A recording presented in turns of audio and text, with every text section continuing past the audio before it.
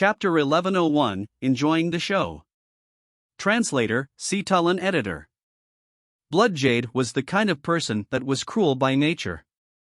He had killed countless people and placed great importance on himself, making him extremely selfish. Such people disgusted Yi Yun the most. Using the Pure Yang broken sword to kill him would be an insult to the Pure Yang sword palace owner. Instead, he handed Bloodjade over to Xaner and company, which was also a way to have them avenge the countless girls that Bloodjade had killed. With their metal shackles destroyed by Yi Yun, the girls from the Divine Secrets Trading Company felt their strength restored. Their helplessness, despair, and feeling of living death had vanished in a blink of an eye. Their freedom was restored. "Thank you, young Master Yi, for saving our lives." Xaner's eyes brimmed with tears as she knelt to the ground. She recalled the night when she stood by the door as her mistress shared a meal with Yi Yun under the moon. Back then, she felt that there was nothing Yi Yun could not do. Beneath Xaner was a dying young Master Bloodjade, who was on his last breaths. Xaner gritted her teeth, for she hated a person like him to the bone. She grabbed a dagger, and it was clear that she has no intention of sparing him. Upon sensing Xaner's killing intent, Bloodjade's lips trembled. His eyes were filled with viciousness and indignation. He never expected that he would die at the hands of a girl, especially having fooled around with so many girls in his life. At that moment, there was a loud rumbling explosion. The entire Dao domain trembled, for the silent Huayu had suddenly flown up and struck the destruction Dao domain's barrier. However, he immediately felt a force of pure annihilation creep up his palm, straight into his body and limbs. Huayu grunted and retreated several steps back. He received slight injuries from the rebounding force of the Dao domain barrier. Yet although the Dao domain boundary had shaken violently from his strike, it didn't show a single sign of damage. When he saw this, Huayu's heart plummeted. He could not rupture it. Despite having cultivated for 10,000 years, he was unable to break a junior's Dao domain. Huayu was already certain that what Yi Yun had said was true. The barrier in front of him was definitely not some ancient array formation that Yi Yun had chanced upon. Instead, it was Yi Yun's own Dao domain. He knew because he had sensed similar laws from Yi Yun's strike at young Master Bloodjade. Yi Yun was too fearsome. In that moment, Huayu was filled with horror. If he could turn back time, he would rather have killed Yen Tiansong than met Yi Yun. "Master, what are we to do now?" Yen Tiansong saw how young Master Bloodjade lay by the girl's feet like a sorry mess. His expression had already turned ashen. He never expected Yi Yun to be that strong. Sure, he had seen him defeat Jian Xiaoshuang, but he could not tell exactly how much stronger Yi Yun was. Now, he knew that Yi Yun could not be viewed as someone from the younger generation. He was on the level of those old monsters. Even his own master had little chance of winning. However, Yen Tiansong clung to a small bit of hope. He wished that His Excellency Huayu could reverse the situation. "What do we do?"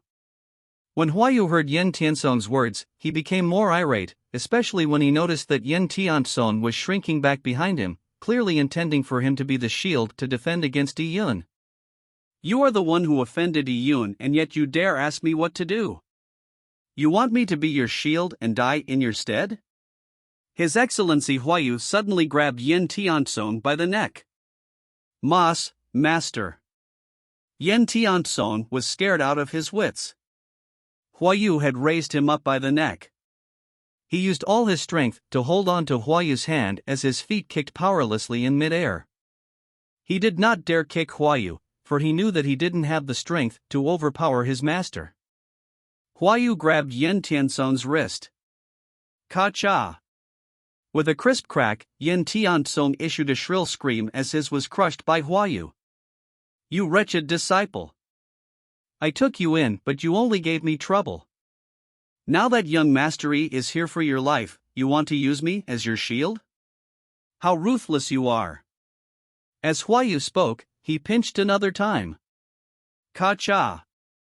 Yen Tiansong's other wrist was crushed by Huayu. Huayu made sure to crush the wrist bones into powder so that it would be extremely difficult for him to recover even if he had natural treasures on hand. After Huayu crippled Yen Tiansong's hands, he said to Yi Yun, "Young Master Yi, I hereby banish this wretched disciple from my tutelage. I have crippled both of his hands, and hand him over to you to deal with as you see fit. Whatever this wretched disciple has done has nothing to do with me. Back when the Divine Secrets Trading Company was in trouble, I truly regret not having saved them. I hope that young Master Yi will be magnanimous enough to forgive me any wrongdoings. It can be said that I do not have any grudges with you in the past. I beseech young Master Yi to spare me, and I will be grateful for it." As Huayu spoke, he respectfully bowed to Yi Yun. Upon hearing Huayu's statement, Yen Tiansong's heart was filled with despair. He knew very well that Huayu was abandoning him to save himself.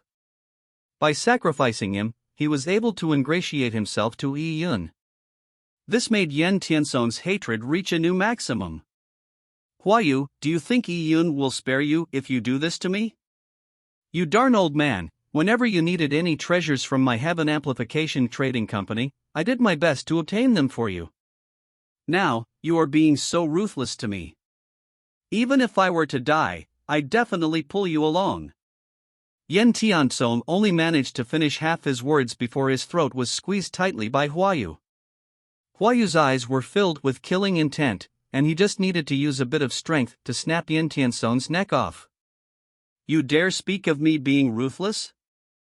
You are only my disciple in name, yet you have used my name to rob others of their belongings. Do you think I'm a fool?" As Huayu spoke, he slapped Yen Tiansong in the face, reducing the left side of his face to a bloody mangled mess. Crushed teeth stained with blood dropped out of his mouth. Following that, Huayu kicked twice, shattering Yen Tiansong's kneecaps. At that point, Yen Tiansong was like a crippled and abandoned wretch. His expression was ashen as he lost all his will to carry on living. Yi Yun did not do a thing, instead watching with his hands held behind him. All he did was stand back and enjoy the show.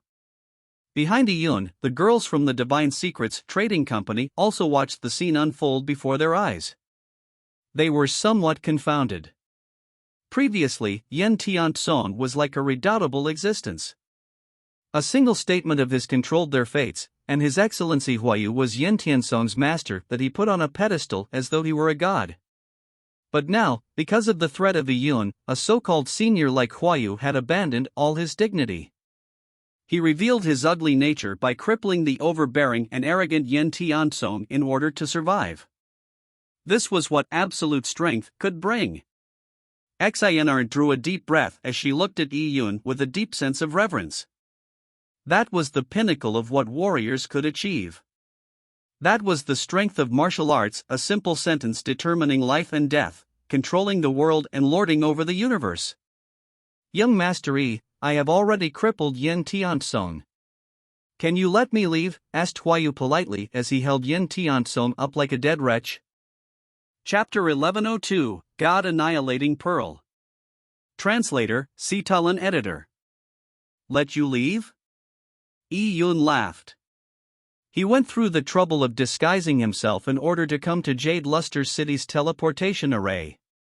If he let Huayu go, he might spread news of Yi Yun's arrival in Jade Luster City to the 7-star Dao Palace. When that happened, the 7-star Dao Palace would definitely capture him. Even if they failed to capture him, they would know about his use of the Star Transference Heaven Changing Book. That could only serve to greatly increase his risk when traversing the Sun Burial Sandsea. "Young Master Yi, I can compensate you." Huayu's eyes flashed. Yi Yun's teasing attitude infuriated him, but he did not dare erupt. That show of a dog biting another was truly well done. In order to survive, you tortured your own disciple. How can I spare someone like that? Yi Yun brought his hands forward and reached out with his right hand. The pure Yang broken sword had already appeared in his palm. For a master-disciple relationship to end up like yours is truly tragic. However, Yen Tiansong was at least able to realize that your entry into my destruction domain means I don't plan on sparing you. All of you need to die. Yi Yun! Don't you force me! Are you so certain of your victory? If I risked harming my cultivation by using my most powerful technique, there is no way you'd survive. Hua Yu knew that Yi Yun was bent on killing him, and he completely lost his temper. He bellowed out loud and threw Yen Tianzong at Yi Yun like a sandbag. Hua Yu had injected tumultuous Yuan Qi into Yen Tianzong's body for this strike. It destroyed Yen Tianzong's limbs and body completely. Eventually, the Yuan Qi gathered in Yen Tianzong's dantian and seemed ready to explode at any time. Hua Yu had used Yen Tianzong as a meat bomb. Yi Yun sneered as he thrust the pure yang broken sword forward. Pua! Yi Yun's sword stabbed straight into Yen Tianzong's dantian, dicing it up completely. All the chaotic Yuan Qi was devoured by Yi Yun's destruction laws. So there was obviously no way an explosion could happen. But, at that moment, Yi Yun's eyebrows pricked up. He withdrew the pure yang broken sword and quickly retreated. Simultaneously, he pointed out with his finger. And while he did so, a black round pearl flew out of Yen Tianzong's body, hurtling straight for Yi Yun's chest. God-annihilating pearl! Yi Yun's eyes flashed. God-annihilating pearl was condensed by Yuan Qi that had yet dispersed in the dantian of experts just before their deaths. They would refine a pearl and, once they shot it out, it would explode. The God-annihilating pearl was extremely precious since it was refined only just before an expert died. One's own Yuan Qi could be used for the enemy's benefit, so many warriors chose to let their Yuan Qi dissipate after death rather than benefit their foe. Hence, every pearl was extremely expensive. Yi Yun suddenly realized that Hua Yu had struck Yen Tianzong not because he was hoping to get Yi Yun to spare him, but to hide a God-annihilating pearl in his disciple's body and use it to blast Yi Yun. Ha ha ha! I prepared that God-annihilating pearl especially for you. I want to watch you die. Hua Yu roared as he opened up a distance from Yi Yun. And at that moment, Yi Yun's finger had already tapped lightly on the God-annihilating pearl. Courting death. Hua Yu suffused a sinister smile. To dare touch the God-annihilating pearl, do you not know how death is spelled? However, at the instant Yi Yun touched the God-annihilating pearl, a tiny black will silently entered the God-annihilating pearl. Following that, the God-annihilating pearl that had already had its energy triggered to the point of immediate explosion suddenly stabilized. Upon seeing this happen, Hua Yu's eyes widened as he gawked. What happened? A tiny wheel was able to balance out the God-annihilating pearl's terrifying energy? This is your so-called trump card? What a disappointment. I thought you would have used some remarkable technique, but to think you relied on an external object. Yi Yun sneered and, with a flick of his finger, sent the God-annihilating pearl flying straight at Hua Yu. At the same time, Yi Yun's destruction Dao domain began shrinking rapidly. The power of destruction clasped around Hua Yu's body from every direction, preventing him from dodging. Ah! Hua Yu roared frantically as he slammed his palm at the God-annihilating pearl, hoping to send it flying. However, with an instantaneous thought from Yi Yun, the tiny black will imprint on the God-annihilating pearl suddenly vanished. The instant Hua Yu's palm struck the God-annihilating pearl, he sensed that the calm energy in it had once again turned violent. To dare touch the God-annihilating pearl, do you not know how death is spelled? Yi Yun used Hua Yu's words ad verbatim. Before, Yi Yun had used the 10,000 demon wheel of existence to devour the God-annihilating pearl's runic trigger mechanism. But he had not completely devoured it. When he flicked it back, he also removed the 10,000 demon wheel of existence. What awaited Hua Yu was his own killer move. No! Hua Yu could only spew out a single, despaired word before a dazzling light radiated from his palm and completely swallowed him. Boom! The God-annihilating pearl's explosion sent terrifying energy sweeping around. As for Yi Yun, he instantly shrunk the destruction Dao domain in front of him, forming a firm wall. The God-annihilating pearl's energy blast struck straight at the wall, causing the destruction Dao domain to shake violently. Even Iyun felt his chest in turmoil. The might of the God-annihilating pearl was indeed formidable. If he had been struck by the God-annihilating pearl head-on, it would have been truly dangerous. This reminded Iyun that his cultivation level was not high enough after all. Even if he encountered figures that he beat in terms of strength, he needed to regard them carefully or he could very likely fail miserably at a simple task. The explosion's aftershock lasted for 30 seconds before vanishing. Iyun's arms were left numb and he had expended a great deal of Yuan Qi. He swept his surroundings. Other than Xiner and company behind him, who had been shielded, everywhere around him was in ruins. There were mangled corpses and bits of flesh everywhere. They are all dead. Iyun heaved a sigh of relief. He turned to Xiner and company. Are all of you fine? Young Master Yi. Thank you, young Master Yi, for saving our lives. All the girls prostrated themselves before Iyun. Iyun's actions had given them a new lease on life. I know your name is Xiner. What's your name? Iyun asked the yellow-dressed girl who was about 17. Back in the Sun Burial Sansi, it was this girl that had pulled open the curtains and addressed him. Young Master Yi, my name is Yu Shao. Yu Shao? All right. Iyun nodded. The trouble that the Divine Secrets Trading Company currently faces is all because of me. It is only right that I save all of you. I owe the Divine Secrets Trading Company, so there's no need to thank me. More importantly, do you have anywhere to go now that you're free? The Divine Secrets Trading Company had already been destroyed. The entire Sun Burial Sansi was filled with villains. This group of pure and beautiful girls would be like lambs thrown into a pit of wolves if they couldn't find somewhere to go. The potential outcomes they faced might not be much better than being sold in the market. Chapter 1103, Destroying Heaven Amplification. Translator, Citalan Editor. Where would they go? Xiner faltered as she was somewhat phased. The Divine Secrets Trading Company was gone, and they did not dare return to Jade Luster City. Where else could they go? She had planned on speaking this truth, but Yu Shao interrupted. Young master, we happen to know of an oasis in Sun Burial Sansi. It's rather hidden, so it will be possible for us to seek refuge there. An oasis? Iyun glanced at Yu Shao and noticed that the other girls did not look relieved at her mention of the oasis. Iyun knew that the oasis was unlikely to be a reliable place. The Sun Burial Sansi was currently in chaos, with numerous experts everywhere.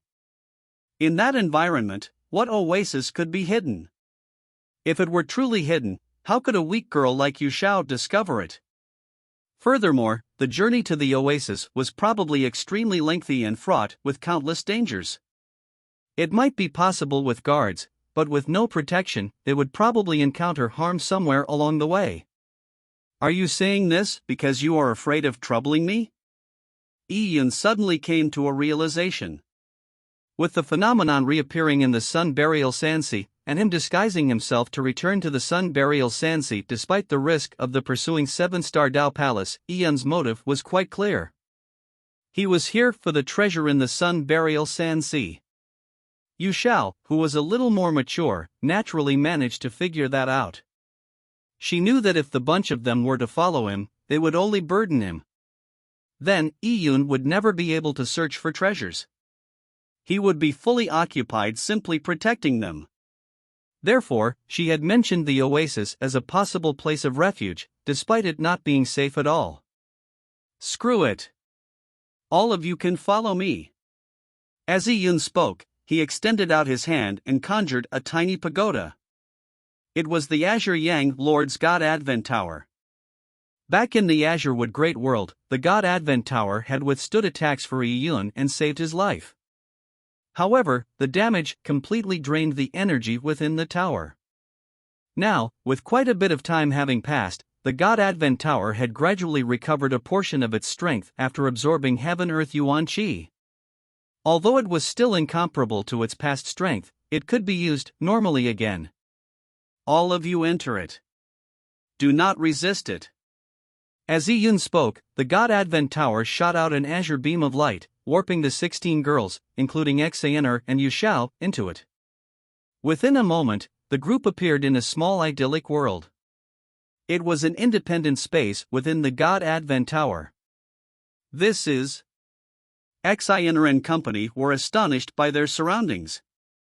Compared to the chaotic Sun Burial Sandsea, with people cheating and murdering one another, this place was a peaceful heaven.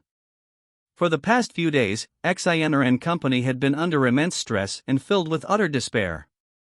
Having arrived here suddenly, they felt they could completely relax. All of you shall stay here temporarily. In the future, I'll bring you to meet Ji Shui Yen. Upon further thought, Yi Yun took out some cultivation techniques and pills from his interspatial ring and handed them to the 16 girls. You might be spending quite a long time in here, so feel free to cultivate in these cultivation techniques. Yi Yun had given them some unimpressive cultivation techniques. Some of them had been placed by Azure Yang Lord in his library without much thought. Some of them Yi Yun obtained from enemies he killed. Azure Yang Lord and Yi Yun did not cultivate in these techniques, so they had been going to waste. There was no harm in giving them to the girls for cultivation. However, the cultivation techniques that Yi Yun thought little of looked completely different in the eyes of Xander and company. Yu Xiao had casually flipped through a few jade slips and was shocked. She had previously cultivated in a technique known as the Moon Teeth Blade. It was bought from an auction by the Divine Secrets Trading Company, but it only had the first 2/3 of the manual, lacking the last third. However, the cultivation techniques that Yi Yun had so casually handed over were even more impressive than the complete Moon Teeth Blade manual. These cultivation techniques were so valuable that they would cause a stir at auctions, yet Yi Yun handed them out like they were freebies. It was hard to imagine what Yi Yun kept for himself. Young master, these cultivation techniques are too valuable. Don't worry about it. It's not like I can use them. Just stay here and lead a good life. I'll be leaving for now. As Yi Yun spoke, his figure flashed and he appeared outside the God Advent Tower. He left the 16 girls in a daze. The transformation from going from hell to heaven was too disparate. It made them feel like they were in a dream. We are saved. 14-year-old Xander, who was simple and innocent by nature, jumped up happily. Entering Yi Yun's mobile abode gave her a baffling sense of security when compared to the Sun Burial Sandsea that was filled with people of questionable character. The space in the God Advent Tower was extremely large. Yi Yun had given Yu Xiao and company an entire levels region. Here, other than the idyllic world, there were a few palaces. The 16 girls each found their residence and began leading a quiet and blissful life. Meanwhile, back in the outside world, destruction laws still permeated the surroundings. Yi Yun threw out a few pure yang fireballs and burned Yen Tianzong and company's corpses to ash. Then, he collected all the destruction energy, which naturally removed the destruction Dao domain. When the domain disappeared, Yi Yun found that many warriors had rushed to the scene. They were still unaware of what had happened. They were also limited in strength, for the true experts had long since gone deep into Sun Burial Sandsea. Yi Yun was completely unfazed by these negligible warriors. With a flash, he had already rushed out of the crowd before they even could see his face. He did not immediately leave the area, but instead headed for Jade Luster City. At that moment in Jade Luster City, Yen Pingchuan sat in a lounge chair in the Heaven Amplification Trading Company. It could be said that he looked completely pleased and high-spirited. He was the person in charge of the Heaven Amplification Trading Company, and just a moment ago his grandson, Yen Tianzong, had overseen the complete annexation of the Divine Secrets Trading Company. From then on, the Heaven Amplification Trading Company became the largest faction in Jade Luster City, other than the 7-Star Auction Company. I wonder if Tsunger managed to rope in young Master Blood Jade. By giving him so many sex slaves, he should be satisfied. Yen Pingchuan stroked his chin with delight. Yen Tianzong did things with verve, making him a very proud grandfather. If young Master Bloodjade could be roped in, the status of the Heaven Amplification Trading Company would only be more stable. Old sir, don't worry. Absolutely nothing will go wrong with young Master at the helm. In front of Yin Pingchuan were a few elders of the Heaven Amplification Trading Company. They were beaming because they naturally gained a lion's share of the profits plundered from the annexation of the Divine Secrets Trading Company. They would benefit greatly. Other than the obvious riches, the sex slaves not chosen by young Master Bloodjade might even be given to them for a good time. As the group carried on their discussion, they suddenly felt a terrifying killing intent fall upon them. In the next moment, their surroundings were a hazy gray. An indescribable stifling sensation surged into their hearts. Who is it? Who? Yin Pingchuan became alert as he leaped up from the lounge chair. I never expected all of you to be here. You saved me the trouble of tracking each and every one of you down. Yi Yun appeared in front of Yin Pingchuan as the thousand snow-flying sabers danced around him. Yi Yun was already acutely aware of what sort of people populated the Heaven Amplification Trading Company. As such, those who were sat here plotting only to benefit themselves could not be innocent. They all deserved to die.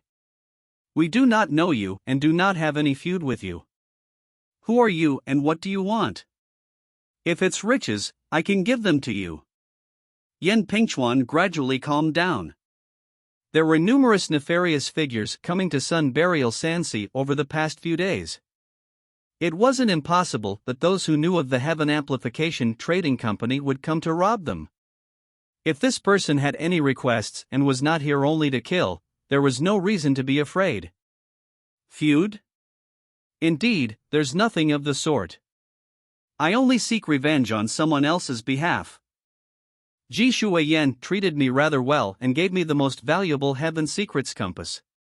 It only seems right that I destroy the Heaven Amplification Trading Company for her. When Yi Yun said that, Yin Pingchuan's expression changed drastically. You are Yi Yun. Yes. Wasn't Yi Yun being pursued by the 7-star Dao Palace? How could he appear here? Yin Pingchuan's mind raced, but how could he manage to figure out anything at that moment? Wait. Don't kill me. You want to destroy the Heaven Amplification Trading Company because the Divine Secrets Trading Company treated you well. As long as you spare me, my Heaven Amplification Trading Company will absolutely treat you 10 times better than them. Yin Pingchuan was completely afraid. He was enveloped within Yi Yun's destruction Dao domain. Just that alone made him lose all courage. Money isn't my goal. Your grandson has headed to hell a step earlier than you. I'll be sending you to accompany him. Songer is dead. Yin Pingchuan's heartbeat nearly came to a standstill, but, in an instant, he was completely engulfed by saber beams that looked like snowflakes. About 5 minutes later, Yi Yun left Jade Luster City. He had completely wiped out the core cadres of the Heaven Amplification Trading Company. Yin Pingchuan and the few elders were now just a pile of completely pulverized corpses. With that, the Heaven Amplification Trading Company would definitely turn into a state of chaos.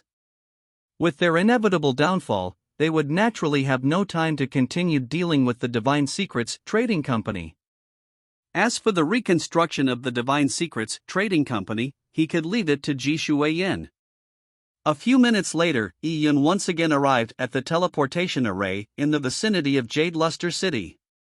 He did not pass the guards of the array, instead using his spatial dimension laws to activate the teleportation array.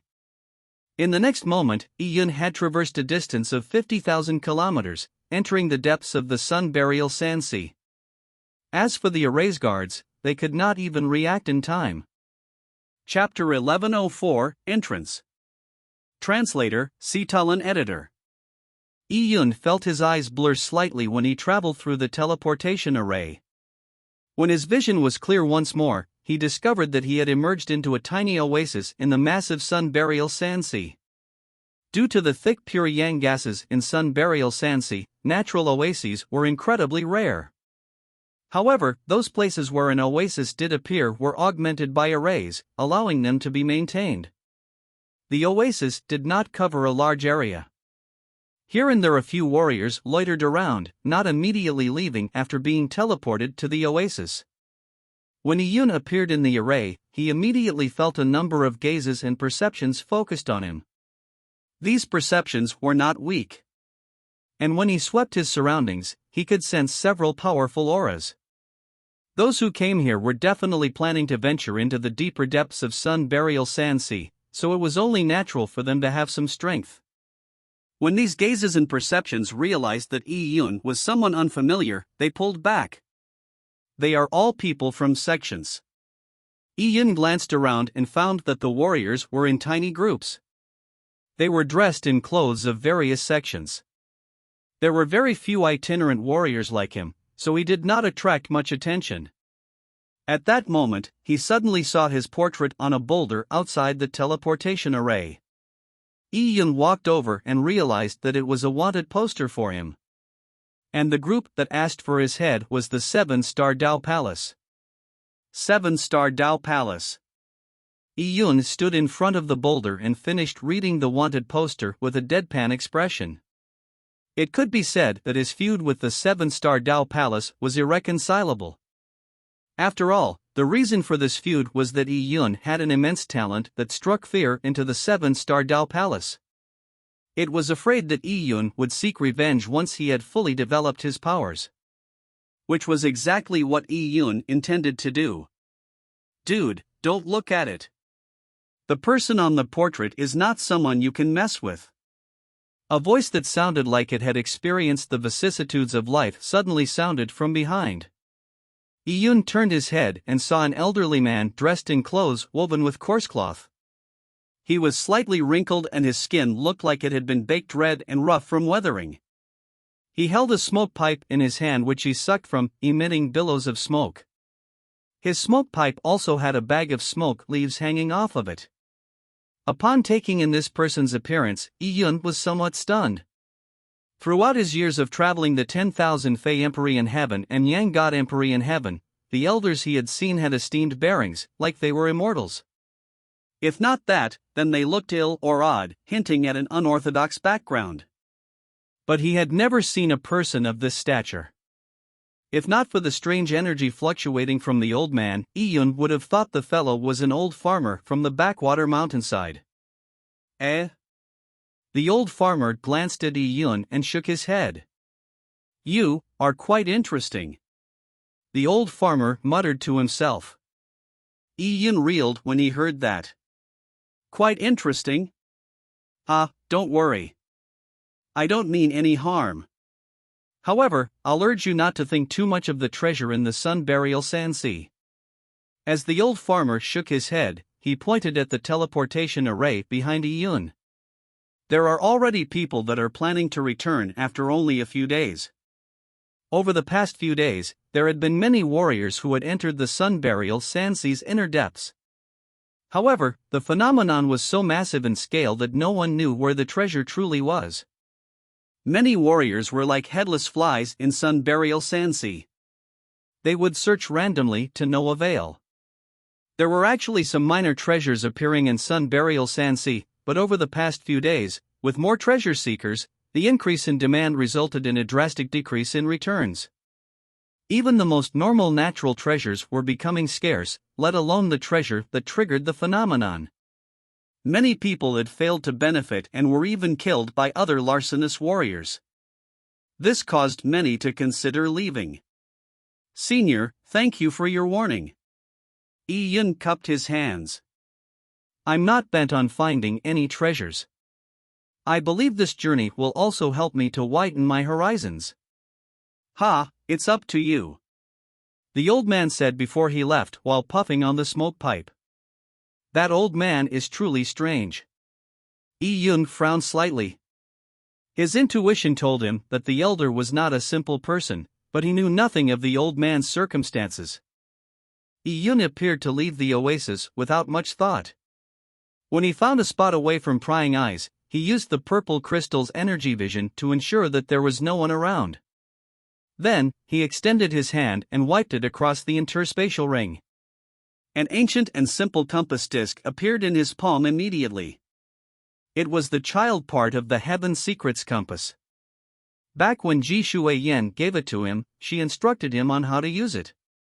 While many people were like headless flies in the Sun Burial Sansi, Yi-yun had such a treasure in hand. Yi-yun spoke a few incantations that powered up the Heaven Secrets compass. Immediately, it emitted a faint glow. There's a reaction, but it's very weak. Yi-yun held the Heaven Secrets compass and began orientating himself.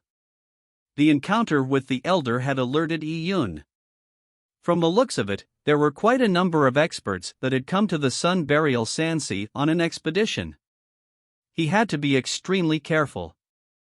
The Heaven Secrets compass was a treasure passed down by the Heaven Secrets chapter from ancient times.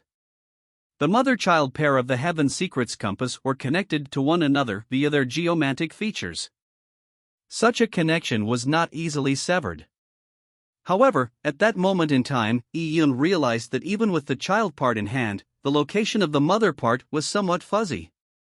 He searched for several hours only to slightly intensify the Heaven Secrets compass's glow. There must be some power obstructing it. Yi-yun frowned as he muttered to himself. Although the connection of the mother-child pair was not easily severed, it could turn chaotic if there was an array or space-time power in between. He needed to be sufficiently close to the mother part of the Heaven Secrets compass before he could find its location. However, Yi-yun was not in a hurry. It was already extremely difficult for him to find the location even with the compass in hand, much less the other warriors who had nothing. With the Heaven Secrets compass in hand, Yi-yun slowly searched for the correct direction. As the distance shrunk, he also sensed a stronger yang force.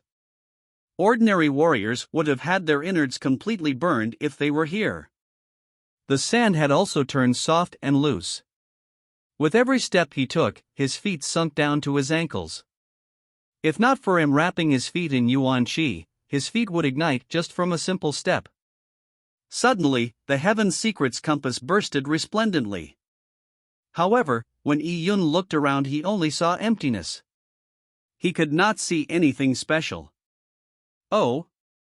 Yi-yun suddenly looked at the boiling hot and loose sand at his feet. There was nothing around him, but the child part of the Heaven Secrets compass had sensed the mother part. Open up! Yi-yun drew out his sword and slashed down at the desert in front of him. Immediately, yellow sand stirred as a deep ravine opened up. After a few more slashes, Yi-yun's eyes lit up. A dark cave entrance had appeared underground. The hole was glowing red from the heat and there were flickering red flames in it. It looked like the entrance to hell. With the Heaven Secrets compass in hand, Yi-yun flew inside without any hesitation. Sand instantly began pouring down and, in the blink of an eye, the cave entrance was covered up once more. It returned to its original empty desert state. With everything restored and the heat from before disappearing, it was as if the cave was just an illusion. If not for the child part of the Heaven Secrets compass, it would be impossible to tell that there was a secret lurking underneath the desert. As Yi-yun entered the hidden cave, in another desert 500 kilometers away, a group of people slowly proceeded forward. If Yi-yun were there, he would have recognized these people immediately. The group wore 7-starred robes. The leader was none other than the 7-star Dao Palace's deputy palatial lord, Lu Rui. And behind her was the Heaven Secrets chapter's Master Tianxiao. At that moment, Master Tianxiao was holding onto a heavy compass disc, trying his best to divine a path. His forehead was covered in sweat, and after 2 hours of divination under the blistering sun, he finally lowered his compass sulkily. Master Tianxiao, have you not managed to divine the location? Asked Lu Rui with furrowed brows. They had been there for a few days but had failed to make much progress. Master Tianxiao replied, the yuan qi from the phenomenon is chaotic and it is gathered into a natural formation. Attempting to use my geomancy techniques to divine the natural formations is equivalent to cracking the secrets of heaven. How can it be simple? However, please be at ease. Although I'm slightly slow, I predict it will take 10 days at most to find the location of the treasure. Currently, I'm the only one in the Sun Burial Sandsea that has the ability. No one else can find it, said Master Tianxiao in a rather confident manner. It will still take so long? Lu Rui was somewhat displeased, but she could not do anything else either. Chapter 1105, Dire State. Translator, Sitalan Editor. Phew. In the underground world beneath the sand, Ian felt hot wind blowing at him. It made him feel like his body was burning. Even though Ian cultivated in pure yang laws, he still found it difficult to withstand the heat. It showed just how overbearing the pure yang Yuan Qi was. Ian continued his descent, but, after hundreds of thousands of feet, he still failed to see the bottom of the cave. Eventually, at a depth of about 1,000,000 feet, Ian discovered a vast underground lake. He was truly amazed to find a lake lying beneath the desert. But when he looked closer at the contents of the lake, he was surprised. The fluid was dark red in color and there were waves of hot air emanating from it. Ian focused and realized that the fluid in the lake was not water but appeared to be molten metal. Even the fluid that flowed into the lake from tributaries was flowing molten liquid. Such a river flow, and lake. If this molten liquid were to evaporate, would there eventually be a shower of metallic rain? Such thoughts flashed across Ian's mind as he marveled at the world. Suddenly, Ian felt a jolt in his heart and a chill run down his back. He turned his head and saw that in the molten liquid river, a head had silently emerged. A pair of turbid and dull eyes were staring at him intently. What is that? Ian became extremely alarmed. The head was about the size of a face basin. Its facial features looked like they had been burnt away by the molten metal, leaving behind orifices that looked as terrifying as could be. Splash! The head flew out of the dark molten metal, splashing molten liquid in every direction. It was a humanoid biological creature with a height of 3 meters. It had burly arms that were as thick as Ian's thighs. Its muscles were taut and looked extremely strong and majestic. It was chained by shackles that had been bathed red from the heat. It held a thick and broad saber in hand that was about the length of a human's height. As it walked, molten metal dripped down its skin, cooling upon contact with the ground and forming dark metallic beads. Was it monster or man? Ian never expected the underground world to have such things of indiscernible origin. Boom! Boom! The humanoid creature was extremely heavy. Every step it took left a deep footprint. But what alarmed Ian the most was its extremely powerful aura. It far exceeded his. Boom! The humanoid creature suddenly charged forward after crushing the ground with one foot. It slashed its saber at Ian. It had no nomological insights or saber intent, but it had terrifying speed and strength. Ian was astounded. The strike was so fast that it exceeded the speed of his sword draw by several times. 3-foot passage sword. If he could not match its speed, he would make up for it with his laws. Ian's strike distorted space, forming a spatial cage. However, before the cage could completely close up, it was broken apart by an immense force. When a warrior's attack reached a certain limit, it could tear apart the void. This was precisely what the humanoid creature's strike was capable of. Ka-cha! The spatial forces immediately exploded. Without any other choice, Ian could only clash head-on with the pure yang broken sword. Dang! The saber and sword struck each other as Ian felt a tremendous impact overwhelm his body. His arms turned numb as his body trembled violently. His palms were nearly ripped apart. With a solemn grunt, blood seeped out from his mouth. What sort of colossal strength was this? Ian was utterly astonished. Before he could understand what he was facing, he received a vicious assault. Furthermore, this creature's strength was redoubtable. Despite it being a simple slash, it possessed immense power, the kind that happens when speed and strength reached an extreme. Splash! Just as Yi-Yun managed to barely hold off the saber's slash, the humanoid creature threw its shackles at him. The shackles clanked, and they seemed to split space into two. Yi-Yun's eyes constricted as he quickly retreated. He knew very well that if he tried to block the shackles with his sword, they would wrap around it, preventing him from being able to use his sword. Yi-Yun retreated hundreds of feet back before he managed to gain footing. He clasped the Pure Yang broken sword tightly as his gaze turned solemn. Not only was the humanoid creature's offensive strength amazing, its defensive strength was equally astounding. Yi-Yun did not dare to engage in a head-on clash with it. It would not be a laughing matter to be injured in an underground world with unknown dangers lurking. He could only defeat his opponent through ingenuity. This monster's intelligence shouldn't be high. I have to win with my intellect. Yi-Yun stretched out his palm silently as a black wheel began spinning in his palm. Yi-Yun had decided to find an opportunity to strike the 10,000 demon wheel of existence into the humanoid creature's body. By doing so, it would be doomed regardless of how strong its defense was. However, just as Yi-Yun was planning to take action, he stopped.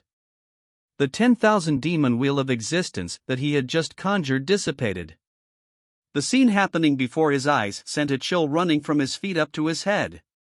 Behind the chained humanoid creature, about 7 heads emerged from the slowly flowing molten river. Every head was the size of a face basin and their facial features were empty like they had burned away. And immediately following that, an even larger head emerged from the middle of the 7 heads. The larger head was different, its face didn't appear to be burned away. Instead, it had clear features with metallic flakes that gilded its face like a simple helmet. The humanoid creature with a helmet had an even stronger aura. It was clearly the leader of the other humanoid creatures. There were so many of them. Yi-Yun reeled bitterly. He struggled to deal with one, but now, there were 7 of them and an even more powerful leader. It was hard to believe that there was such a terrifying existence in this underground world. If there were even more of these terrifying creatures, even the 7-star Dao Palace would be destroyed by them. Yi-Yun had already known that the item buried in Sun Burial Sandsea was extremely impressive. However, from the looks of things, he had probably underestimated it. Run! If he did not flee when he could not fight them, he would only be sending himself to his death. Without another thought, Yi-Yun turned around and flew away. He pushed his speed to the maximum and simultaneously used spatial laws. Roar! The humanoid creatures let out a deep bellow as they began chasing Yi-Yun. Their muscles bulged as they ran quickly on the ground. Their feet struck the ground heavily, causing it to quake violently and leaving a burning sandstorm in their wake. Even at Yi-Yun's full speed, he was unable to escape the humanoid creatures. Instead, the gap between them was narrowing. The creature that helmed the group was 4 meters tall and its speed was an order of magnitude faster than Yi-Yun's. They were about to catch up to him. Yi-Yun's heart palpitated. He would face certain doom if he was caught. However, at that moment, something that made him feel a sense of despair happened. As he probed with his perception, he discovered that he was coming to the end of the underground world. Although the underground world was vast, Yi-Yun had entered into one end of it. Now, he had naturally reached the end of the road. Was this also the end for him? Yi-Yun racked his brains, trying to find the way out of his current peril. However, just as he was in desperate straits, a faint, old voice suddenly rang in Yi-Yun's ears, "Come here to me." Chapter 1106, Jade Burial Suit. Translator, Seetalan Editor. Yi-Yun had no time to consider the identity of the voice while in such a dangerous situation. Without even considering if it were a trap or not, he flew straight in the direction of the voice. The change in direction only resulted in the humanoid creatures drawing even closer. Roar!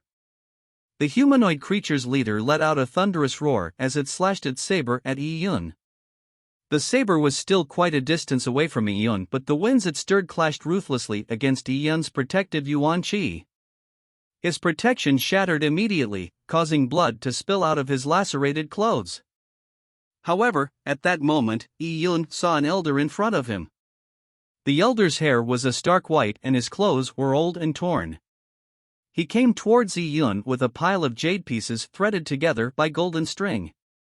After he came in front of Yi Yun, he wrapped the jade pieces around him without a word.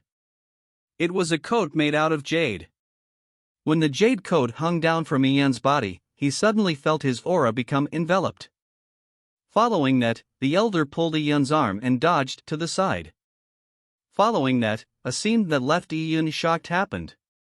The 3 to 4 meter tall humanoid creatures behind him seemed to turn blind.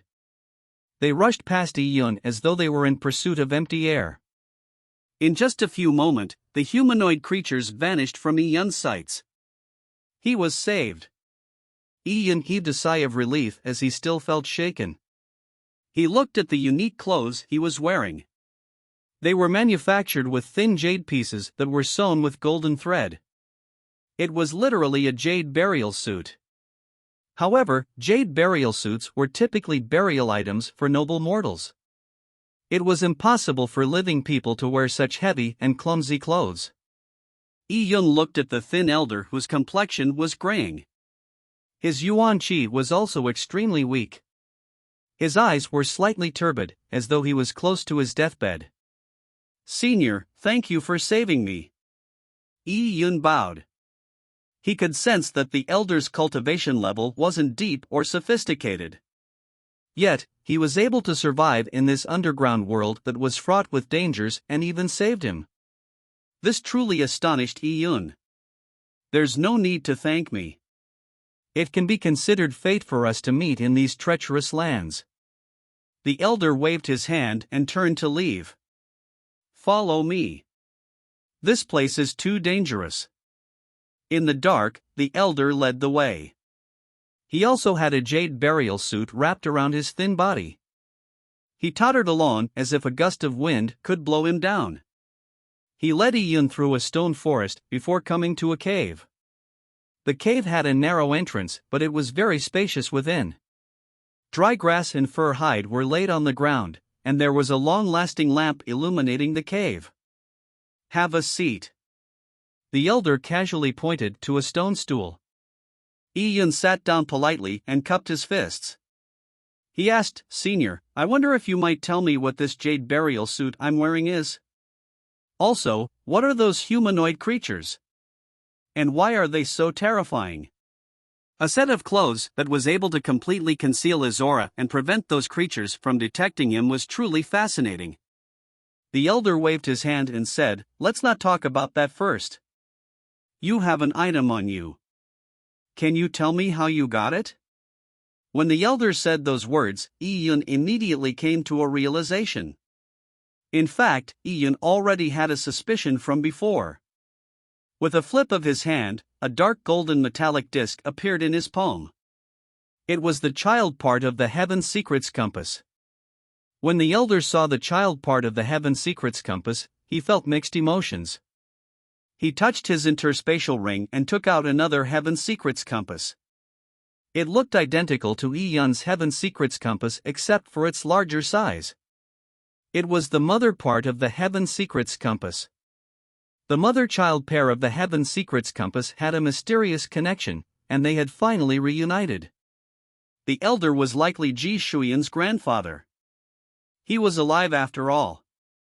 "How did you get it?" The elder looked Yi Yun in the eye. "It was Miss Shui Yan who gave it to me." Yi Yun recounted his encounter with Ji Shui Yan, telling the story from the very beginning. Upon hearing of Ji Shuyan's struggles against the Heaven Amplification Trading Company, the elder sighed heavily. In fact, he had already figured it would happen, but he was helpless to do anything about it. This elder was stuck in the underground world, worn out both mentally and physically, but he could not do a thing. "According to what you have told me, you are Yenner's benefactor. However, how can I know for sure that you speak the truth, and that you didn't just snatch the Heaven Secrets Compass from Yenner to use for yourself? You could even be someone from the 7-star Dao Palace that you just mentioned." The elder's voice was slow and calm. he looked into Yun's eyes. He was able to size up the youngster well. He was not Yun's match. The way Yun dodged the humanoid creature's attacks was something a warrior at the Dao manifestation couldn't accomplish.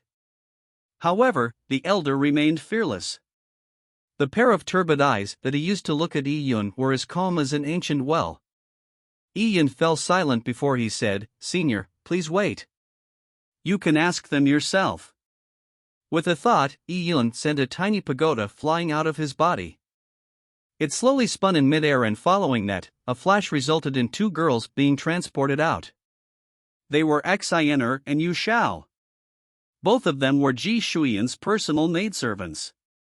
The two girls were disorientated when they came out. However, they quickly noticed the pale and thin elder sitting in front of them.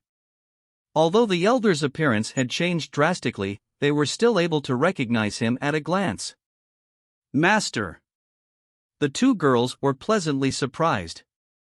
Ever since the old master's disappearance, the Divine Secrets Trading Company had been in decline. It was constantly in danger, and if not for Yun, it would have been finished long ago. Yesterday they had been saved by Yun, and today they discovered that the old master of the Divine Secrets Trading Company was still alive. They were overjoyed to tears. Were they dreaming? "Senior, if you have any doubts, you can ask them."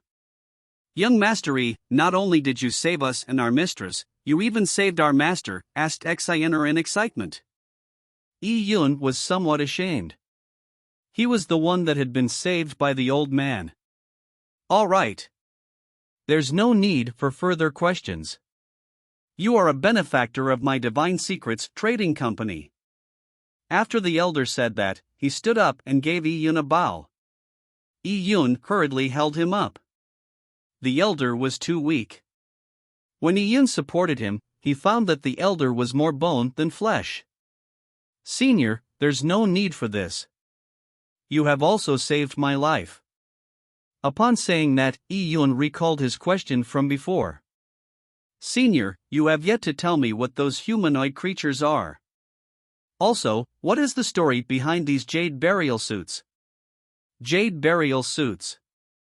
The elder sighed and said, "You probably guessed it, too. As the name suggests, they should be burial items only seen in tombs, but, in fact, these suits have other uses for my Heaven Secrets chapter." Although the Heaven Secrets chapter dabbles in geomancy, that's just a euphemistic way of putting it. In reality, the ancient Heaven Secrets chapter were tomb robbers. The tombs of many mighty figures held all sorts of strange items.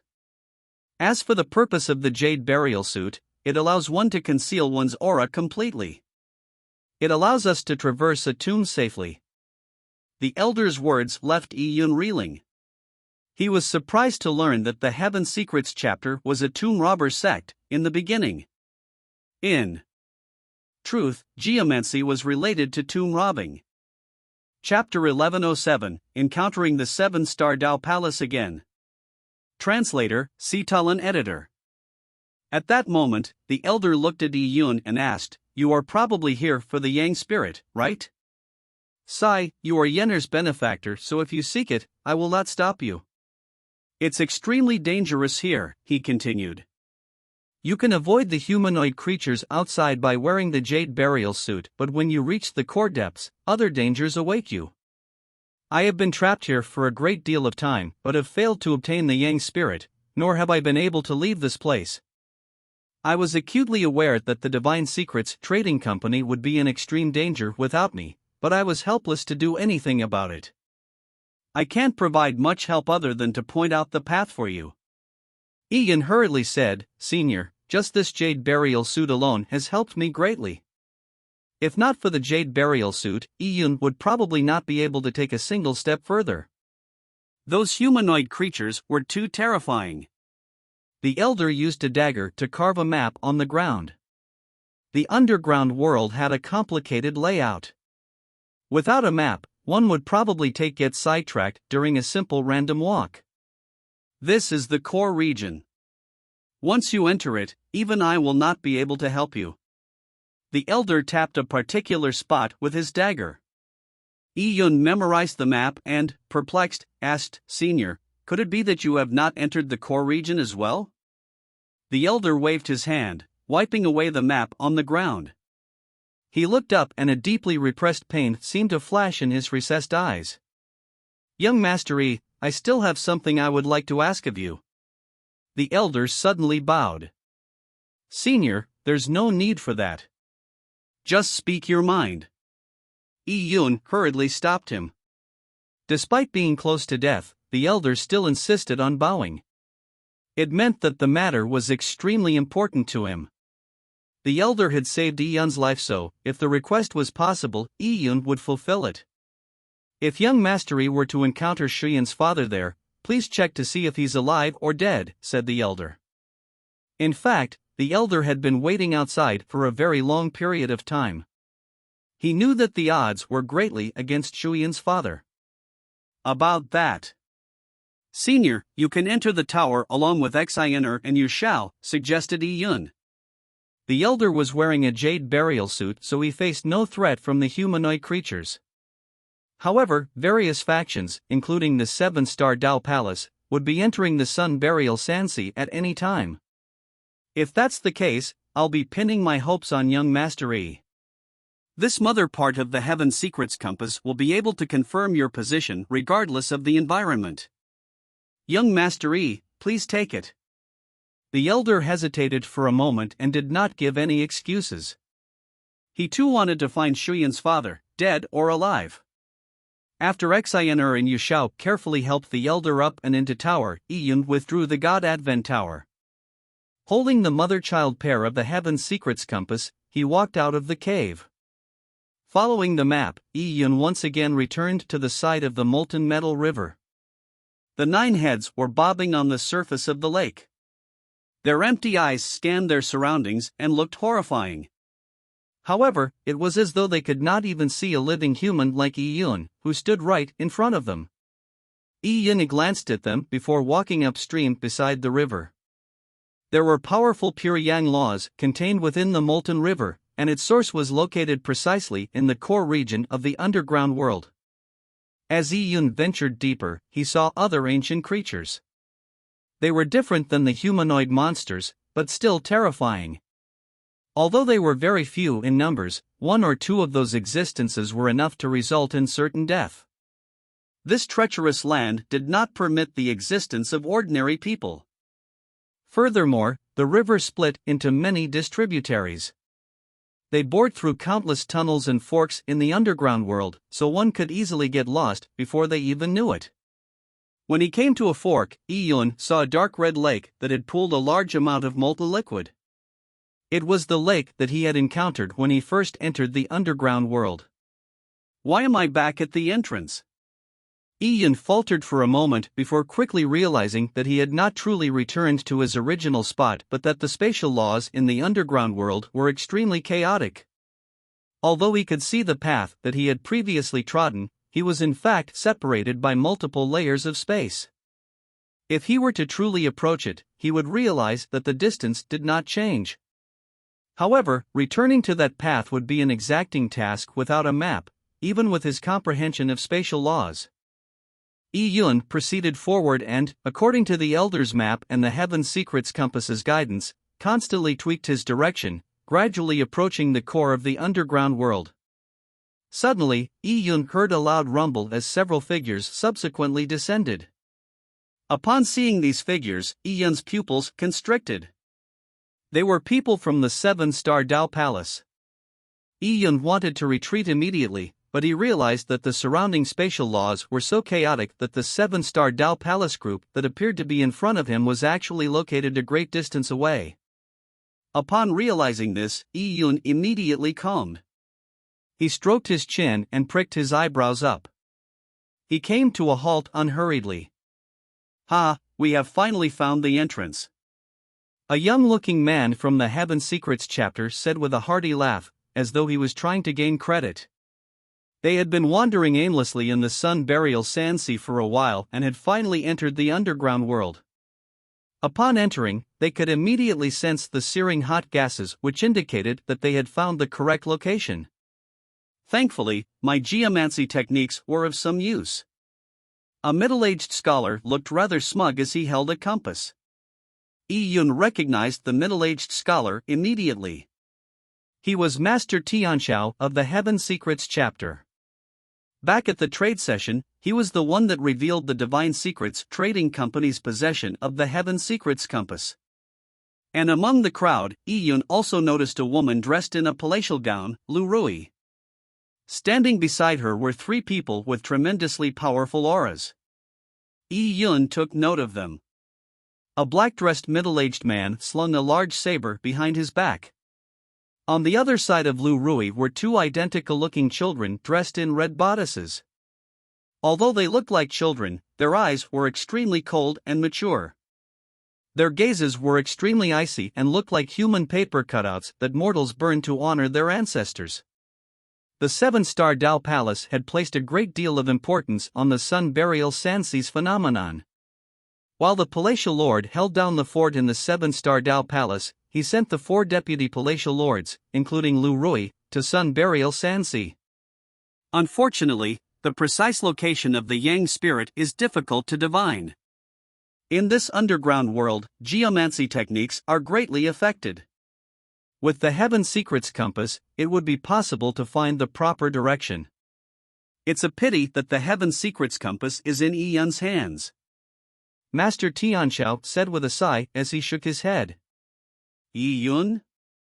Is he the punk that's hiding in the Clarity Pool Sword sect? One of the twin children suddenly asked. His voice sounded old, but it was sharp and shrill. It gave anyone who heard it the feeling that their eardrums were being scratched ruthlessly. It doesn't matter. For all the trouble he's given us, we will wipe out the Clarity Pool Sword sect in the future. As for the punk, since he possesses good talent, I will eviscerate him and use him to refine elixirs, said the child sinisterly. Yes. Master Tianxiao shuddered as well when he looked at the child. Chapter 1108, Watching Trouble from a Comfortable Distance. Translator, Citulin Editor. Since he has the Heaven Secrets compass, I wonder if that Yi Yun will have hopeful thoughts of coming here. Then again, with his cultivation level, he would not be able to proceed even if he were to come here. What a waste! When the topics of Yi Yun and the Heaven Secrets compass were raised, Master Tianxiao felt annoyed. He knew that he had no hopes of obtaining the final treasure on his expedition to Sun Burial Sanxi. All he would get were some rewards from the Seven-Star Dao Palace. However, if he were to retrieve the Heaven Secrets compass, it would be quite a handsome reward for him. If he were to enter this place, wouldn't it be for the best? I'd be able to capture him to refine into elixirs, said one of the children. His voice was identical to the other child's, making it sound extremely strange. Continue leading the way. Let's find the Yang spirit as fast as possible, said Lu Rui coldly. Her goal of destroying the Clarity Pool Sword sect had been hindered, so there was killing intent hidden within her words when Yi Yun was mentioned. Master Tianxiao held the compass and was about to begin divining a path, but a sudden cursory glance left him dumbstruck. He saw what appeared to be an itinerant warrior standing not too far from him. He was holding two metallic discs, which were none other than the Heaven Secrets compass.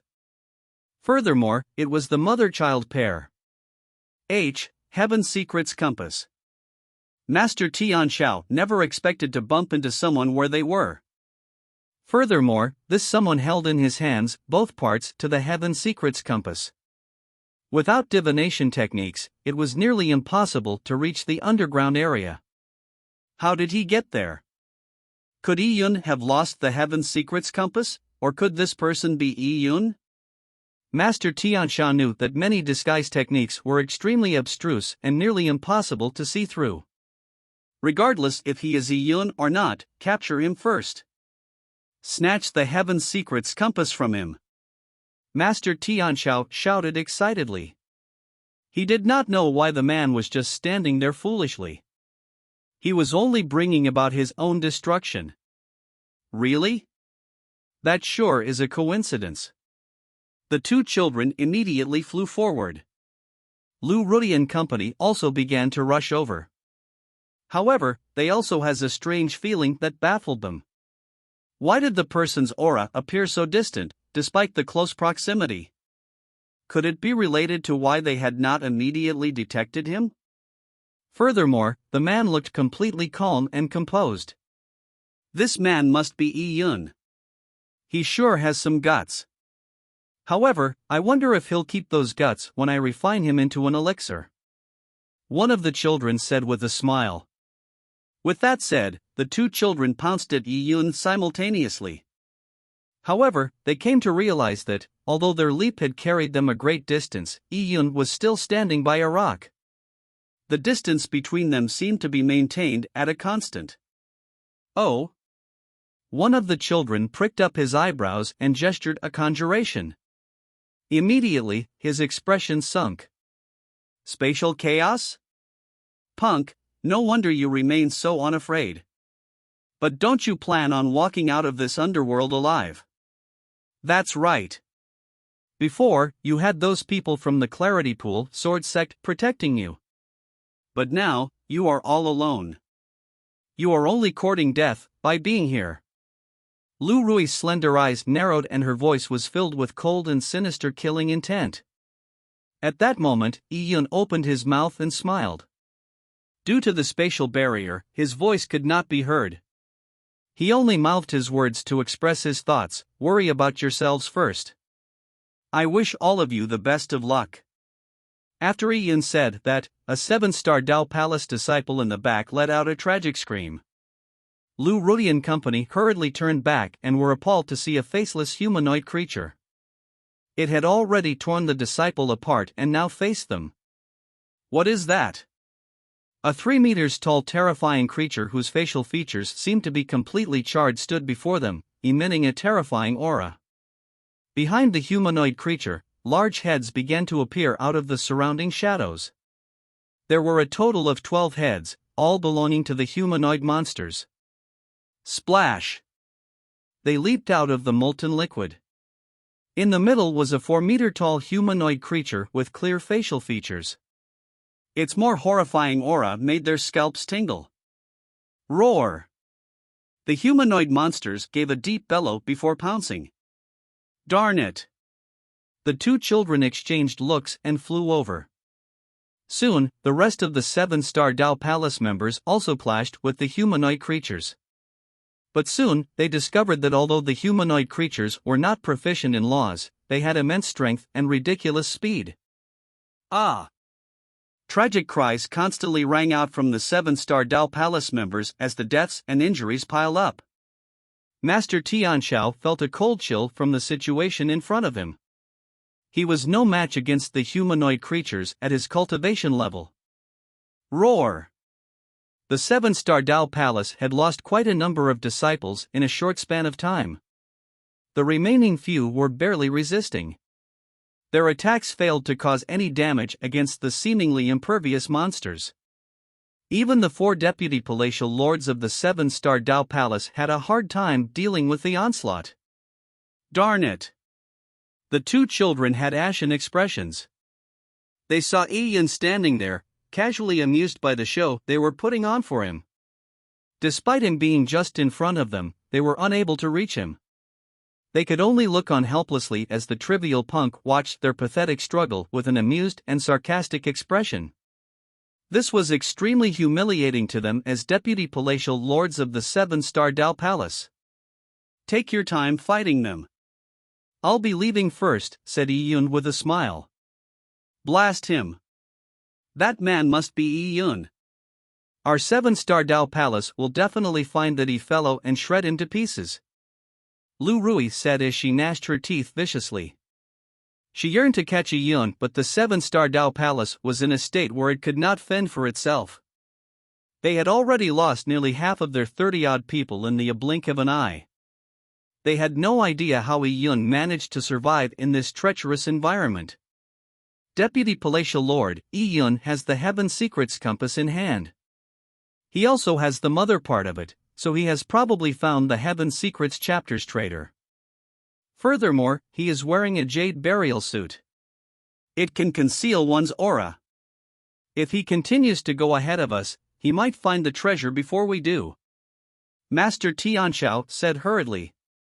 The two children glanced at Master Tianxiao with a cold glare. Master Tianxiao had hit a soft spot. How could they not have thought of that? He will need to be alive to do so. The middle-aged man with the black saber, who was usually silent, suddenly said with a husky voice. At that moment, Yi Yun glanced at Master Tianxiao and company with a sneering look. In this underground world, there are other things besides these humanoid monsters. They must have been starving for millions of years. I wish all of you the best of luck. When Master Tianxiao read Yi Yun's lips, he felt a cold sweat run down his back. There were even more dangerous creatures?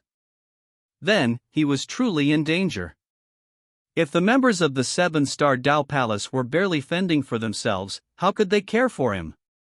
And with that, Yi Yun slowly turned around under the watchful eyes of the 7-star Dao Palace members before heading into the depths of the underground world. His relaxed figure infuriated the 7-star Dao Palace members, who were struggling in a life-and-death battle, to the point of vomiting blood. Chapter 1109, Ling Xiaoxiao. Translator, Citulin Editor. The people from the 7-star Dao Palace do not know the correct path, and they lack jade burial suits. It will probably take them a while to catch up to me, so for now at least, I can pay them no mind. Yi Yun thought to himself as he walked.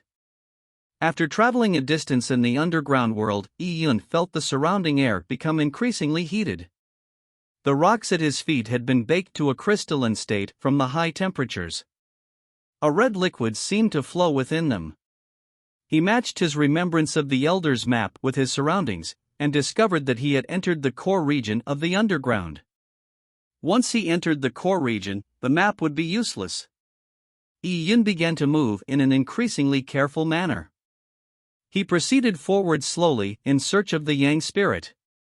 Suddenly, a rumbling sound came from up ahead. Yi Yun initially believed that a terrifying entity would appear, but when he covertly approached, he found something that stunned him. In front of him was a majestic-looking molten waterfall. The boiling molten liquid splashed with countless sparks and flames. It flowed from top to bottom, with the bottom streaming into deeper depths. Yi Yun stood at the boundary of the waterfall and looked down. Flames flickered beneath him and what he estimated was a 1,000-foot drop. A terrifying pure yang aura constantly swelled from the bottom. What is this place? Yi Yun was fascinated by what he saw. He never expected to find such a marvelous sight in the underground world. At that moment, Yi Yun was suddenly startled. He noticed a young girl standing on the other side of the waterfall. She looked down the waterfall, just like him. The girl looked like she was about 9 or 10 and she had 2 pigtails. Her face was round and chubby like a carved piece of pink jade, and was the epitome of what a young beauty was. He was somewhat astounded to encounter such an extremely cute girl in this horrifying underground world. When Yi Yun looked at her, the young girl seemed to sense his gaze. She looked back at him with a large pair of eyes. She cocked her head and appeared rather astonished. For some unknown reason, Yi Yun seemed to hear her voice despite her not opening her mouth. After the previous batch of people came, so many more have arrived. However, who knew that you would be the first of this new group to arrive? Shouldn't the rest of them have the advantage in numbers? The girl's voice was slick and sweet. It was extremely endearing. Yi Yun thought to himself. The previous batch? Could the girl be referring to the Divine Secrets trading company led by Ji Shuyan's grandfather? As for the new group which had the advantage in numbers, it likely referred to the 7-star Dao Palace. The girl was extremely mysterious. Her appearance here definitely had something to do with the area he was in. Little girl, who are you? The people you mentioned are. Before Yi Yun could finish his words, the girl suddenly let out a pearly laugh. Amid the laughter she leaped forward, and her petite and adorable figure plummeted down the waterfall. What? Yi Yun quickly took 2 steps forward and stretched his neck out to look down. Billowing hot gases blasted up, ruffling Iyun's hair. If a warrior with insufficient strength were to do what Iyun did, the outcome would range from having their eyes burned to being completely disintegrated. Despite the hot gaseous waves, the girl's figure was as light as a swallow. In a blink of an eye, she had landed at the bottom. This girl appears very familiar with the area. Iyun contemplated for a moment. If he were to continue searching like a headless fly, he might very well encounter unknown dangers. The people from the 7-star Dao Palace could very likely escape the humanoid creatures and catch up to him, so he needed to take advantage of every moment he had.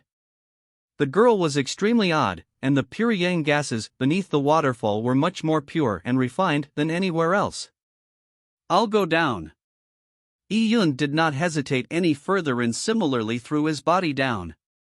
Upon entering the waterfall's vicinity, Iyun immediately felt like his body was located in the core of a burning cauldron. He hurriedly augmented his Yuan Qi protection and powered his pure yang body completely while he rapidly descended. Boom! Iyun landed on a red boulder.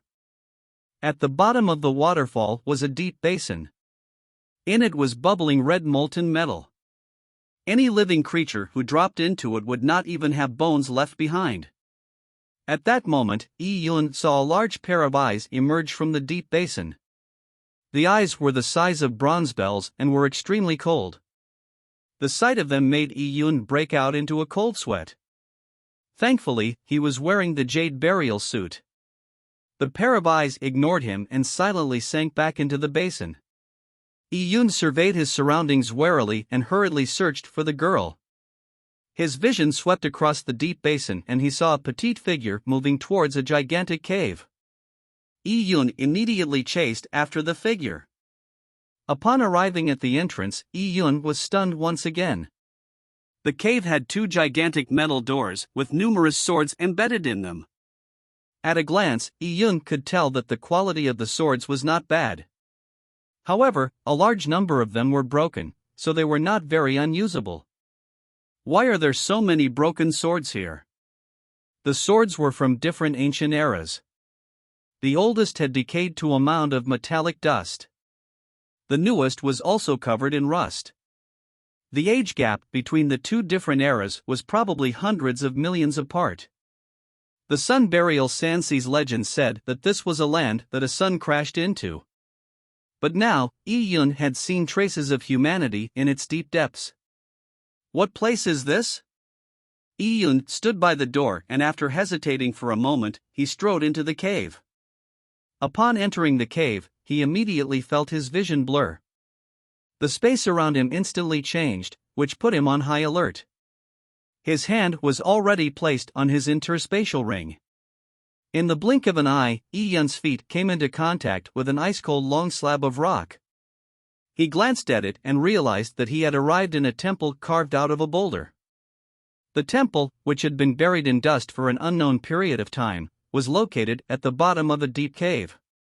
As Iyun stood there, he felt a desolate aura that seemed to linger around the slab of long rocks at his feet. There was a statue erected in the middle of the temple. When Iyun approached it, he realized that the statue was of the little girl. There were words carved at the bottom. "My beloved daughter, Ling Xiaoxiao." The words were written forcefully and with flair. They seemed to exude a melancholic feeling that could not be extinguished from the vestiges of time. This place was indeed inhabited. That girl's name is Ling Xiaoxiao and is the beloved daughter of a senior. Then, how old is that girl? Iyun looked at the statue and found it fascinating.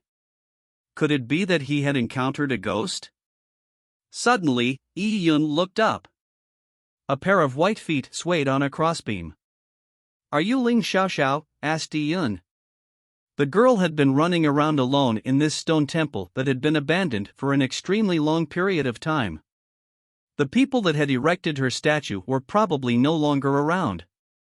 The girl smiled slightly and did a gentle leap.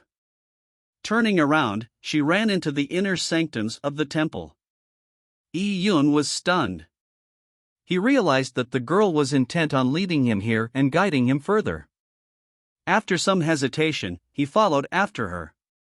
Chapter 11:10, Elixir of Resurrection. Translator, Sitalan Editor.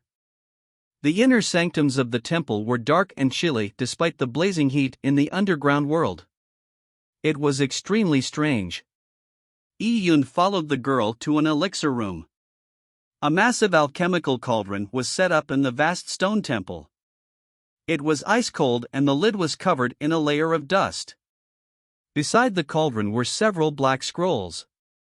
These black scrolls were remarkably old. They were under thick layers of dust which Yi-Yun swept away with his Yuan Qi. When he cast his perception into the scrolls, he immediately felt it being sucked into them. These were enchanted treasures specially made to keep detailed records? In a warrior's world, jade slips were typically used to record information. The amount of storage space in a jade slip was quite large and usually sufficient. However, these black scrolls were specifically refined in order to store data and allowed for much greater capacity. Yi-Yun walked to the black scrolls and unfurled them. Most of them were notes of alchemical procedures and various recipes. A large number of these recipes were extremely complicated. According to the records in the Black Scrolls, some of the elixirs refined from these recipes were even heaven-defying. There were ones so powerful that it left Yi-Yun in disbelief. A portion of these elixirs and relics were used by the Divine Lords to make breakthroughs. What's more, Yi-Yun found a few recipes that filled an entire black scroll. A black scroll had a capacity of more than 100 times that of a jade slip, yet some were used only to record a single recipe. And the resulting elixir made from one of the recipes were prepared for a realm above Divine Lords. Above Divine Lords? Yi-Yun drew in a cold gasp. Up to that point, Yi-Yun had a very vague understanding of the realms above a Divine Lord. However, he was certain that the realm of Divine Lords was not the end of the path of martial arts. The black-dressed woman that created the Azurewood Great World was at a level that far exceeded a Divine Lord. Also, there was the Bronze Giant. Its immense strength also far exceeded a Divine Lord's. Upon seeing these things, Yi-Yun understood that the owner of the Black Scrolls was an alchemist. Or rather, a divine alchemist. Alchemists and Desolate Heaven Masters were of a lineal descent. However, Desolate Heaven Masters used fade bones to refine relics.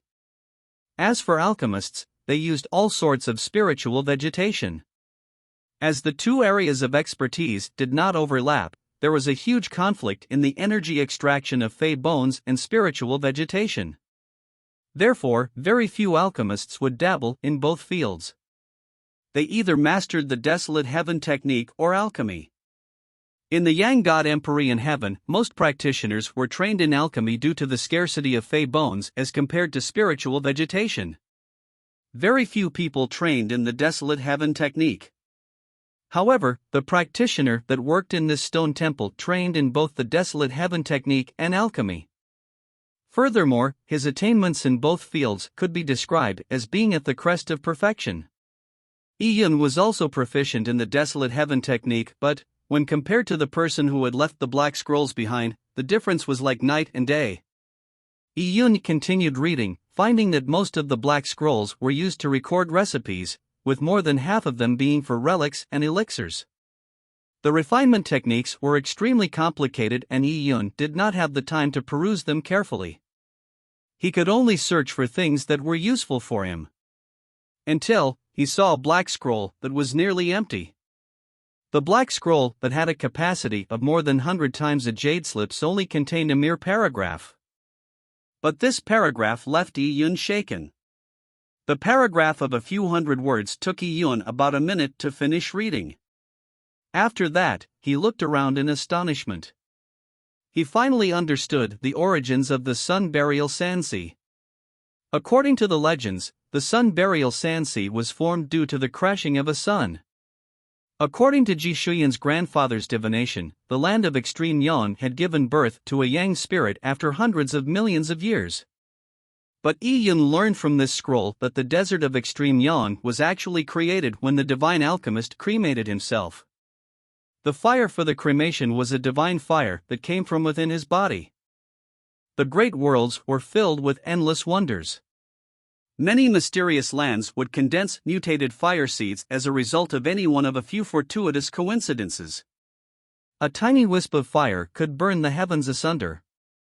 These fire spirits or fire seeds were of different grades depending on their strength. Top desolate heaven masters and alchemists would seek all the fire spirits and seeds in the world and refine them into their body as a form of supplementation for themselves. They could then use them to refine more elixirs. This divine alchemist was such a person. Furthermore, he had taken the concept to its limits. Before he became a divine alchemist, he had obtained a mysterious flame of unknown grade, beyond the scope of canon in the sinkhole outside the 12 Empyrean heavens, heretical godfire seed. Using the flame and his outstanding talent, he became a divine alchemist. And after he became a divine alchemist, he obtained a flame ranked third in the 12 Empyrean heavens, Empyrean cleansing flame. When the two flames met each other, they merged into something that shocked even the divine alchemist himself.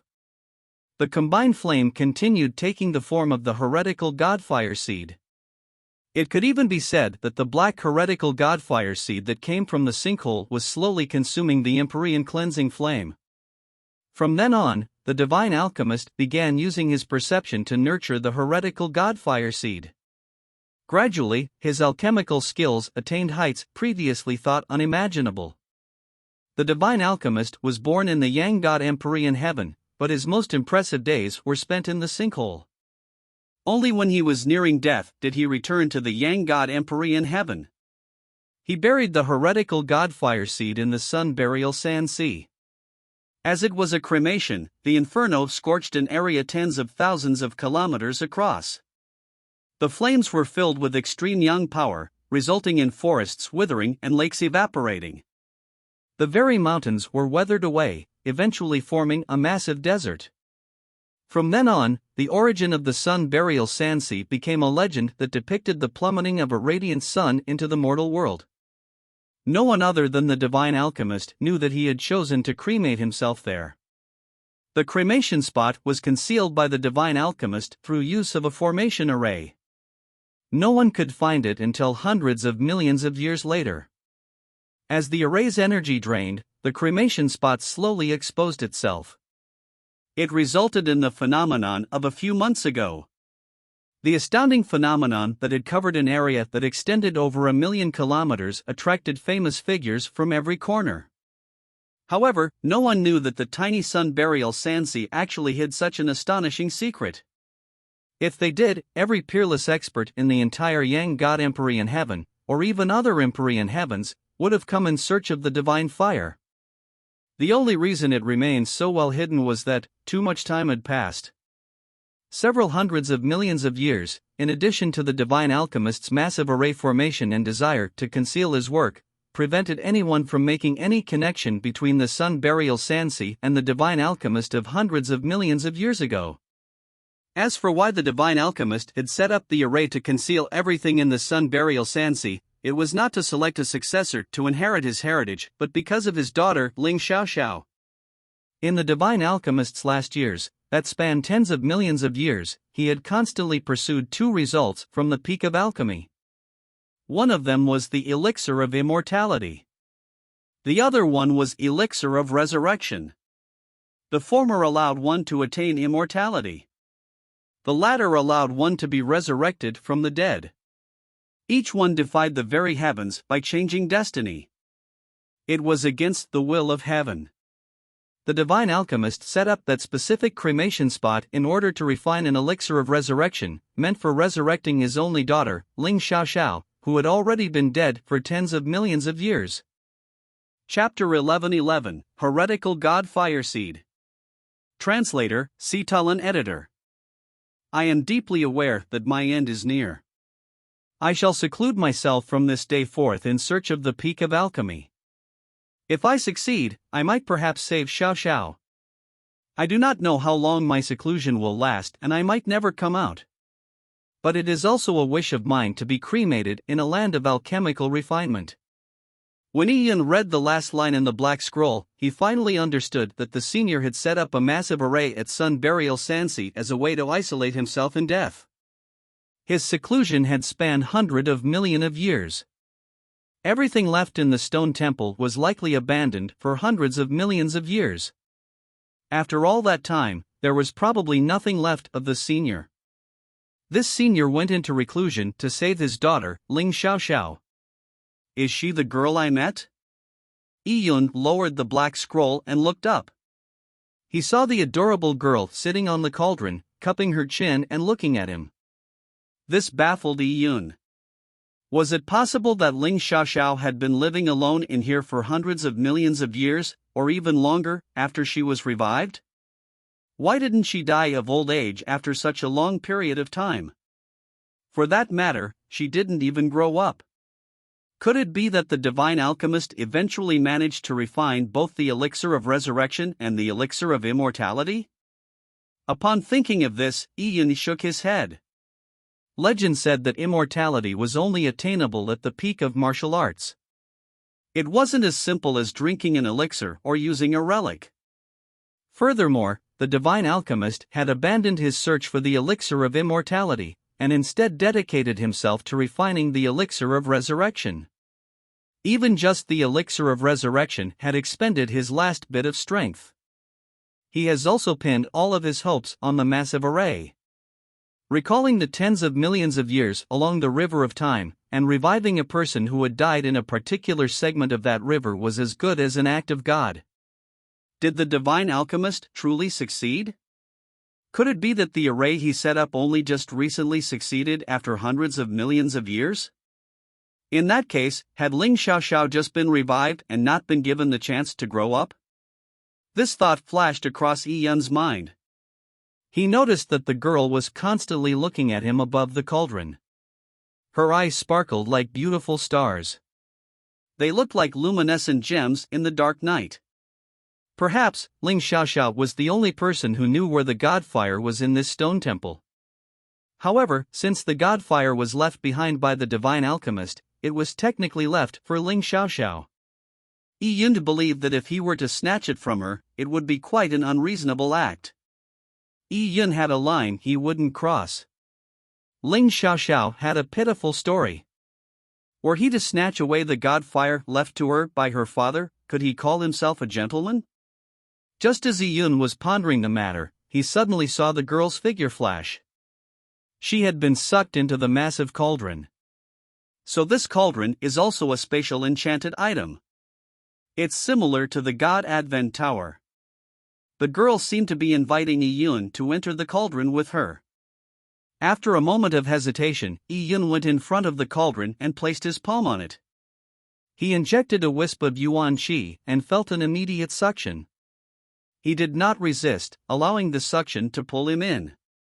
The scene in front of him changed and, before he knew it, he was standing in front of a gigantic lake.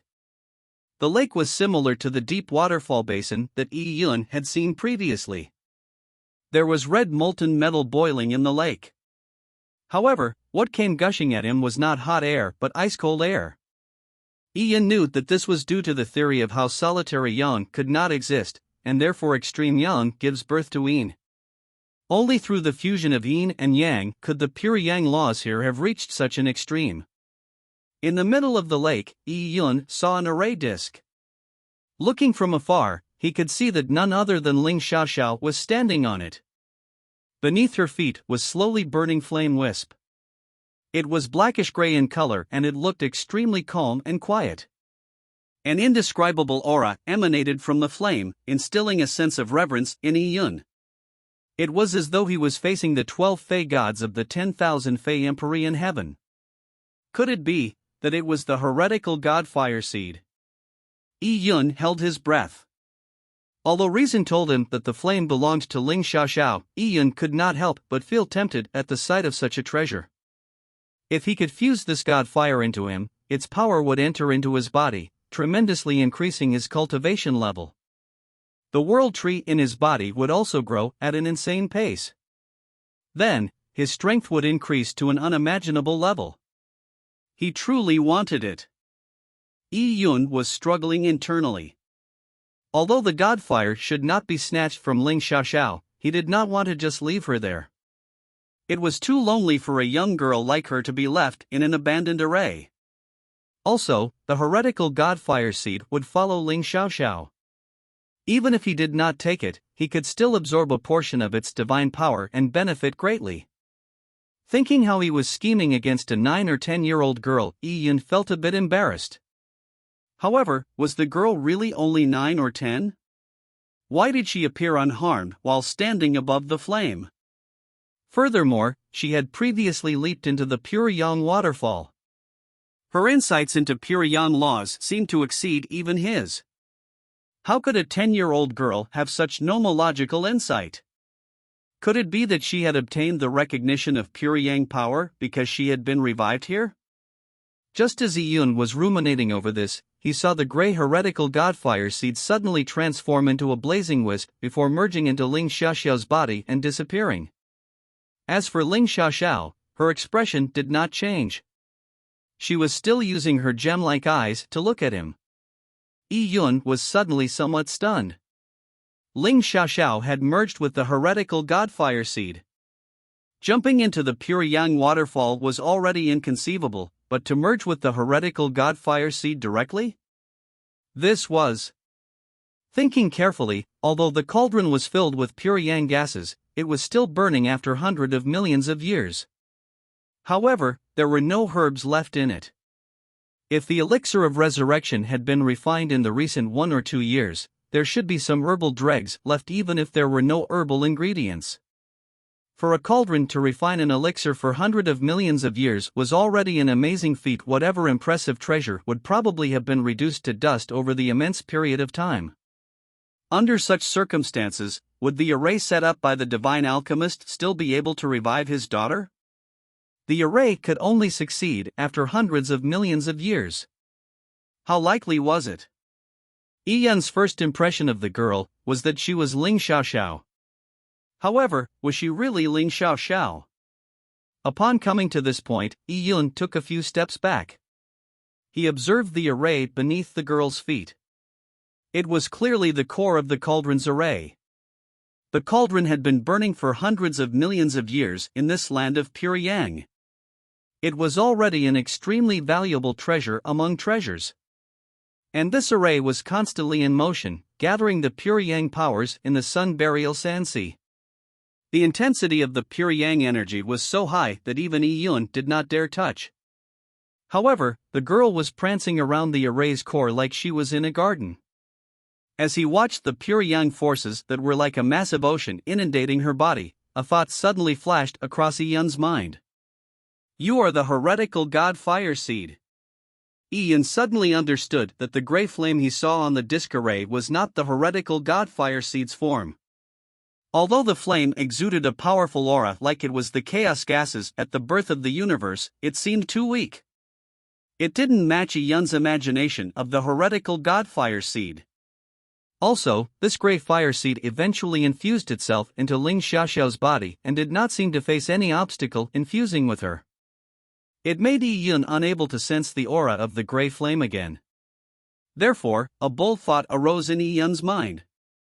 Could it be possible that the young girl was the fire of the heretical god's true body? It was the only explanation for why she still looked like a young girl after hundreds of millions of years in the massive array. She did not age or die. It also explained why she appeared to be having fun as if she were playing in a tiny water stream when she first entered the molten waterfall. Yi Yun knew that top-grade divine fire and treasures had the ability to take form. After absorbing the essence of the heaven and earth, they were able to take form as human or fae after hundreds of millions of years. It was nothing surprising. The girl only looked at Yi Yun and after a prolonged silence, she said crisply, "Are you here looking for me? Do you want me?" Chapter 11-12, Ling Xier. Translator, Sitalan Editor. The girl's straightforward question pretty much confirmed Yi Yun's suspicions. You are the heretical Godfire seed? Yi Yun decided to ask directly. The girl blinked and nodded.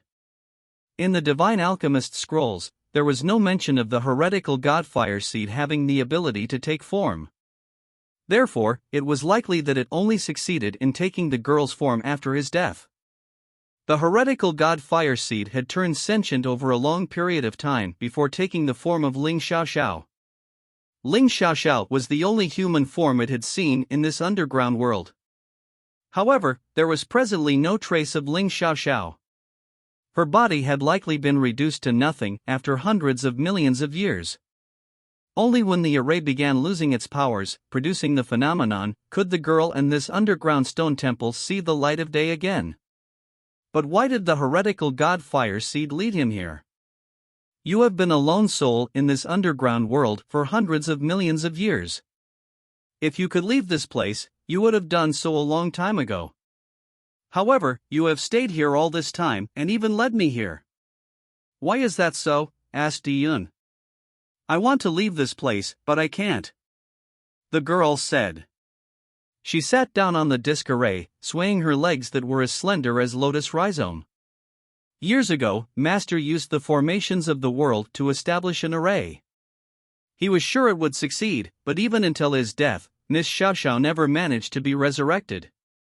The array continued to run and, over an immense period of time, I gradually took form. I, too, wanted to save Miss Xiaoxiao, but, even after exhausting all of my strength, all I can see is the gradual weakening of the array. Because of the complete enervation of my strength, I fell into a deep slumber. I have no idea how long I slept, but when I woke up, hundreds of millions of years had passed without me knowing. The formation here had become a natural worldly array, merging with the array left behind by Master. I was a part of Master's array. So with it now merged to the worldly array, I found that I can no longer leave. The girl hung her head down when she came to that. Several times in the past, people have come and tried to take me away. But whenever they attempt to crack the array, they only end up being killed by it. People had previously been killed here? Yi Yun hesitated for a moment. Before the birth of the Sun Burial Sansi phenomenon, the number of people who could enter this land was exceedingly small. On top of that, the terrifying monsters and deadly array within would probably lay waste to any mighty figures that might come. As for the people from the Divine Secrets Trading Company, they needed to use the Heaven Secrets Compass to locate the area, and trickery with the Jade Burial Suits to be able to even get this far. They were even more powerless in the current environment. Too many warriors had died or were seriously injured while seeking opportunities. As Yi Yun thought about it, he sighed. Upon seeing Yi Yun's expression, the girl seemed to feel guilt-ridden. She only wanted to leave this place. She had been alone for too long and had been trapped for hundreds of millions of years. There's no need to reproach yourself. The people who come here seek treasures. Since there's a treasure, there is naturally danger. Yi Yun read the girl's thoughts, never expecting that she would seem rather kind. Wasn't her name the heretical god fire seed? Yi Yun's impression of a heretical god fire seed was something that stood aloof above all, even if it were not completely evil, and was unreservedly forthright.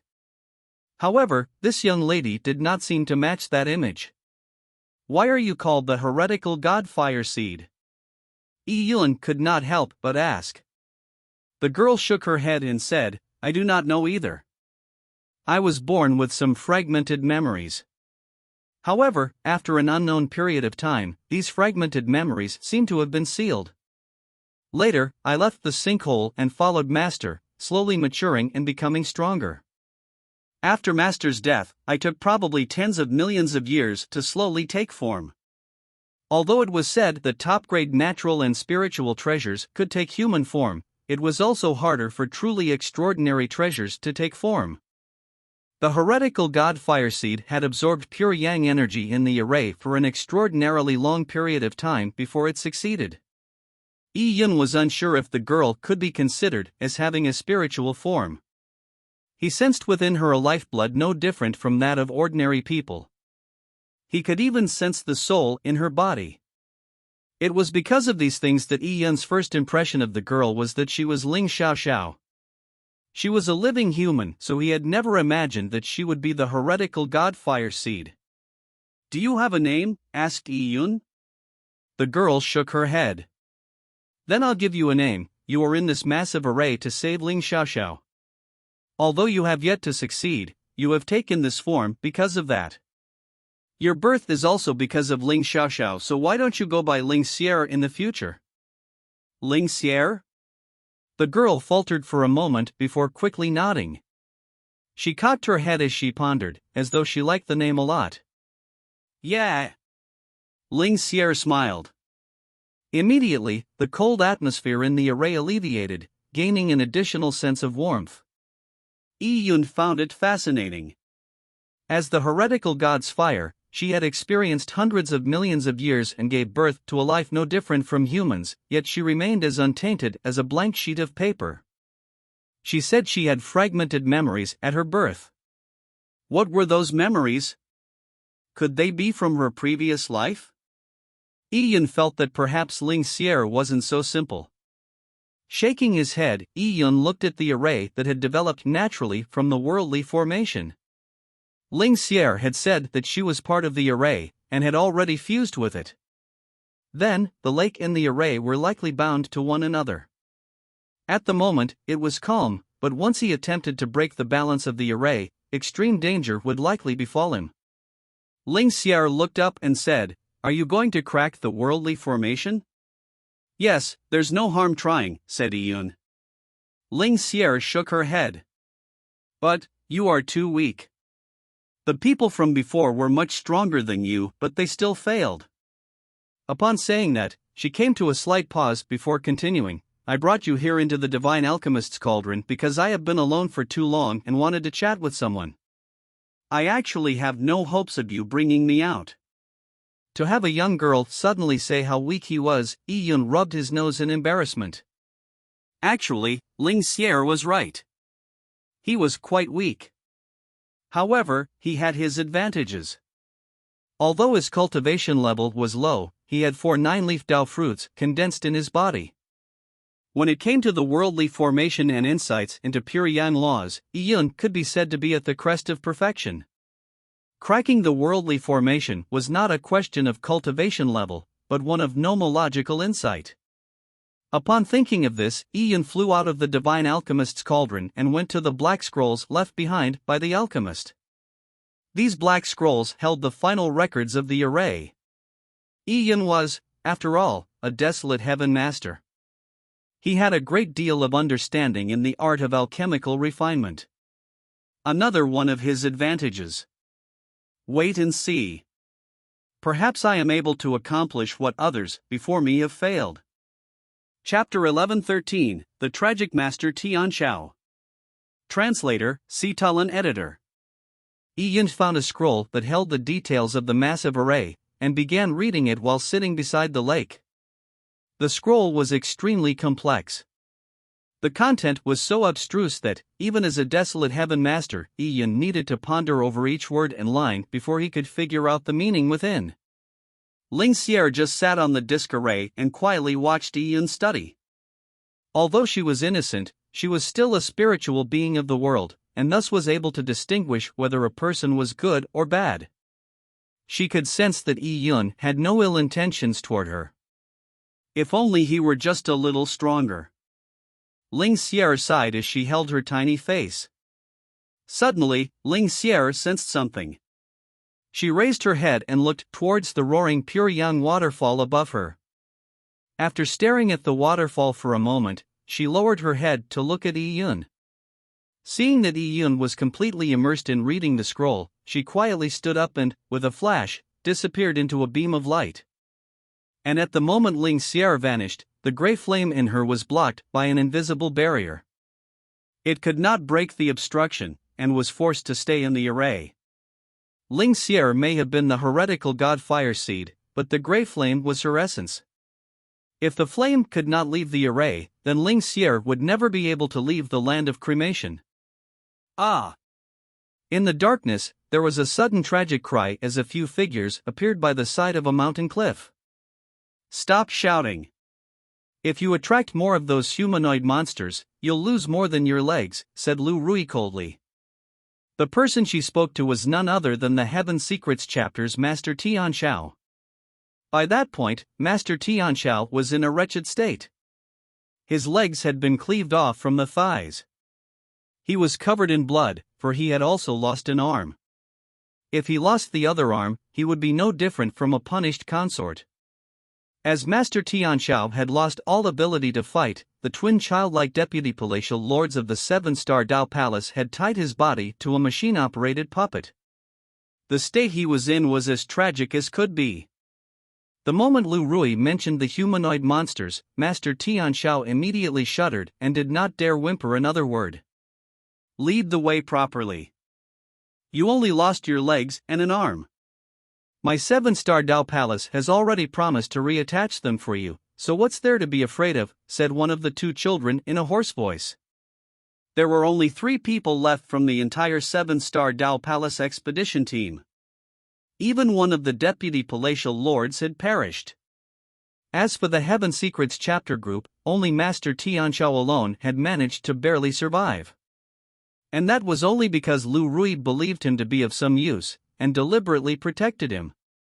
Along the way, they had not only encountered terrifying humanoid monsters, they had also met ancient creatures that nearly wiped them all out. Yi Yun's gloating words had truly come to pass. With 3 deputy palatial lords, I'm naturally unafraid. Master Tianxiao said bitterly with a despondent expression. Unafraid?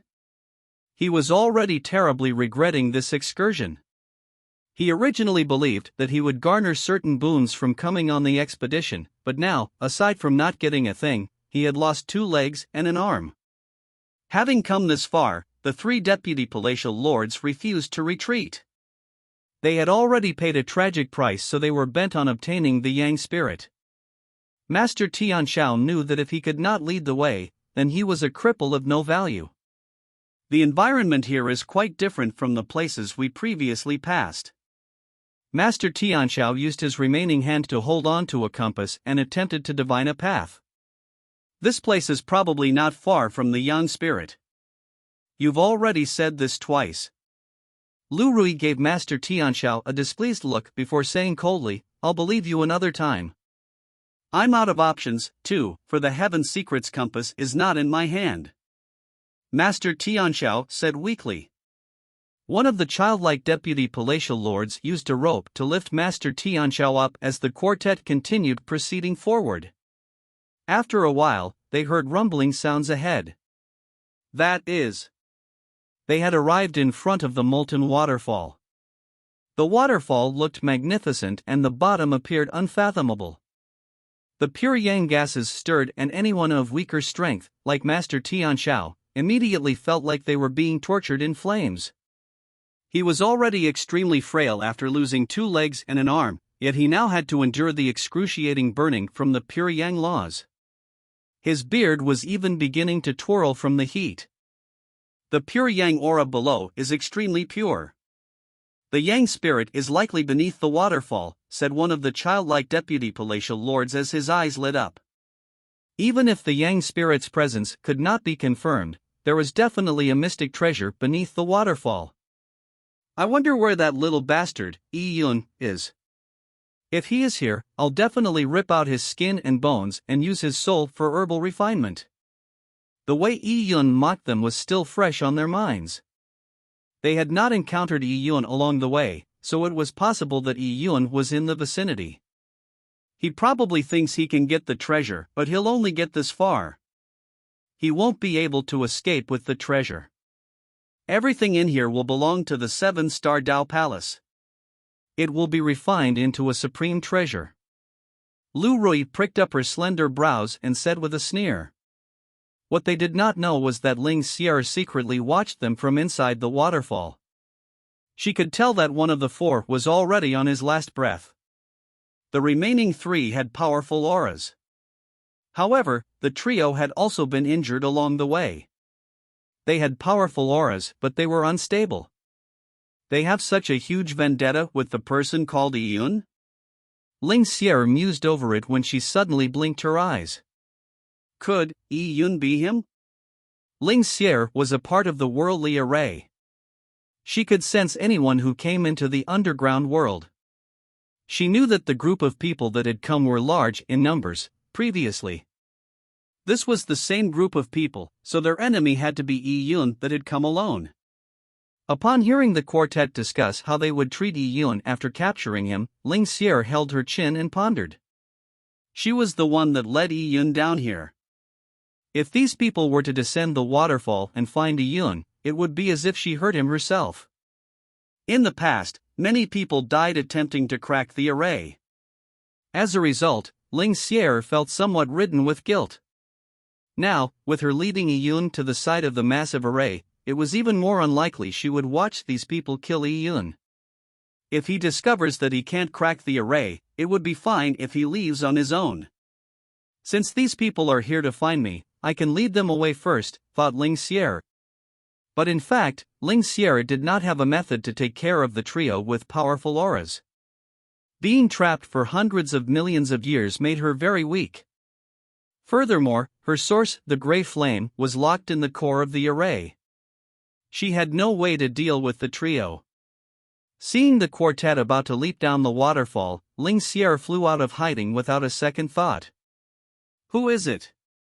Lu Rui bellowed angrily and was instantly left dumbfounded. How could there be a young girl in such a place? Chapter 11:14, Entrapping Array. Translator, Sitalan. Editor, Sitalan. Be careful. The journey through the underground left Lu Rui and company feeling high-strung. The monsters there were so powerful that any single one could wipe out a large sect. The girl in front of them was obviously abnormal. It was even possible that she was not human. Retreat. Attack when possible. Lu Rui and the two children were immediately on high alert. Meanwhile, Master Tianxiao was looking at his compass in a daze. Perhaps due to the appearance of the girl, the compass began reacting strangely. Could it be? Master Tianxiao looked at Ling Xier once again. He was proficient in anthroposcopy, so he could sense the aura of the godfires within her. This left him overjoyed. Deputy Palatial Lord Lu, capture her. Master Tianxiao suddenly exclaimed. He discovered something extremely special. Ordinary people had worldly luck, be it good or bad, flowing within their bodies. However, the girl was a blank slate. Although she looked like a living person, she possessed a qualitative difference from ordinary people. Therefore, Master Tianxiao was certain that the girl was not human, but a spiritual body that had taken form. For a spiritual body to take human form in such a land, combined with the fire aura that exuded from her body, she was very likely the Yang spirit taken form. She's the Yang spirit. There was really no effort wasted searching for it. Master Tianxiao said agitatedly. It's her? Lu Rui and company were somewhat surprised. But immediately, the two childlike deputy palatial lords reached out their hands to grab Ling Xier. Regardless, capture her first. Capture her and refine her away. When we return to the palace, we will earn great merit. Ling Xier turned lightly pale when she saw two large palms materialize and reach for her. Instantly, she transformed into a fire wisp and rapidly flew downwards. Upon seeing this, Lu Rui's eyes lit up. She's truly the Yang spirit. Chase after her. Alongside the crashing waterfall, a fire wisp raced down. Lu Rui and company followed closely behind. From the moment they came to the underground world of the Sun Burial Sand Sea, they encountered only terrible things. But now, they finally had a reward in sight.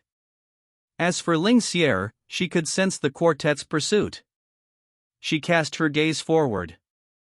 At that time, although Ling Xier was a spiritual body, she was confident that she could trap the group if she were careful, since she had fused with the massive array. So, Ling Xier flew into a cave. There's a cave here. Lu Rui and company instantly reached the cave's entrance.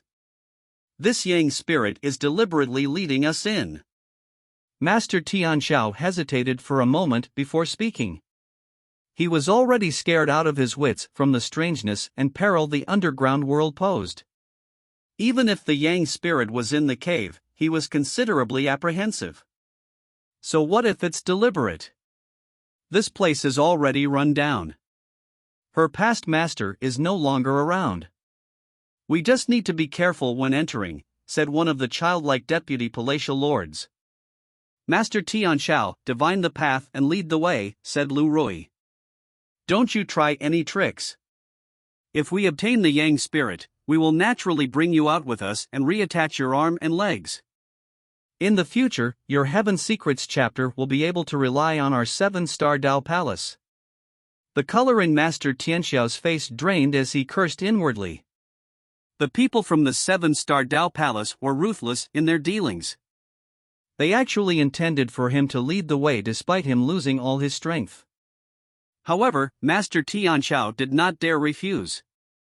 The Yang spirit had been found and he was not of much use. The 3 deputy palatial lords of 7-star Dao Palace could abandon him at any time. Master Tianxiao divined the path with his compass, leading the way to the stone temple. There doesn't seem to be any danger, said Master Tianxiao. Master Tianxiao was calculating the luck that determined survival. If the place was extremely dangerous, his luck would be extremely low, which likely meant death. Boom! After they entered, they heard a loud boom behind them. Lu Rui and company turned around immediately and saw a massive metal door close. The runes on the metal door flickered as Lu Rui raised her sword to stab at it but was rebounded by a beam of light. And there was a dead end in front of them. We have been trapped, said one of the childlike deputy palatial lords in frustration. Lu Rui stared at the door for a moment before turning to look at the cave. No need to fret. The Yang spirit has disappeared, so there's probably some trick to this cave. If we search around we will definitely find a way out, said Lu Rui. There were no humanoid monsters here, nor were there ancient creatures. Being trapped was not a setback in terms of danger. Furthermore, with the Yang spirit at hand, their mission would soon be completed. Master Tianxiao, hurry up and divine a path, ordered Lu Rui.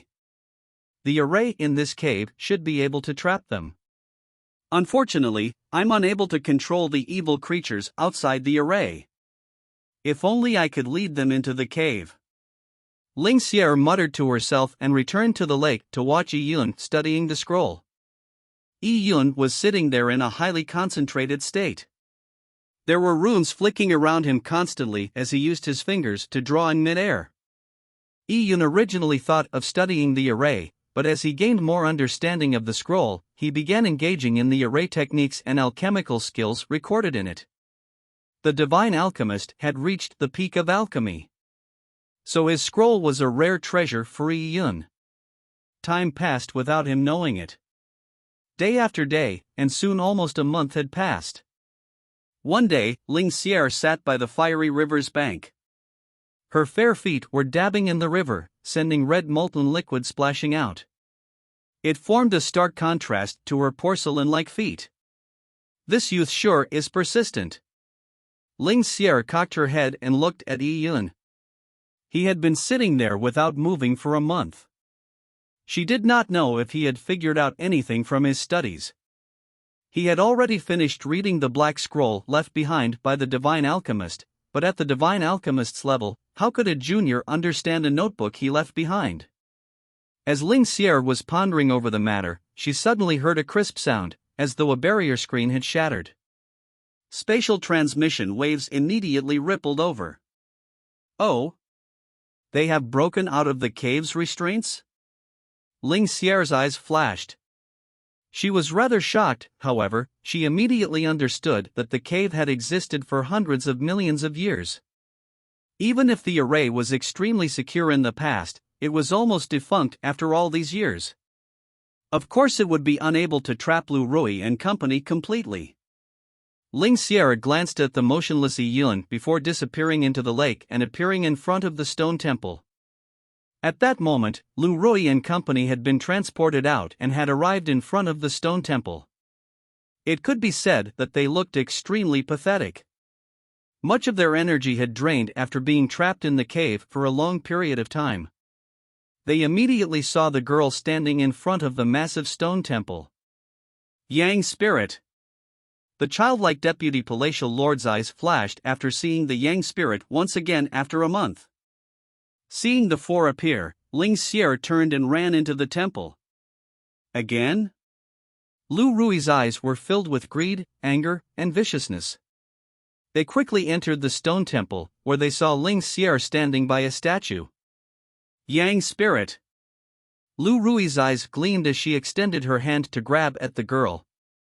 Suddenly, Ling Xier leapt backward and emitted a blinding, fiery light. The stone temple's ground immediately lit up with numerous esoteric runic patterns. These runic patterns were carved by the divine alchemist. There were also some that had naturally formed after the massive array had fused with the world it was in. As the massive array's core, Ling Xier was one with the array. Although she posed no physical threat, she was able to control the array. Seeing the fire-red runic patterns at her feet, Lu Rui immediately withdrew her attack and retreated. However, all the runic patterns had lit up simultaneously. In response, the entire temple was inundated by an inferno. The temple instantly turned into a massive cauldron, trapping Lu Rui and company in its flames. Boom! Boom! The two childlike deputy palatial lord combined their forces but failed to break through the barrier, preventing them from escaping the inferno. Ah! Ah! Master Tianchao constantly wailed. He suffered the most from the inferno. His weak protective Yuan Qi could not shield him. Even his hair had been burned off, much less his beard. If this continued, he felt like he would be cooked to a crisp. As for Lu Rui and the other two, they were able to withstand the flames. For them, it was only maddening that they could see the Yang Spirit, but were trapped and could do nothing to obtain it. Yes, this is good. When Ian realizes that he can't crack the array, he will leave, said a satisfied Ling Xier as she gave a delighted clap. Since she was a part of the massive array, she didn't suffer any damage from it. She was free to come and go. However, at that moment, Lu Rui's eyes suddenly glinted with a sinister beam of light. She wiped across her interspatial ring and immediately produced a whip. It struck at Ling Xier with flashing runes. Ling Xier's expression changed drastically as she attempted to transform into a fire wisp to escape the area. But the whip quickly vanished and, in the blink of an eye, appeared by her side, fastening her tightly. Indeed. You are just a sentient projection. All you have is your sentience and not your core.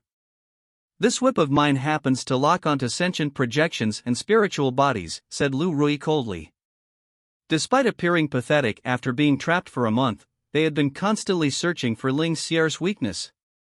Ling Xier was an innocent girl after all. Although she controlled everything in the vicinity, she was incomparable to Lu Rui and company in terms of craftiness.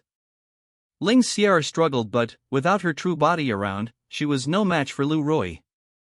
This soul-locking whip of mine is specially made to torture souls.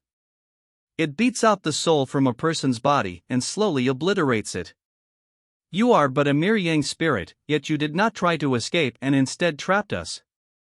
As long as I annihilate your spiritual body, you will lose your consciousness, naturally rendering this entrapping array useless. If your spiritual body is here, your true body must be here too. When we obtain your true body and refine it, you will become the property of the 7-star Dao Palace. As Lu Rui spoke, she curled the corners of her lips, revealing a diabolical smile. When Ling Xier heard that, her face turned pale. This woman wanted to obliterate her consciousness. To the group, it was already sufficient to capture her fire source. Chapter 11:15, Cracking the Array. Translator, Citalan Editor. Ling Xier had finally gained sentience after hundreds of millions of years. Now she was about to be killed, and have her true body refined by the enemy. Ling Xier kept struggling as her face revealed a look of pure terror. If her true heretical god Fireseed body were here, she would have no need to fear these people. However, just her sentient projection alone had no combat strength. Stop wasting your strength. Do you think a mere sentient projection can resist me? Even a divine lord separated soul upon death could not resist my soul-locking whip, much less you. Lu Rui said as she injected a blast of Yuan Qi into the whip. As a result, the soul-locking whip emitted an extremely cold and sinister aura. Ghastly wails could be heard as Ling Xier's body tightened. Ah! Ling Xier immediately exclaimed in shock.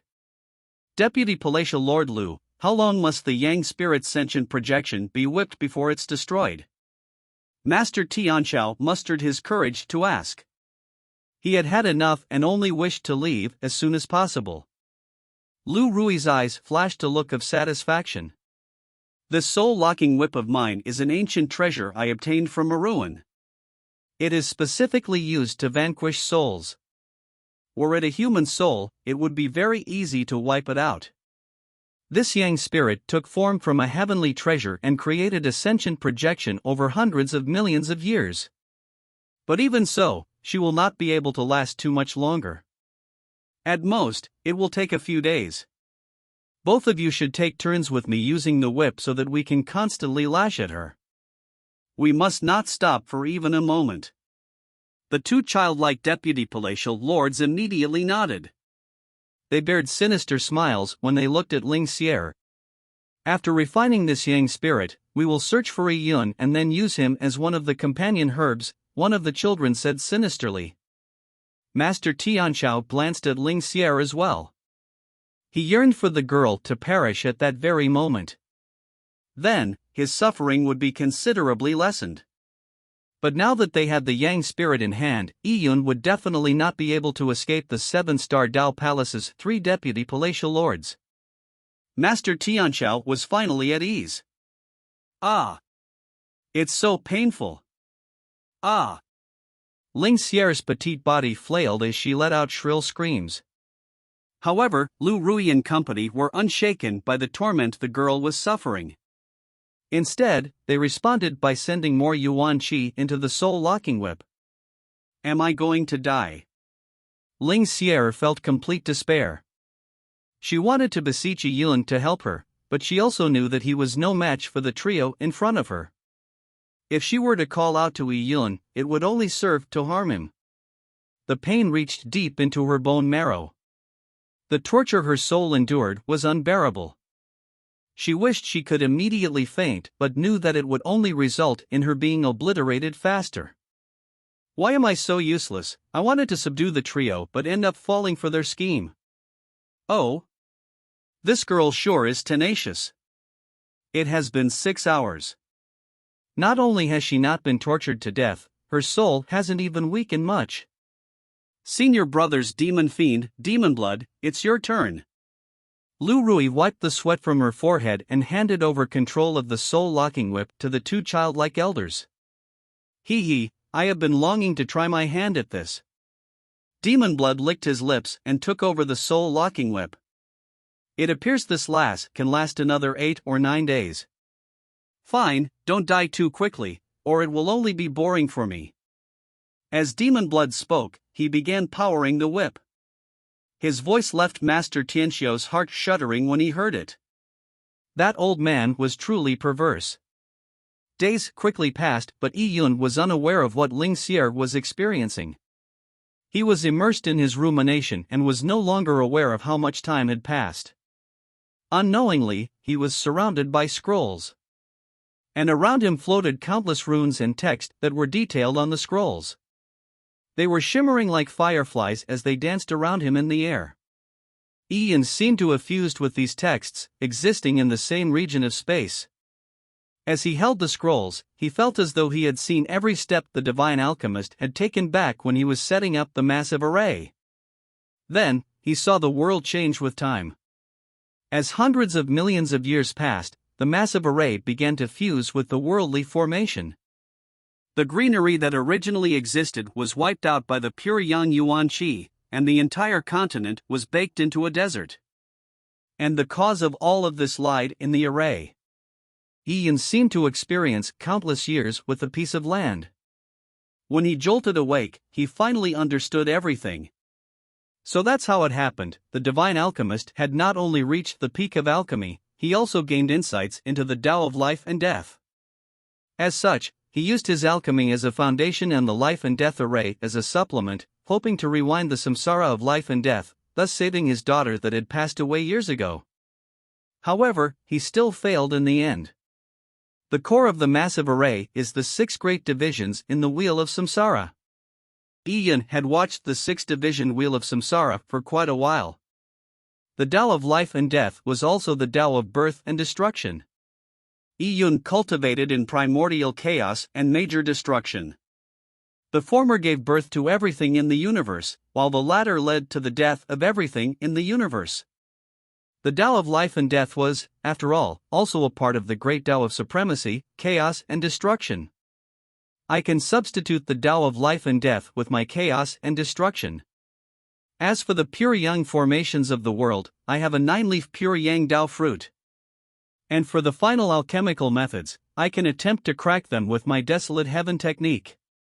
After all, it is a massive array that has existed for hundreds of millions of years. With the 4 9-leaf Tao fruits in my dantian, I refuse to believe I can't crack this array. Iyun went to the front of the massive array's core. His eyes were sparkling like stars. Only Iyun was simultaneously proficient in the 3 laws: life and death, alchemy, and pure yang. Although Iyun's cultivation level wasn't high, he was still the best candidate to crack the array. I wonder if it's possible. Iyun raised his hands and a black vortex gathered in between them, forming into a huge black wheel. The wheel that had demonic and divine phantoms in it was none other than Iyun's 10,000 demon wheel of existence. The 10,000 demon wheel of existence that represented destruction wasn't enough. With a thought, Iyun produced a wisp of nebulous primordial chaos out from the world tree in his body, fusing it into the 10,000 demon wheel of existence's core. Just a wisp of the nebulous primordial chaos was as heavy as a mountain. It could crush lands and separate seas. However, when this wisp of nebulous primordial chaos completely fused with the 10,000 demon wheel of existence, the great Tao of birth and destruction was complete. Iyun concentrated as he watched the 10,000 demon wheel of existence merge with the divine alchemist's 6-divisioned wheel of samsara. Before all else, the Tao of samsara was one of the great Tao. If he did not possess higher chaos and destruction laws, it would have been extremely difficult to resolve it. The wheel of samsara slowly merged with the birth and destruction wheel. At that moment, Iyun happened to see the grey flame still trapped within the wheel of samsara. That was Ling Xier's fire source. Over the past month, Iyun had been engrossed in pondering over the divine alchemist's notes. He had not noticed Ling Xier around him, so where could she have gone?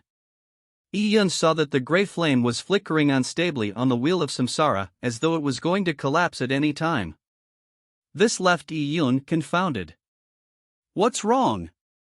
Iyun could no longer be concerned with the fusion of the wheel of samsara and the wheel of birth and destruction. He sent his perception into the heretical god Fireseed and asked, "Xier, what's wrong with you?" Iyun was already 60 to 70% confident that he could crack the array and free Ling Xier. But now, he realized that Ling Xier could be in trouble. After Iyun asked the question, he did not receive any response immediately. Only after nearly a minute did he hear a weak and staccato voice.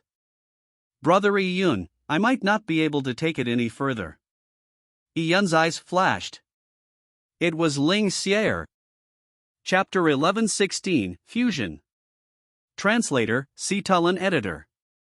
Iyun's expression changed drastically when he sensed that Ling Xier's spiritual energy was already extremely weak.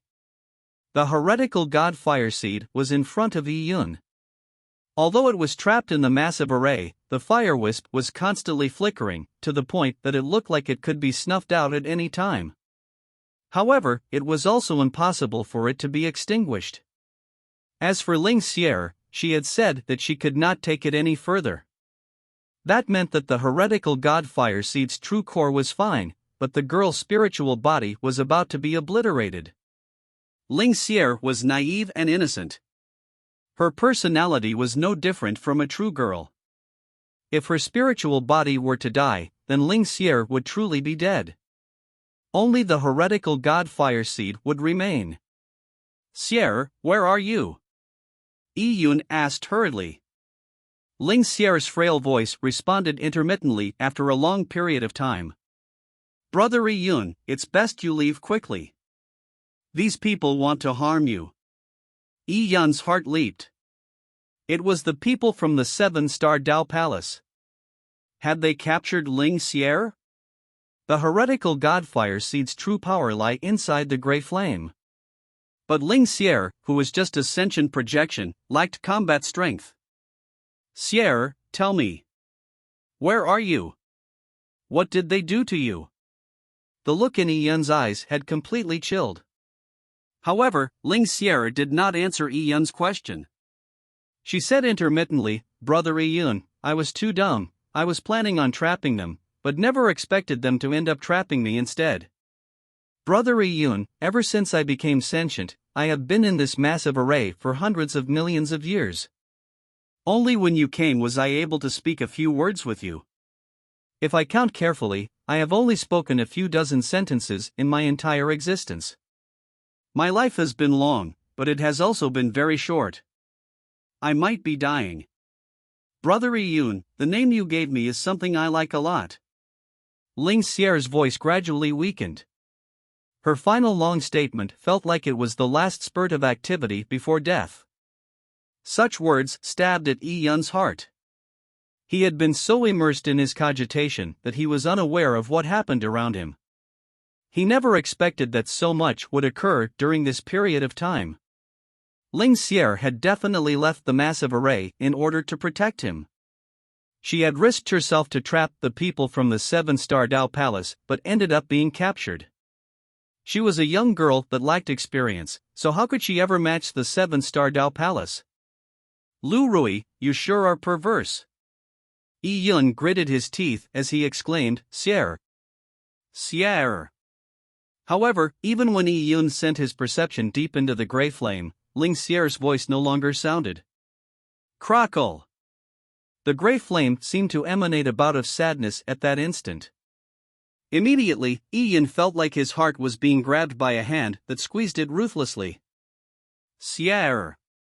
Yi Yun's fists clenched so hard that his fingernails lodged deep into his flesh. The scene of him conversing with Ling Xier seemed to suffuse before his eyes. "Do you have a name? Then I'll give you a name. Why don't you go by Ling Xier in the future?" Human warriors would casually kill for their own interests. They would scheme in mystic realms and murder others to seize their belongings. In order to achieve their goals, they would slaughter countless beings. As for Ling Xier, he had barely interacted with her, but she had protected him in such a manner. The heretical god Fireseed ended up possessing the kindest and purest personality in the world. Ling Xier. Yi Yun looked up as his face suffused a terrifying killing intent. 7-star Dao Palace. I'll definitely charge your gates one day and wipe you all out. Yi Yun looked at the heretical god Fireseed. He had only planned on cracking the array appropriately and leaving with Ling Xier, but now. "Xier, can you hear me? I planned on bringing you along with me after cracking the array, but your spiritual body is trapped. I need your power to kill the ones trapping you." As Yi Yun spoke, his figure flashed as he flew towards the Samsara wheel. With the worldly array there, no one could approach the Samsara wheel other than Ling Xier. But now, Yi Yun's feet burned with roaring flames as the 10,000 demon wheel of existence in his hand flew into the array. Boom! Boom! Boom! The 10,000 demon wheel of existence and the 6th division wheel of Samsara collided, sending out powerful shock waves, as though the world was being ruptured.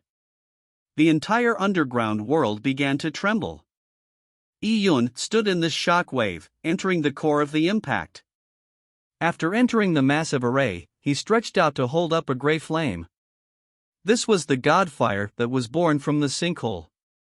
Years ago, the divine alchemist had merged his Empyrean cleansing flame with the heretical god fire seed until eventually, the Empyrean cleansing flame was devoured by the heretical god fire seed, turning the heretical god fire seed into the strongest flame in the world. Such a powerful flame was not something even a supremacy could do anything about. Even a divine lord would have to be extremely careful and would show no confidence in refining it, much less one at Yi Yun's mere Tao manifestation realm. But now, Yi Yun held it in his palm. It was surprising that a flame that could emblaze the universe did not cause any harm to Yi Yun's hands. More surprisingly, the heretical godfire seed turned quiet in Yi Yun's palms. It was like a pixie jumping in the night, sending a sense of warmth into Yi Yun's body. The divine alchemist used this worldly array to refine the elixir of resurrection. Today, I'll use my body as a cauldron to be the vessel of the heretical godfire seed. So, as though it had intelligence, the heretical godfire seed entered Yi Yun's body. At the same time, the 10,000 demon wheel of existence and the samsara wheel fused completely. The blood-red samsara wheel spun at Yi Yun's feet as his aura constantly increased. In the deep depths of his eyes that resembled the night, two flames ignited. The flames were not red in color but gray. They constantly jumped, giving Yi Yun the appearance of a demon god that walked out of hell. Power, I need power. Yi Yun was acutely aware that he could not defeat the deputy palatial lords of the seven-star Tao Palace. He needed his strength to grow to the limit. The heretical godfire seed flew into Yi Yun's dantian, fusing with the azure wood divine tree. At that moment, the tree seemed to give birth to a sun in his body. All its branches turned fiery red. It began to grow swiftly, its trunk rapidly thickening. New branches grew as new leaves sprouted along the branches and constantly extended forward. These leaves were in various shapes and sizes. No two leaves were the same. They were like tiny cauldrons, flying swords, or 8 trigrams. Each leaf vein was engraved with the truth behind the great Tao. In that moment, Yi Yun deeply felt that the heretical god fire seed had completely fused with him. It had infused all its power into his dantian. This was the worldly power from the sun burial sand sea that had been gathered for hundreds of millions of years. With so much concentrated power, Yi Yun directly broke through to the late stages of the Tao manifestation realm. However, this was far from the limit of this immense power. Chapter 1117, 9 Treasured Tao Palace. Translator, Sitalan Editor. Although Yi Yun did not know what cultivation level the divine alchemist had attained, he was certain that he exceeded the level of divine lord. How could such immense power not blast a junior to pieces? Fortunately for Yi Yun, he had the azurewood divine tree that could accommodate everything. Also, the heretical god fire seed was completely willing to work with him in the fusion. This made Yi Yun achieve a miracle. His cultivation level was rising at an unimaginable speed. Tao manifestation realm of perfection.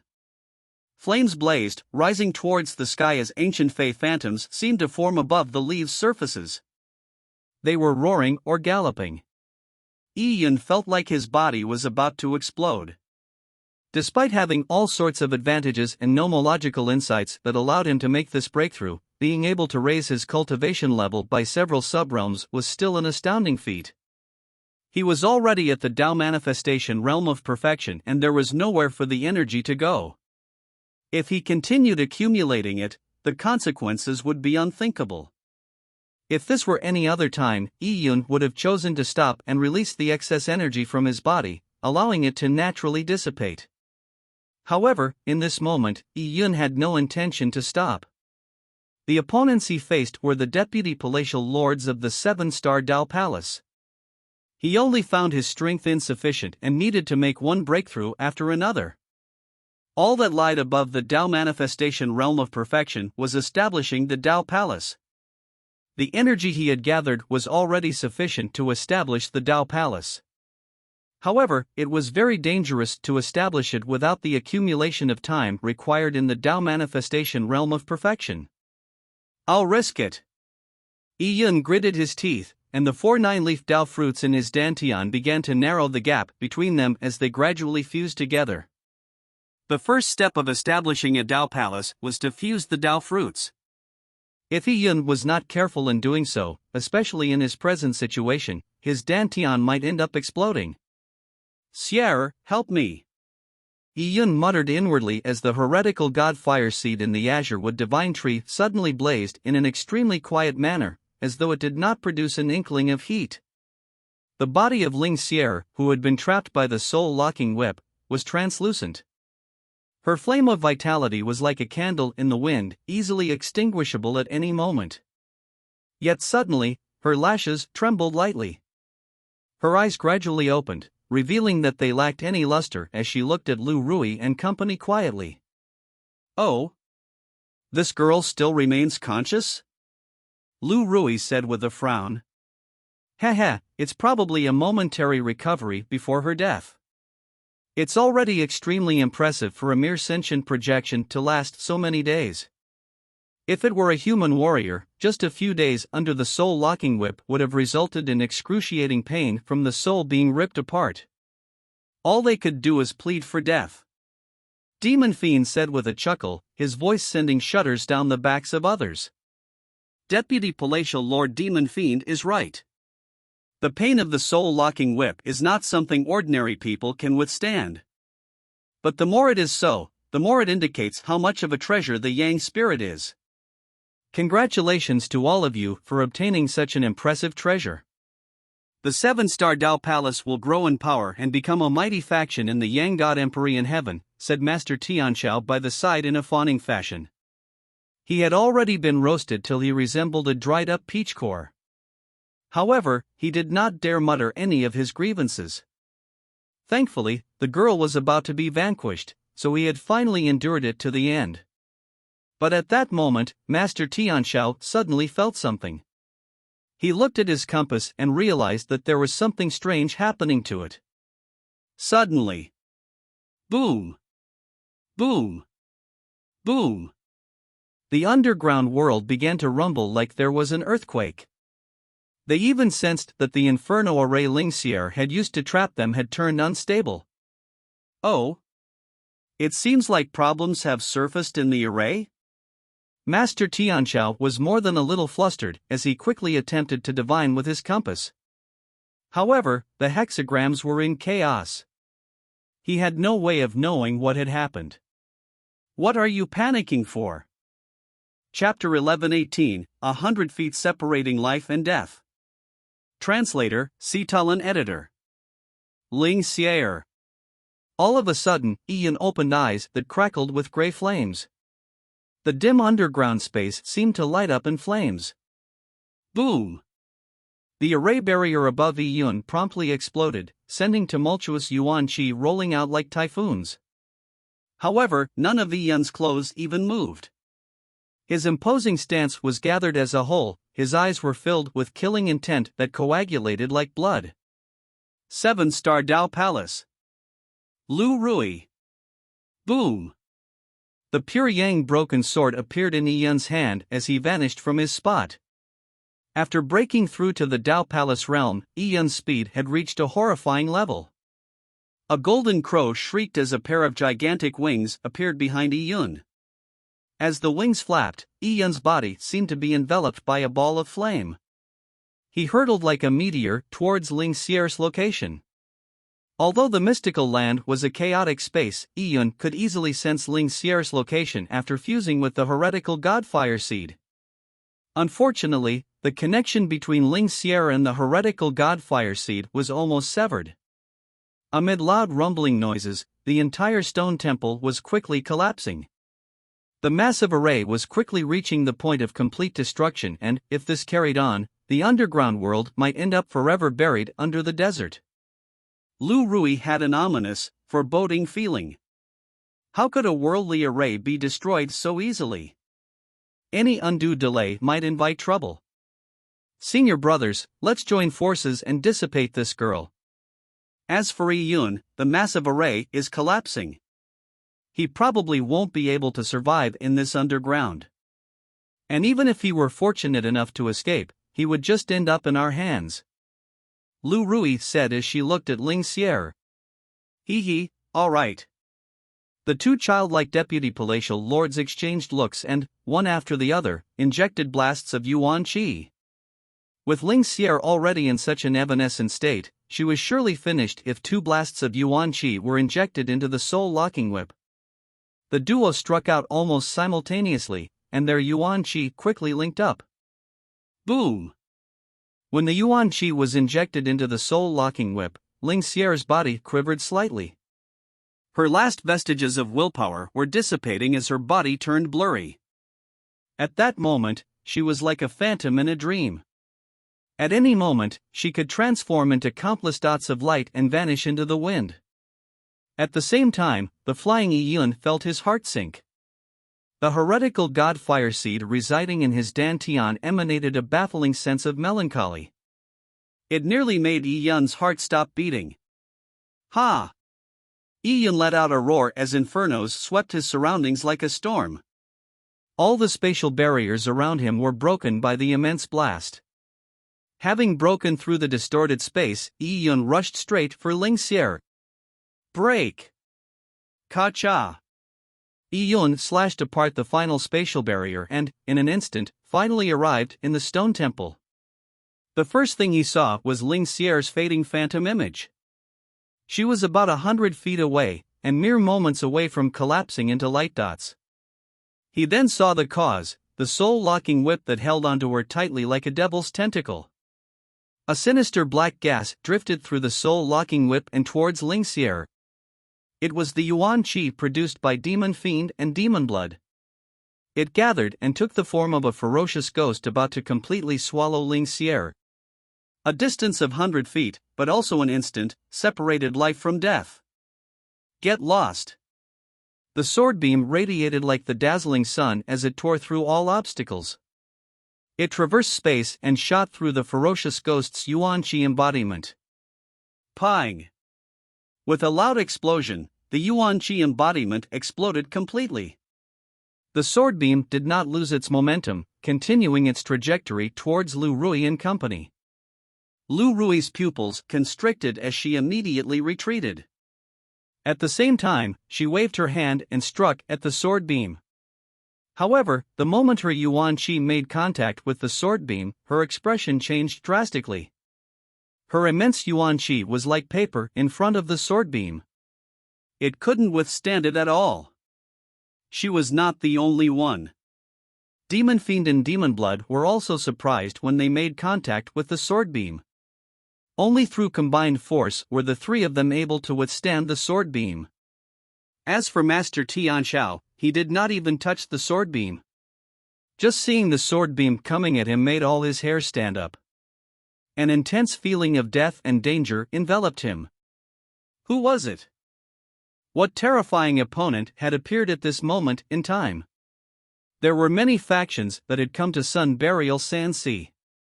Lu Rui and company believed that a mighty figure from another faction had found the underground world and was attempting to steal the Yang spirit right out from under them. As the sword beam began to fade, a ball of fire as bright as the radiant sun landed in front of Ling Xier. So, the sword beam flashed again, and Lu Rui felt a stabbing pain in her soul sea. Her soul-locking whip emitted the sound of fracturing metal, as though it was straining under a heavy burden. It was being cleaved apart by Yi Yun's strike. Although the soul-locking whip was not a supreme treasure, it was still of excellent quality. But against this person's sword beam, it was as soft as tofu. Sha! Sha! Sha! The sword beam flashed one last time, causing the already broken soul-locking whip to be diced into countless segments. Ling Xier's body began falling like a feather. This was her spiritual body. After being tortured for such a long time by the soul-locking whip, an evil item made to torment souls, she was already fading away. Yi Yun took a step and crossed space. In a flash, he appeared in front of Ling Xier. Opening his arms, he embraced Ling Xier. The instant he touched Ling Xier, Yi Yun's heart sank. He could not feel any weight from her body. Ling Xier's once clear and bright eyes had already lost their luster. She looked at Yi Yun in a daze, but there was a hint of satisfaction. She could sense that her true essence was already in Yi Yun's body. Together as one with Yi Yun, he could finally bring her true body out of this land in the future. She moved the corners of her mouth slightly, in a bid to reveal a smile. However, she had lost all her strength. Slowly, her eyes closed. Her flame of vitality was nearly extinguished. As Yi Yun hugged the body that was as light as a feather, he immediately felt a heart-wrenching pain. Because he had fused with the heretical god Fire Seed's core, this was a pain that came from their blood connection. "Xier, I will make you wake up." "Definitely," Yi Yun said softly. He stretched his hand out towards Ling Xier's glabella. Gently, he eased her knitted brows. At the same time, the pure Yuan Qi that the Azurewood Divine Tree had previously absorbed was injected back into Ling Xier's body through Yi Yun's fingertip. After breaking through to the Dao Palace realm, he could expend whatever energy from the array that he had not completely absorbed into Ling Xier's body. She had been trapped in the array for years, making her extremely weak to begin with. Then she endured torment that damaged her to the core. And damage to the soul or consciousness was difficult to treat. Even with Yi Yun's Azurewood Divine Tree support, which allowed him to constantly inject Yuan Qi essence into her, Ling Xier's already translucent body seemed incapable of absorbing Yuan Qi. Most of it just ended up evaporating into nothingness. Chapter 1119, Master Tianxiao's Doomsday. Translator, Citalin Editor. As Yi Yun desperately tried to inject Yuan Qi into Ling Xier, Lu Rui and company were still reeling from astonishment. Master Tianxiao specifically felt like slamming his head into the wall.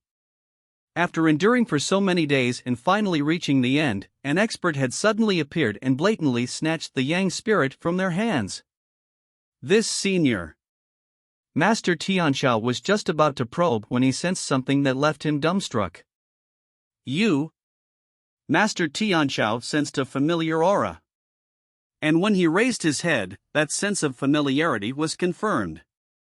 "Yi Yun! It's you!" By that point, Yi Yun had returned to his original appearance. After hearing Master Tianxiao's voice, he looked up and stared coldly at him. "I was wondering who it was. So it's the little bastard." Upon recognizing Yi Yun, Master Tianxiao heaved a sigh of relief instead. Although he feared Yi Yun in the past, it was due to having to face him alone. Now, he had 3 deputy palatial lords from the 7-star Dao Palace on his side, so what could a junior like Yi Yun do? Yi Yun was definitely the weakest person to have ever come this far. And he did so only by relying on the Heaven Secrets Compass and Jade Burial Suit. If Master Tianxiao had encountered a mighty figure that made it there on his own merit, he would truly feel like committing suicide to end his long turmoil. "So that's what you look like. He. Just a boy. To dare snatch something from my 7-star Dao Palace, you truly have guts." Demon Fiend and Demon Blood said coldly at the same time. To come straight to them like this, Yi Yun was clearly seeking death. But Master Tianxiao felt his skin turn numb from Yi Yun's cold glare. Despite being amid a sea of fire, he felt cold sweat drip from his body. This was an effect of Yi Yun's killing intent that had manifested itself. It hadn't been long since he last met Yi Yun, but now Yi Yun felt like a completely different person. Gray flames crackled in his cold and austere eyes as if they were watching from the deepest abyss. Master Tianxiao seemed to see seas of blood from hell in Yi Yun's eyes. This feeling suddenly made him think of something unexpected. Why is his cultivation level? Master Tianxiao was shocked to discover that Yi Yun had broken through to the Dao Palace realm in a very short period of time. How could he accomplish such a great leap in cultivation level so quickly? But even if Yi Yun had broken through to the Dao Palace realm, he was still no match for the 3 deputies. It was wishful thinking for Yi Yun to snatch the heretical Godfire Seed all by himself. Lu Rui and the twins had realized the same thing, too. Killing intent flickered in their eyes, for the more Yi Yun demonstrated his monstrous talent, the more they wanted to dispose of him immediately in order to neuter any future threat. Suddenly, Yi Yun took out the God Advent Tower from his interspatial ring. The Divine Secrets Trading Company elder, as well as Xiner and Yu Shao, appeared in the stone temple. "Take good care of her for me." Yi Yun handed the evanescent Ling Xier to the two maidservants. Xiner and Yu Shao hurriedly caught Ling Xier, but when they saw the people from the Seven-Star Dao Palace, their faces turned pale. They did not know who they were, but Old Man Ji could immediately tell from the embroidering on their robes. Seven-Star Dao Palace. Old Man Ji reeled in shock, and soon, he also saw Master Tianshao. "It's you! You traitor! You have become a lackey of the Seven-Star Dao Palace. Humph! You darn old man, you are clearly the real traitor to the Heaven Secrets chapters. With the 3 deputy palatial lords here today, your death is inevitable. You will only accompany this little bastard in death by relying on him," Master Tianshao said with contempt. He refused to believe that Yi Yun could survive in the present situation. Old Man Ji's face sank. He did not speak any more words of anger, for he could sense the immense auras of the 3 from the Seven-Star Dao Palace. They were extraordinarily powerful. Yet in such a situation, Yi Yun had handed a young girl to them. Could it be that he wanted to fight the Seven-Star Dao Palace? At that moment, Yi Yun faced the people from the Seven-Star Dao Palace. His sword stance was continuously consolidated with the broken sword in hand. He had no choice but to do so. Ling Xier was too weak, so weak that he did not even dare to place her in the God Advent Tower. The transportation involved spatial distortions and trembles. It might very likely cause Ling Xier's consciousness to dissipate even more. Ha ha ha. Demon Fiend could not help but laugh loudly. Why? Do you really think you can fight 3 deputy palatial lords alone? You have only just broken through to the Dao Palace realm. In our eyes, you are less than nothing.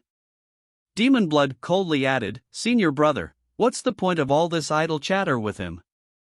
When we subdue him, we will use this little bastard for the refinement of pills, making him experience an insufferable existence to the point of him pleading for death." Oh?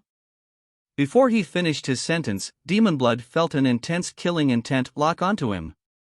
In an instant, Yi Yun struck out. The tiles beneath Yi Yun's feet exploded as his sword beam shot out like a dazzling bolt of lightning.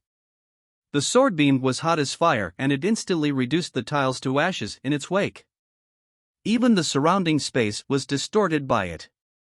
A terrifying heat wave surged as Master Tianshao felt an excruciating pain on his face. Immediately, he let out a shrill scream. Lu Rui raised her eyebrows and placed Master Tianshao to her back as she produced a whip. When Demon Blood and Demon Fiend saw this, they were astonished and furious. Yi Yun was truly decisive in his actions. At the same time, an intense killing intent surged from them. They had to rip this darn Yi Yun's skin and bones off of his body. Demon Blood and Demon Fiend roared angrily as they threw their childlike bodies at the sword beam from both sides. Their hands grew long blood-red nails like ghastly claws. They emitted a thick sanguine aura as they clawed at the sword beam. Ah! Ah! Master Tianshao nearly broke all his bones from the tumble. He trembled as he touched his face, and immediately, he let out a more heart-wrenching cry. My face, my face! His face had been melted off by the sword beam. If this continued, he would be of the same species as the humanoid creatures with mangled facial features. He was already without feet and a hand. Now, with flames burning away his face, it was unknown how many treasures would be needed to restore him. When the time came, the Seven-Star Dao Palace might not even be willing to pay that price. Yi Yun, you are courting death. Once I capture you, we will refine the Yang spirit and then wipe out the Divine Secrets Trading Company and the Clarity Pool Sword Sect. All of these people will die because of you. Master Tianshao shouted. His only wish was that Yi Yun would end up in a state 10,000 times more miserable than his own. he was not afraid of Yi Yun. With the heretical Godfire Seed's true core still missing, he was still of worth. The 3 deputy palatial lords would protect him, so his life wasn't in danger. Boom! Yi Yun's sword beam clashed with Demon Blood and Demonphian's demonic claws. Instantly, the surrounding tiles and structures were reduced to nothing. With the sword beam being blocked, Yi Yun did not waver his eyes. In the blink of an eye, he rushed forward and struck out again. But this strike's target was Master Tianxiao. Silence! Yi Yun's cold gaze seemed to penetrate the sword beam as it landed on Master Tianxiao. Master Tianxiao, who was still yelling, suddenly turned quiet as if he had choked. A look of terror appeared on his face as he shouted, "Deputy Palatial Lord Lu, save me! You dare divert attention to kill others in front of us?" Demon Blood and Demon Fiend immediately charged forward. At that moment, they obviously could not let Master Tianxiao die. Simultaneously, a whip approached Yi Yun silently like a deadly snake. Against the combined forces of the 3 deputy palatial lords of the 7-star Dao Palace, Yi Yun appeared expressionless. His sword beam continued in its trajectory. Sword of Time. The sword beam tore through space and time, appearing in front of Master Tianxiao. Boom! When the whip struck the sword beam, Lu Rui had a drastic change of expression. Her wrist hurt as her whip was rebounded by the sword beam. When Demon Blood and Demon Fiend attacked Yi Yun from the sides, their demonic claws swiped down ruthlessly in midair. A large black rift ripped through space and descended towards Yi Yun's head. Yi Yun ignored the attack above him, for his sword beam had already obliterated all obstacles to reach Master Tianxiao. The tiny bit of sword beam was like the entrance to hell. Master Tianxiao had an ashen expression. Having been reduced to basically a human stump, he had no means to resist. Ah! Master Tianxiao let out a tragic cry as his body exploded apart into countless pieces. These pieces were engulfed by pure yen flames until, finally, they were reduced to ash that dissipated away. Master Tianxiao, who had instigated trouble in the Heaven Secrets chapter and nearly taken full control of it, had died without leaving even scum. Even at the moment of his death, Master Tianxiao found it unbelievable that the combined forces of 3 7-star Dao Palace deputy palatial lords had failed to protect him. Chapter 1120, Worldly Array. Translator, Sitalan Editor. Master Tianxiao's death left Old Man Ji reeling. Yi Yun had managed to kill Master Tianxiao in such a dangerous situation.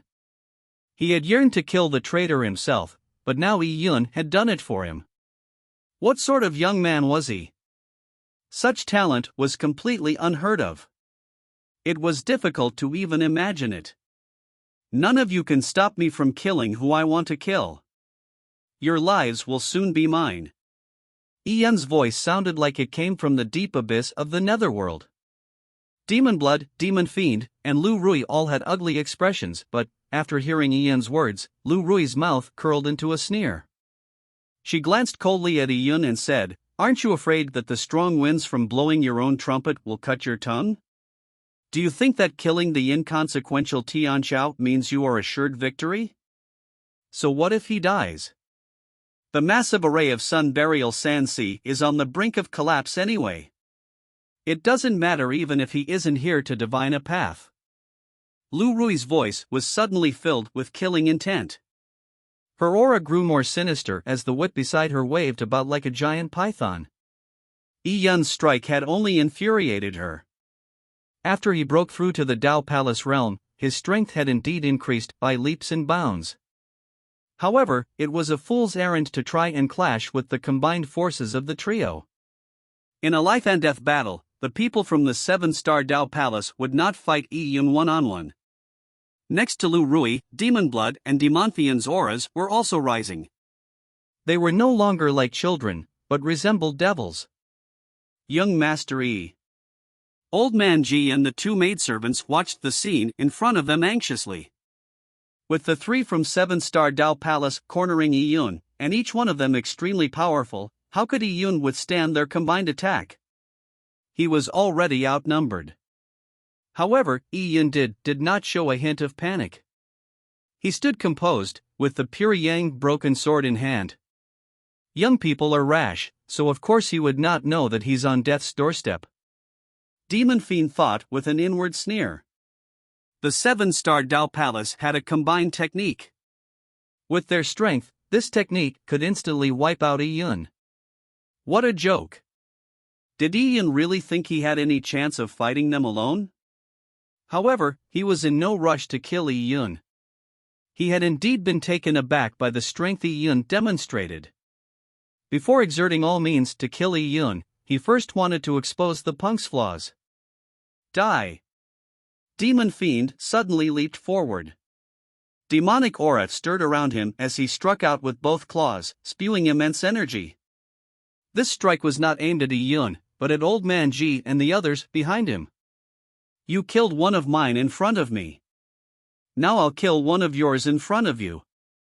Demon Fiend knew that Yi Yun cared for Ling Xier tremendously. If he didn't, he would not have come to rescue her despite the overwhelming odds. So by killing Ling Xier, he could make Yi Yun lose his calm. Or Yi Yun would try to rescue her again and put himself in a vulnerable position. However, just as Demon Fiend attacked, he saw the corners of Yi Yun's mouth curve upwards. The smile of contempt left Demon Fiend bewildered. He suddenly felt that something was extremely amiss. However, before he could give the warning, Yi Yun's broken sword had thrust toward the ground. Boom! Like a bolt of lightning hitting the ground that was already in shambles was instantly enveloped by a powerful Yuan-Chi blast. Tiles flew out as the land quaked. Simultaneously, Lu Rui's group sensed that the space around them was changing. Amid nomological fluctuations, powerful spatial barriers began to entrap them. What's going on? Demon Fiend's attack struck a spatial barrier, but the spatial barrier showed no signs of damage other than a violent tremor. Yi Yun said, "Don't waste your strength. It's the worldly array of this place." World array? Hasn't it already collapsed? Demon Blood looked at Ling Xier, who still weakly lay in the arms of the maidservants Xayan and Yu Shao. However, he and his partners came to realize that there was layer after layer of spatial barriers isolating them from the group. The heretical Godfire Seed's spiritual body had been tormented to the point of obliteration. How could the massive, decrepit array be activated? It should collapse completely after this. Yi Yun said nonchalantly. He had put a great deal of time into studying the Divine Alchemist's notes, and had fused the destruction and chaos laws into the massive array's core. Finally, he had absorbed the heretical Godfire's core, giving him control of the worldly array. Therefore, he knew it extremely well. Even as the worldly array faced destruction, he was able to use it to do certain things. It was because he could use the spatial barriers to protect Ling Xier that he did not send her inside the God Advent Tower. If not, he would have risked sending her inside regardless of how violent the spatial fluctuations from the transmission were.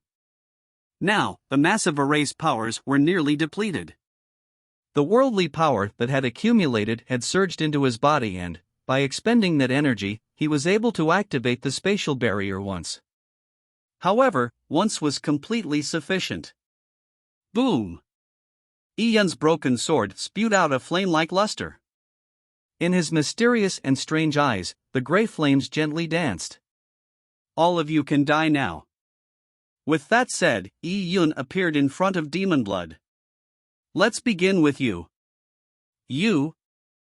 Demon Blood's expression changed.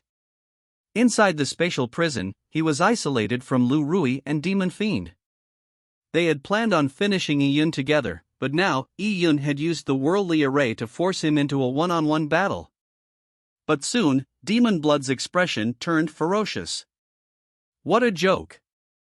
Do you think you can defeat me in a duel? Yes. The sword struck out suddenly and instantly traversed the distance between Demon Blood and Yi Yun. Before even a moment passed, it had appeared in front of Demon Blood. Yi Yun's sword Dao was about being indomitable. At that moment, he wanted nothing but murder. Ling Xier's translucent body was evidence of the pain she had suffered. And it was all because of the people from the 7-star Dao Palace. Die! Yi Yun roared. The one who will die is you. Demon blood bellowed as he struck out with 2 demonic claws. Fiendish blood gas that was as thick as water lingered around his claws. It stained the surrounding space red, and, in the mist, there was the faint wailing of numerous people. Demon blood practiced demonic techniques, of which killing was the mark of mastery. His hands had been stained by the blood of tens of thousands of warriors. As for Yi Yun, he would become the freshest and most delicious part of that mixture. But at that moment, the 10,000 demon wheel of existence appeared under Yi Yun's feet. The Destruction Dao Domain, a Pure Yang Dao Domain, and a Spacetime Dao Domain appeared simultaneously. Yi Yun's sword hummed like a dragon's roar as it slashed down like it would render the very sky asunder. Instantly, the world seemed to turn another color as if everything was covered in a layer of dust. Boom! After the strike, everything seemed to turn silent. Demon blood stood silently. He looked forward and suddenly, he spewed out a mouthful of blood. His demonic claws had been severed. Follow current novels on topnovelfull.com. Chapter 1121, Unrelenting Killing Intent. Translator, Citulin Editor. My hands! Demon blood's eyes turned red. His demonic claws were equivalent to an enchanted treasure, yet they had been easily severed by Yi Yun. Yi Yun's strike just then seemed to possess the might of the world. Demon blood's fiendish aura couldn't put up any resistance at all. Didn't Yi Yun just step into the Dao Palace realm? How did things turn out this way? At that moment, Yi Yun walked slowly toward Demon blood with sword in hand. Yi Yun! Demon blood looked hatefully at Yi Yun. His face was distorted as he bellowed loudly. Every drop of his lifeblood surged as blood continuously seeped out of his pores. Thick, fiendish aura began gathering around his body as though it would form a layer of coagulated blood armor. The pain of having his hand severed made demon blood yearn to immediately drink Yi Yun's blood. But at that moment, demon blood had been pushed to a corner. He gritted his teeth and burned his blood essence. He wanted to defeat Yi Yun in the shortest possible amount of time, making him pay a terrible price for his actions. Old Man Ji stood outside the spatial barriers, but could sense the terrifyingly fiendish aura. Even standing far away from demon blood, he felt like his lifeblood was being gradually sucked dry, so he couldn't imagine what an attack would do. He hurriedly conjured his Yuan Qi barrier to protect Ling Xier. Die! Demon blood pounced at Yi Yun. He had countless kills and, although Yi Yun was strong, he had been practicing martial arts his entire life. He had encountered many near-death experiences and survived them all. He refused to believe that this would be his end. The tumultuous, fiendish aura condensed on demon blood's body and made him as quick as lightning, with a meteor-like momentum. The sharp sound of the explosion pierced right into the ears of others. It made the entire space tremble. And at that moment in time, the sword-wielding Yi Yun's aura was also constantly rising as he approached demon blood. The 10,000 demon wheel of existence constantly spun beneath his feet, and each supreme great Dao nomological aura made Yi Yun's every step seem to conform to the operation of the world and the magnificence of the celestial objects. It had a profound feel to it. Yi Yun's entire being seemed to merge into the surrounding space. His eyes were cold and the Yuan Qi he exuded seemed to ignite the very space where he and demon blood stood with a burning inferno.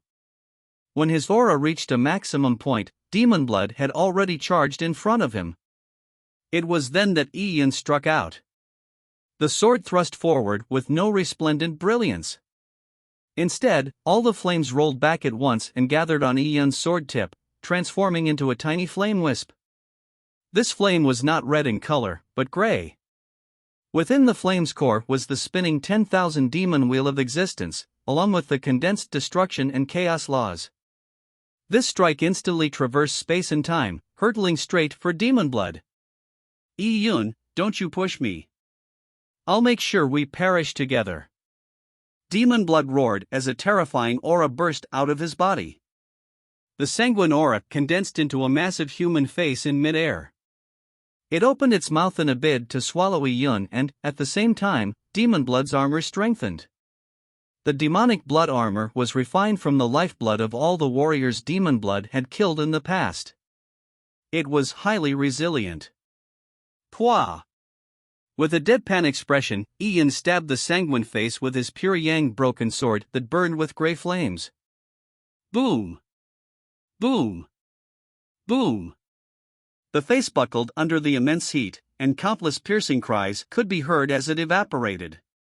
No matter how heretical the sanguine face was, how could it withstand the heretical god Fireseed, as well as the laws of destruction? After destroying the sanguine face with a single strike, Ian's blade continued its indomitable trajectory towards Demon Blood. Demon Blood's expression changed drastically, but he had no means of dodging the strike. Pwah! His protective demonic aura was torn apart as the pure yang broken sword stabbed straight into his body.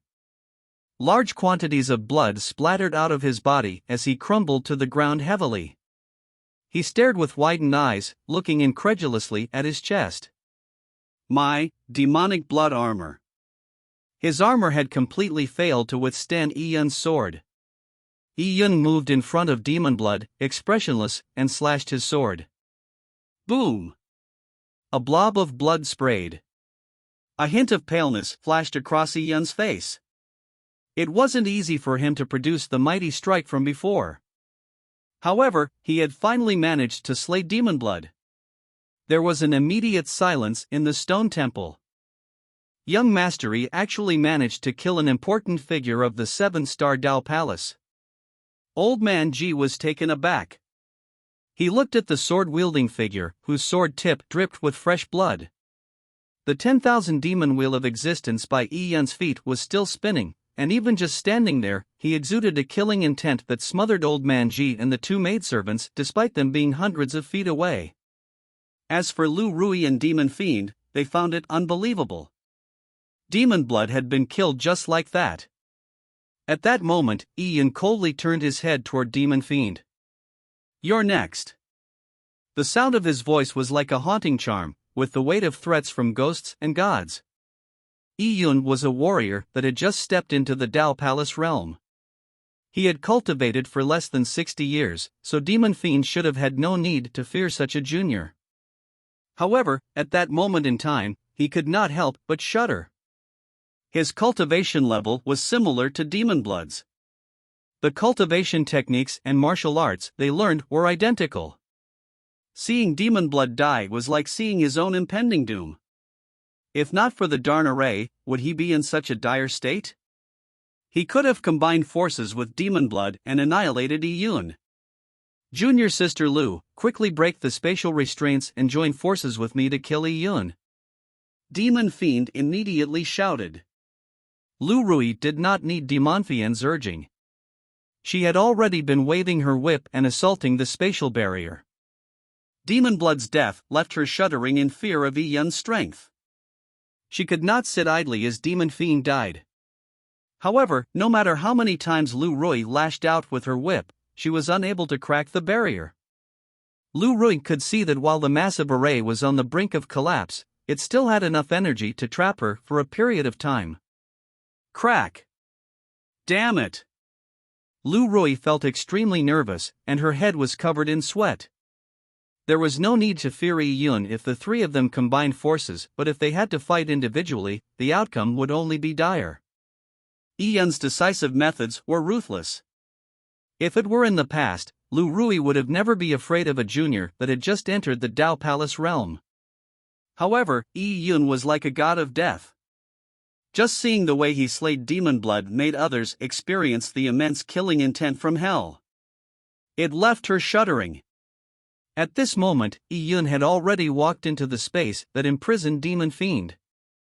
He did not stop for a moment, immediately striking out. Demon Fiend did not hesitate and immediately burned his blood essence.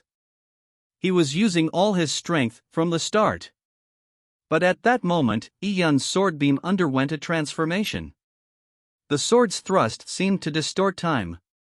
and at the same time, a yin frost exuded from the gray flame. The two great Tao, spacetime and yin-yang, simultaneously appeared in Yun's strike. The azure rainbow pierces the blood moon, ice-cold seals God abyss. Die! The sword beam instantly appeared in front of Demon Fiend, and wherever it passed seemingly transformed into a hellscape. Before the strike was even finished, Yun slashed once more. His ice-cold killing intent instantly enveloped Demon Fiend. Sha! Sha! Sha! Countless sword beams crashed down, leaving behind deep ravines in the ground. The cave they were in nearly tore apart. And among these ravines stood Demon Fiend, his expression pale. He had suffered numerous wounds.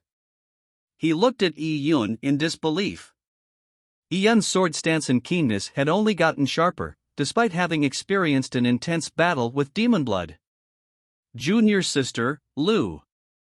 Demon Fiend placed his last bit of hopes of survival on Lu Rui, who was still desperately trying to crack the barrier. Don't waste your energy.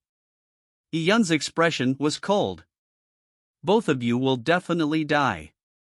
As he spoke, Yun slid the pure yang broken sword's blade across his wrists, leaving behind a trace of fresh blood on its tip. He could not allow himself to waste time after fighting two deputy palatial lords that had burned their blood essence. He had expended much of his yuan qi. Once the crumbling worldly array truly disintegrated, Lu Rui and Demonfian's reunion will only mean danger for him. He used his own blood essence to consecrate the sword, causing the pure yang broken sword to hum. Shao! The destruction Dao domain expanded violently as sword beams devoured the area around him. Yun did not hold back in his upcoming strike. Demon Fiend let out a bellow as he struck out before his death. However, the claw phantoms that he produced were all ground up by Yun's strike. As the sword beams flew around, they tore Demonfian's protective yuan qi apart. Even the spatial barriers of the worldly array trembled violently. Die! Yun stabbed through Demonfian's heart, leaving a bloodied Demon Fiend plummeting to the ground like a leaking blood bag. His eyes helplessly and indignantly stared into the void, but he was already dead. Yun landed on the ground as an unusual redness flashed across his face. Pa da! Pa da! Fresh blood streamed down the pure yang broken sword and dripped to the ground. Slowly, the drops splashed and the scarlet blood left a stabbing pain in the eyes of others. Finally, your turn. Yun combed the chaotic yuan qi in his body and suddenly turned his head, pointing the pure yang broken sword at Lu Rui. Yun was covered in blood at that moment. His killing intent was off the charts, as though he was a demonic god from hell. Lu Rui looked at the mutilated corpses of Demon Fiend and Demon Blood before looking at Yun once again. The color in her face had drained completely. In all her life, she had never experienced such terror. They, the deputy palatial lords of the Seven-Star Dao Palace, had been trapped in spatial prisons and killed one by one. That horrible fact, that all she could do was stand there wait for death, was unbearable. Chapter 1122, Massive Array Collapses. Translator, Sitalan Editor. Yun walked slowly towards Lu Rui. Each footstep sounded like the last beats of Lu Rui's heart. Shao! A golden crow's cry reverberated from within Yun's body as the broken sword in his hand let out a bloodthirsty hum. The real and certain killing intent suffocated Lu Rui. Wait! Lu Rui suddenly shouted, Yun, do we need to engage in a life-and-death battle? As a deputy palatial lord of the Seven-Star Dao Palace, I have many last-ditch techniques. The only reason I hesitate to use them is that they result in me losing a great deal of my blood essence and hurt my core. I do not want to use them, but if you force me to, I will definitely do it. Yun's expression did not change at all, nor did he slow down. He continued his slow approach. Lu Rui could not hide her terror as she nervously said, Yun, we can negotiate. My Seven-Star Dao Palace has a deep heritage, and if you spare me this once, all past transgressions will be settled.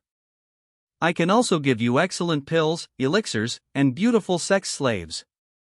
All at your choosing. However, if you were to kill me, the 7-star Dao Palace would definitely seek revenge. They would not only kill you, they would wipe out the Clarity Pool Sword Sect as well. Lu Rui raised the issue of the Clarity Pool Sword Sect, however, Yun was not moved. The heart of the sword within him condensed as his stance got more intense. Lu Rui was completely flustered when she suddenly looked at Ling Xier and said, Yun, don't you want to save her? She could dissipate any time now. However, I have a soul-nurturing mystic technique that can preserve her sentience. It would allow her to survive for hundreds of thousands of years. Lu Rui would have been better off not mentioning Ling Xier. The moment she said that, Yun's killing intent surged like an erupting volcano. A sword beam shot out straight at Lu Rui. Die! Yun bellowed. Despite begging for mercy, offering temptations, and even using Ling Xier as a bargaining chip, she was doomed. Lu Rui was someone Yun had to kill. I'll fight it out with you. Lu Rui screamed sharply. In her despair, she burned her blood essence and lashed out with her whip. Amid the terrifying power, there were countless of black deep rifts that opened up in space. Destructo Creation Sword. Yun held nothing back. He did not have much Yuan Qi left, so he similarly used the power of his lifeblood. The sword beam effused a sanguine aura as nomological powers gathered at the sword tip. His present heart of the sword was solely focused on killing. Boom!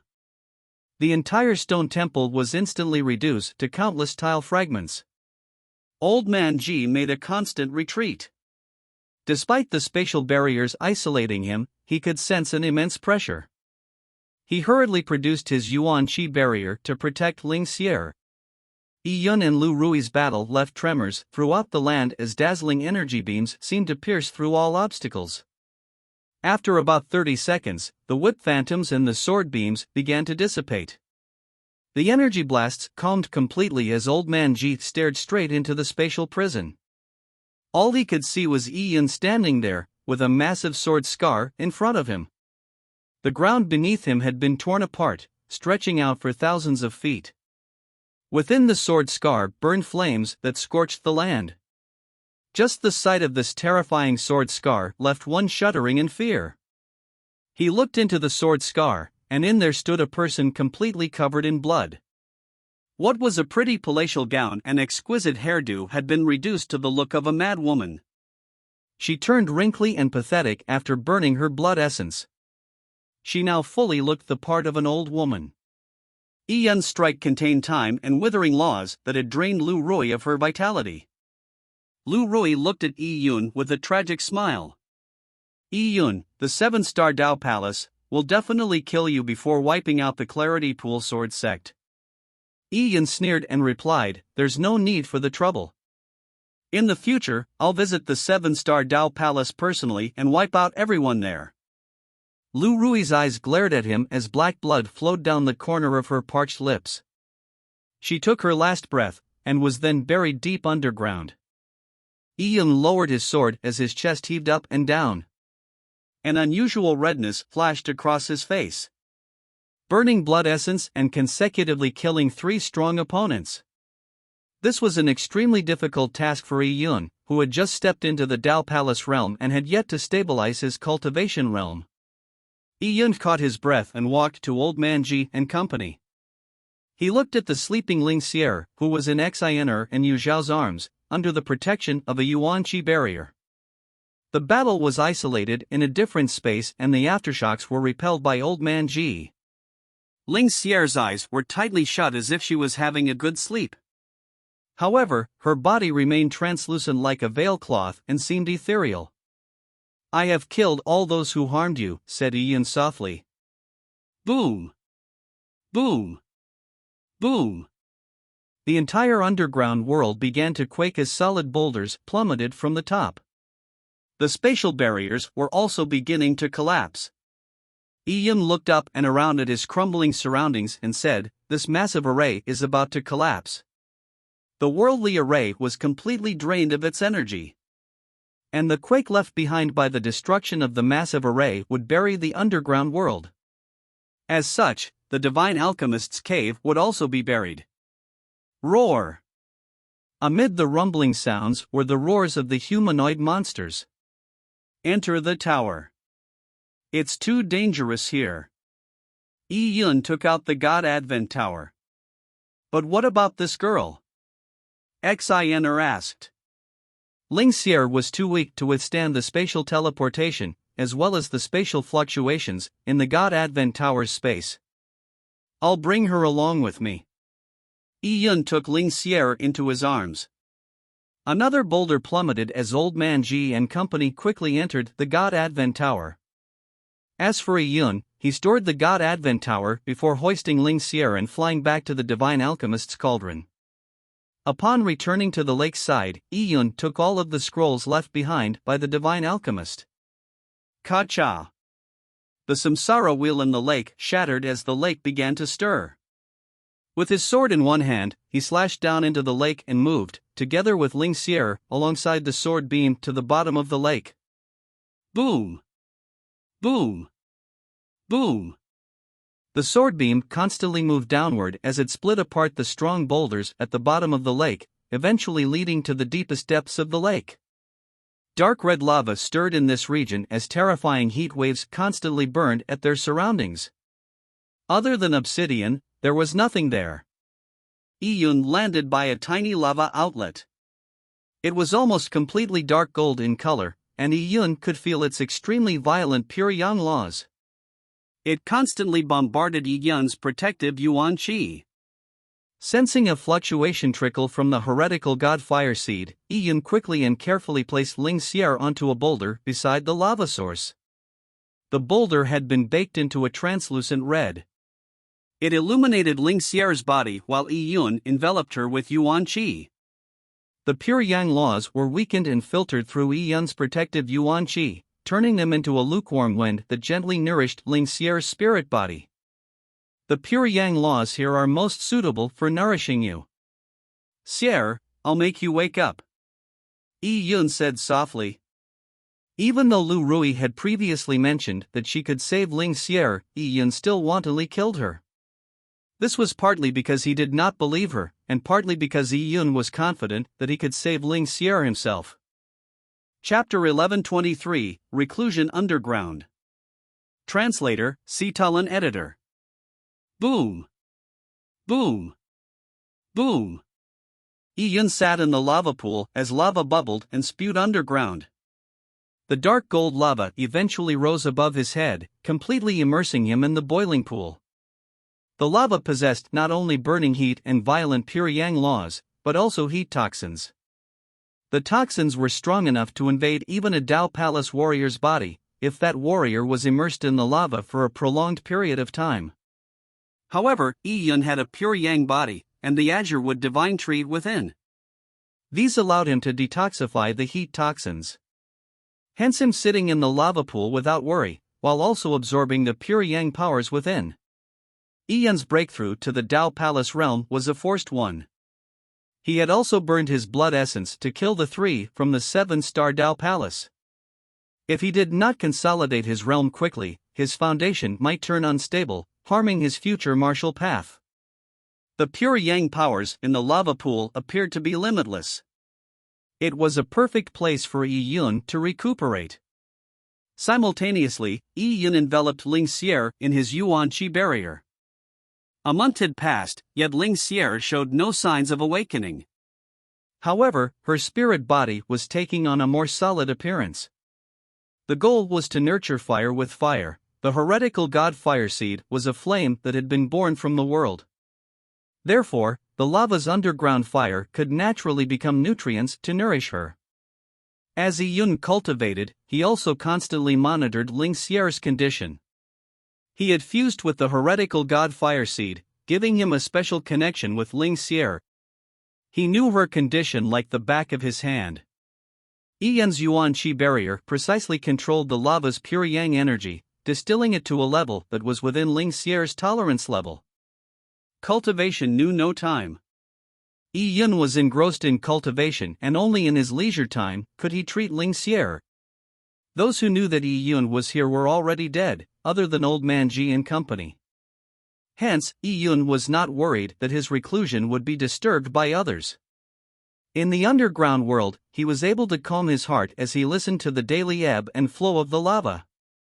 Yi Yun knew that the Clarity Pool Sword sect was still in danger. However, the expedition to the Sun Burial Sansi had cost the 7-star Dao Palace 4 deputy palatial lords as well as several 7-star high ambassadors. With the 7-star Dao Palace losing a great deal of its strength, they could no longer easily wipe out the Clarity Pool Sword sect even if they wanted to. Furthermore, the Clarity Pool Sword sect had an ancient array protecting their home. Breaking through that was also not an easy task. As for Ling Xier, her condition left Yi Yun gripped by worry.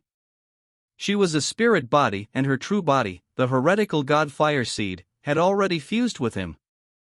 However, her spirit body was extremely weak, and healing her completely was easier said than done.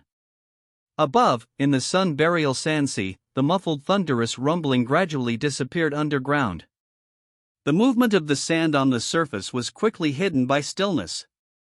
Most of the major factions, warriors that had come in search of treasures, did not know what had happened in the Sun Burial Sansi as they continued their search. As time went on, some warriors eventually gave up after failing to find anything. However, there were still others that continued searching diligently in hopes that a miracle might happen. Even if they could not find the supreme treasure Yang spirit that had triggered the phenomenon, finding a few companion items of the Yang spirit would also greatly change their lives for the better. 6th junior sister, bring Wu Su and company back to the sect after another month's search. I'll stay behind to continue the search. In the Sun Burial Sansi, 8 figures were walking in the desert. The person leading them was a stocky, middle-aged man. There was a faint yuan qi fluctuation shimmering over his body, isolating him the sand and heat. And behind him were 6 young juniors of both genders. There was another woman in her 30s that was wearing a black dress. That woman was the 6th junior sister that the middle-aged man addressed.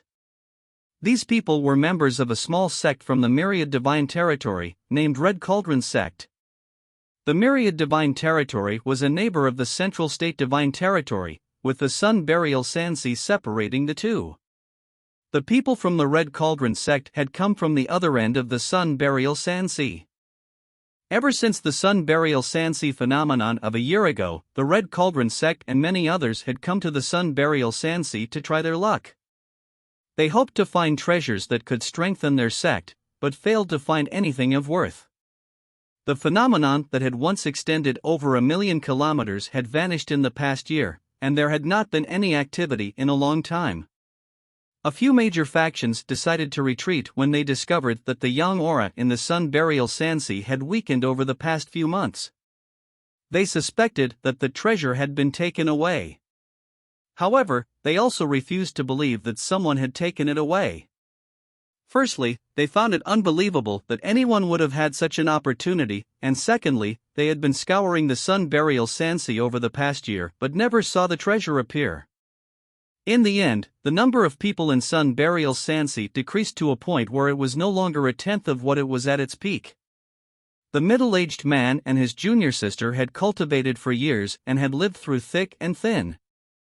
Now, they were leading the Red Cauldron sect's juniors on an expedition, with the intention of training them and giving them experience. A fruitless year had given the black-dressed woman thoughts of abandoning hope, but she shook her head when she thought of the situation her sect leader was in. Let's continue searching. The sect leader has been unconscious for a decade. Her frail life is constantly hanging by a thread and it can't continue.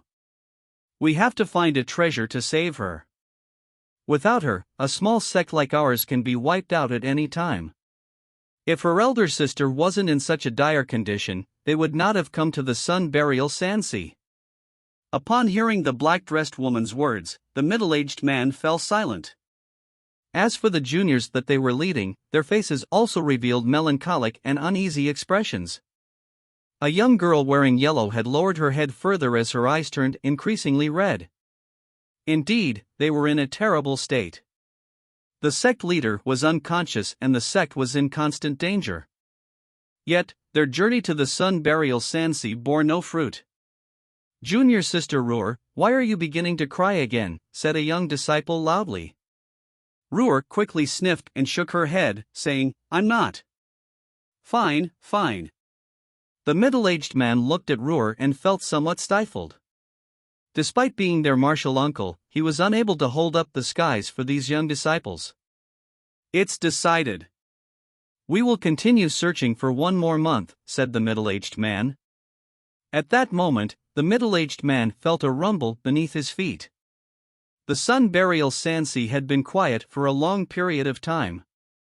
Therefore, the sudden quake shocked the Red Cauldron sect group. Even more shocking was that the rumble did not stop. Instead, the quake grew even more violent, reaching to the deepest depths of the land. Chow! A sharp screech seemed to burst out of the land, pricking straight at their eardrums. Instantly, the wind and clouds in the sky seemed to coalesce like they had been instigated by the screech. "What's going on?" The middle-aged man hurriedly instructed the young disciples to fly into the air to find their footing. Chapter 11:24, Soul-Nurturing Wood. Translator, Seetalon Editor. They saw a vortex appear in the desert beneath them, sucking the surrounding sand into it. The middle-aged man's face revealed a look of awe. This is a phenomenon associated with the birth of a treasure. They never expected that, just after deciding to leave soon, a phenomenon would happen. This was truly an example of every cloud having a silver lining. The phenomenon happened right beneath their feet. As a result, other warriors would not be able to beat them to it. This phenomenon. The black-dressed woman looked at the vortex beneath her in astonishment. Indeed, such a scene looked like the birth of a treasure. As for the young disciples, their excitement grew after the initial surprise. "Ah! Phenomenon?" Ruhr covered her mouth. The heavens must have heard her prayers and raised the luck of the downtrodden Red Cauldron sect. The middle-aged man's originally disheartened feelings were once again reignited with hope. Gradually the quaking stopped, but the middle-aged man had remembered the location of the vortex. He carefully probed the now silent spot of the vortex. Nothing about it seemed extraordinary. When he stabbed at it, there was no response. "It's safe. The treasure is probably still underground. Let's grab it quickly before other warriors arrive," said the middle-aged man. The other disciples watched the middle-aged man do the probe and, when they heard what he said, eagerly surrounded the area. "Everyone, let's work together and dig out the treasure," said the middle-aged man. "Yeah." However, an immense suction suddenly came from underground. All of them plummeted simultaneously into the vortex. There was no need for them to dig for the treasure because they had already fallen into it themselves. Screaming all the way, the Red Cauldron sect group fell into a massive empty cavern. The sand around the vortex gathered in the hole, burying the terrifying cavern entrance once again. The entrance was like a speck of dust in a desert that stretched out endlessly.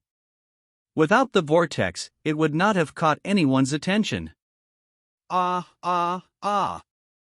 Amid the screams, Ruhr had no idea how far she had fallen. She only heard the howling of the wind by her ears as she constantly plummeted. The terrifying heat constantly bombarded her protective Yuan Qi, preventing her from even stopping.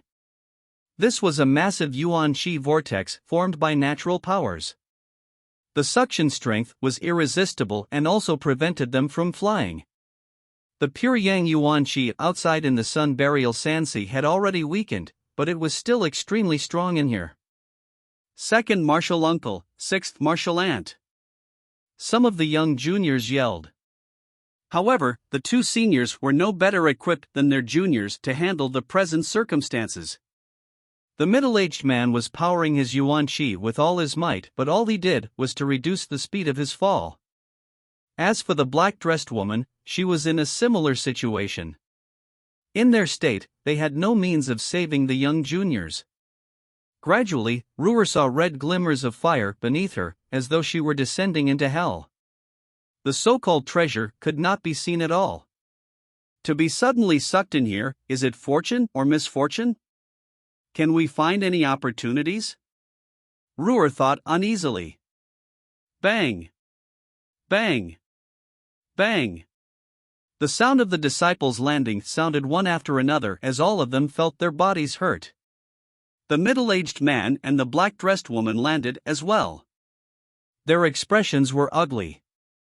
Although they had tried their best to use their yuan qi to help the disciples while they plummeted, the suction from the terrifying yuan qi was enough to make the disciples suffer. When they looked up, there was no sign of the cavern entrance, save for some sand falling from above. As for this place, Ruhr felt numb all over from the fall. When she stood up and saw the scene in front of her, her heart skipped a beat. There was bubbling lava, boulders baked red, and a terrifying pure yang power that constantly melted their protective yuan qi like it were ice. They could not stay here long or the heat toxins would invade their bodies, leading to an excruciating death. Upon thinking of herself as a desiccated corpse left in the deep depths of a cavern, Ruhr revealed a look of despair. Marshal uncle. I can't do anything either. The middle-aged man was having the same thoughts as Ruhr. If he were alone, he could attempt to barely climb back up. However, with so many disciples in his care, that was completely impossible. At that moment, the disciples were looking at him and the black-dressed woman in a panic. However, they did not know that the duo was also feeling great unease. Everyone, produce your yuan qi barriers and walk close together. It will conserve your yuan qi. Let's walk around and see if there's a way out, said the black-dressed woman. Both she and the middle-aged man had to conserve their yuan qi, so they only left yuan qi at the surface of their skin. Such an act could not isolate them from the heat, so it was excruciating. Yeah, with both our seniors here, we should be able to walk out of this place, right? It should be possible. Who knows, we might even find a treasure. The conversations between the young disciples made the middle-aged man and the black-dressed woman trade looks, and they saw their own bitter looks reflected in each other's eyes.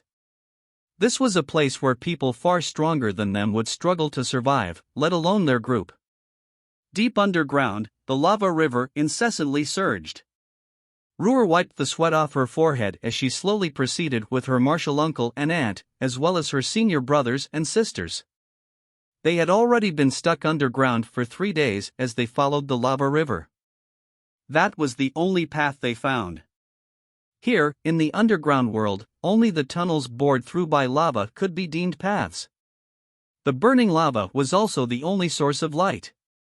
However, as they continued forward, their hope of getting out alive waned. Junior sister Ruhr, said her senior sister with an ashen look in her eyes. I don't think we can walk out of this alive. I never expected that we would end up being buried here. We haven't even seen any corpses here. And if we don't return with treasure, the Red Cauldron sect will also fall into decline. With sect leader unconscious, it would be meaningless even if we had the soul-nurturing wood. No, senior sister Luo. Don't give up. As Ruhr spoke, she secretly lifted her hand and dabbed the corner of her eye. In reality, she knew that it was very difficult for them to find a way out of this underground cavern. They had plummeted an unknown depth that was at least hundreds of thousands of feet. Even worse, she did not sense that they were walking towards the surface. There was also the matter of the pure yang powers and heat toxins that constantly encroached on their protective yuan qi. Even if an exit did exist, they might not be able to make it that far.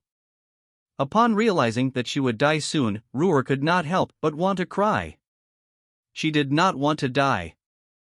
This feeling was not limited to Ruhr. The rest of the people from the Red Cauldron sect were also feeling immense despair. They originally thought they had seen the light at the end of the tunnel, but who knew that it would have such an outcome? The land they were in was like a burning hell that silently devoured them, and no one outside would ever even know their fate. The middle-aged man and the black-dressed woman had heavy expressions. The pure yang laws here were rich, and mixed with many chaotic laws. These prevented them from discerning their direction, and also prevented them from escaping by breaking through the landmass. It was truly a land of peril. Boom! Boom! Boom! At that moment, they faintly heard a muffled thunder sound from in front of them. The middle-aged man immediately looked up. The sound they heard resembled the sound they had heard before they fell down. Could it be that they had gone in circles this whole time and had returned back to their original location? "Let's go take a look," whispered the black-dressed woman. They had fallen from the surface because of the vortex that this commotion had stirred. Now that they were about to die, there was truly not much to fear, even if the area that produced the sound was dangerous. As they continued to proceed forward, the muffled thunder became louder.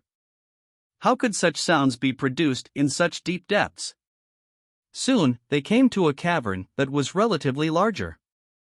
They quickly saw everything in the cavern. There was a lake of churning dark gold lava.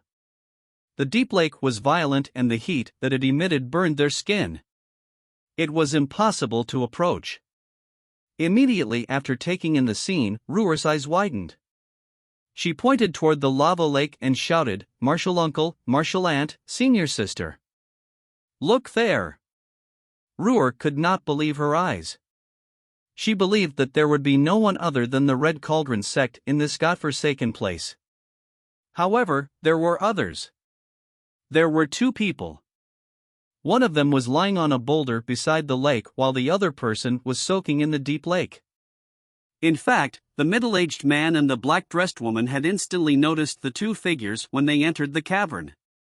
Unfortunately, the figure lying on the boulder did not show any signs of life. As for the one deep lake, how could a living person be soaking in it? "So," said the middle-aged man with a sigh, "there are others as unlucky as us. That person lying there looks like a young girl, but, from the looks of it, she's already dead. As for that one in the lake, I wonder how excruciating the pain is before his death." The black-dressed woman looked at the two figures and felt like they would share the same fate. As for Ruar, she was feeling downtrodden. In their present condition, there was no way they could approach the lake, nor retrieve the two corpses that had met with misfortune. It was then that the figure soaking in the lake suddenly stood up. There was a muffled thunder that came from within his body, as well as a sharp screech. The man turned his head over and opened his eyes. It was a pair of calm eyes. And in the deep recesses of his pupils were two gray flames that flickered strangely. His gaze made the people from the Red Cauldron sect jolt in fear. He was actually alive. And from the looks of it, he was extremely young. He was a youth not much older than the juniors of the Red Cauldron sect. Heavens, he was living in such a place? Cultivating? From the looks of it, he had been there for quite a period of time. As for the girl in front of him, what were her circumstances? Just as the group from the Red Cauldron sect were shuddering in fear, the youth spoke. "What were you talking about earlier? Soul-nurturing wood?" Chapter 1125, Ruar. Translator, C-Tullen Editor. You just said that you were stuck in this land of peril, and if we don't return with treasure, the Red Cauldron sect will also fall into decline. With sect leader unconscious, it would be meaningless even if we had the soul-nurturing wood. Isn't that right? Yi-Yun looked at a red-dressed girl who appeared to be in her 20s. She had a full figure and her face was pale. Yi-Yun recalled that Ruar called her senior sister Luo. Senior sister Luo was stupefied by Yi-Yun's questions. She had indeed said that to Ruar, but that was nearly 10 minutes ago. The youth had managed to repeat her words ad verbatim despite the wanton heat toxins and spewing lava in the underground world. His perception was way too terrifying. That also meant that he heard their chatter lamenting the tragic death of the youth that was none other than him. Instantly, the middle-aged man and company felt horrified. This youth had soaked himself in the lava pool like he was having a bubble bath. The dark gold lava flowed down his body, revealing muscles that had a jade-like quality to them, without any blemishes. And at that moment, the reason why the youth asked about the soul-nurturing wood was that he had plans for it. The soul-nurturing wood was a cornerstone treasure of their Red Cauldron sect. Now, it determined the life of their sect leader, and it was also their sect's secret. If not for them being trapped in this hidden land with little hope of escaping, Senior Sister Lua would not have brought it up so casually. At that moment, the middle-aged man took a step forward and blocked the young disciples behind him. He bit the bullet and bowed. Senior. A person that could soak in such a lava pool was definitely not the same age as Ruhr and company. Many old monsters could maintain a youthful appearance, so it was nothing odd. We chanced upon this place inadvertently. Senior, we truly had no intention to disturb you in your cultivation. For this, I seek your understanding, said the middle-aged man. The black-dressed woman hesitated for a moment before explaining, we were actually sucked in by the sun burial Sanseas phenomenon. About 3 or 4 days ago, there was a muffled thunder that suddenly came from the ground. Next, the sand depressed and manifested a vortex that sucked all of us in. As a result, we were trapped here underground and have been seeking a path out. Senior, we truly had no intention to disturb you. Ian pondered for a moment and surmised that, when he ended his cultivation some time ago, he had caused quite a commotion. Indeed, it matched the period that this group of people was sucked into the phenomenon. Ian also realized that these people were trapped underground because of him. This area gathered the last bits of pure yang gases in the sun burial Sansea. It was extremely beneficial to himself and Ling Xier, who had been born out of the heretical Godfire seed. However, to these warriors, it was definitely an insufferable heat toxin. Ian got up and walked out of the lava pool. His naked upper body and firm muscles exuded a beauty of strength. Combined with his massive yuan qi, he gave off a domineering pressure that made no one dare to look at him straight. He walked forward casually, but beneath his feet, pure yang laws naturally condensed together. The wisps of pure yang gases formed tiny golden crows, firebirds that seemed to prostrate themselves at Yun. Such a scene left the Red Cauldron sect disciples dumbstruck. What sort of person was this? The nomological insight and the Tao he cultivated far exceeded their imaginations. You haven't answered my question. What is the soul-nurturing wood that you mentioned?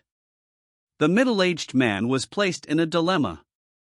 The soul-nurturing wood was obviously important to his sect, but if he did not answer honestly, the disciples would probably die here.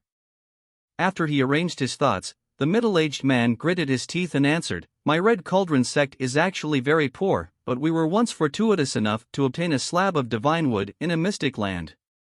It's completely black in color and can be used to nourish one's soul. Those who have suffered serious injuries to their soul can use it to recover, but it's useless for cultivation. As the middle-aged man spoke, he constantly watched Yun's reaction. He hoped that his words would cause Yun to rid his thoughts of the soul-nurturing wood. Soul-nurturing wood, completely black in color. Indeed, that is the treasured herb recorded in the Divine Alchemist's notes, soul-returning root. This Red Cauldron sect probably doesn't recognize the soul-returning root and calls it the soul-nurturing wood. It's rather apt in any case. Yun looked at Ling Xier, who was lying on a boulder. After a year of being injected with pure yang energy, Ling Xier's body had turned a lot more corporeal, however, she showed no signs of awakening. Damage of the soul was not something that could be remedied simply by the use of pure yang energy. However, the soul-returning root had given Yun a glimmer of hope. Where is your sect? Asked Yun. The middle-aged man's heart sank as he gritted his teeth and said honestly, it's in the myriad divine territory. We are just a tiny sect. The middle-aged man lamented inwardly.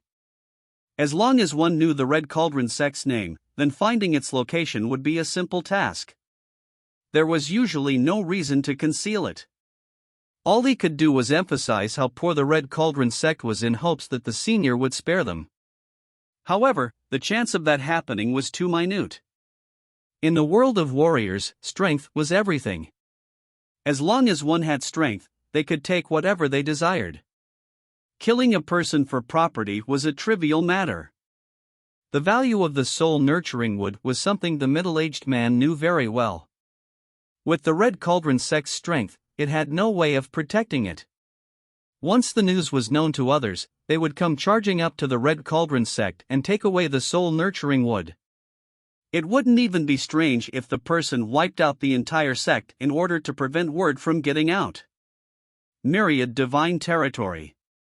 Yi Yun knew of this place. In the notes left behind by the Divine Alchemist, there was a scroll named Various Divine Compendium. It recorded the places that the Divine Alchemist had stayed in for extended periods of time. These places were mainly the Sinkhole and the Yang God Empyrean Heaven, but one of them was the Myriad Divine Territory. For various reasons, the Divine Alchemist had gone to the Myriad Divine Territory several times. He had even stayed there for decades once. Yi Yun pondered over the matter when, suddenly, a 15-year-old girl briskly walked out of the Red Cauldron sect group. She plopped to the ground and knelt in front of Yi Yun. Her petite body was prostrated against the hot boulders, but even though the heat was unbearable, she remained motionless. "Ruor, what are you doing?" The black-dressed woman's expression turned to one of panic. "Ruor, don't be rude." The middle-aged man hurriedly rushed to drag Ruor away, but she refused to get up. She said, "Senior, the soul-nurturing wood is our Red Cauldron sect's only hope. If you take it away, my father's soul will be obliterated in less than 3 days.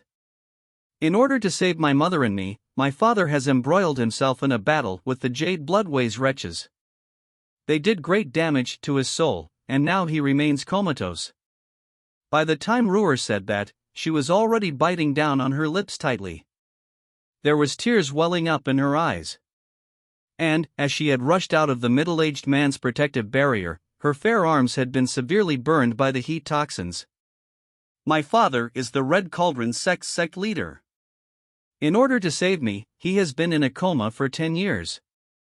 He is the strongest person in the Red Cauldron sect. If my father doesn't wake up, and our enemies learn of his state, the Red Cauldron sect might not be able to retain our ancestral grounds. We came here to the Sun Burial Sandsea in search of medicine for father. However, we have found nothing to date and ended up entering your cultivation spot inadvertently. We have been trapped here for 3 days without finding a path out, and have no more options. Senior, I know that you have an extraordinary cultivation level and my Red Cauldron sect only has a tiny slab of soul-nurturing wood. It's worth nothing to you, but, to my Red Cauldron sect, it's an item that can save the entire sect. Senior, please take pity on us. If you are willing to let us leave this land of peril, then I am willing to be your slave to repay your kindness." Ruor had spoken in one breath, while tears streamed down her face. It truly endeared others to her. She seemed bent on punishing herself, for she refused to get up despite the burning wounds on her arms turning increasingly worse. Chapter 1126, Conditions. Translator, Sitalan Editor. "Ruor, what are you doing?" The middle-aged man and the black-dressed woman turned frantic. They never expected that Ruor would kneel down, let alone say such shocking things. However, Ruor continued gritting her teeth as she stubbornly said, "Father ended up like that in order to save me. It's also because of me that the Red Cauldron sect is now in danger. And when everyone came out here to search for medicine, we ended up being trapped in this land of peril. Senior, if you can show compassion, I'll be eternally grateful if my life of servitude can be exchanged for everyone's life." Over the past decade, Ruor had looked at her comatose father and felt regret. She always felt that she had sinned against the Red Cauldron sect, therefore, she was willing to die as long as it helped her father or redeemed the Red Cauldron sect in any way. "Ruor, don't speak nonsense." The middle-aged man and the black-dressed woman hurriedly bowed at Yi Yun. "Ruor is young and naive. Senior, please do not mind her. A mighty figure that could bathe in lava must have lived for tens of thousands of years. His limitless strength could reduce them to dust with a simple wave of his hand. To such an existence, what worth was Ruor's sad tale? If he truly wanted the soul-nurturing wood, he would just take Ruhr as a dessert after he was satiated with gobbling up the soul-nurturing wood. This turn of events had happened extremely fast. Yi Yun was left dumbfounded for quite a while when he saw the situation unfold in front of him. He never expected that his few casual questions would have such an effect. He left the Red Cauldron sect horrified, and the young girl named Ruhr had refused to get up after kneeling down. She even swore that she would be willing to be his slave to save the rest if he were to send them out of this land of peril. In fact, they had only been trapped as a result of Yi Yun's cultivation. It was natural for him to help them escape without asking for repayment. Upon reflecting on this, Yi Yun could not help but reveal an off look. When did I become so terrifying? On careful thought, his cultivation level had indeed improved by leaps and bounds with the passage of time. It seemed that he was no longer treated as a junior, but an accomplished old monster. In a warrior's world, power reigns supreme. An old monster that could easily control the lives of others did not need to use threatening words. A few simple questions were enough to strike terror into the hearts of others. Yi Yun was a little at a loss on whether to laugh or cry. He said, "First things first, get up. I have no plans to do anything to all of you." Yi Yun waved his hand and a gush of pure yang yuan qi lifted Ruhr up. There were pure yang auras everywhere in this land of peril that others could not withstand. But strangely, Yi Yun's pure yang aura was warm to the touch. When it enveloped the body, it was extremely comfortable. Yi Yun noticed that Ruhr's pink arms had been burned red. It was to the point that her skin had split apart. It was quite pitiable that such fair and exquisite skin would receive such damage. Yi Yun waved his hand and sucked out all the heat toxins from her body before sending a warm and nourishing yuan qi into her. The burns on Ruhr's arms recovered at a speed noticeable to the eyes. Ruhr was stunned. Her first impression was that such an old monster who cultivated in such perilous lands was likely an eccentric person with a quick temper. It would have been a blessing if he was not quick to kill. She never expected that he would treat her wounds.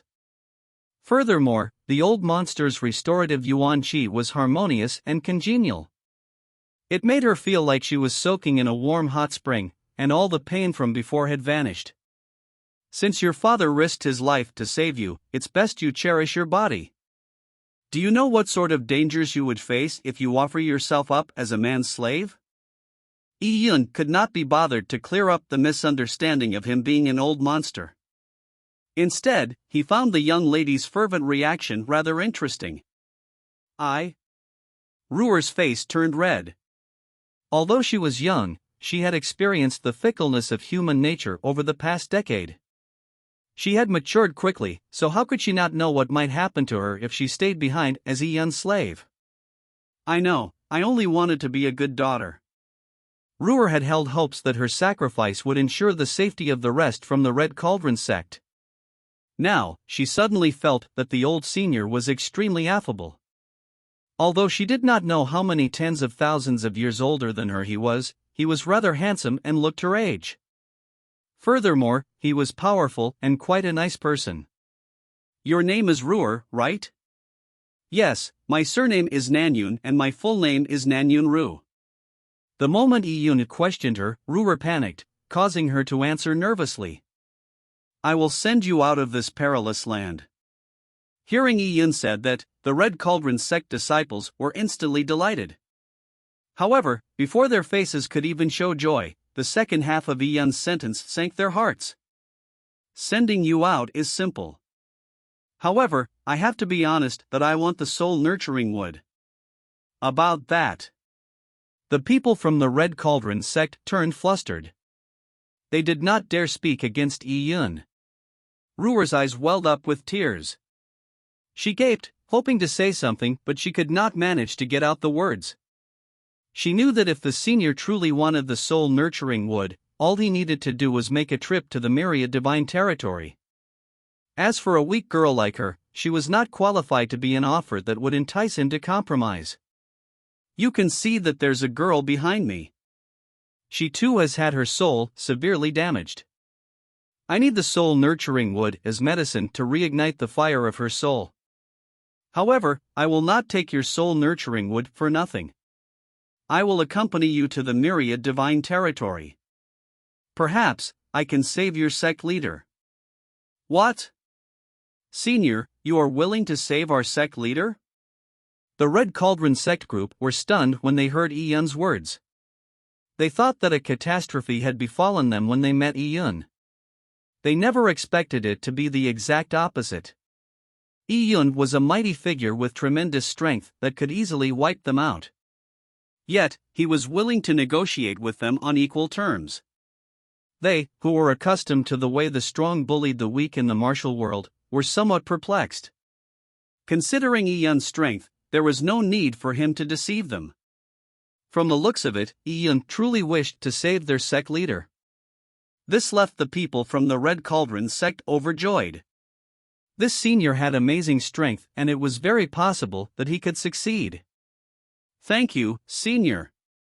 The middle-aged man was extremely excited as he gave Yun a deep bow. Ruer's excited face turned red. She had no idea how to thank Yun. Curb your enthusiasm. I might not be able to save him. Yun did not want to guarantee anything. After all, the Red Cauldron sect leader had suffered soul damage. However, a weaker soul was relatively easier to treat. As for a worldly divine object like Sierre, a soul that had been born out of hundreds of millions of years, it was a lot more difficult. If Senior is unable to succeed, it is our sect leader's fate. We would not hold out any more hope, said the middle-aged man sincerely. All right. Then it's settled. However, I still have something to deal with here. Once I'm finished, I'll accompany you to the Myriad Divine Territory. Chapter 1127, Settling Down. Translator, Citulin Editor. When Yun heard the name, Myriad Divine Territory, he wanted to take a trip there. The Divine Alchemist's various divine compendium had information about the Myriad Divine Territory, as he had personally gone to the Myriad Divine Territory several times. That was because the territory was extremely large in size. Furthermore, there was a natural spatial node that connected it to many other divine territories in the Yang God Empyrean heaven. It could be said to be a crossroad. Such unique conditions caused the Myriad Divine Territory to develop into one of the greatest treasure exchanges in the Yang God Empyrean heaven. It was also how the Myriad Divine Territory got the word myriad in its name. In comparison, the Central State Divine Territory was just one of the many divine territories in the Yang God Empyrean heaven. Senior, feel free to take care of whatever you need. Where shall we wait for you? The middle-aged man asked politely. Naturally, he did not dare raise any objections to Yun's arrangements. All of you can wait here. Yun's casual response left the people from the Red Cauldron sect stunned. There were intense heat toxins here. How could they wait here? It's not that I do not trust you, but the soul-nurturing wood is too important to me. For safety's sake, all of you shall stay here until I come back to prevent any incidents. Furthermore, I will plant trackers on your bodies. Even if something does happen, I will be able to ascertain your locations. As Yun spoke, he flicked his finger and a nomological fragment gathered at his fingertip, turning into a tiny gray wheel. This was a seal condensed from his destruction laws. Unless one's strength far exceeded Yun's, it was impossible to remove. 8 small wheels were sent into all the Red Cauldron sect members' bodies. Following that, Yun waved his hand and circulated spatial dimension laws. Space that spanned thousands of feet became greatly distorted, forming a space that resembled a gigantic chicken egg. It enveloped everyone within. Boom! The land beneath their feet cracked as a winding seal created a spatial barrier. It cocooned everyone and quickly descended deeper underground. Witnessing the spatial barrier quickly burrow deeper underground, all the Red Cauldron sect disciples felt a little horrified. It continued to plummet for about 5 minutes before the spatial barrier finally came to a stop. It didn't stop there. Ian then raised both hands, and the soil and rock contained within the spatial barrier started to move and sculpt, forming tunnels and stone houses, until a miniature underground palace complex was constructed. Ian did not fully trust the people from the Red Cauldron sect, so he did not place them inside the God Advent Tower. Instead, he went through the troublesome work of building a town deep underground using a spatial barrier. The chances of them being discovered by others were nearly zero, and it was absolutely safe. Of course, without Iyun, it was also impossible for them to leave. Upon realizing this, the Red Cauldron sect disciples were worried. If Iyun were to break his promise, wouldn't they be trapped here? It would be no different than being buried alive in this deep underground world. Stay here. It might take somewhere from half a year to several years, but I will return for all of you. As long as several years? The Red Cauldron sect disciples felt bitter. Although their new quarters were certainly spacious and comfortable, it was quite a severe blow to them to stay with nothing to do. Of course, they did not dare question the arrangement Iyun had set up for them. All they could do was nod in agreement. Suddenly, Iyun touched his interspatial ring and 3 chests flew out. Pa! The chests popped open. In the first chest, there were jade slips and books, the second chest was filled with pill bottles and jade boxes containing relics and pills, and finally, the last chest was filled with weapons and spiritual artifacts. Iyun had killed many people over the years, and searched all of their interspatial rings for treasure. As a result, he had accumulated a lot of cultivation techniques, pills, and weapons that were useless to him. They were of no worth to Iyun. He casually took out the 3 chests and said to the Red Cauldron sect disciples, "Take and eat these pills. Feel free to use the cultivation techniques and weapons. I'll be leaving now." As Iyun spoke, his figure flashed, instantly vanishing from the spatial barrier. His brief exit left the Red Cauldron sect disciples looking at each other. After some time, Ruer walked forward and took out a pill bottle from the chest of pills. When she opened it, a few green pills rolled out. A refreshing and tranquilizing herbal aroma was released, making Ruer feel light. Wasn't this a Dao fruit relic? Dao fruit relics were used by Heaven Ascension Realm warriors to break through to the Dao Manifestation Realm and condense their Dao fruits. Ruer was stunned as she hurriedly continued checking. "Martial uncle, martial aunt, quick take a look. These pills and these weapons." Everyone from the Red Cauldron sect immediately rushed over to look through the chests.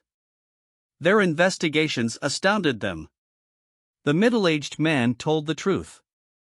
The Red Cauldron sect was really very poor. Hence, when their disciples went out on training expeditions, it was mainly to search for resources and wealth. Over the past decade, their Red Cauldron sect disciples had gone on risky expeditions but obtained little in return. However, Iyun had casually thrown out all these things. Making a proper count, many disciples perished on the numerous dangerous expeditions the Red Cauldron sect had embarked on over the past decade. However, adding up all the items they obtained did not even match a tenth of the value of the items in the chests. Ruer felt an extreme mix of complicated emotions. The difference between them and the senior was just too great. Can we really use these items as we wish? Ruer touched the bottle of Dao fruit relic wistfully. Such pills would benefit her future cultivation extremely. However, she felt using them freely would be rather extravagant. The middle-aged man saw the lit-up eyes of the disciples. His throat moved before he said, "Since the senior has so casually given them, it means they are nothing to him, let's use them." Boom! Iyun bored directly out of the ground. Sierra had been stored in the God Advent Tower by Iyun. Over the past year, although Sierra remained unconscious, the state of her soul had stabilized. She was able to experience some of the spatial distortions during a spatial transportation. After Iyun appeared, there were still warriors searching for treasures in a radius of 100 kilometers. However, before they arrived, they saw a figure charge straight to the horizon, vanishing in the blink of an eye. I wonder which mighty senior that is. These warriors came to a stop. That kind of senior was someone they did not dare offend. Yi Yun went straight for Jade Luster City's teleportation array. The guards watching the teleportation array suddenly felt a gray wind blow through the array and reeled in shock. Before they were able to take any action, they discovered that the teleportation array had automatically activated itself. Following that, a light flashed and the gray wind disappeared. What happened? It seems like the teleportation array was activated a moment ago? The guards at the teleportation array were left baffled. And a moment later, Yi Yun had arrived at a spot tens of thousands of kilometers away. After he came out of the teleportation array, he used his movement techniques to rapidly fly. Soon, he found a hidden spatial node according to a spot he memorized. Through that spatial node, he traversed a distance of hundreds of thousands of kilometers, going straight to the internal space of the Clarity Pool Sword Sect. Chapter 1128, Return. Translator, Seetulin. Editor, Seetulin. Throughout the past year, the Clarity Pool Sword Sect had been under constant siege by the Seven-Star Dao Palace. However, the Clarity Pool Sword Sect had a massive array to defend itself, and 2 experts holding down the fort. As for the Seven-Star Dao Palace, it did not attempt any large-scale invasions. Instead, they had increased their manpower. They also sent array experts to survey the Clarity Pool Sword Sect's mountain on a daily basis to search for a way to crack the array. Under these circumstances, the Clarity Pool Sword Sect was very much in danger. Even drops of water eventually wear down a stone, so no matter how impervious the Clarity Pool Sword Sect's array defense was, it wouldn't stop the spatial node from eventually being discovered by the Seven-Star Dao Palace. The sect had sealed the gates, forbidding anyone from entering or leaving. They began expending their stored resources. It wasn't a long-term solution, and Yi Yun had left the Clarity Pool Sword Sect a year ago. He went off to the Sun Burial Sansi, making the Clarity Pool Sword Sect's Sect Master, Jian Wufeng, and Grand Elder, Jian Bai, extremely worried. They had placed all their bets on Yi Yun. If anything untoward were to happen to him, they would lose terribly. When the Seven-Star Dao Palace experts that had gone seeking treasures in the Sun Burial Sansi eventually returned, their Clarity Pool Sword Sect would simply await annihilation. In such a situation, no one in the Clarity Pool Sword Sect could relax. Jian Xiaoshuang practiced arduously every day. She meditated, battled, and cultivated the Clarity Pool Sword Sect heritage, as well as the cultivation techniques and sword Dao that Yi Yun had left behind. The things Yi Yun left behind had opened all sorts of doors for Jian Xiaoshuang. Now, she could see her martial path on a higher level. However, Jian Xiaoshuang also felt immense stress. Her sworn brother had been gone a year, with his fate uncertain. Over the past year, the Seven-Star Dao Palace was a looming threat that placed the Clarity Pool Sword Sect in extreme danger. Jian Xiaoshuang wanted to have the power to change things herself, no matter how tiny her impact was. Everything required strength. She had even made plans for the worst. If Yi Yun perished in the Sun Burial Sansi and the Clarity Pool Sword Sect was eventually invaded by the Seven-Star Dao Palace, then she would have to escape before the Clarity Pool Sword Sect was completely massacred. She would bear the burden of a blood vendetta. She would practice her sword techniques diligently, so that one day she could charge up to the Seven-Star Dao Palace and settle the grudge. The Seven-Star Dao Palace was extremely powerful, so she might need 1,000 years or even 10,000 years for it to even be possible. A more likely outcome would be her dying with her grudges. Every time she thought of that, Jian Xiaoshuang choked up. The Seven-Star Dao Palace is trying to crack the array again. As Jian Xiaoshuang was working hard at practicing her swordplay, her sparring partner, Jian Fenghong, commented. Over the past year, this happened on a daily basis. They never knew if today would be the day the Seven-Star Dao Palace succeeded. Ignore them. Again. Jian Xiaoshuang raised her sword and charged at Jian Fenghong. Jian Fenghong turned serious as he carefully faced her in battle. He could sense the improvement in Jian Xiaoshuang's sword Dao. It truly was a rapid improvement and, if it continued, his sword Dao might not be sufficient to guide her in a year's time. Their two swords clashed as Jian Fenghong produced his hard-soft sword intent. Suddenly, the space within the clarity pool sword sect vibrated violently as if something unexpected had happened. Oh? Has the seven-star Dao Palace found a way to crack it? Jian Fenghong's expression changed. Ignoring his sparring with Jian Xiaoshuang, he ran to the entrance with a sword in hand. Jian Bai and Jian Wufeng had also flown out of their palaces. The spatial node is vibrating. Someone is entering through the spatial node. Jian Wufeng furrowed his brows as he circulated all his energy. The aura that was coming in through the spatial node made him panic. This person was extremely powerful. Could it be the seven-star Dao Palace? Jian Bai questioned. He obviously hoped that the person coming through the spatial node was Yi Yun. However, the person's immense aura only gave him ominous thoughts. If the seven-star Dao Palace was coming, their Clarity Pool Sword sect would be in for a slaughter. They might not even have the time to move the fire seed of their Clarity Pool Sword sect. Ka-cha! Space trembled and, in an instant, a spatial rift appeared. A pair of hands stretched out, tearing apart the entire space. Following that, a youth dressed in azure clothes stepped out of the spatial rift. Despite the intense energy fluctuations, the youth had casually torn apart space as though he were pulling away curtains. When they saw the youth's appearance, Jian Bai and Jian Wufeng were stunned. They were prepared to attack, but the person that had passed through the spatial node was Yi Yun. When did Yi Yun's aura become so powerful? Brother Yi. Jian Xiaoshuang was stumped too. She was prepared to fight a bloody battle and tear out a path to escape. After only a year, how did Yi Yun's aura become so powerful? Senior Wufeng, Senior Bai. Yi Yun bowed at the two and said with a smile, "Sorry for worrying the two of you. My expedition to the Sun Burial Sandsea has been quite fruitful, but my return was delayed." Yi Yun, you. Jian Wufeng sized up Yi Yun. You have broken through to the Dao Palace realm. Before Yi Yun left, he was only at the mid-stages of the Dao Manifestation realm. Yet here he stood at the Dao Palace realm. Was it possible to make such a huge leap in cultivation in a year's time? Jian Wufeng had never heard of anyone cultivate at such a pace since time immemorial. There was a unique opportunity that had existed for hundreds of millions of years in the Sun Burial Sandsea. I used it to make a fortuitous breakthrough.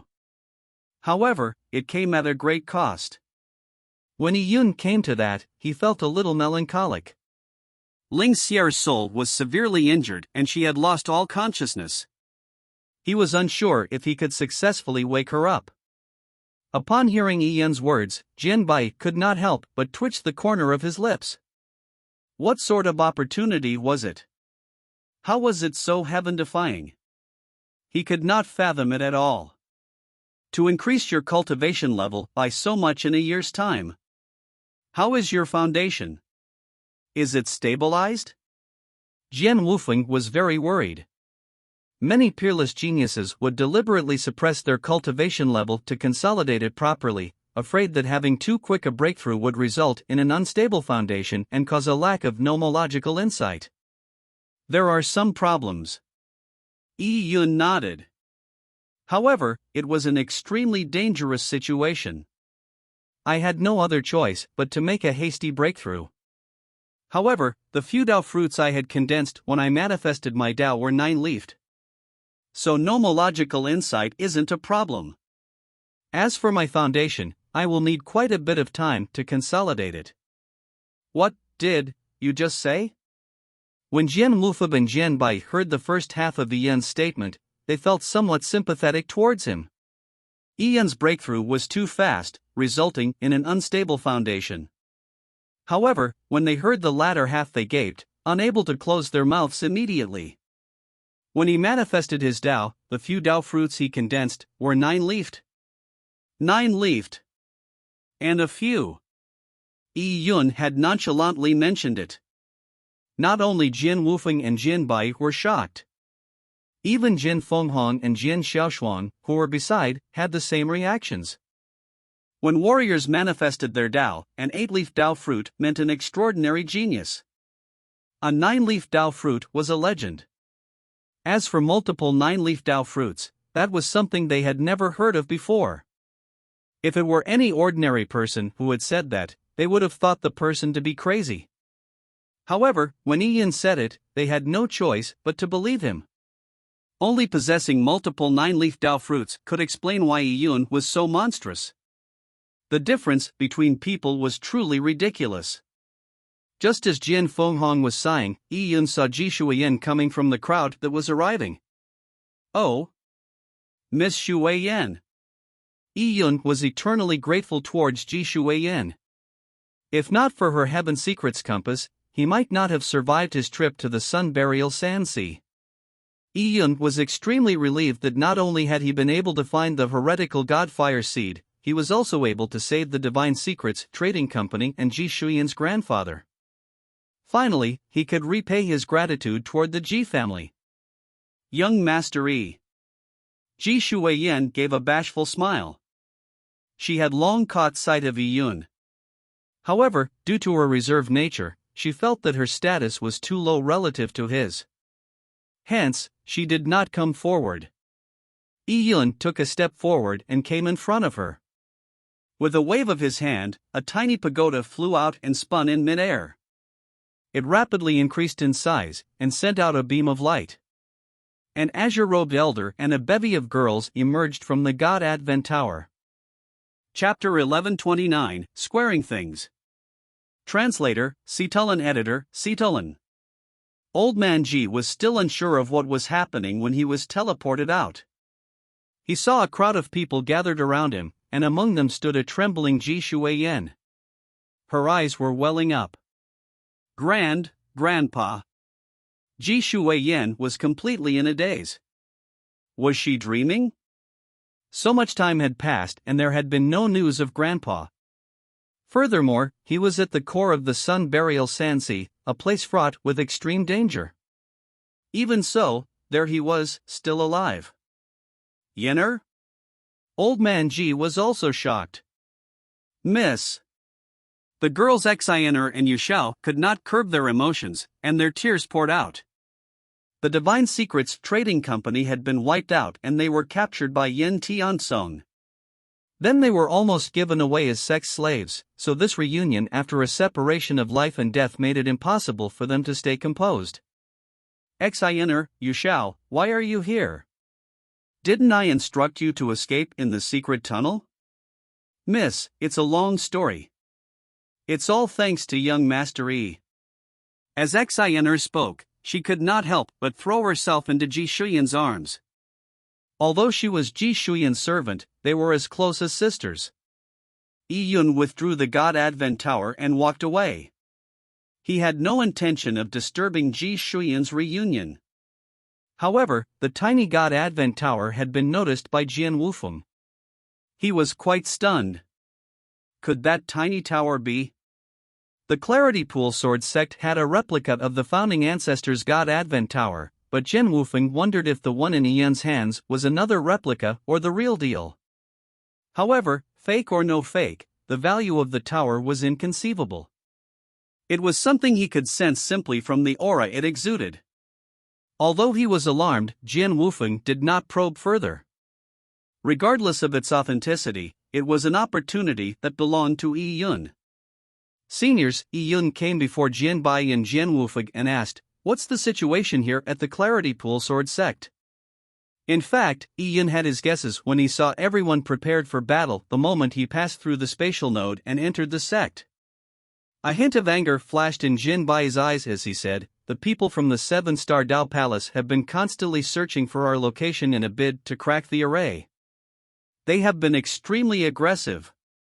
They know we are monitoring them, so they keep making declarations, asking us to surrender as soon as possible and tell them your location. I had no choice but to seal the entrance. Not a single disciple has been outside for experiential training." Yi Yun was not surprised when he heard that. After his leap in strength, these people could no longer cause a stir in his heart. Let's not talk about that. Now that you have safely returned, and considering our Clarity Pool sword sect hasn't fallen after a year, we'll be safe even if we gave them a few more years. As for you, what happened in the Sun Burial Sand Sea? Jian Wufeng knew that Lu Rui and company had gone to the Sun Burial Sand Sea. What he didn't know was if Yi Yun had bumped into them. He was curious as to how Yi Yun was able to return safely without any trouble from them. Let's talk about those things in the future. Since I have returned, it's time to square the vendetta with the 7-star Dao Palace. As Yi Yun spoke, a cold glimmer flashed in his eyes. Jian Wufeng, Jian Bai, and the surrounding disciples were stunned. Square the vendetta? Now! Before they could ask him anything, Yi Yun suddenly took a step forward and instantly moved to the spatial node that connected the Clarity Pool sword sect to the external world. He reached out and tore the space open. A huge stride was taken and, with the flash of a beam, a broken sword appeared in his hand. He had been walking in mid-air, crossing 1,000 feet with a single step, hence, he appeared to vanish in the blink of an eye. Yi Yun! Jian Wufeng was alarmed when he saw this scene. He had a hunch when he heard Yi Yun say those words, but he never imagined that Yi Yun would just leave without discussing such a huge matter. There were people from the 7-star Dao Palace outside. Junior brother, let's quickly follow him. Jian Bai was also shocked. Although Yi Yun had returned with an extremely powerful aura that even the sect masters felt pressured by, and a pair of mysterious gray eyes, the opponent was still the powerful and unfathomable 7-star Dao Palace.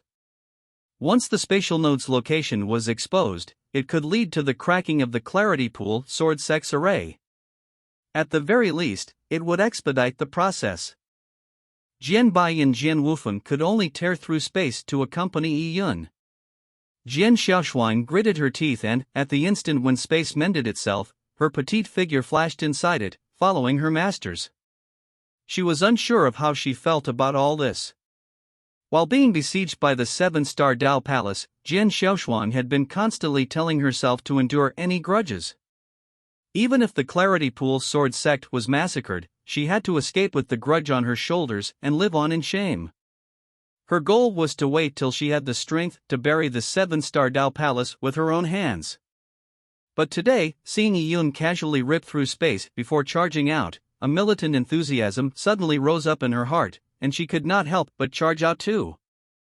Perhaps it was her trust and reverence of Yi Yun. Or she had been infected by Yi Yun's immense confidence. Whatever the reason, all she wanted to do was face and witness everything alongside him. Junior sister Xiaoshuang. Jian Fenghong was alarmed. He could ignore the fact that Yi Yun and the two seniors had gone out, but Jian Xiaoshuan had left as well. Jian Fenghong was momentarily flustered. He knew that he would be useless outside and that it was better to stay behind to keep up the morale of the others. He raised his hand and projected the situation outside in the sky. Instantly, killing intent rose inside the Clarity Pool sword sect. Everyone was nervous and confused. Although Yi Yun was very powerful, why did he choose to battle the 7-star Dao Palace now? The 7-star Dao Palace had 4 deputy palatial lords, a mysterious palatial lord, and the 7 high ambassadors. Cowards of the Clarity Pool sword sect, I know you can hear me. I once advised you to open the gates and pledge allegiance to the 7-star Dao Palace, and I would ensure your safety. Unfortunately, you have all refused my kind exhortations. Now, I have changed my mind.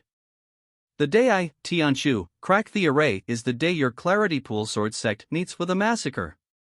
Outside the Clarity Pool mountain stood a 7-starred robed, middle-aged man with long hair guffawing. He was one of the 7 high ambassadors of the 7-star Dao Palace, High Ambassador Tianshu. High Ambassador Tianshu had studied arrays for tens of thousands of years. His knowledge of the art of arrays was said to be the best in the 7-star Dao Palace. Upon hearing that the Clarity Pool sword sect had an ancient array protecting it, High Ambassador Tianshu yearned to have a go at cracking the Clarity Pool sword sect's array.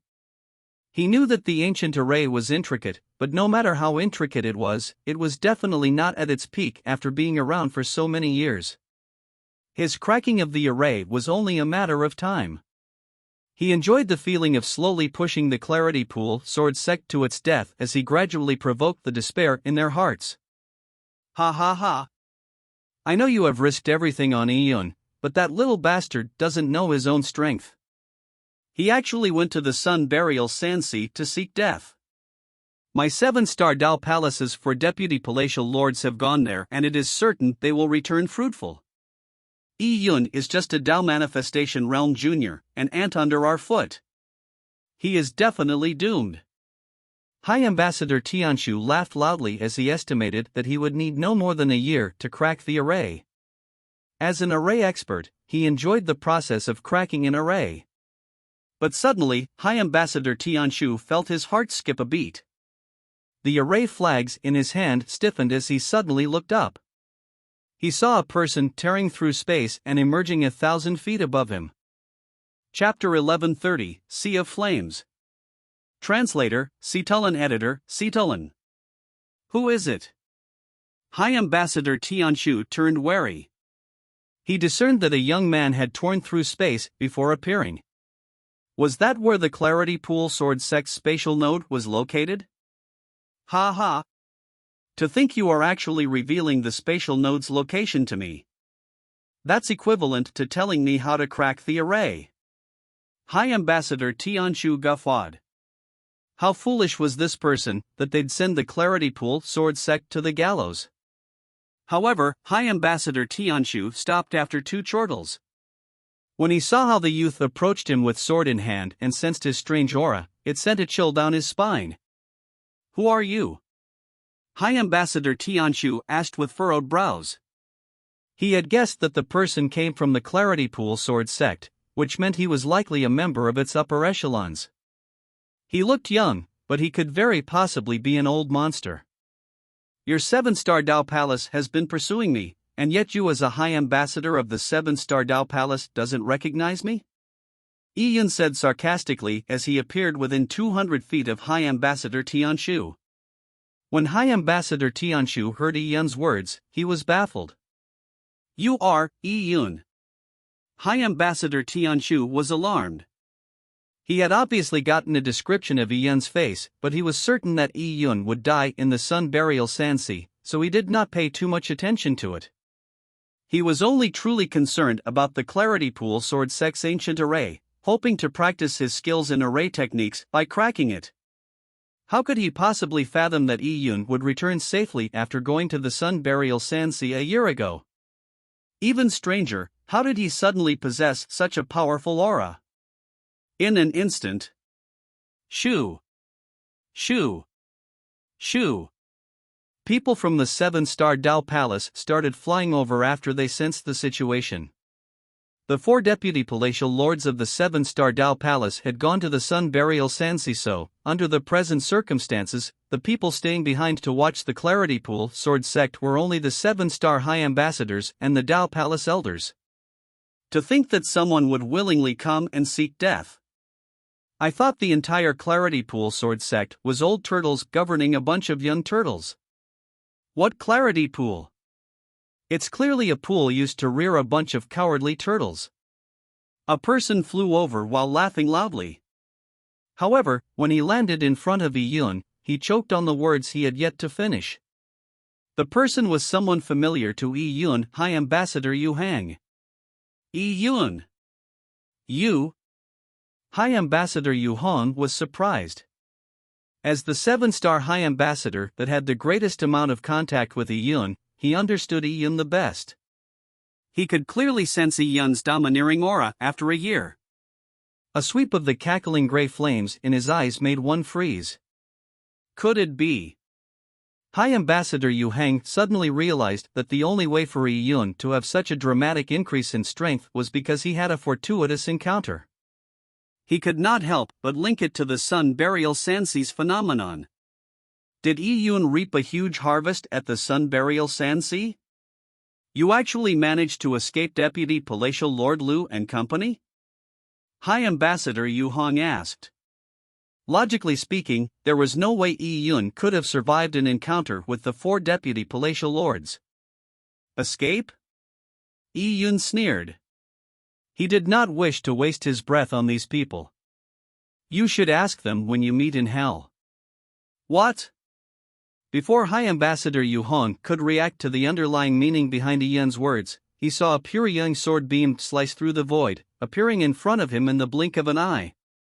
Little bastard, do you think you are my match?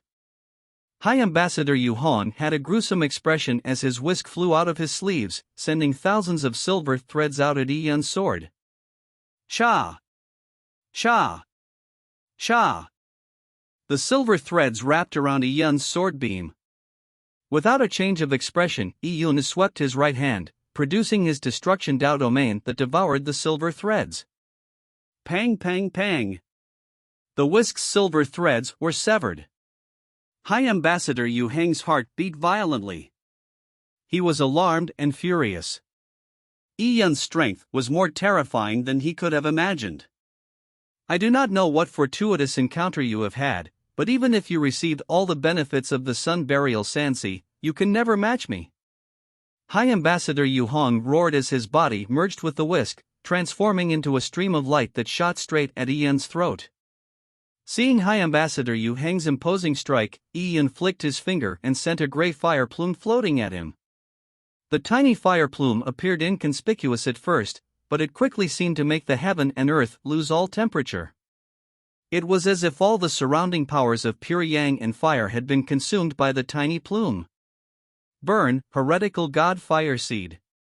Yi Yun softly said as the tiny fire plume suddenly burst. Surging flames spread out as if gray constellations of stars had plummeted to the mortal world. This is. High Ambassador Yu Hong and High Ambassador Tianshu were completely enveloped by the gray flames. They desperately conjured their Yuanqi barriers to protect them, but to no avail. Their barriers were consumed by the inferno. Immediately following that, tragic screams sounded out from everywhere. The 7-star Dao Palace disciples that had rushed over were burned to ash. Ah, ah, ah. High Ambassador Yu Hong let out a hoarse bellow, for he finally understood that he was no match for Yi Yun at all. When he recalled Yi Yun's words about going to hell to ask his question, he finally realized the horrifying possibility. Perhaps the 4 deputy palatial lords of the 7-star Dao Palace had been killed by Yi Yun. The 4 deputy palatial lords had been killed by Yi Yun alone. How was this possible? And yet, Yi Yun had released a terrifying inferno that slaughtering them like they were pigs or chickens. He had no choice but to believe in this shocking conclusion. He gritted his teeth and crushed a voice transmission charm, sending out information on the current happenings, as well as calling for reinforcements. But in a moment, Yi Yun had already appeared behind High Ambassador Yu Hang. Phew! Yi Yun thrust out his sword, completely condensed from the heretical god flames. The terrifying heretical god's flames tore through High Ambassador Yu Hang's chest, completely consuming his innards in flames. Black ash spewed out of High Ambassador Yu Hang's mouth as his eyes gradually lost their luster.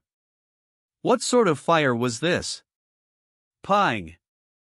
High Ambassador Yu Hong transformed into a cloud of flying ash. As for High Ambassador Tianshu, who was not as strong as High Ambassador Yu Hong, he had been engulfed by the heretical god flames.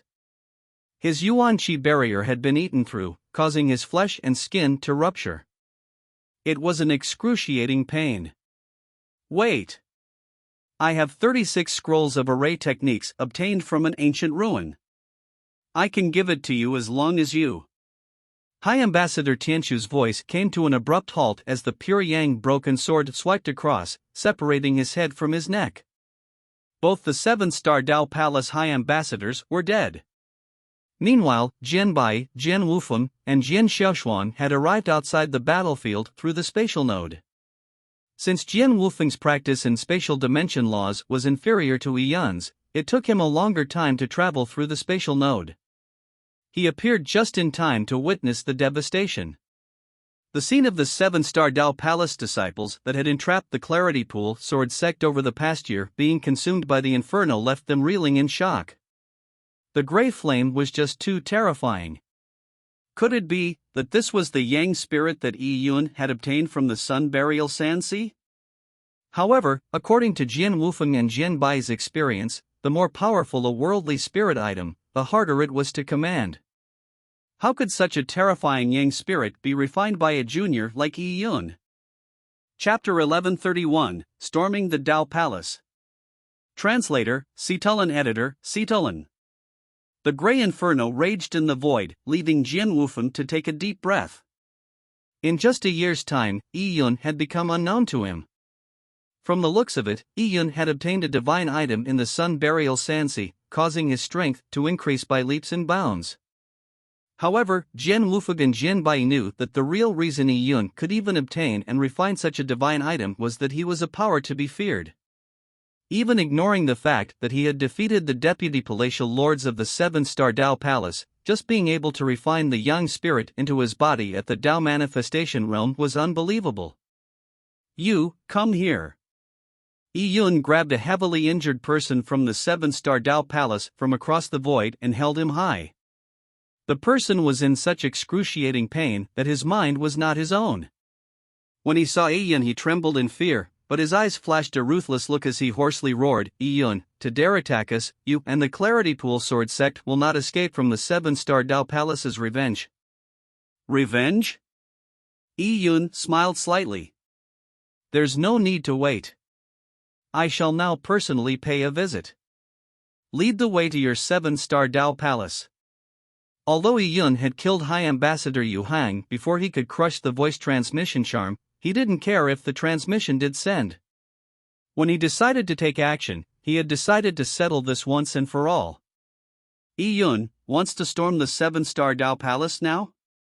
Yi Yun's words left Jian Wufeng and company reeling in shock once again. The way he wiped out this group from the Seven-Star Dao Palace was truly astounding. But these people did not make up the main force of the Seven-Star Dao Palace. The Seven-Star Dao Palace was a top-tier sect in the Central State Divine Territory. It was protected by a massive array and had no shortage of experts. However, they could no longer stop Yi Yun. With the Seven-Star Dao Palace grunt in hand, he transformed into a stream of light and flew far into the distance. "Let's follow," said Jian Wufeng. Jian Xiaoshuan was following behind like she was in a dream. Just 15 minutes ago, they had been besieged and unable to leave. In the blink of an eye, Yi Yun had turned the tables and was about to storm the Seven-Star Dao Palace. The Seven-Star Dao Palace was located on an immortal mountain in the Central State Divine Territory. Clouds covered the mountains with a thin, everlasting air lingering. When seen from above, 7 palaces were laid out like a 7-starred constellation. It had a massive presence. To mortals and ordinary warriors, this place could be called the 7-Star Immortal Palace. It was a famous and sacred place that was not to be violated. But on this day, a figure with electrifying killing intent came crashing down from the sky, before landing in the square in front of the Seven-Star Dao Palace's entrance. Who is it? The disciples guarding the entrance immediately rushed forward.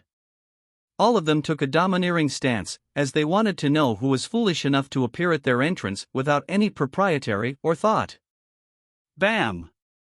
A person that was on his last breath slammed in front of them. The disciples were immediately stunned when they saw this. The figure was in a tragic state. His entire body was charred black, and from the clothes he wore, they could tell he was from the Seven-Star Dao Palace. Elder Chu. One of the disciples managed to recognize the person, and only barely. This was actually one of their elders. Elder Chu, what happened? Didn't you go to wipe out the Clarity Pool Sword sect? Why are you in this state? The disciple asked in disbelief. Elder Chu looked up into the sky above the square, right at Yi Yun's figure. Quick, we have all been killed by him. The disciples felt their heads buzz. Only then did they recall that a figure had thrown Elder Chu in front of them. They looked up in shock at Yi Yun. This was the person that had killed Elder Chu and the rest? At that moment, Yi Yun began speaking. He said, "Today, I'm here to wipe out the 7-star Dao Palace. Anyone who hinders me shall be executed without a second thought. If you value your life, all you need to do is get out of my way and descend the mountain." Yi Yun looked at the palaces in front of him. All of them would soon be dyed red with blood. However, Yi Yun would not kill the tens of thousands of 7-star Dao Palace disciples. All he wanted was to erase the existence of the 7-star Dao Palace in the Central State Divine Territory. Wipe out my 7-star Dao Palace? What an ostentatious claim! The two disciples felt emboldened to yell at Yi Yun, for they had the entire 7-star Dao Palace backing them from behind. But in an instant, they felt a gentle breeze as the figure flew past them. Pwa pwa pwa! Instantly, sword scars appeared on the two disciples as they spewed blood from their mouth and died. The remaining disciples turned limp with fear. Their limbs turned cold. They could not see how Yi Yun had made his move. All they saw was two people die in a flash. With that, none of them dared oppose him. They scampered down the mountain in fear. Yi Yun came in front of the mountain, only to be stopped by the erase fluctuation. He slashed down with his broken sword. Slash! Boom!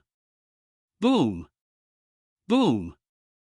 The entire entrance vibrated and alerted everyone in the 7-star Dao Palace. How audacious!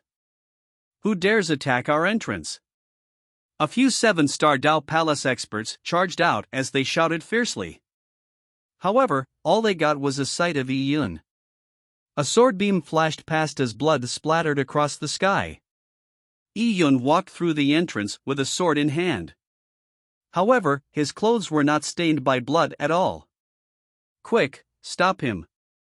Who is this person?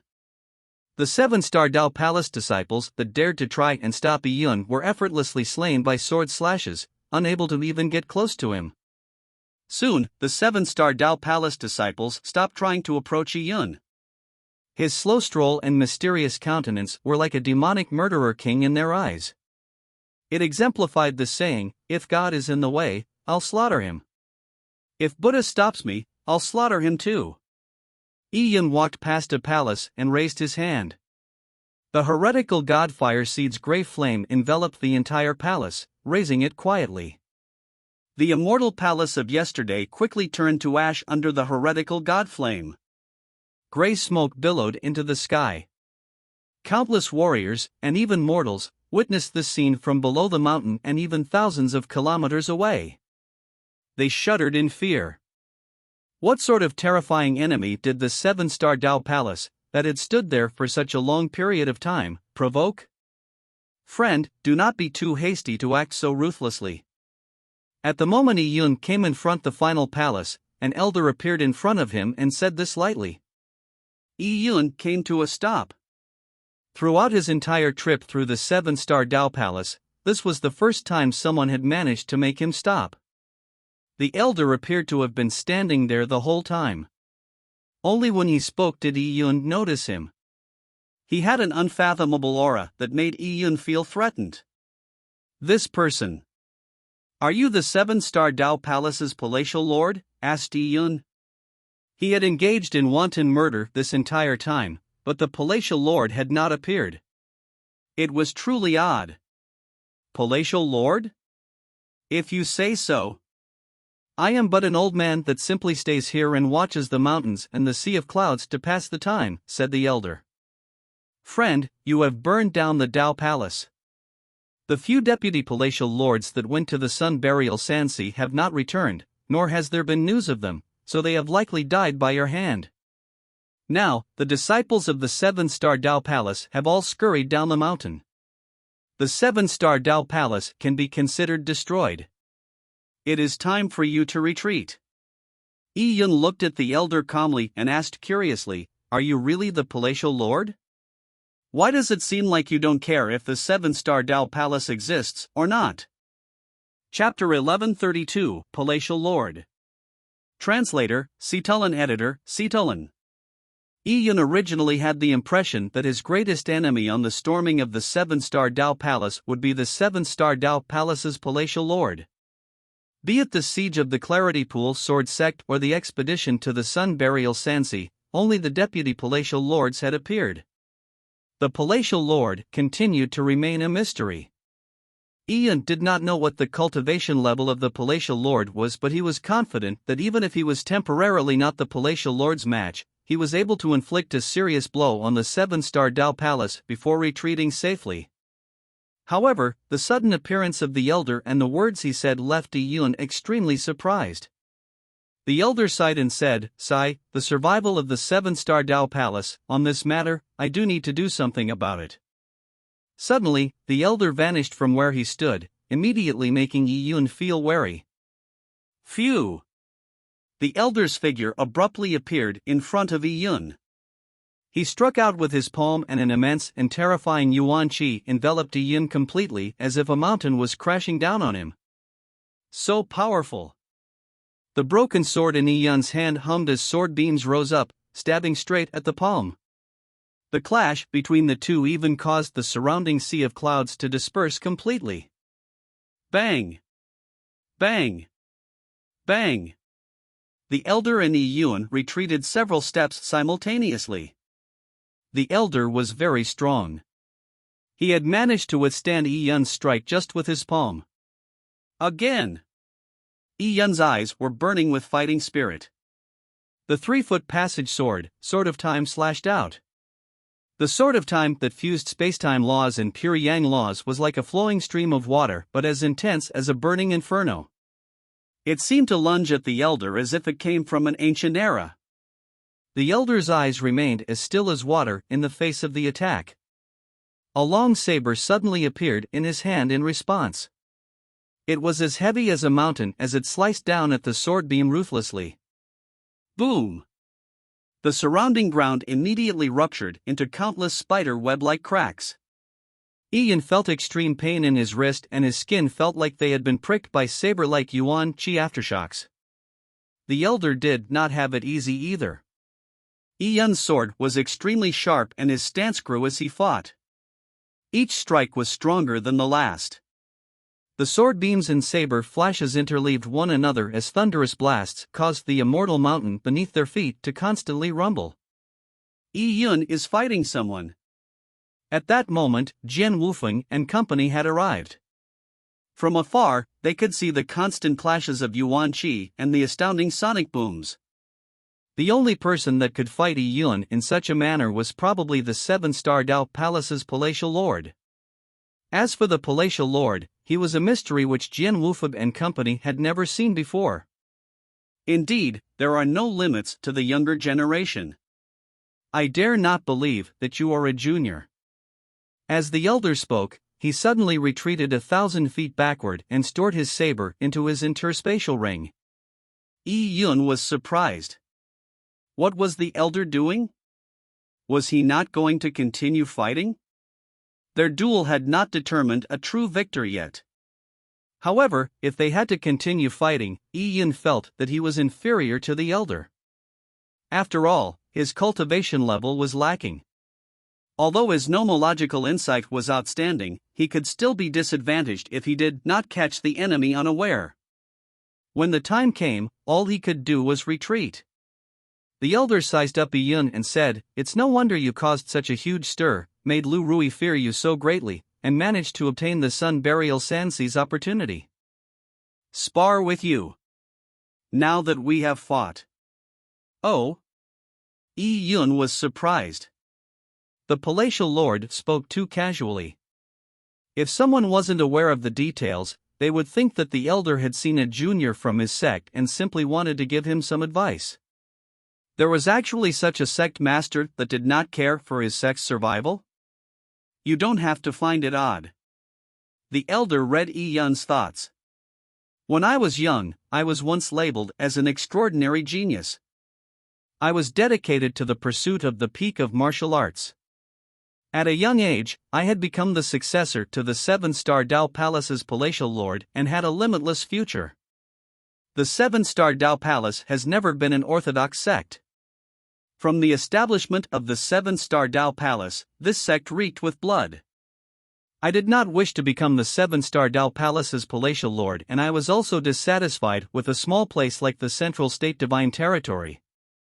I wasn't even satisfied with the Yang God Emperor in heaven. At the age of 100, I left the Central State Divine Territory and went on experiential training for a millennium. Finally, I entered the expert-filled sinkhole and had once established myself there. However, when the elder said this, he sighed. When I was on the crest of success, I had accompanied hundreds of experts to a mystic realm in the sinkhole in search of opportunities to make a further breakthrough. But I encountered a terrifying danger. Nearly all the hundreds of experts with me had perished. Although I managed to return, my Dao Palace was shattered, causing my cultivation to be crippled. As the elder spoke, he gradually shook his head. Yi Yun was stumped. Had his cultivation been crippled? How tremendous a blow was this to a warrior? From that moment on, I was destined to mediocrity. After so many years, my strength has recovered to its present state. I returned to the seven-star Dao Palace, becoming its palatial lord. Certain things are destined. The seven-star Dao Palace has its fate, and I became sick of the mundanity of the world. I gradually reclused myself in the back mountain while the 4 deputy palatial lords vied for power as they ran the seven-star Dao Palace together. On this trip to the Sun Burial Sand Sea, I had expected its outcome. Even without you, if the true Yang spirit were to appear and obtained by the 4 of them, there was bound to be a life-and-death battle among the 4. And the ultimate victor probably hoped to refine the Yang spirit and return to kill me after having a tremendous improvement in strength, becoming the seven-star Dao Palace's palatial lord. The elder slowly mentioned his thoughts, confounding Yi Yun. This elder was so aware of everything, yet he did nothing nor attempt to stop them? Right or wrong, success or failure may be gone with a turn of the head. There is nothing in this world that lasts forever. It is the same for the seven-star Dao Palace. I have seen glory in the past and no longer care for the present struggles. Just like how Azure Yang Lord had established the Grand Qian Empire, but the only thing left is a remnant vestige in the form of the Clarity Pool Sword sect, as well as the Minute Aura in your sword. A divine empire that had once flourished, but what of it now? Yi Yun was surprised. The elder actually knew so many things of the past. He even knew about Azure Yang Lord. The Clarity Pool Sword sect was considered a reclusive sect in the Central State Divine Territory. Their relationship with the Azure Yang Lord was something few people knew. Senior, you mentioned that the Great Qian Empire is gone. I would like to ask if you know about Bai Yuan? She was formerly the Azure Yang Lord's wife. She had harmed him and finally took control of the Grand Qian Empire. Yi Yun's tone turned a lot more respectful in his questions. Bai Yuan was extremely talented and was once Azure Yang Lord's love. They had controlled the divine empire together and were called the Sacred Emperor and Sacred Empress. Eventually, Bai Yuan had betrayed Azure Yang Lord. She had harmed Azure Yang Lord before his battle with Sha Hongxue from the Fei race for the title of Divine Lord. She left with a rusty sword tip that Azure Yang Lord had brought back from the sinkhole, causing Azure Yang Lord to suffer an abject defeat under Sha Hongxue's hands. He lost his title as Divine Lord and fell into mediocrity, eventually reaching the Tian Yuan world. Later on, he met the ancient Great Empress in the Tian Yuan world, gradually restoring his strength. He created the Great Empress Mystic Realm and left the God Advent Tower behind, which eventually came into Yi Yun's hands. It also meant that Bai Yuan had a sword tip in her hands. And that sword tip. Yi Yun clenched the pure Yang broken sword tightly. He knew that the sword tip belonged to the other half of the pure Yang broken sword.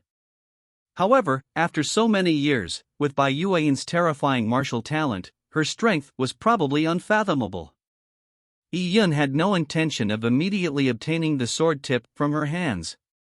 He was only curious about the reason why, despite betraying Azure Yang Lord, she had allowed the Clarity Pool Sword sect to continue surviving in the Central State Divine Territory. Bai Yuan? The elder shook his head. I do not know of this person. However, the successor of the Grand Qian Empire later uprooted the faction entirely and left the Central State Divine Territory to head for the sinkhole. Headed for the sinkhole? Yi Yun frowned. Even Azure Yang Lord did not know why Baiyuan had betrayed him. However, why did she give up the Divine Empire's massive territory? Baiyuan was shrouded in mystery. Since she had left the Central State Divine Territory, it was understandable how the Clarity Pool Sword Sect had managed to survive. Senior, you have been in the sinkhole before. Do you know which part of the sinkhole the Grand Qian Empire is in? Yi Yun wanted to know where the other half of the sword tip had been brought to. Furthermore, he had acquired Azure Yang Lord's heritage. He was bent on avenging Azure Yang Lord's near-death experience after being betrayed by her and losing everything. The elder suddenly said with a laugh, "My sect has been wiped out by you, yet here you are, asking me so many questions. That's a little overboard. Now, with everything settled, and you have fought me, it's time for you to leave. Now that there's only me here, I will finally be able to have some peace and quiet." With that said, the elder did not stay a moment longer. He turned and walked into the palace. Gong! The palace's door closed, leaving Yi Yun standing in the square and staring at the tightly closed door. The elder was like an ancient well. He was tranquil but with a glorious past. Yi Yun shook his head. Since the elder was unwilling to answer his questions, he would not receive an answer even if he forced one. The Myriad Divine Territory is a place where exchanges happen. Perhaps I'll be able to obtain some information there. Yi Yun thought to himself. Finally, he took a look at the Immortal Mountain.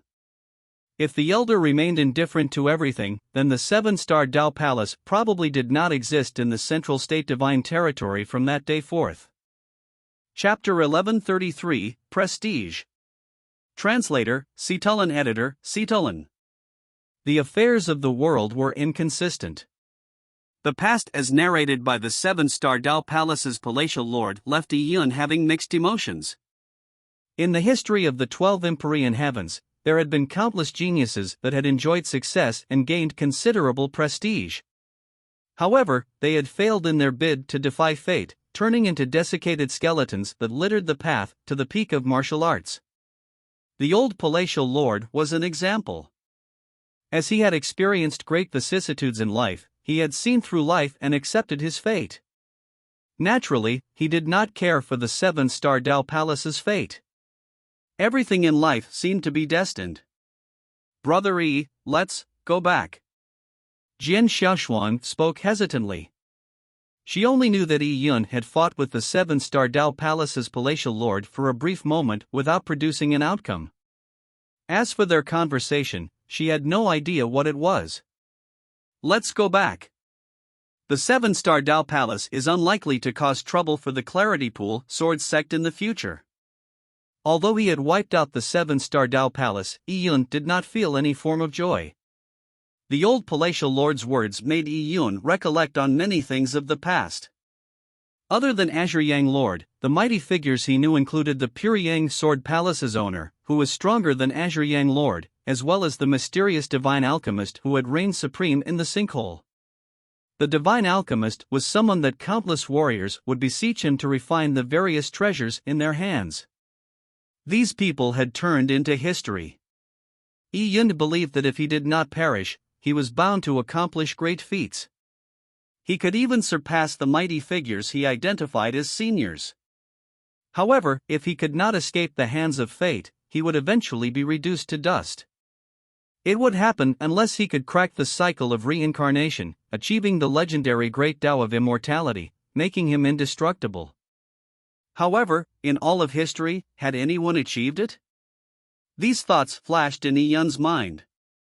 For some reason, he recalled the long-haired black-dressed woman he had encountered back in the Azure Wood Great World. Perhaps, among all the peerless experts he had encountered, she was the one closest to that legendary state. When Yi Yun returned to the Clarity Pool Sword Sect, the news of the 7-star Dao Palace's wipeout quickly proliferated through the mouths of the disciples that had escaped 7-Star Mountain. People knew that Yun, who had disappeared for a year, had stormed Seven Star Mountain and wiped out the Seven-Star Dao Palace. Yun's name quickly spread. Everyone previously knew that Yun was the strongest person among the younger generation, with strength far exceeding Jian Xiaoshuang.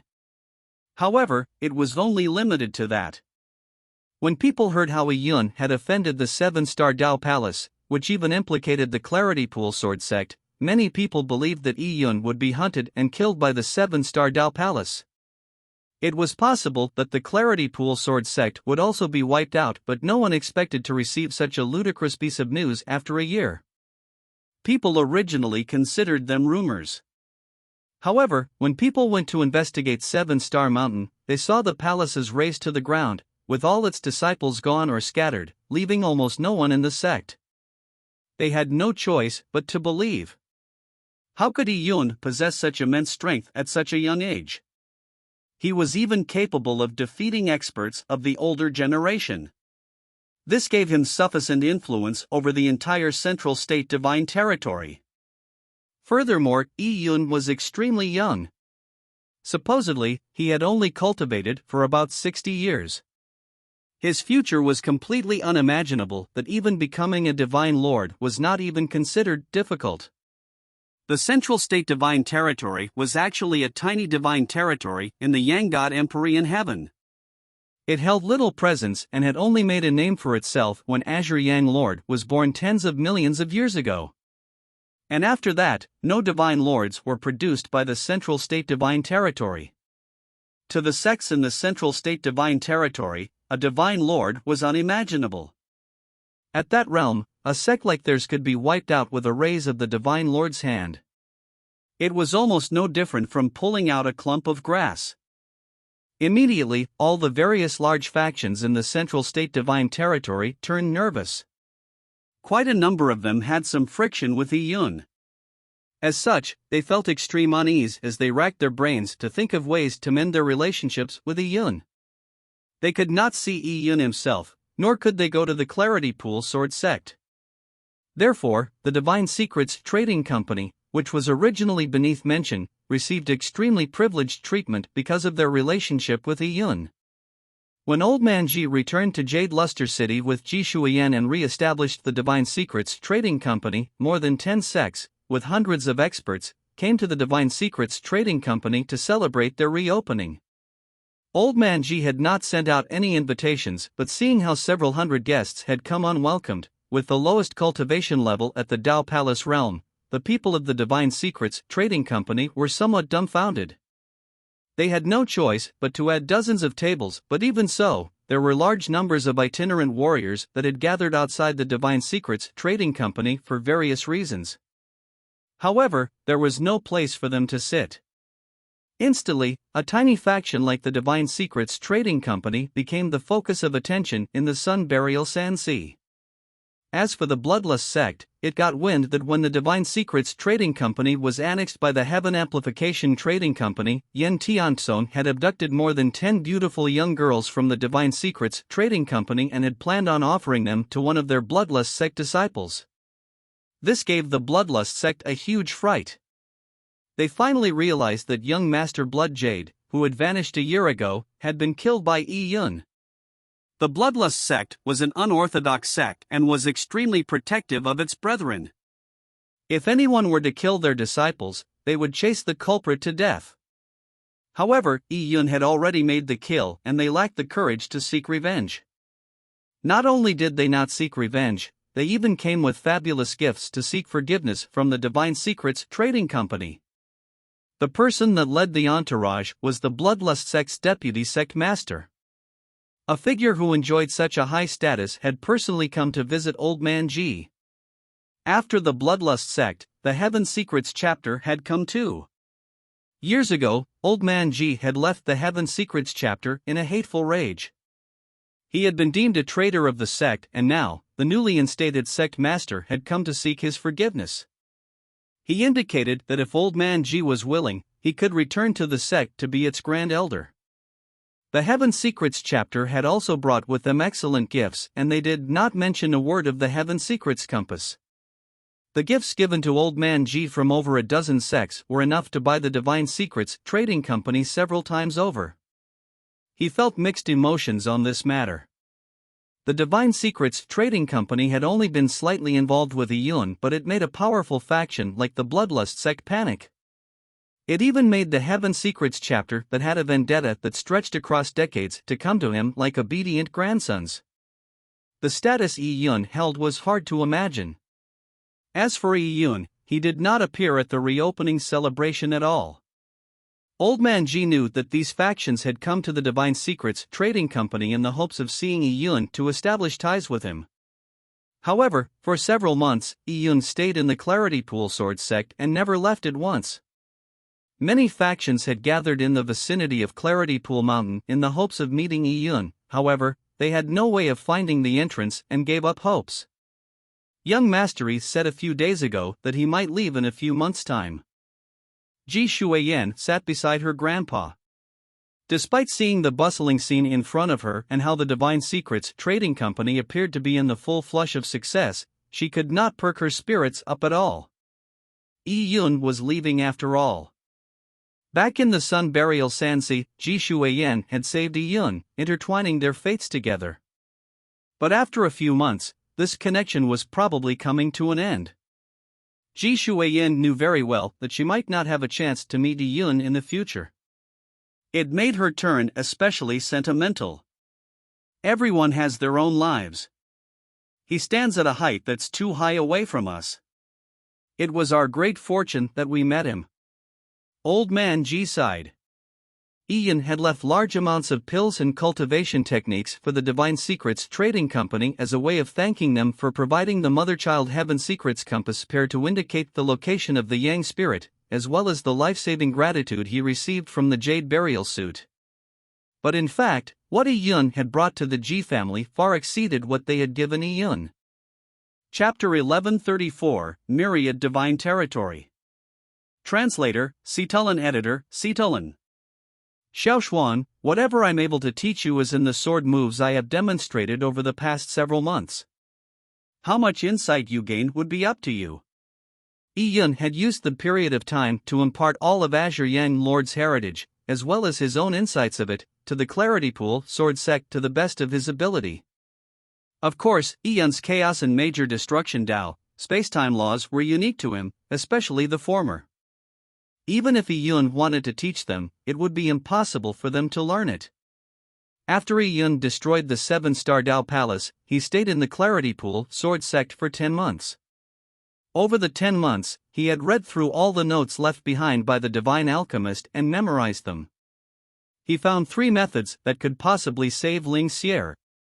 The Red Cauldron sect's soul returning route was a crucial ingredient in all 3 methods. Iyun felt that it was time for him to leave.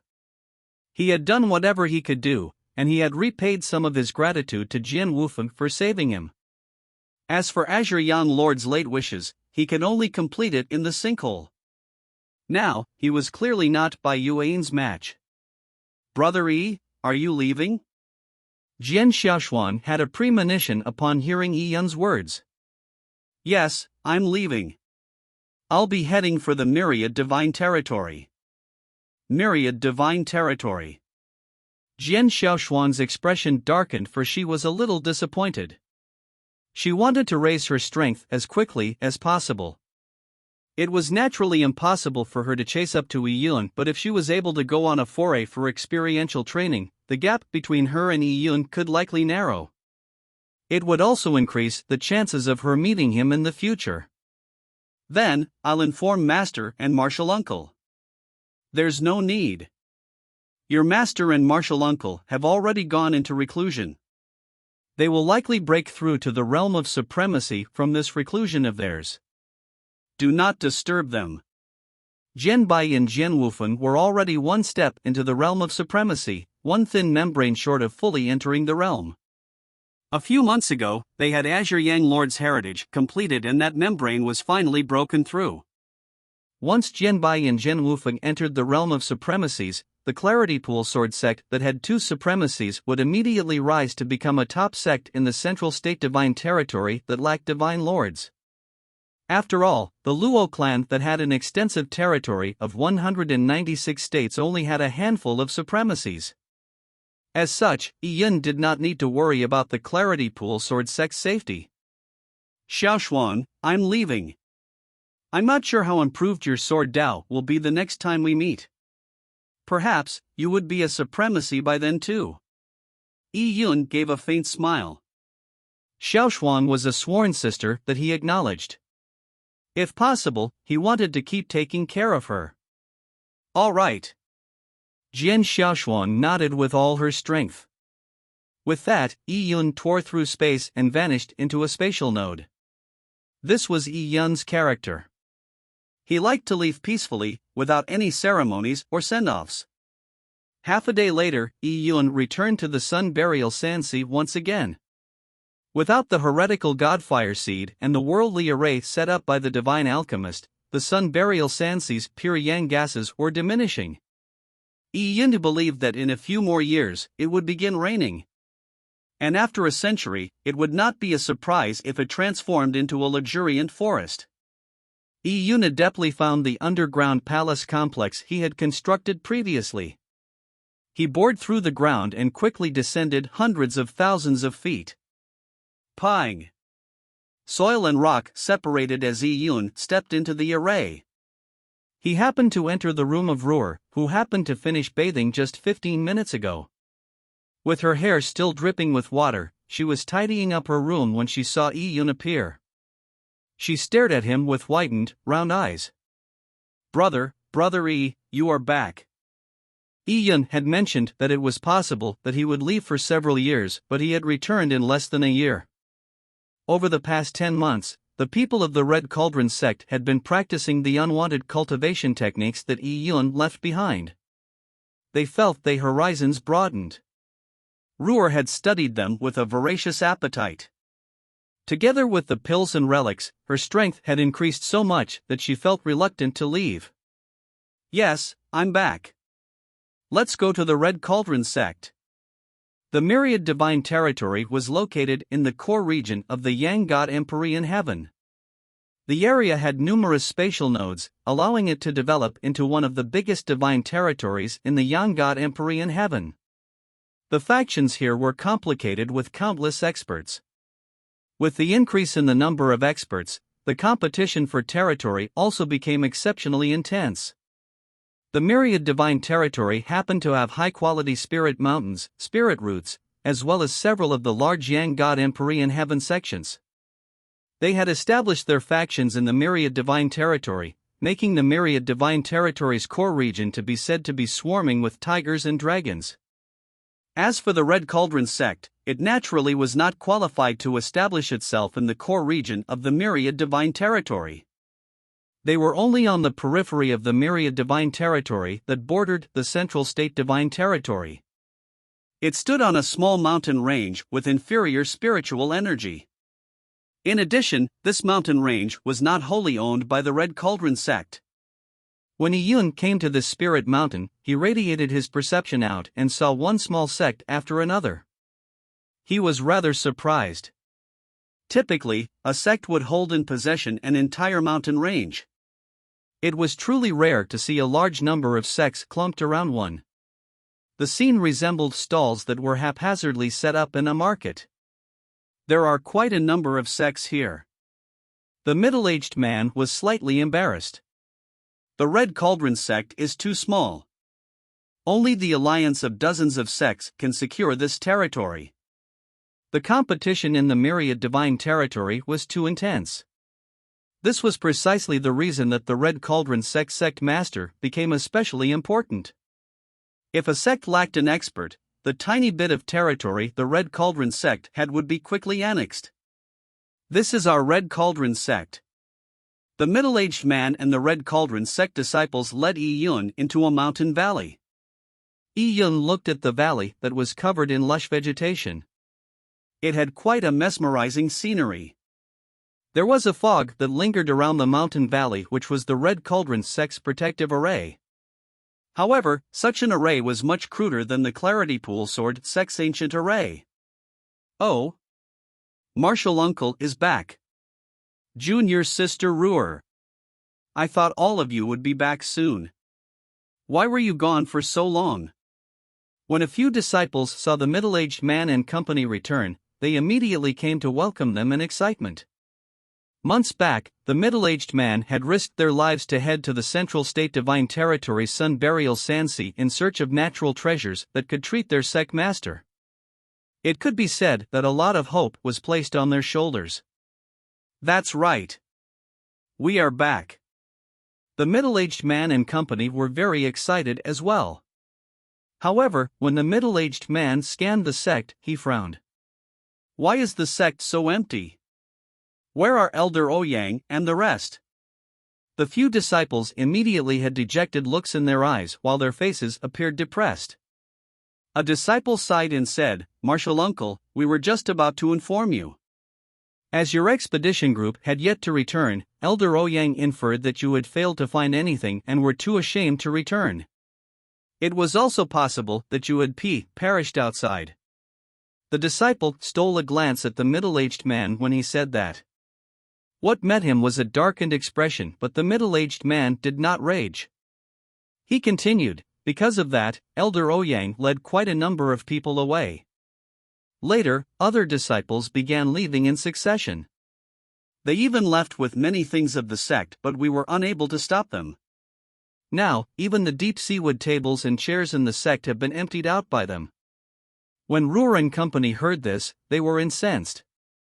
Many disciples could not hold it in as they wanted to seek revenge on Elder Ouyang. However, the middle-aged man only sighed and said, "Forget it. They aren't worth much. Let them be. Since those people wanted to leave, there's no need to retain them. Senior, sorry for making a fool of ourselves." The middle-aged man turned to give Yi-Yun a wry smile. "Is your sect master all right?" Yi-Yun asked.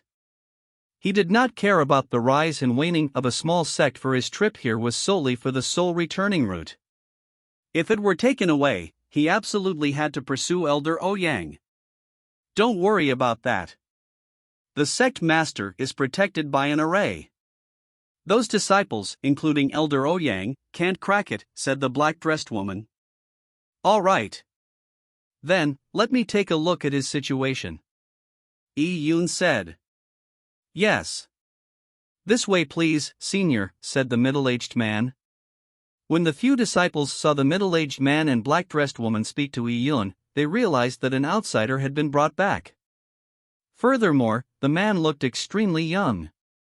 However, he was addressed as senior by their martial uncle and aunt. Who was this guy? They were perplexed as they followed the middle-aged man to the underground chamber where the sect master was lying in slumber.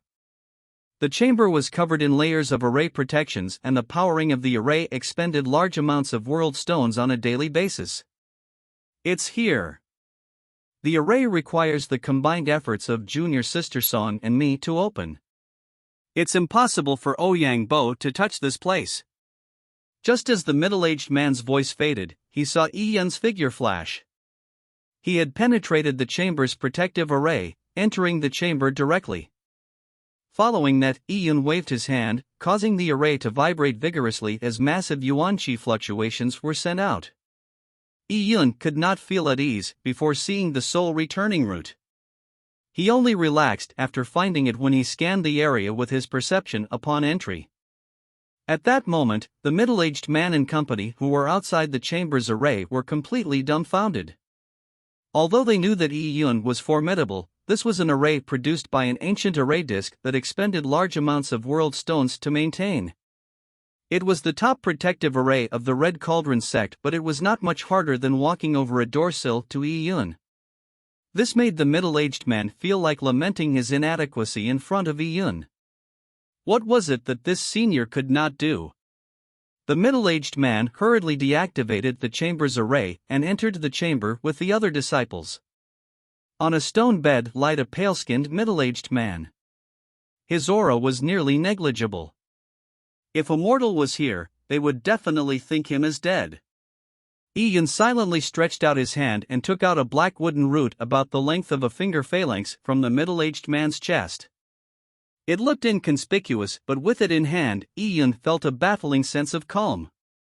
It was the soul returning route, an absolutely priceless treasure in the 12 Empyrean heavens.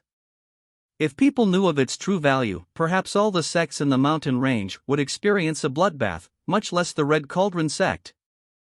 Chapter 1135, Treatment. Translator, Cetulin. Editor, Cetulin. With this, Sierra can be saved. Iyun flipped his hand and kept the soul returning route into his interspatial ring. Senior. The middle-aged man could not help but speak. He was feeling somewhat anxious. Now, with the soul returning route in hand, Iyun could leave and no one could stop him. Although Iyun wasn't such a person, it was a matter that determined the survival of the sect. The middle-aged man could not help but feel uneasy. Ruhr was also looking at Iyun with a palpitating heart. She wanted to know if her father could really wake up from his treatment. Iyun looked up at them and said, "The injury your sect master's soul has isn't very serious.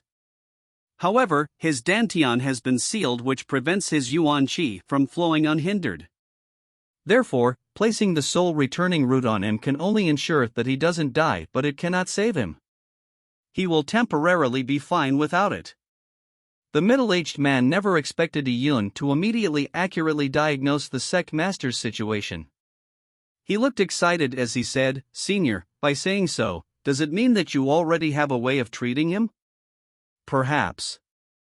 Iyun nodded. "I've seen a recipe for a pill a few days ago, but I have never refined such a pill before. However, I doubt it would be a problem." Upon hearing what Iyun said, the Red Cauldron sect disciples, as well as the middle-aged man, could not help but prick up their eyebrows. It is really okay to use a recipe you happen to come across? Find me a quiet room. Do not disturb me without my instructions. If there's anything I need, I will inform you," said Iyun. Yes. That is only right." The middle-aged man hurriedly replied. The Red Cauldron sect did not have many people left at present. The middle-aged man decided that he might as well leave all the quarters in the deepest part of the mountain valley for Iyun. The other disciples were strictly instructed not to approach Iyun's quarters. Iyun stayed in one of the compounds and set up a tiny array in a neighboring compound before placing an alchemical cauldron there. The valley was perennially covered in fog, but it had bamboo forests with lush greenery. Iyun lived in the valley and first spent some time to ponder over the Divine Alchemist's collection. Although he had already memorized the collection, the medical knowledge recorded in it was too complicated. There was much that still remained to be done before he could fully comprehend it.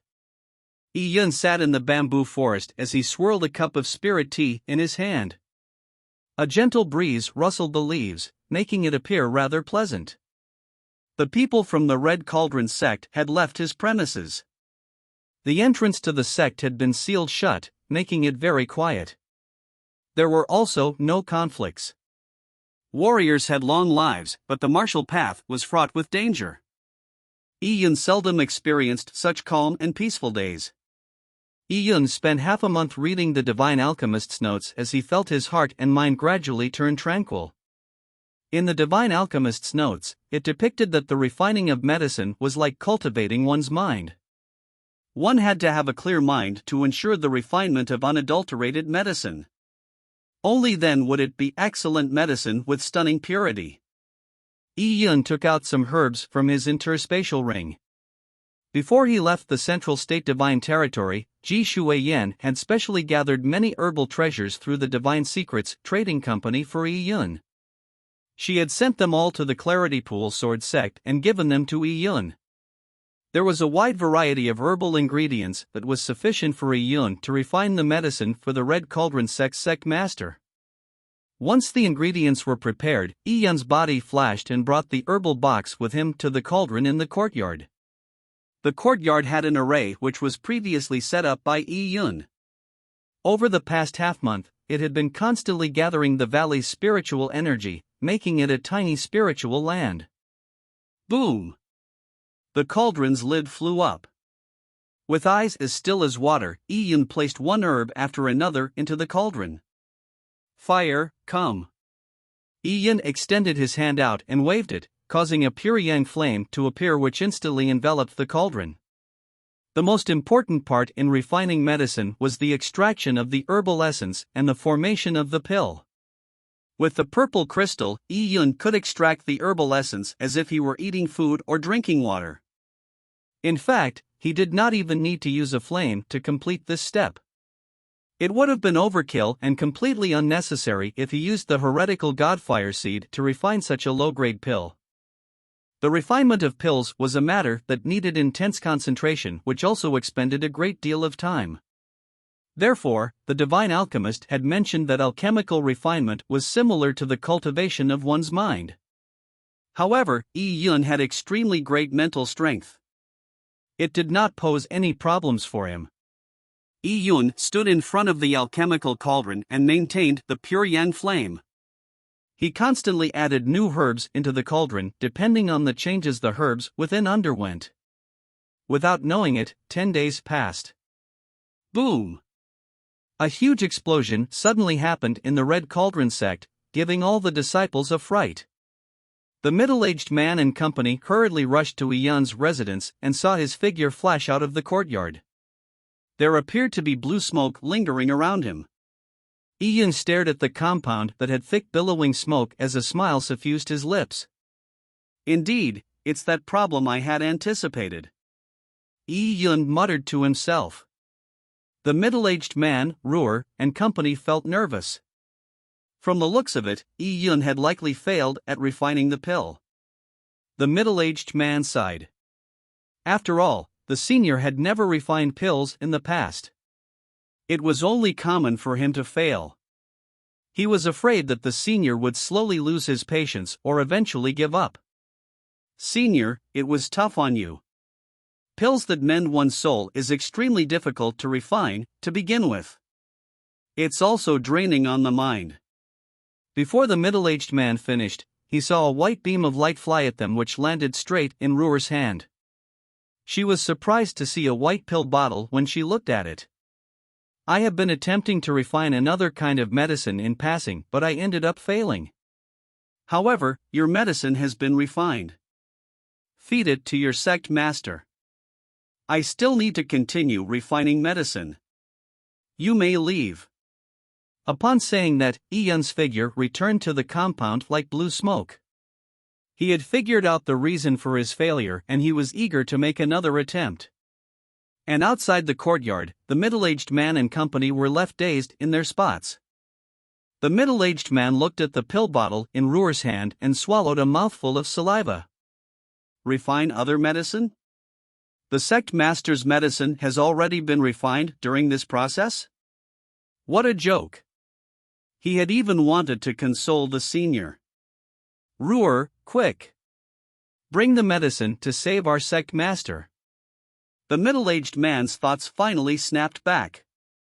The medicine had been casually thrown out by Yi-Yun, causing them to fail to react immediately. This was life-saving medicine for their sect master. Yes, I got it. Ruhr clenched the medicine bottle tightly. Even with the bottle, she could smell the mesmerizing herbal fragrance from within. Soon, they came to the chamber where the sect master was protected. Ruhr opened the pill bottle and immediately, a pill as white as jade rolled out into her palm. Father! Ruhr placed the pill carefully into the middle-aged man's mouth. The people present watched this scene nervously. The pill determined the survival of their sect master and the fate of their Red Cauldron sect. Everyone watched with bated breaths. It was so silent that one could hear a pin drop. Everyone, don't be too agitated. The recovery of one's soul requires a process. Furthermore, sect master has been comatose for 10 years. There's no point being anxious. Let's slowly wait. Just as the middle-aged man said that, the middle-aged man on the sickbed suddenly trembled. Following that, his fingers began to slowly bend. Cough. Cough. The middle-aged man continued having his eyes shut. However, soft coughing sounds came from his throat. It felt like his lungs were not accustomed to the sudden breathing after such a long period of not breathing. What? All the Red Cauldron sect disciples present felt their hearts skip a beat. The middle-aged man's every action was determining their every heartbeat. What happened to me? What happened? The middle-aged man's body gently trembled as his sealed dantian began to crack open. Strands of yuan qi began to infuse his meridians like water. He gradually opened his eyes and swept the crowd in a daze. His voice sounded like he was in a dream. Indeed, he felt like he had experienced an especially long dream. He had no idea how long it had lasted. At that moment, Ruhr was already in tears. Dad! Ruhr jumped into the middle-aged man's arms like a gust of wind. Sect Master is awake. The middle-aged man rubbed his reddened eyes.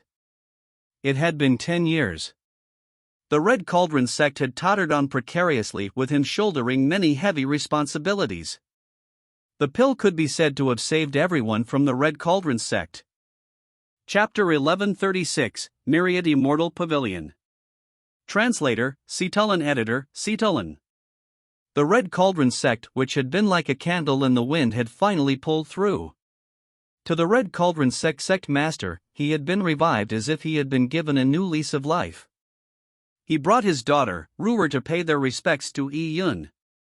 When he came to Yi Yun's residence, he realized that Yi Yun was in meditation, so he could only quietly wait outside for Yi Yun to finish his meditation. Come on in, Yi Yun said. Only then did the Red Cauldron sect master push the palatial door open and give Yi Yun a respectful bow. Senior Yi, I'm the Red Cauldron sect master, Lin Tiancheng.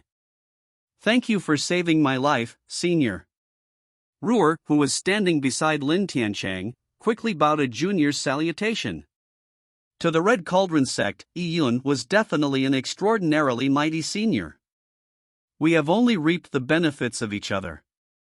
I need that piece of soul nurturing wood, so saving you was just in passing and nothing worth mentioning. As for the soul nurturing wood, it is extremely useful for me, so if it comes down to numbers, I might have come off cheap. Yi Yun said frankly. Senior, you are too polite. Without you, the entire Red Cauldron sect might not be preserved. Ignoring the soul nurturing wood's worth, it is useless to my Red Cauldron sect no matter how valuable it is. It might even invite catastrophe on us. Lin Tiancheng spoke earnestly, for he did not covet the soul nurturing wood. He had long guessed that it was likely an extremely valuable treasure, but it was not something he could possess. Yi Yun thought highly of people who could curb their greed. He said, I got off cheap on this transaction. The soul nurturing wood is too useful for me, so I will not make you get off with a bad deal. Take this and consider it as some compensation. As Yi Yun spoke, he flicked his finger and an interspatial ring flew straight into Lin Tiancheng's hand. When Lin Tiancheng caught it, he saw that there were a large number of jade slips and pill bottles inside. They were heritage cultivation techniques, pills, and relics.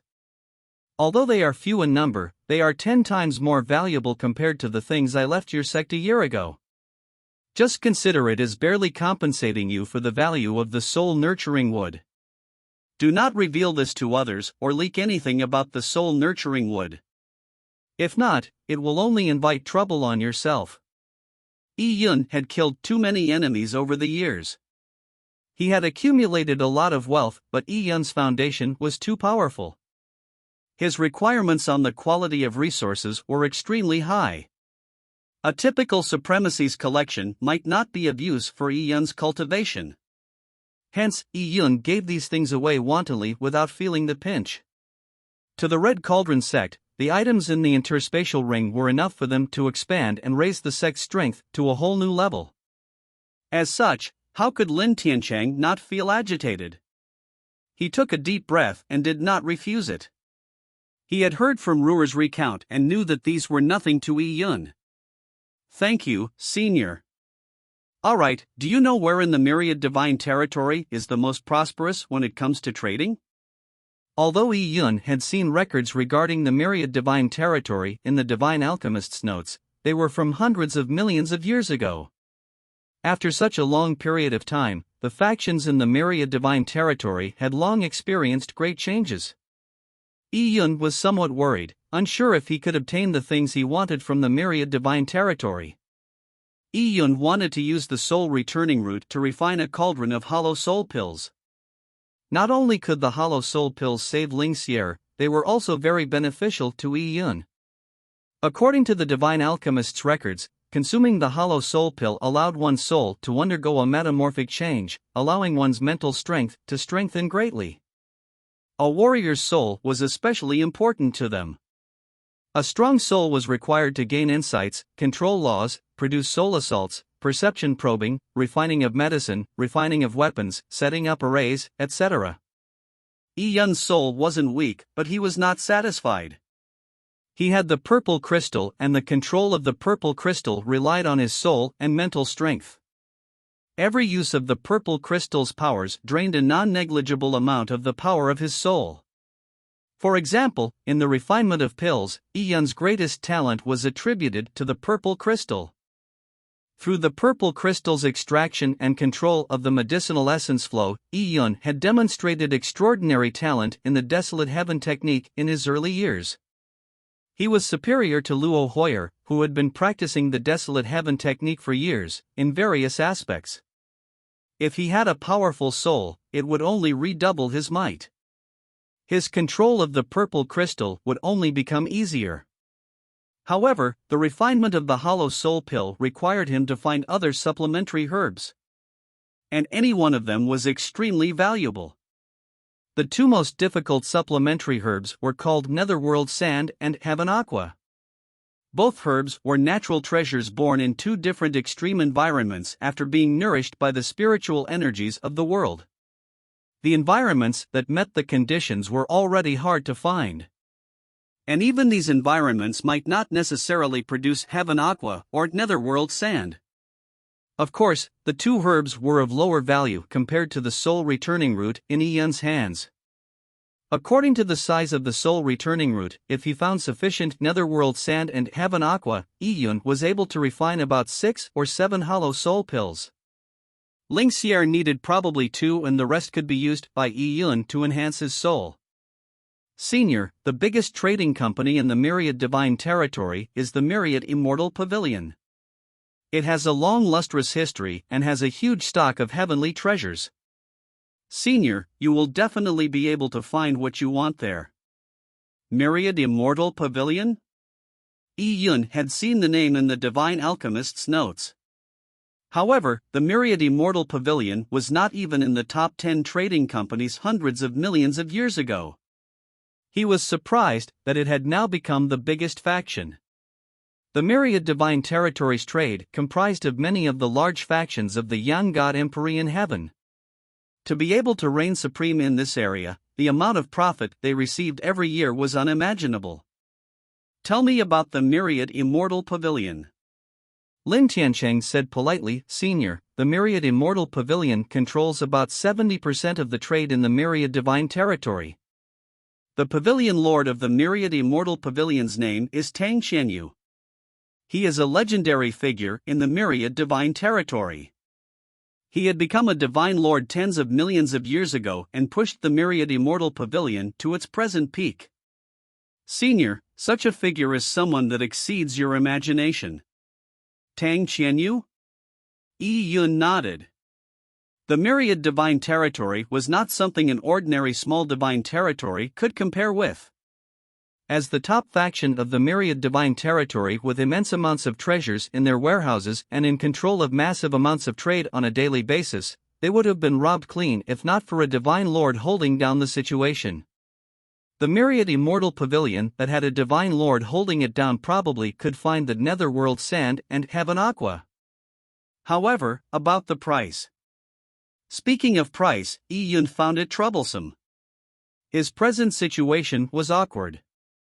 On one end, his foundation was excellent. His quality requirements of heavenly treasures were extremely high, but compared to old freaks that had accumulated their wealth for years, he was actually extremely poor. Compared to those old freaks, he had no advantage. Whatever. I'll first go to the Myriad Immortal Pavilion and decide on my plans. Chapter 1137, Myriad Pavilion. Translator, Citulin Editor, Citulin. Phew. A teleportation array's Yuan Qi reverberated as Yi Yun and Ruer's figures appeared. Senior, right in front of us is Myriad City, Ruer said. Yi Yun and Ruer had finally reached their destination after traversing several teleportation arrays to go from the Red Cauldron sect to the core area of the Myriad Divine Territory. The Myriad Divine Territory was extensive and at its core was Myriad City. After walking out the teleportation array, Yi Yun looked in front of him and took in the sights of the entire Myriad City. It was constructed on a massive plain and there were continuous rows of pavilions at a glance. Furthermore, there were immense amounts of Yuan Qi gushing towards Myriad City from the entire plain. From afar, one could acutely feel a sense of shock and awe at this sight. Senior, flying above Myriad City is forbidden. I'll procure a carriage for you, said Ruer. All right, go ahead. Yi Yun nodded. He was completely unfamiliar with Myriad City, so Lin Tiancheng had offered to have Ruer accompany him as she had visited Myriad City several times. She knew it like the back of her hand, so she saved Yi Yun a lot of trouble. In the future, don't keep calling me senior. Just call me by my name, Yi Yun said. Although he did not mind the misunderstanding regarding his age, he found it odd to be called senior all the time. Then, senior, I'll call you young master. Ruer said, somewhat embarrassed. Then, young master, please don't call me Miss Nangong. Just calling me Ruer would do. Ruer had taken her mother's maiden name and Yi Yun had been addressing her as Miss Nangong throughout the trip. It left this young girl somewhat struck with reverence and awe. All right, said Yi Yun. Ruer quickly procured a horse carriage. The horses that pulled the carriage were tall and majestic. They effused Yuan Qi all throughout their bodies, making them appear magnificent and extraordinary.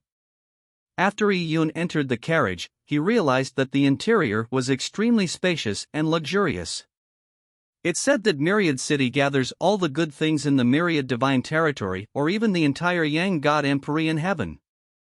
Not only is it filled with treasures, there are all sorts of outlets for pleasure. The Myriad Immortal Pavilion would also hold a Myriad exchange every 10 years.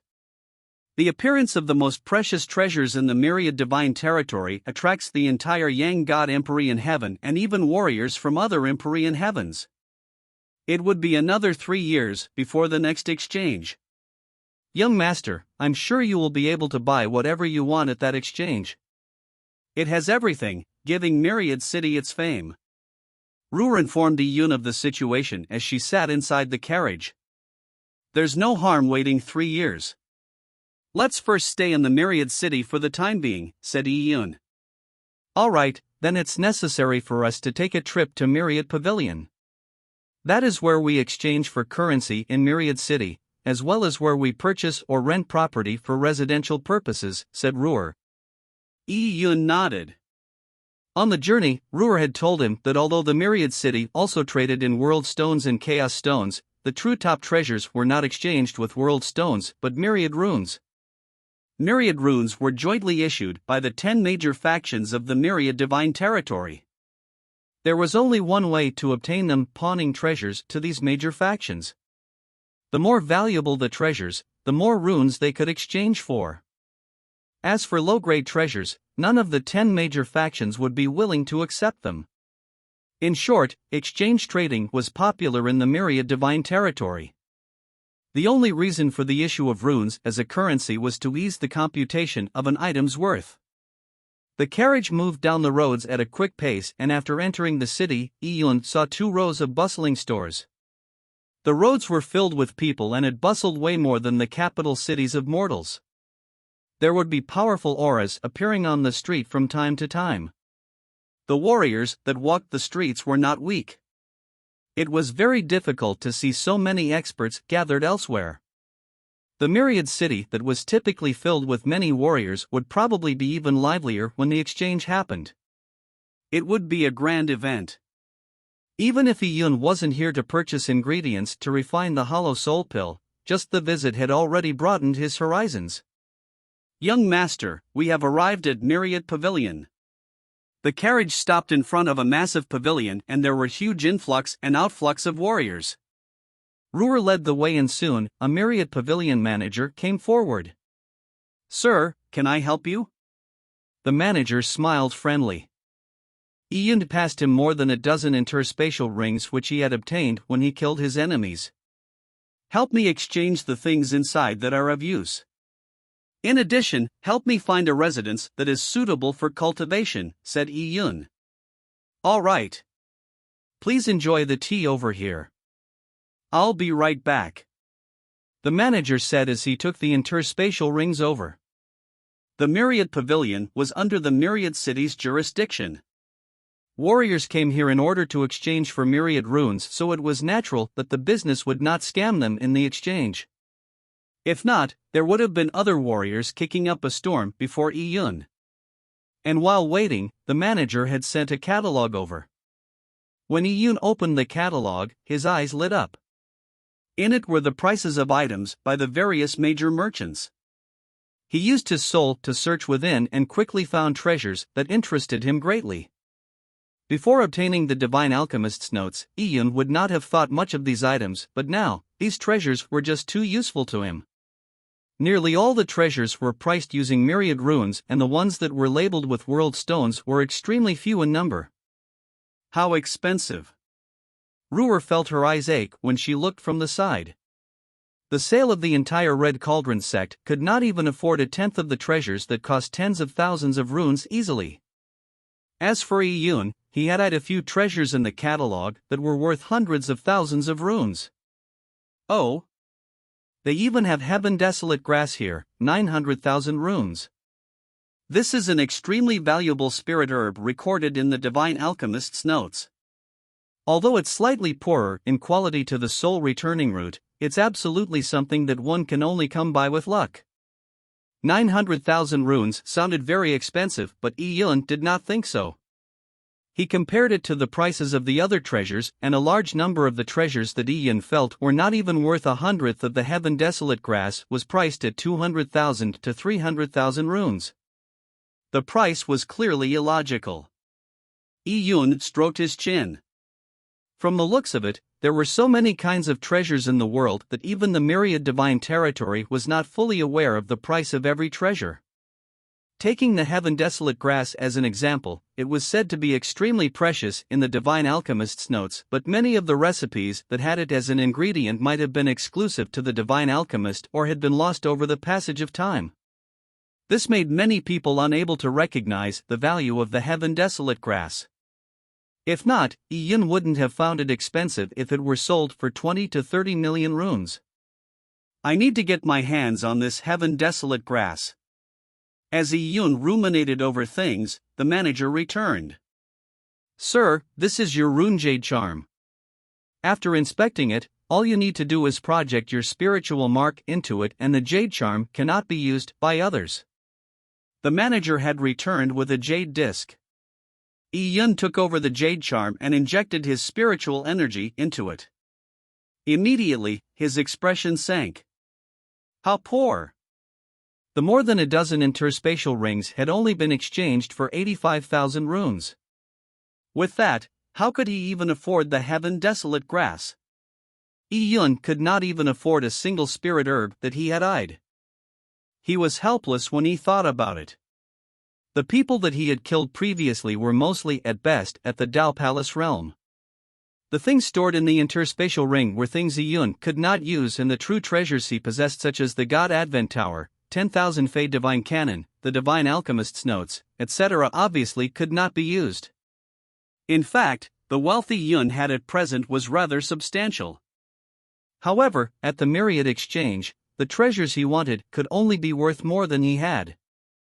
The people that made the trades were old monstrous supremacies or even divine lords that had lived for millions of years. Compared to these people, Iyun was poor. Sir, as for the residence you wanted, I have already found the suitable cultivation grounds in Myriad City. Sir, please feel free to take a look. The manager took out a map. There's no need. Ian pondered for a moment before looking up and say, I've changed my mind. Find me some storefronts that are rather quiet. The manager faltered slightly and immediately nodded with a smile. He said, all right, let me check for the empty storefronts. There were many people that came to Myriad City for business, so it was nothing odd. Young master, why did you choose a storefront? Ruhr asked in astonishment. The prices of the herbs I need are rather high. The runes I have at present are somewhat short of the amounts required. Furthermore, to ensure that I can obtain them, I probably need even more runes. Since I want to refine pills and cultivate my mind over the next 3 years, I might as well open a store, said Yun.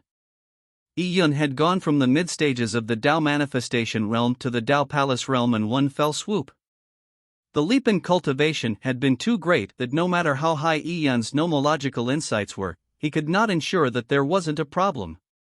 He needed time to let his cultivation sink in. 3 years was actually not even enough. As such, Yun planned to cultivate while studying the Divine Alchemist's notes and selling the useless pills he refined. Since Myriad City had a bustling economy, he was bound to a business even if he ran a store that was located somewhere quiet. Yun was also confident in the quality of the pills he refined. Even without the pill recipes that he had inherited from the Divine Alchemist, the most ordinary pills that Yun refined would have their quality greatly enhanced. Chapter 1138, Heavenly Treasures Arch.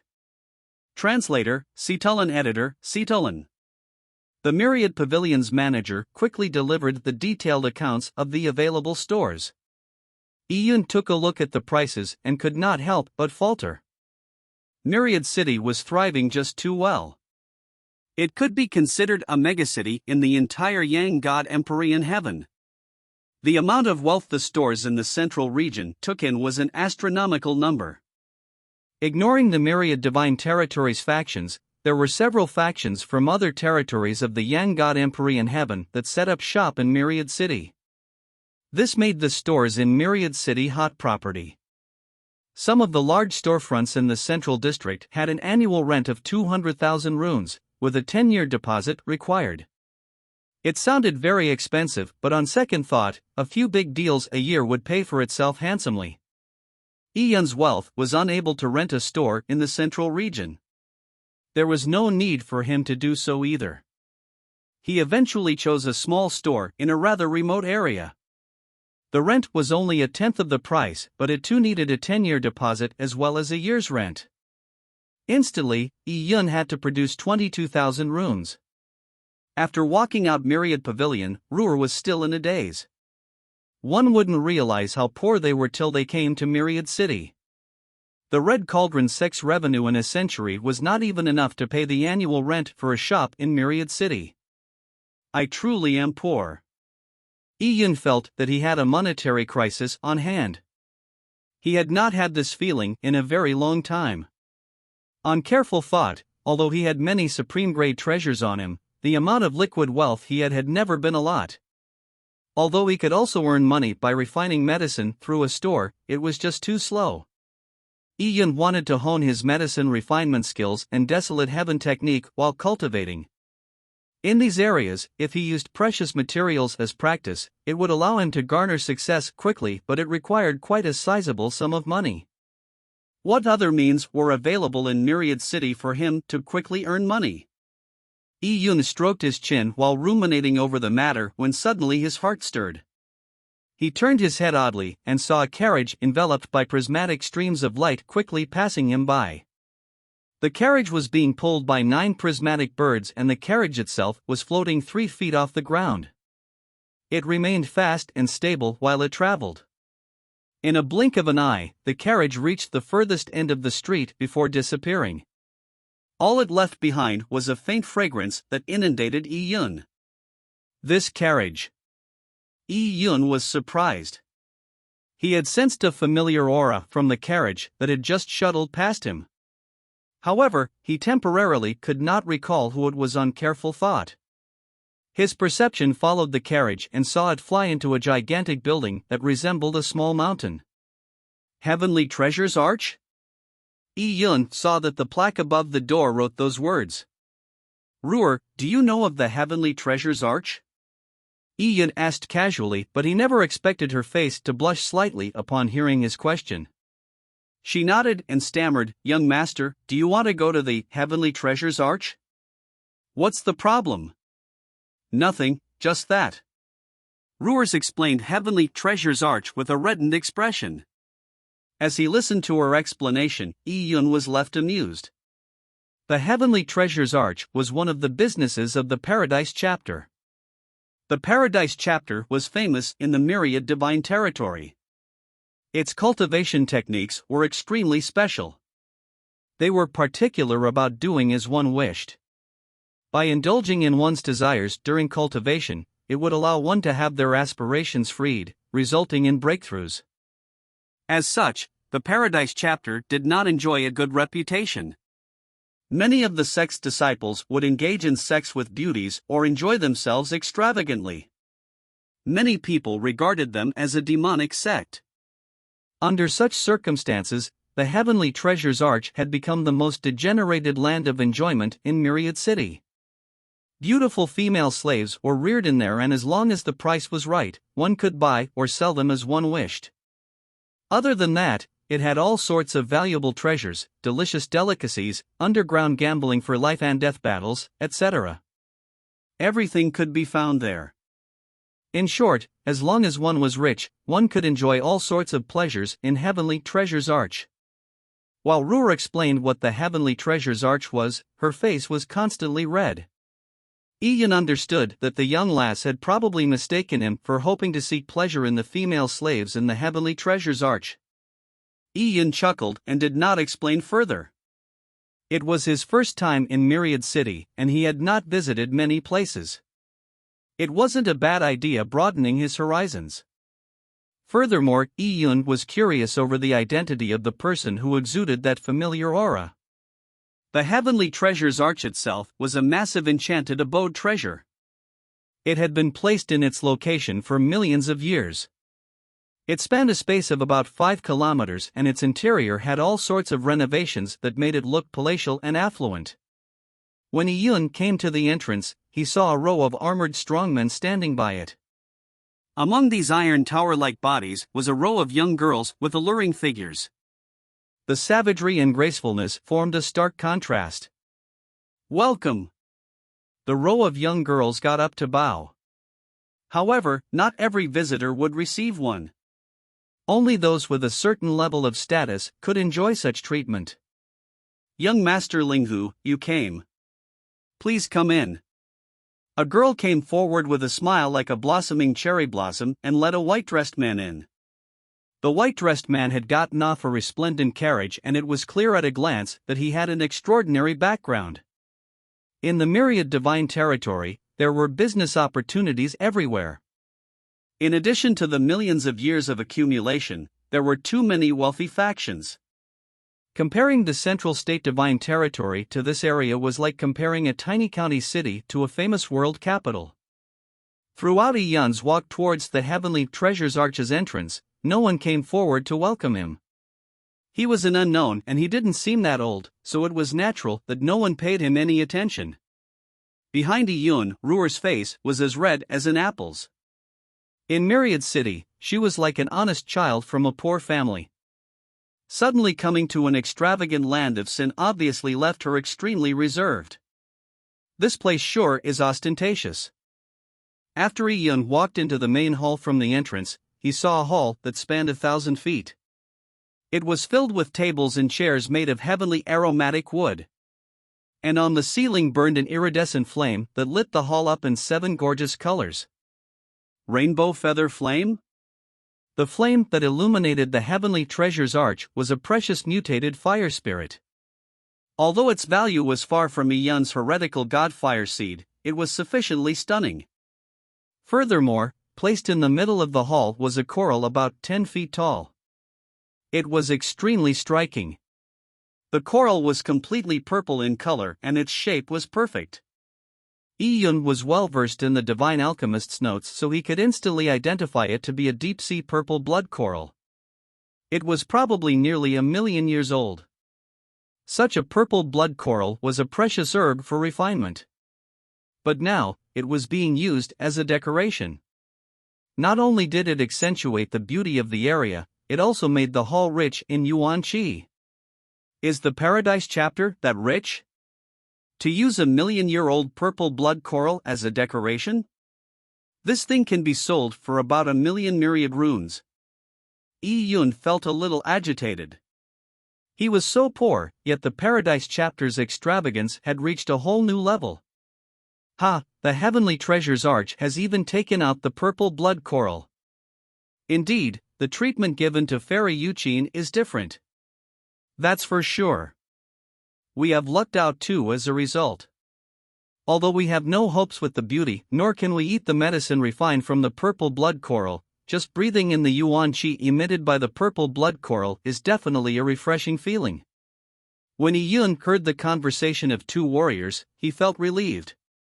From the looks of it, a worldly spirit item like the purple blood coral was something the Heavenly Treasures Arch would only take out during special occasions. It was not so wealthy to the point of using the purple blood coral as a decorative plant.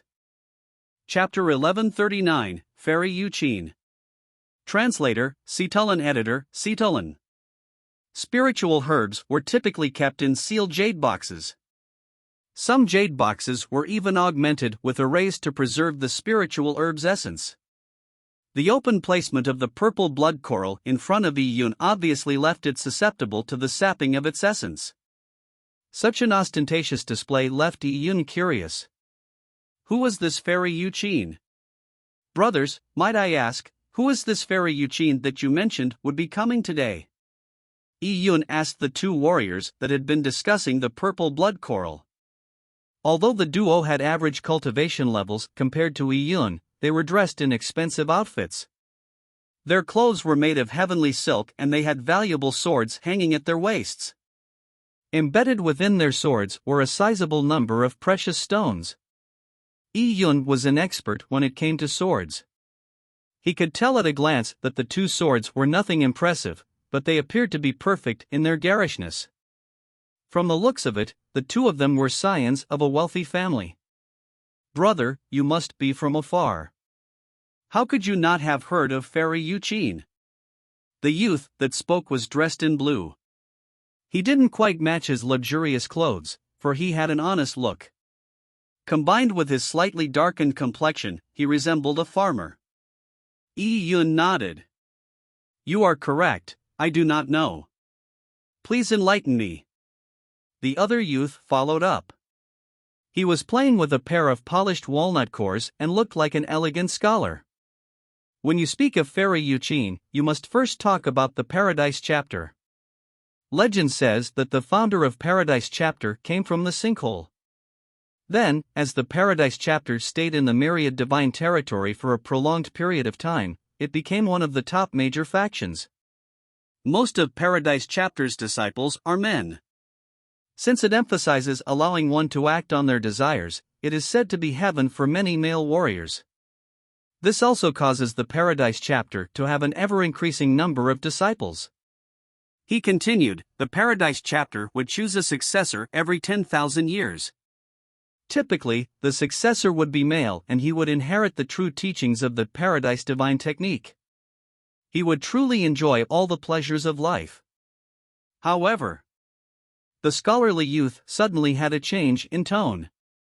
On very rare occasions, the Paradise Chapter would choose a young female successor. It is no small matter when that happens. The male successors of the Paradise Chapter typically pursue their desires, but female successors are the complete opposite. They would be chaste and be devoid of all secular desires. As for Fairy Yuqin, she is the present successor of the Paradise Chapter. She first appeared 3 years ago and quickly made a name for herself in Myriad Divine territory. She has a body inherited from the union of a Simurgh and a phoenix. In addition to the techniques she cultivates anyone who wins her heart and copulates with her would experience the unmatched pleasure of skin so smooth and fair that it melts away into something resembling silky spring water. One could die without regrets after that. The scholarly youth spoke as if his soul was fluttering away. Yi Yun found it amusing. The fellow seemed rather noble, but in reality, he was just another eminently horny guy. At that moment, the honest-looking youth spoke up. Such a peerless woman is not someone we should place our sights on. Brother, it's better to be in your shoes. You have that fine young lass beside you. She's cute, obedient, and I'm sure she would give you a good time at night. You really have a beautiful girl. The honest-looking youth glanced at Roar as he spoke. He even gave Yi Yun an expression any man would know. The red in Roar's face got deeper. What nonsense was this person spouting? She did not know what to say. As for Yi Yun, he only smiled and did not bother to explain anything. Suddenly, there was a commotion in the hall. A few managers of the Heavenly Treasures Arch hurriedly walked out as a row of beautiful consorts lined up. Oh! Some big shot is coming. People came to receive the person as a few managers politely said simultaneously, "Welcome, young master, how you?" I was wondering who it was to receive such a grand reception from the Heavenly Treasures Arch. So it's the Myriad Immortal Pavilion's Zhuqiu Haoyu, said the scholarly youth enviously. A young master from the Myriad Immortal Pavilion? The Myriad Immortal Pavilion was the biggest faction in the Myriad Divine Territory. To be addressed as young master, he definitely enjoyed extraordinary status in Myriad Immortal Pavilion. It was no wonder he received such treatment. Young master, how you came too? That's natural. It's no secret that Zhuqiu Haoyu has been trying to woo Fairy Yuqin. If Zhuqiu Haoyu can win her heart, not only would he experience physical bliss, his cultivation level would also reap huge benefits from that Simurgh and Phoenix hybrid body of hers. Also, if he gained an alliance with the Paradise chapter, his status in the Myriad Immortal Pavilion would be greatly elevated. As the crowd conversed, a group of people walked in. The person leading the group was dressed in opulent clothes. This handsome young man was most likely Zhuqiu Haoyu. He had an imposing appearance and his aura was like an unsheathed sword. He was clearly an elite that was a cut above the rest. The managers of Heavenly Treasures Arch led Zhuqiu Haoyu to a luxury box. This seemingly inconsequential action had attracted the attention of a number of people. The Heavenly Treasures Arch's most splendid luxury boxes were the Heaven-class box and the slightly inferior Earth-class boxes. There were many Earth-class boxes, but there was only one Heaven-class box. People originally expected Zhuqiu Haoyu to be given the Heaven-class box, so they were shocked when the managers led Zhuqiu Haoyu to an Earth-class box instead. Zhuqiu Haoyu frowned slightly when he saw the arrangement. But immediately, a manager whispered into Zhuqiu Haoyu's ear. This made him immediately reveal a look of understanding. He went to the Earth-class box without incident. Without a doubt, the person in the Heaven-class box was of much higher status than Zhuqiu Haoyu. This left people curious. Who was in the Heaven-class box? There were obviously many people in Myriad City that enjoyed a status higher than Zhuqiu Haoyu, such as the elders of mighty factions. However, old seniors like that would not come to Heavenly Treasures Arch to listen to Fairy Yuqin's playing of the zither. This was, after all, the world of youngsters. At that moment, the clear tune of a zither was heard from within the hall. The zither tune was extremely moving, like the fluttering music of immortals. Even Yi Yun felt his heartstrings being tugged. The tune was like a song but also plaintive. It was a very special zither tune. Yi Yun glanced at the two youths that had conversed with him. They were quickly mesmerized by the zither tune. They were not the only ones. Everyone in the hall appeared intoxicated. The zither tune was quite extraordinary. Yi Yun sensed that the zither tune contained extremely potent mental powers that could affect the souls of anyone who heard it. Furthermore, with the sound waves reverberating, the surrounding laws began to naturally condense, forming invisible sound runes that danced in the void. The zither was not producing sound runes, but laws. Zither Dao and soul laws. Yi Yun came up with such an evaluation. This is Fairy Yoqin's zither tune. It was unknown who said that. With that, everyone looked towards the source of the tune. There, they saw more than a dozen white brocades flying down from the middle of the hall. An immortal mist lingered as a figure floated down with her hair fluttering like a fairy that descended to the mortal world. She held a zither in hand, and its tune produced ripples that radiated in every direction. The ripples were like water that cast light onto her beautiful face that she slowly lifted. Instantly, it was as if color had been drained from the entire hall. Even the gorgeous purple blood coral seemed dimmer. Even Yi Yun could not remain composed when he caught sight of her. She was truly perfect and flawless. Even if one wanted to, it would be impossible to find any fault in her. Despite being in a den of indulgence, this zither-wielding fairy who was the successor of the Paradise chapter appeared sacred and chaste. It seemed impossible that anyone would wish to desecrate her. Amid the zither tunes, many people revealed mesmerized looks. It was as if they were willing to die for her. Of course, Yi Yun was not affected by it. His soul was powerful and not easily swayed. I have apparently not seen this Fairy Yoqin before. Yi Yun looked at Fairy Yoqin's beautiful face and pondered. He could not recall anyone that resembled her. He originally believed that the mysterious woman that passed him outside the Heavenly Treasures Arch was likely Fairy Yoqin. But now, from the looks of it, he had guessed wrong. I've received word of an esteemed guest's arrival, so I am here to welcome him with my tunes. A voice that was as ethereal and elegant as a melody came from the immortal mist. The voice seemed to reach straight into one's bones. The lingering sound echoed, leaving people with meaningful afterthoughts. The people who had been affected by the zither tunes were also intoxicated by Fairy Yoqin's voice. Zhuqiuhaoyu said with a laugh, I never expected Fairy Yoqin to appear today without a veil concealing her face. We are truly lucky. Whenever Fairy Yoqin appeared in the past, she would have her face covered by a veil. This time she had removed her veil, revealing her true face to everyone. Although Zhuqiuhaoyu said out loud that they were lucky, he was actually quite displeased. He was an extremely possessive person. He wished that Fairy Yoqin would always wear the veil until he had successfully courted her, so that her peerless looks would be only his to see. Only a peerless woman that was completely in his possession could satisfy him. How could those inferior warriors have the qualifications to see my future wife's face? Fairy Yoqin, you speak too seriously.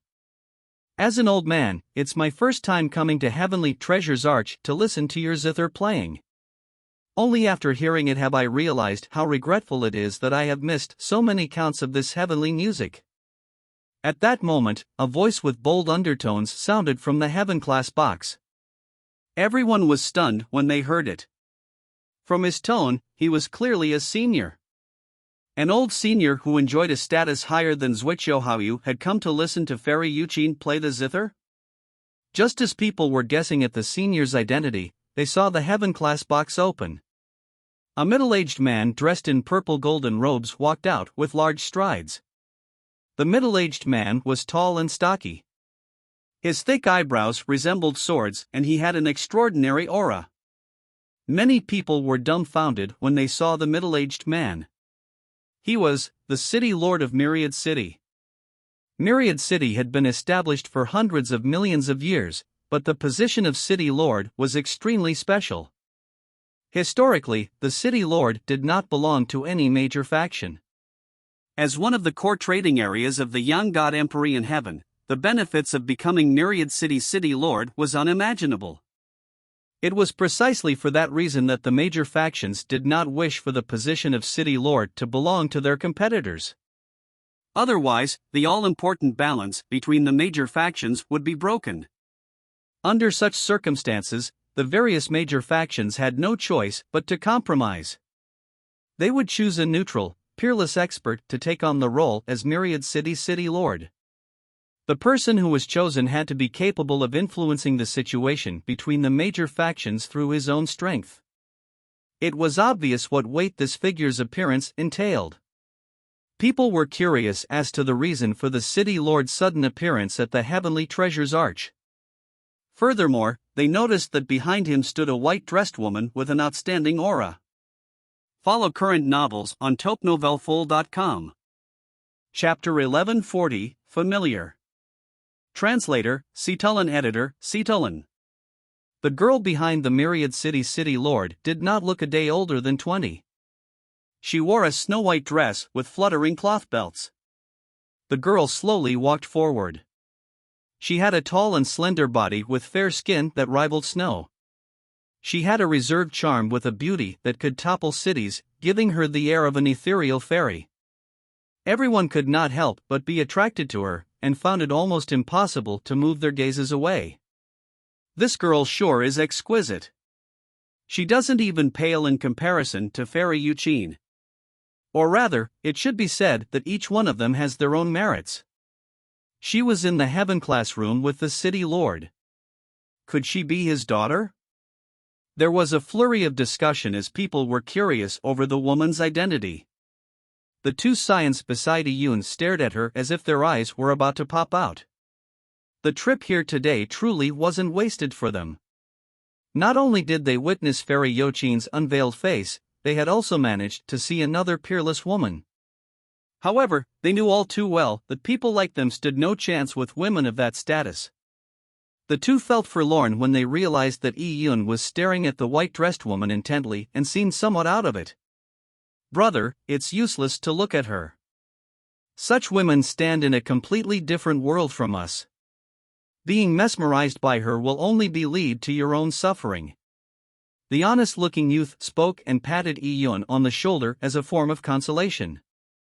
Iyun only exhaled and smiled at the honest-looking youth, not explaining a thing. He never expected to see a familiar face in the Myriad Divine territory. Furthermore, this person's aura and strength had made a quantitative leap. It was so different that Iyun was unable to recognize her immediately. The woman was once Iyun's rival, Princess White Fox.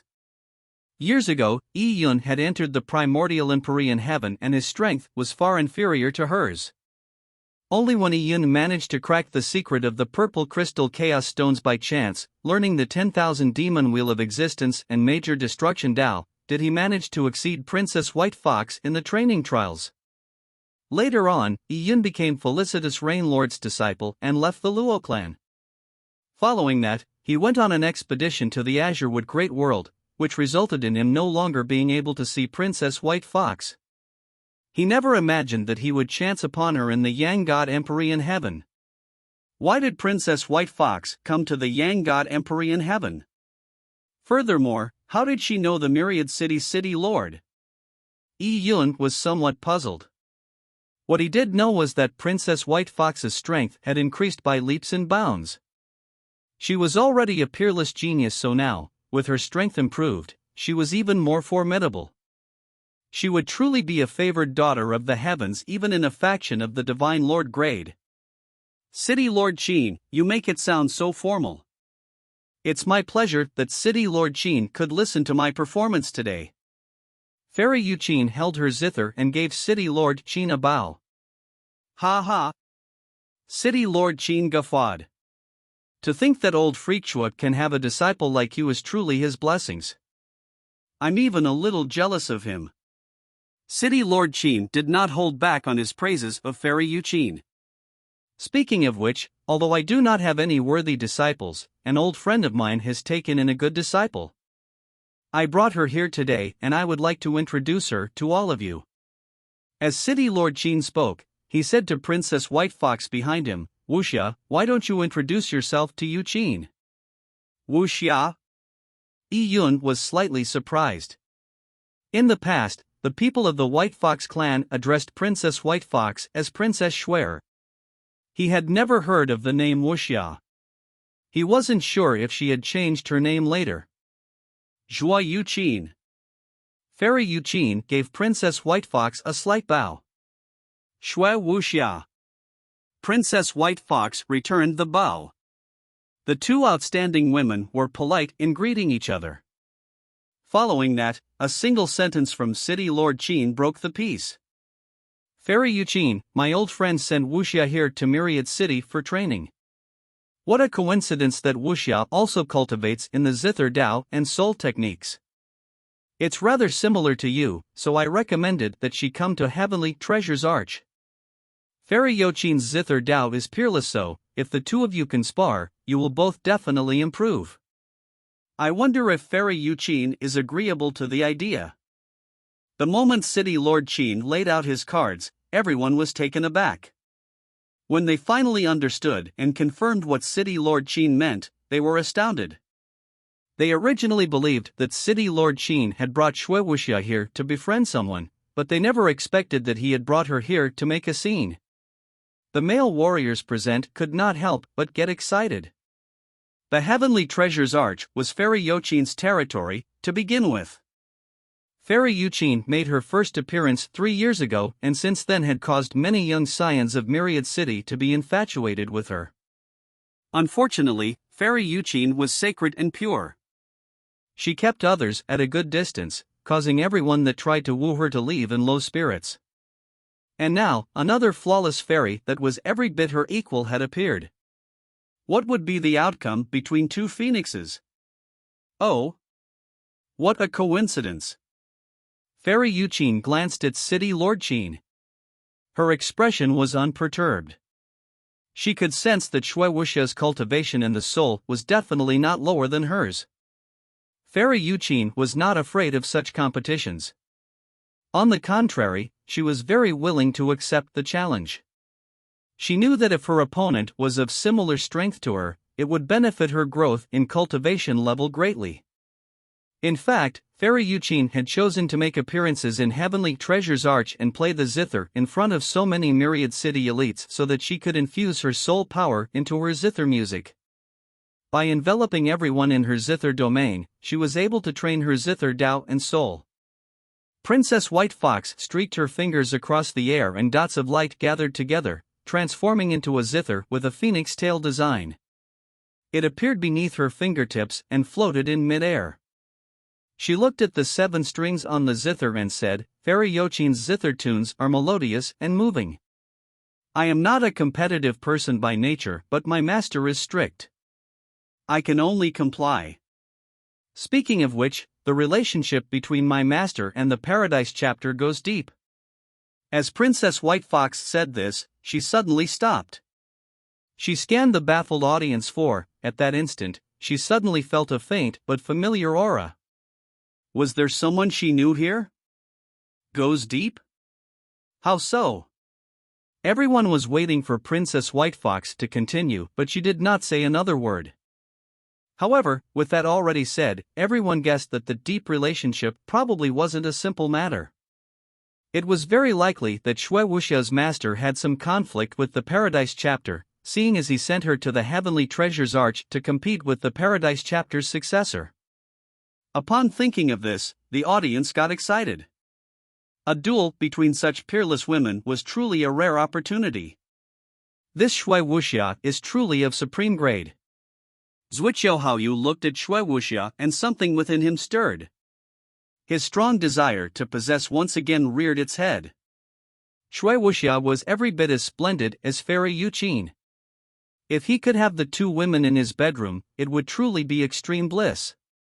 However, it was just too difficult a goal. Zhuqiu Haoyu knew very well that courting Shui Wuxia would be extremely difficult. But despite the difficulty, only a challenge would give him a sense of accomplishment. In terms of background and strength, few in Myriad City's younger generation could compare with him. If she were to marry, who else could she choose but him? With these thoughts in mind, the corners of Zhuqiu Haoyu's mouth curled up. He was absolutely confident in such matters. Oh? What is Shui Wuxia looking at? Zhuqiu Haoyu was surprised. He suddenly realized that Shui Wuxia, who had taken out her zither, was somewhat distracted. Her gaze was trained at a corner in the public seats. The seats of Heavenly Treasures Arch were of different prices, and the corner seats were obviously the lowest. Those who sat there were poor losers, inferior warriors to Zhuqiu Haoyu. Why was Shui Wuxia looking at those inferior warriors? Zhuqiu Haoyu was somewhat perplexed. He carefully traced Shui Wuxia's gaze and finally confirmed that she was looking at a black-robed youth. The youth had a young maidservant beside him. He had quite outstanding looks, but in a warrior's world, that did not mean much. Furthermore, the youth dressed blandly. He did not have any emblems of a major faction on him, so he clearly wasn't of a superior background. He was completely inconsequential. Chapter 1141, News. Translator, Citullin. Editor, Citullin. It can't be. It seems like Fairy Wuxia is looking right at us. The honest-looking youth beside Yi Yun naturally sensed Princess White Fox's gaze. Is she looking at us? That's impossible, right? The youth that was playing with the polished walnut cores found it unbelievable. Although he was a horny guy, he knew his place. His father was only a shopkeeper of a small store. How could he garner the fairy's favor? However, Fairy Wuxia's gaze was indeed trained on them. Yi Yun's eyes flashed as he locked eyes with Princess White Fox. Princess White Fox opened her cherry lips slightly, and immediately, her voice resounded in Yi Yun's mind. Yi Yun? I never expected to meet you here. Yi Yun nodded. I'm very surprised as well. How did you come here? Princess White Fox asked. It's a long story. Yi Yun shook his head. He had too many experiences that he was at a loss as to where to begin. Princess, why would you come to the Myriad Divine Territory? I came to the Yang God Empyrean Heaven by accident. As for the Myriad Divine Territory, I came with my master. Before I came to the Yang God Empyrean Heaven, I had a fortuitous encounter and had my strength greatly enhanced. As such, I had impressed my master and he took me in as a disciple.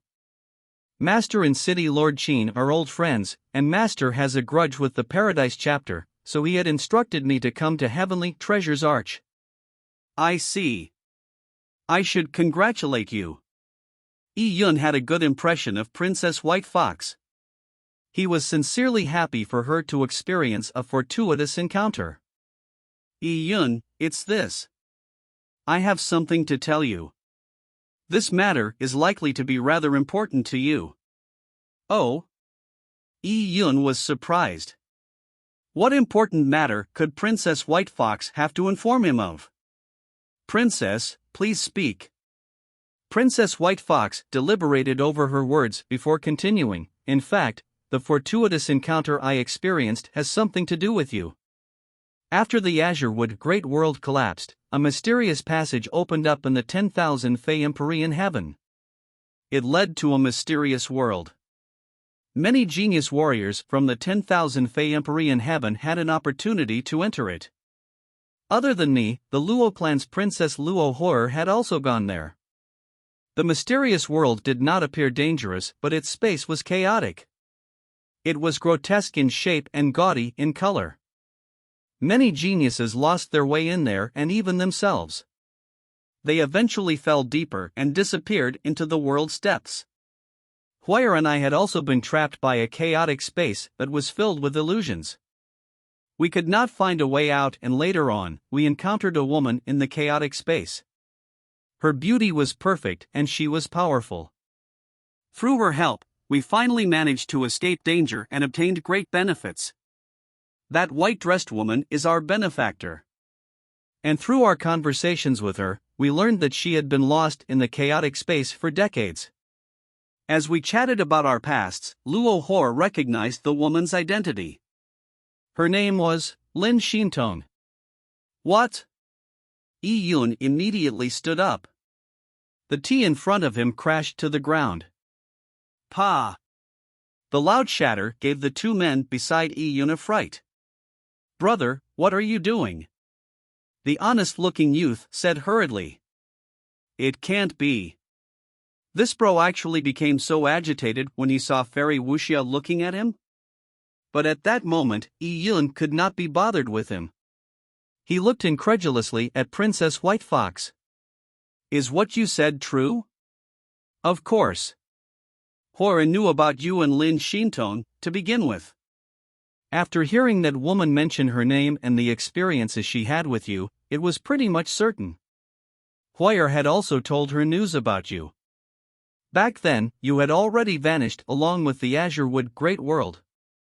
Felicitous Rainlord was also looking for you, but you were nowhere to be found. Lin Xintong appeared shaken when she heard the news, said Princess White Fox. Yi Yun's breathing hastened. It was truly Xintong, she was indeed still safe and alive. Xintong, I've finally heard news about you. Ever since he came to the 12 Empyrean Heavens, Yi Yun had always wished to search for Lin Xintong from the bottom of his heart. However, the 12 Empyrean Heavens were massive. It was filled with experts and he could perish if he wasn't careful. Under such circumstances, Yi Yun, who was relatively weak, had no means to find Lin Xintong. More critically, he did not know where to begin. Today, he had finally heard from Princess White Fox news of Lin Xintong's whereabouts. Lin Xintong had been stuck in that chaotic space for decades.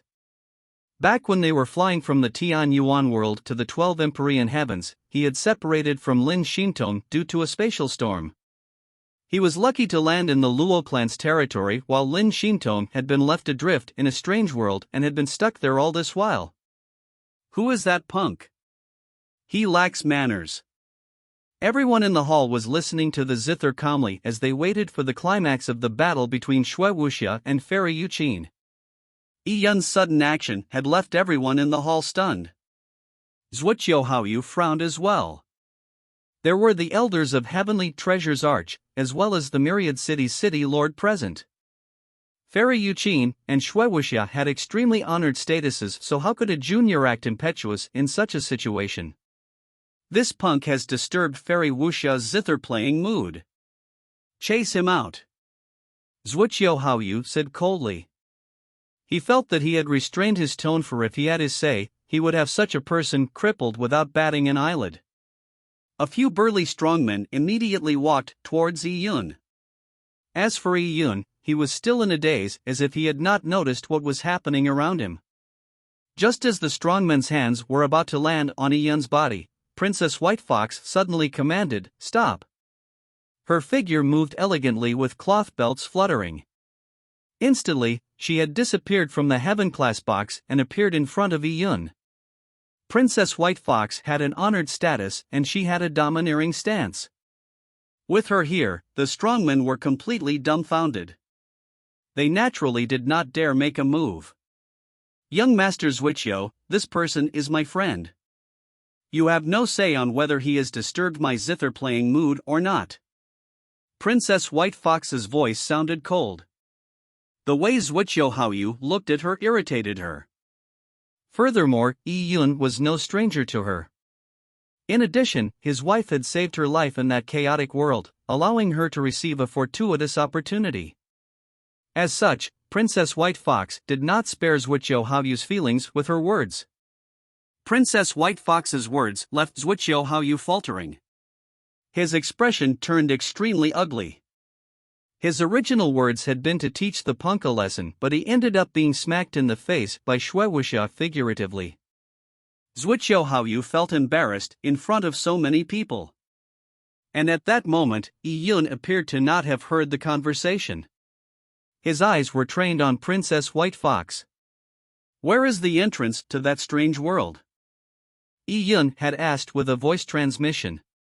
Although he was in the distant Yang God Empyrean Heaven, Yi Yun did not wish to wait another second longer. He wanted to immediately take action, or the hope of finding Lin Xintong would only become slimmer. However, Princess White Fox shook her head. You will probably be disappointed. The entrance to the strange world only existed for a fleeting moment. If not, how could we not have escaped it? Huara and I had only managed to succeed in walking out of that world because of Miss Lin. And when we departed it, all three of us were separated. I lost consciousness in the spatial storm, and when I woke up, I was already here in the Yang God Emperor in heaven. Princess White Fox was rather apologetic. She learned from Luo Huara that Yi Yun had always been thinking of Lin Xintong.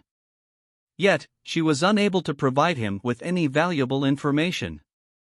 Only the heavens knew where one would end up in the 12 Empyrean heavens after departing the strange world. They could even land in the sinkhole.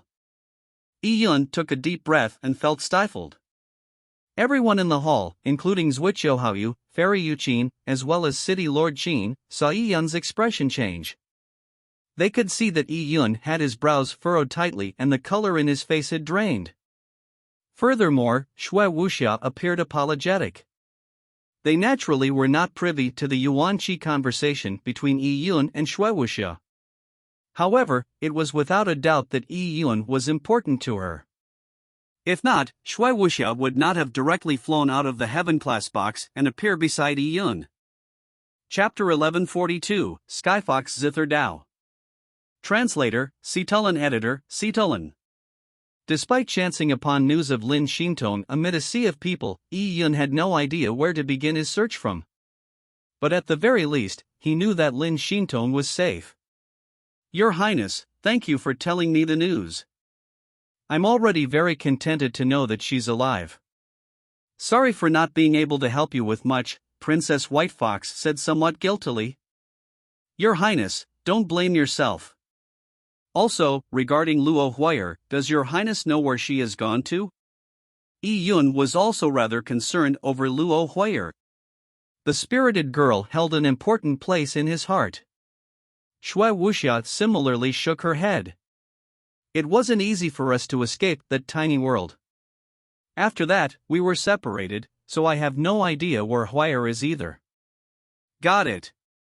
Yi Yun did not speak further. It was within expectations, so there was nothing to be disappointed about.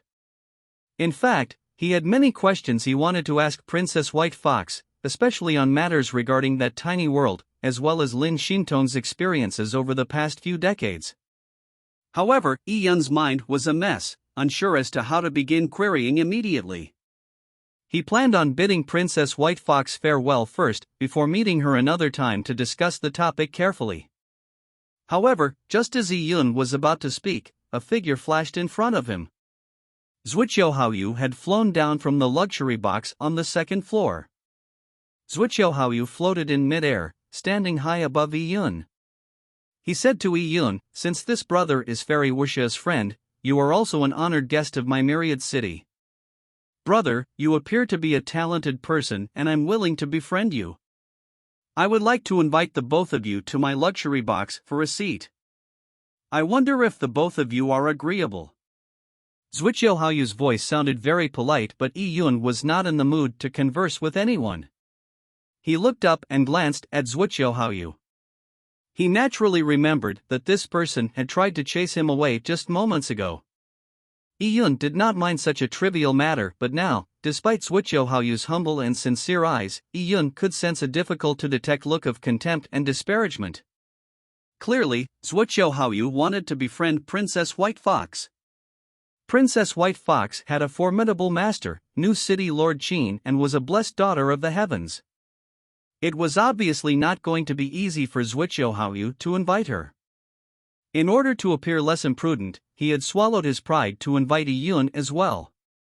He wanted to use Yi Yun as a wingman, yet he belittled him. Under such circumstances, Yi Yun naturally did not think well of Zhuqiu Haoyu. He was already plagued by discordant thoughts, so he had no intention of dealing with Zhuqiu Haoyu's feigned politeness.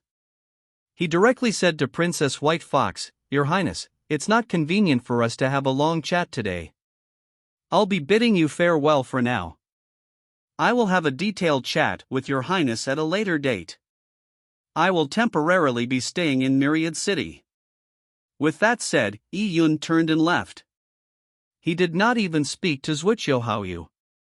Zhuqiu Haoyu was still floating in mid-air, looking down on Yi Yun.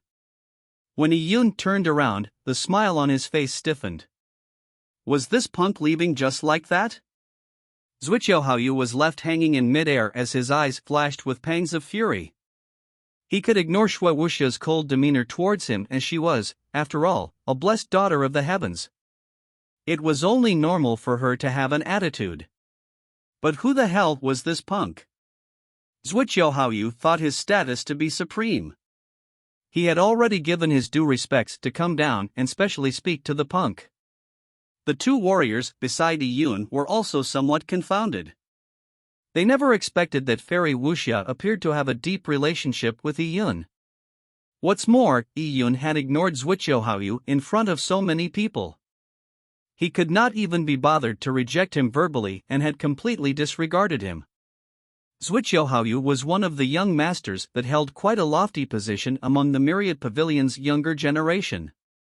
Did Yi Yun consider the consequences of offending him this way? Seeing the surrounding people's astonished reaction, Zhuqiu Haoyu's expression appeared as still as water. He did not speak another word and quietly returned to his luxury box. He took a deep look at Yi Yun's back as killing intent flashed in his eyes. "Investigate this man for me." "Ruer." Yi Yun called out to Ruer. "Yes, yes." Ruer finally snapped out of her daze. She hurriedly got on her feet, and before she left, she did not forget to glance at Shui Wuxia before turning to chase after Yi Yun. Ruer thought to herself, that fairy from before was truly beautiful. I wonder what relationship young master has with that fairy. Shui Wuxia watched Yi Yun leave before sighing inwardly. Following that, her figure transformed into an ethereal white smoke as she returned to the front of the heaven-class box on the second floor. She took a look at Fairy Yu Qin and City Lord Qin and bowed slightly. It was a reunion with a familiar. "Sorry for being impetuous." "It's fine," Fairy Yu Qin said softly as a hint of curiosity flashed in her eyes. City Lord laughed instead. "I never expected you to have a friend here. However, it's a day in which you and Fairy Yu Qin are having an exchange. If there's a chance in the future, introduce me to that friend of yours." "Yes, Uncle Qin." Princess White Fox looked at Fairy Yu Qin. She released the zither in her hands and left it in midair. Her soft and flawless fingers lightly touched the zither.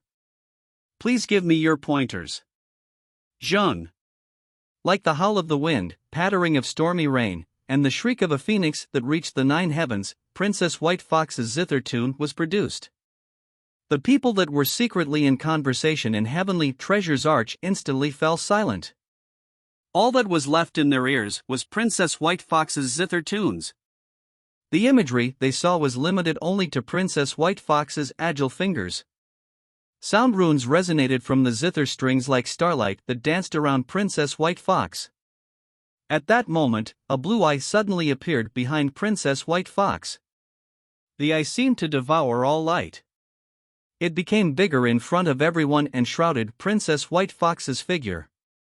At that moment, she was like a galactic fairy who played melodious zither tunes in the vast sky. Eye of the Sky Fox. Years ago, Princess White Fox had competed with Yi Yun in the primordial Empyrean heaven, and she had summoned the Eye of the Sky Fox. However, the Eye of the Sky Fox back then was only in its nascent stage.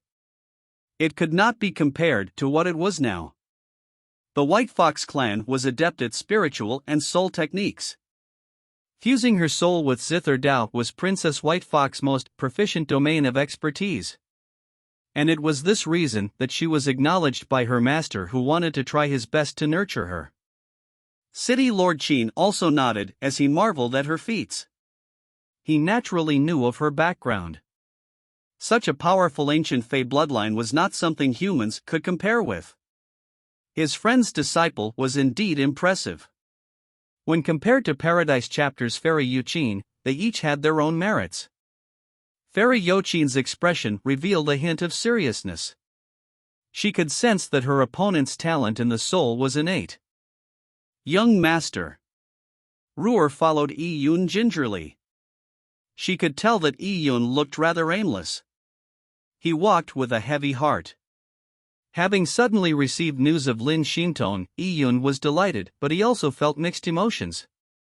It was unknown where the exit to that small world had opened to. The 12 empyrean heavens was so massive, so how was he to find Lin Shinton? This was even more difficult than the previous situation. Originally, Yi-Yun had believed that Lin Shinton was in the 10,000 Fei empyrean heaven, but now, she could be anywhere. After a while, Yi-Yun calmed his heart down. There's no hurry. At the very least, I now know that Shinton is safe. Yi-Yun shook his head. He had no means to find Lin Shinton. He could only wait until the point when his strength was enough to influence all of the 12 empyrean heavens. When his name spread throughout the 12 empyrean heavens, Lin Shinton would naturally know where he was. Yi-Yun temporarily had no plans of leaving the myriad divine territory. Ling Xier had nearly been wiped out because of him, and Yi-Yun had sworn to awaken her, so he naturally could not give up. Ruer, said Yi-Yun suddenly as he stopped. Let's return to the store. Regardless of how chaotic his thoughts were, everything had to be done in a slow and steady fashion. Yi-Yun still planned on staying in Myriad City. He needed preparation to obtain the 3 herbs in the exchange 3 years later. As long as he could refine the hollow soul pill, he would able to awaken Ling Xier from her slumber. Chapter 1143, Soul Restoring Relic. Translator, Situlin. Editor, Situlin. The store Yi-Yun rented from Myriad Pavilion was located in a rather remote area north of Myriad City, with little human traffic. There was a tiny, clear river that ran alongside it and hanging willows on both sides of the bank that were more than 1,000 years old. It was a tranquil environment. After taking up residence, Ruer cleaned the store and the yard thoroughly. Yi-Yun set up an alchemical cauldron in one of the rooms, converting it to an alchemy lab. They took care to place Ling Xier's body in the quietest room, where she slept silently. Yi-Yun refined pills mainly as a means to cultivate his soul and enhance his ability to refine pills. At the same time, he could eliminate the negative after effects of having his cultivation level rise too rapidly. The creation of the hollow soul pill required extremely precious herbs, and an extremely long period of time to refine those herbs. Yi-Yun sat in front of the cauldron and held a scroll left behind by the divine alchemist. He began poring over its contents. Without him knowing, time passed quickly until it was nearly sunset. He was quietly meditating when suddenly he opened his eyes. His figure flashed as he rushed out the door. Young master? Ruer was watering the plants in the yard. When she saw Yi-Yun fly out of the alchemy lab like a gust of wind with a serious expression, she was immediately given a shock. Did something happen? She noticed that he was charging straight for a room. The room where Ling Xier slept. Xier! Yi-Yun rushed into the room. Having fused with the heretical god Fireseed, he could directly sense any change in Ling Xier's condition. And he just sensed that Ling Xier, who was still asleep, had suddenly gotten very weak. Yi-Yun came into the room. On the ice-cold bed lay Ling Xier's petite figure in silence. Her skin looked so delicate that a wind could rupture it. Her eyes were tightly closed. And in her hands, she held the soul returning root. Even still, her body was becoming increasingly transparent. Even the soul returning root in her hands had nearly vanished. What's going on? Yi-Yun turned anxious.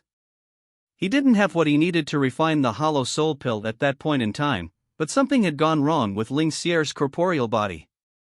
Yi-Yun scanned Ling Xier's condition with his perception as he placed a finger on Ling Xier's glabella. He sent out a constant stream of Yang Yuan Qi into her body. However, the pure Yang Yuan Qi seemed like it was emptying into the boundless sea.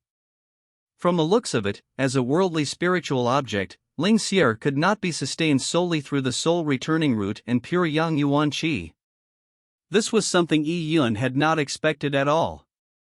As he watched Ling Xier's corporeal body continue to weaken, Yi-Yun felt as if his heart was being minced. He had promised to save Ling Xier. He needed 3 years to completely awaken her. But at this rate, she would not last 3 years. There must be a way, think. Yi-Yun desperately tried to think of ideas. He knew that Ling Xier was in that state because her soul was too weak. If he made Ling Xier consume the soul returning root now, allowing all its essence to fuse into her incorporeal body, then it might be possible to tide through this catastrophe. However, there was only one soul returning root, and it was needed to refine the hollow soul pill. Furthermore, without the nourishment from the soul returning root, he didn't know if Ling Xier could last the 3 years. Yi Yun needed an herb to replace the soul returning root. Yi Yun pondered. Within the vast amount of information contained in the Divine Alchemist's notes, there were mentions of several soul-nurturing medicines that had extraordinary effects. However, they were mostly extremely rare or could only be refined by the Divine Alchemist. After eliminating such cases, the only thing left was the soul-restoring relic. Soul-restoring relics were refined from the bones of ancient Fae that had powerful souls. They could nourish the soul and, although they were not as heaven-defying as the hollow soul pill, they were an extremely precious soul-related medicine in the world of warriors. Yi Yun did not have any materials to refine the soul-restoring relic on hand. And even if he could find the materials, there was no time for him to refine it. Yi Yun looked at Ling Xier and took a deep breath. His only recourse was to seek help from others. The only person he was familiar with in Myriad City was Princess White Fox. The princess did cultivate in the soul, so it was possible that she had such medicine. There was no time to waste. Ling Xier's condition did not permit even a second of delay. Young master.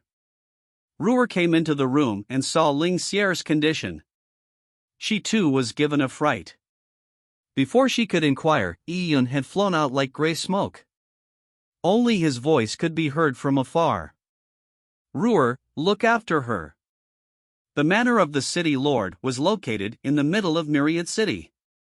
It was a magnificent building, emanating a majestic aura that appeared extremely stately. Yi Yun ran all the way until, finally, he appeared in front of the city lord manor. Who's there? The guards of the city lord manor were burly people from another race. They held large sabers in their hands and their voices were deep. They had quite a menacing presence. I'm here to see Fairy Shui Wuxia. Please pass the message that Yi Yun needs to meet with her urgently. Yi Yun said patiently. He was torn with anxiety. The city lord manor was well guarded with powerful arrays. It was impossible to barge in. The 2 guards glanced at him and immediately made way for him. Go on in. Oh. Yi Yun was somewhat surprised. From the looks of it, Princess White Fox had instructed them ahead of time. He had originally set up an appointment with Princess White Fox to discuss the news of Lin Xintong in detail. This had saved him quite a bit of time. Yi Yun walked straight into the city lord manor. There were restrictions everywhere in the manor, but there was one path that had all its restrictions deactivated. Yi Yun guessed that it was the path that led to Princess White Fox's residence. He ran straight forward without stopping. From afar, Yi Yun could hear a melodious zither tune. The zither tune seemed like water flowing from heaven. It entered his ears without ceasing, calming his anxious mood. He came to a point where he saw a lake that was as clear as a mirror. In it floated a small boat that resembled a leaf. The zither tunes came from the boat.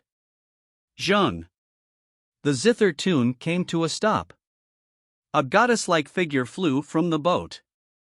Her white clothes rivaled snow and her long silver hair cascaded out like the scattering of the galactic stars as they fluttered in the wind. Princess White Fox was still holding onto her zither as she landed lightly in front of Yi Yun. You seem to be weighed down by your thoughts. Princess White Fox's voice was like a zither's tune itself.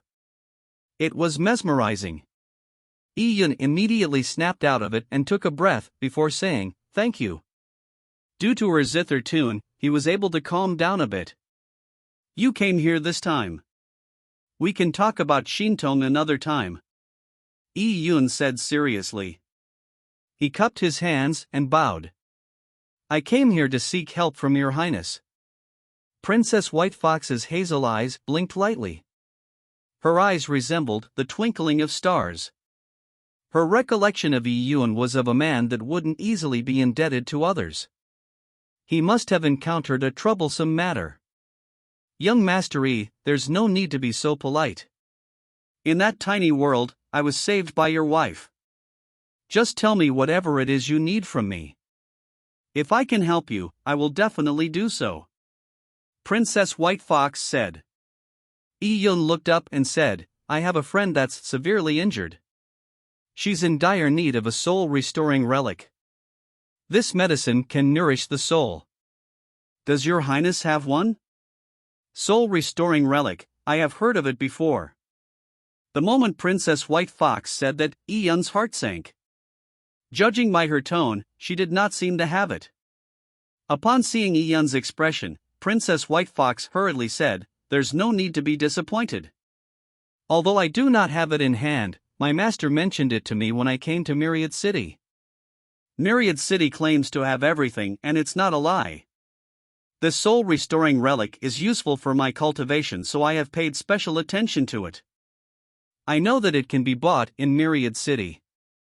Chapter 1144, City Lord Qin. Translator, Situlin. Editor, Situlin. It can be bought directly?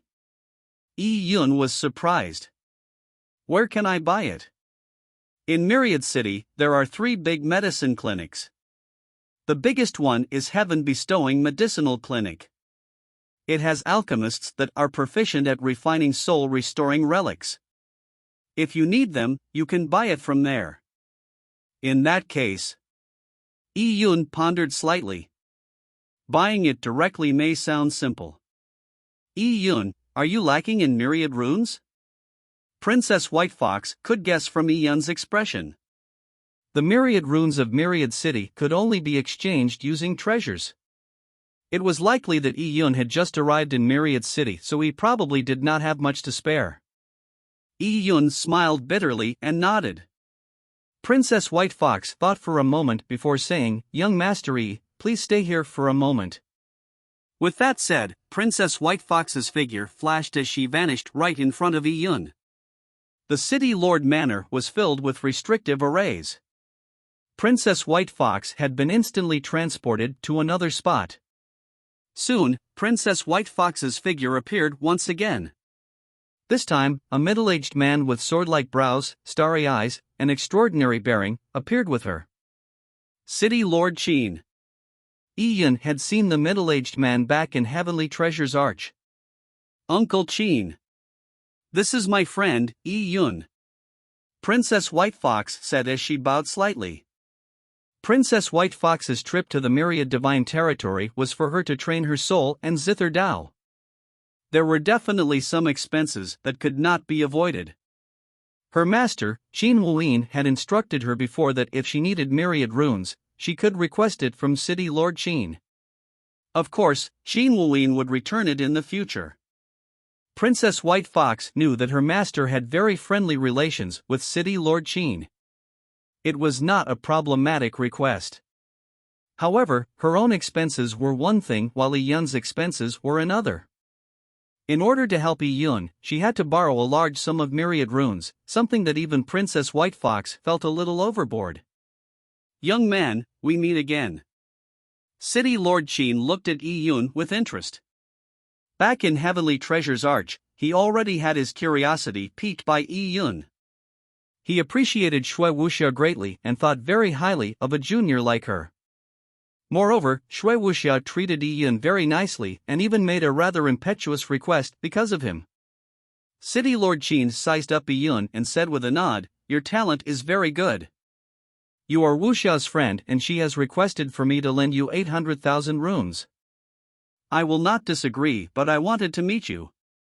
I wanted to see what's so special about you that Wuxia treats you so well. City Lord Qin took out a dark red jade slip and handed it to Yi Yun. By the side, Princess White Fox said, Young Master Yi, I remember that the price of soul-restoring relics cost 500,000 runes. It should be enough. I came to Myriad City with not a lot of runes, so I can only ask Uncle Qin for help. I had made the bold decision for you in light of your extreme anxiousness. Yi Yun took a deep breath. He knew that Princess White Fox had said that because she was afraid that his pride could not accept the favor. However, now wasn't the time to be proud. This money was absolutely needed by Yi Yun. He took the jade slip over and said, "Thank you, City Lord Qin. I will repay it in 3 months." 3 months? City Lord Qin was stunned. To repay 800,000 myriad runes in 3 months was not something even an old person would dare claim, much less a junior. City Lord Qin frowned slightly. Did he read this young man wrongly? This punk was actually an arrogant kid that spoke without any pragmatism? In fact, City Lord Qin was a rather frank and open person. He did not think too much about matters concerning wealth, especially money he lent out. To him, it was like spilled water. If he could get anything back, it would be a pleasant surprise, as if he had picked it off the ground. If he could not get it back, it was only normal. He was mentally prepared and could ignore it. Everyone was of value in City Lord Qin's heart. Some friends of City Lord Qin were worth it for him to go all out. However, those of ordinary value was at best tens or hundreds of thousands of runes worth. He would not lend it if they exceeded their values. Under such circumstances, Shui Wuxia had asked to borrow 800,000 runes. It was naturally not a problem. Even if Yi Yun vanished from then on, he would not pursue the matter. He would treat it as using 800,000 runes to show to Shui Wuxia what sort of friend Yi Yun was, so as to prevent her from suffering in the future. However, City Lord Qin never expected for Yi Yun to mention returning in 3 months so seriously. Such promises did not sound believable at all. Young man, you just need to cultivate earnestly with your feet planted firmly on solid ground. I lent you the myriad runes because of Wuxia. You should cherish your friendship with her. I wish that you can return the runes. As for the amount of time, there's no requirement. Just do your best. City Lord Qin's words were rather minced.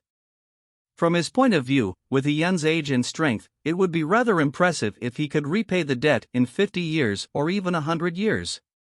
Yi Yun could naturally tell what City Lord Qin meant.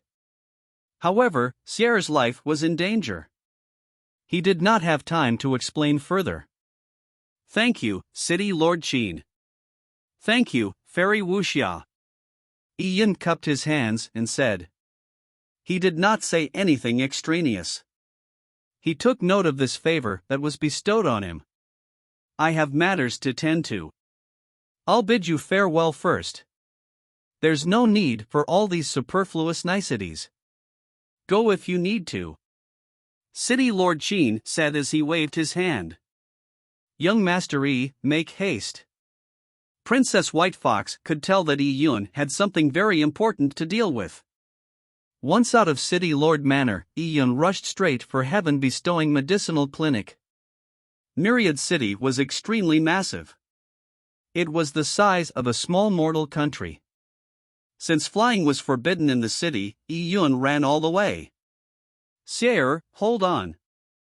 Alongside City Lord Manor's mirror-like lake, City Lord Qin looked at Princess White Fox and said, Wuxia, your master is my best friend. Since she sent you to Myriad City to train, I should take good care of you. Your friend has a converged aura and outstanding talent. He is a genius.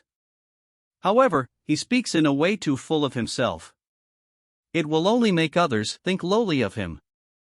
If he doesn't let down your trust, I can give him some pointers. However, if he were to disappoint, you just need to distance yourself from him. You can also treat it as a lesson not to believe in others easily. City Lord Qin earnestly advised Princess White Fox. From his point of view, she was too naive and could suffer as a result. That won't happen. Yi Yun is not someone that will offer what he can't do. Princess White Fox said with a smile. Years ago, be it in the primordial empyrean heaven or to become Felicitous Rainlord's disciple, Yi Yun's performance had been astounding. For Yi Yun, what seemed like miracles were not called miracles. If you believe him that much, I won't say anything more. By the way, your master sent you to Myriad City, but did she mention that she will be participating in the exchange 3 years later? City Lord Qin asked as his eyes flashed with a look of warmth. Princess White Fox shook her head and said, "About that, I do not know as well. After sending me here, she left on her travels. I do not know if she will come or not. That's quite her character." City Lord Qin looked out at the mirror-like lake. White clouds were reflected in it, and there was a gentle, refreshing wind that blew at the people along the bank. City Lord Qin sighed and did not speak another word. Chapter 1145, Heaven Bestowing Medicinal Clinic. Translator, Citulin. Editor, Citulin. In the central region of Myriad City, there were more than 10 massive stores. They sold pills, enchanted artifacts, disc arrays, cultivation manuals, etc. Each store earned an unimaginable amount of wealth every year. They were securely in the hands of the top 10 factions and were never rented out, much less sold. This is the Heaven Bestowing Medicinal Clinic. Yi Yun saw a building in the shape of a cauldron. It hung a plaque stating the Heaven Bestowing Medicinal Clinic. The Heaven Bestowing Medicinal Clinic was located in the central region of Myriad City. The massive cauldron was decorated with countless precious stones which shimmered with a dazzling luster. The scent of rich herbal aroma could be whiffed from afar. Warriors weaved in and out of it, making it much more flourishing than Heaven Bestowing Medicinal Clinic. To warriors, pills and relics were essential during the cultivation process. Pleasure was only for providing physical and mental relaxation. Hence, it was also normal that Heaven Bestowing Medicinal Clinic was a lot livelier. Yi Yun took a deep breath as he calmed his mind before entering Heaven Bestowing Medicinal Clinic. Upon entering, he saw countless pill bottles placed on the jade shelves. Many of the pill bottles themselves already cost a staggering amount. The Heaven Bestowing Medicinal Clinic had several floors. Most warriors would do their businesses on the first floor, while only truly honored guests could go to the second floor and above. Yi Yun did not wait for a second longer as he quickly scanned the insides of the store. He immediately saw a middle-aged man sitting behind a counter. He was holding an abacus in hand and was dressed like the god of wealth. "I'm here to buy medicine." Yi Yun walked over and said. The middle-aged man looked up and glanced at Yi Yun. He said slowly, "Everyone is here to buy medicine. Wait a while and someone will naturally tend to you." The middle-aged man's attitude was aloof. As a manager, he only entertained honored customers. The customers in the store would browse first before available attendants would tend to them. In essence, the store was not afraid of suffering from bad business. The stores did not need to implore customers to buy their items. Instead, people lined up to buy their goods. Yi Yun frowned. He did not have the time to listen to the nonsense of someone putting on airs. "I want a soul-restoring relic." Yi Yun immediately took out a dark red jade slip and patted it on the counter while staring right at the middle-aged man. Yi Yun's soul was extremely powerful, and although the middle-aged man's cultivation level was very high, it only reached that height through the use of pills. His nomological insights were much weaker, so he immediately shuddered when he was glared at by Yi Yun. Furthermore, the words Yi Yun said had also surprised him. Soul-restoring relic? That was an extremely expensive supreme-grade pill. This punk actually wanted to buy a soul-restoring relic? The middle-aged man sized up Yi Yun and said, "A soul-restoring relic is worth a high price. If you really want to buy it, I'll invite alchemist Huyen. The store happens to have one soul-restoring relic on sale. The person who refined the relic is alchemist Huyen. The alchemist needs to be invited?" Yi Yun did not wish to delay things any further. "You might not know. The medicine of the Heaven Bestowing Medicinal Clinic is never not in demand. Even supreme-grade medicine like the soul-restoring relic is in high demand by many honored customers. Furthermore, we sell supreme-grade medicine on behalf of the alchemists. Any sales naturally have to be agreed upon by them. the middle-aged manager said proudly.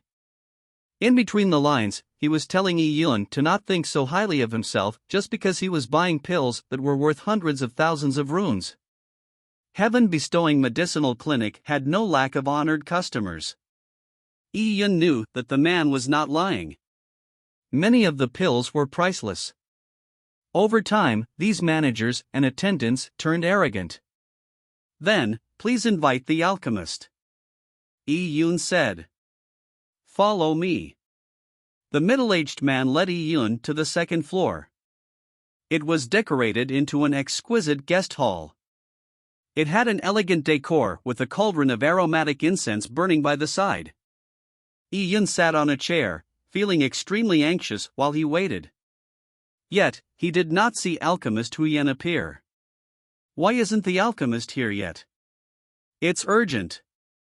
I'm buying the medicine to save someone. Yi Yun looked at the manager and said. The middle-aged manager went to take a look before returning to say, Alchemist Hu Yan is having a chat with a friend. I have already informed him. He asks you to wait for a moment. Chatting. Yi Yun was immediately infuriated. Here he was waiting anxiously to save a life while Alchemist Hu Yan was completely unfazed as he chatted with a friend leisurely. If this wasn't heaven-bestowing medicinal clinic, one of the territories of the top 10 factions of Myriad City, Yi Yun might not have held back and taken action to snatch the medicine. Finally, a languid-looking man in gorgeous silk robes walked down from a higher floor. Are you the person who is buying the medicine? From the looks of it, the person was none other than Alchemist Hu Yan. He had an arrogant and aloof expression. He was clearly not very amiable. Yi Yun stood up. Alchemist Hu Yan appeared to be in his 20s. Yi Yun guessed that he, as an alchemist, must have consumed medicine that made him look youthful. He only looked young. Alchemist Hu Yan, I'm in urgent need of a soul-restoring relic. I heard that this pill was refined by you. Can you sell it to me? Soul-restoring relic? That's right. It was refined by me. Only a few alchemists in Myriad City can refine soul-restoring relics. And I had happened to finish refining a cauldron of soul-restoring relics a few days ago. Only 2 of them were completed successfully. Alchemist Hu Yan said proudly. Typically, a cauldron of pills numbered 12 or above. Alchemist Hu Yan had only succeeded in producing 2 from a cauldron. It was considered extremely terrible, but from his tone, he did not know shame. Instead, he was proud of it. Clearly, due to the difficulty of refining it, being able to successfully produce 2 was already something worth commending him for. One of them is left for myself, so I'll only sell one for 550,000 runes, said Alchemist Hu Yan. 550,000? This price was 50,000 runes more expensive than the price Princess White Fox had seen. However, Yi Yun could not be bothered with it. Just as he was about to agree to it, he heard an unhurried voice coming from above. I was wondering who was buying a soul-restoring relic. So it's you. The voice sounded a little familiar. Yi Yun pricked up his eyebrows. Zhuqiu Haoyu. Upon seeing Yi Yun, Zhuqiu Haoyu had a faint smile hanging on his face. Why? Do you know each other? Alchemist Hu Yan languidly scanned the both of them. Zhuqiu Haoyu said with a smile, we had the chance of meeting once. With that said, Zhuqiu Haoyu looked at Yi Yun again and said, I never expected you to be this rich. You are even buying a soul-restoring relic. Why? Is your soul damaged? Zhuqiu Haoyu asked with interest. It was not easy to treat soul damage, for it was a serious injury. If Yi Yun's soul was damaged, it would be fun. Yi Yun's expression sank. He never expected that the friend that Alchemist Hu Yan was chatting with was Zhuqiu Haoyu. Zhuqiu Haoyu had not left a good impression on Yi Yun. He did not wish to speak with this person any further. Alchemist Hu Yan, please do the trade immediately. I accept the price. Yi Yun said. Before Alchemist Hu Yan spoke, Yi Yun saw Alchemist Hu Yan and Zhuqiu Haoyu exchange looks. Immediately, he had an ominous foreboding. Chapter 1146, Making Things Difficult. Translator, Citulin Editor, Citulin. Ha ha. At that moment, Alchemist Hu Yan suddenly smiled and said, "My young friend, what are you going to use the soul-restoring relic for?" Yi Yun frowned. He knew that Zhuqiu Haoyu must have transmitted something to Alchemist Hu Yan. They were friends and, with Zhuqiu Haoyu stirring trouble in the background, it was unlikely that this sale would go through. Alchemist Hu Yan, you are only selling the pill. There should be no need for you to know why I'm buying the pill. You offered a price of 550,000 and I'm willing to accept it. With Sierra in danger, Yi Yun could only suppress his emotions. However, Alchemist Hu Yan stroked his beardless chin without responding. There was a teasing smile on his face. Yi Yun took a deep breath and asked, "Alchemist Hu Yan, are you going back on your word?" Yi Yun tried his best not to appear anxious to prevent the duo from catching on. However, how could Yi Yun not be anxious?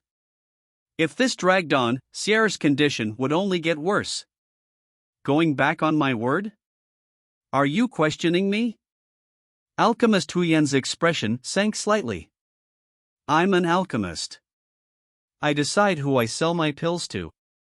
I am free to do so. Whoever buys my pills, be they an overlord or elder from a mighty faction, should they not all treat me courteously? Yi Yun's heart sank. Judging by his tone, he clearly wasn't going to let go of the medicine easily. He was going to take every opportunity to make things difficult for Yi Yun. Yi Yun paused for a moment before replying, "I had heard from City Lord Qin and Fairy Wuxia that an alchemist from Heaven Bestowing Medicinal Clinic can refine soul-restoring relics, which is why I'm here to buy one." As Yi Yun spoke, he waved the blood-red jade slip in his hand. It had City Lord Qin's mark on it, which could not be faked. Oh? City Lord Qin? Alchemist Hu Yan's brow raised slightly. He could tell that Yi Yun was using City Lord Qin's name to pressure him. If it were only Yi Yun, he could toy with the punk as he wished. But if City Lord Qin was involved, he needed to be more careful. Zhuqiu Haoyu had informed him of Yi Yun's background with a voice transmission. Zhuqiu Haoyu had Yi Yun investigated, and found that he had just arrived in Myriad City. So it was impossible for him to be very close to City Lord Qin. If City Lord Qin wanted to buy the soul-restoring relic, he wouldn't send a junior who had nothing to do with him in his place. The only possibility was that Yi Yun wanted to buy it for himself, and had borrowed City Lord Qin's myriad runes. But why would City Lord Qin lend him so many myriad runes? At that moment, Zhuqiu Haoyu suddenly burst into laughter. "Brother, you are impressive. You actually got Fairy Wuxia to request myriad runes from City Lord Qin on your behalf. Your freeloader skills are truly out of this world. How impressive. How very impressive." Zhuqiu Haoyu mocked as his eyes looked cold. He had gone to great efforts to send precious gifts and repeated invites to Fairy Yuqin and Fairy Wuxia, but to no avail. Then came Yi Yun, who gave no gifts, but still ended up freeloading from Fairy Wuxia. He never expected that Fairy Wuxia would treat such a person better than him. How could Zhuqiu Haoyu tolerate this? It looks like you have quite a good relationship with Fairy Wuxia. In that case, help me ask Fairy Wuxia out and this soul-restoring relic will be sold to you, Zhuqiu Haoyu said nonchalantly. Yi Yun's eyes flashed. Zhuqiu Haoyu was insatiable, and his requests were getting more and more out of hand. Although he did have a good relationship with Princess White Fox, that was all it was. He could not agree to such a request on her behalf. Zhuqiu Haoyu wore a sinister smile. He also knew that his request was excessive. He was only doing it to mock Yi Yun and teach him a lesson.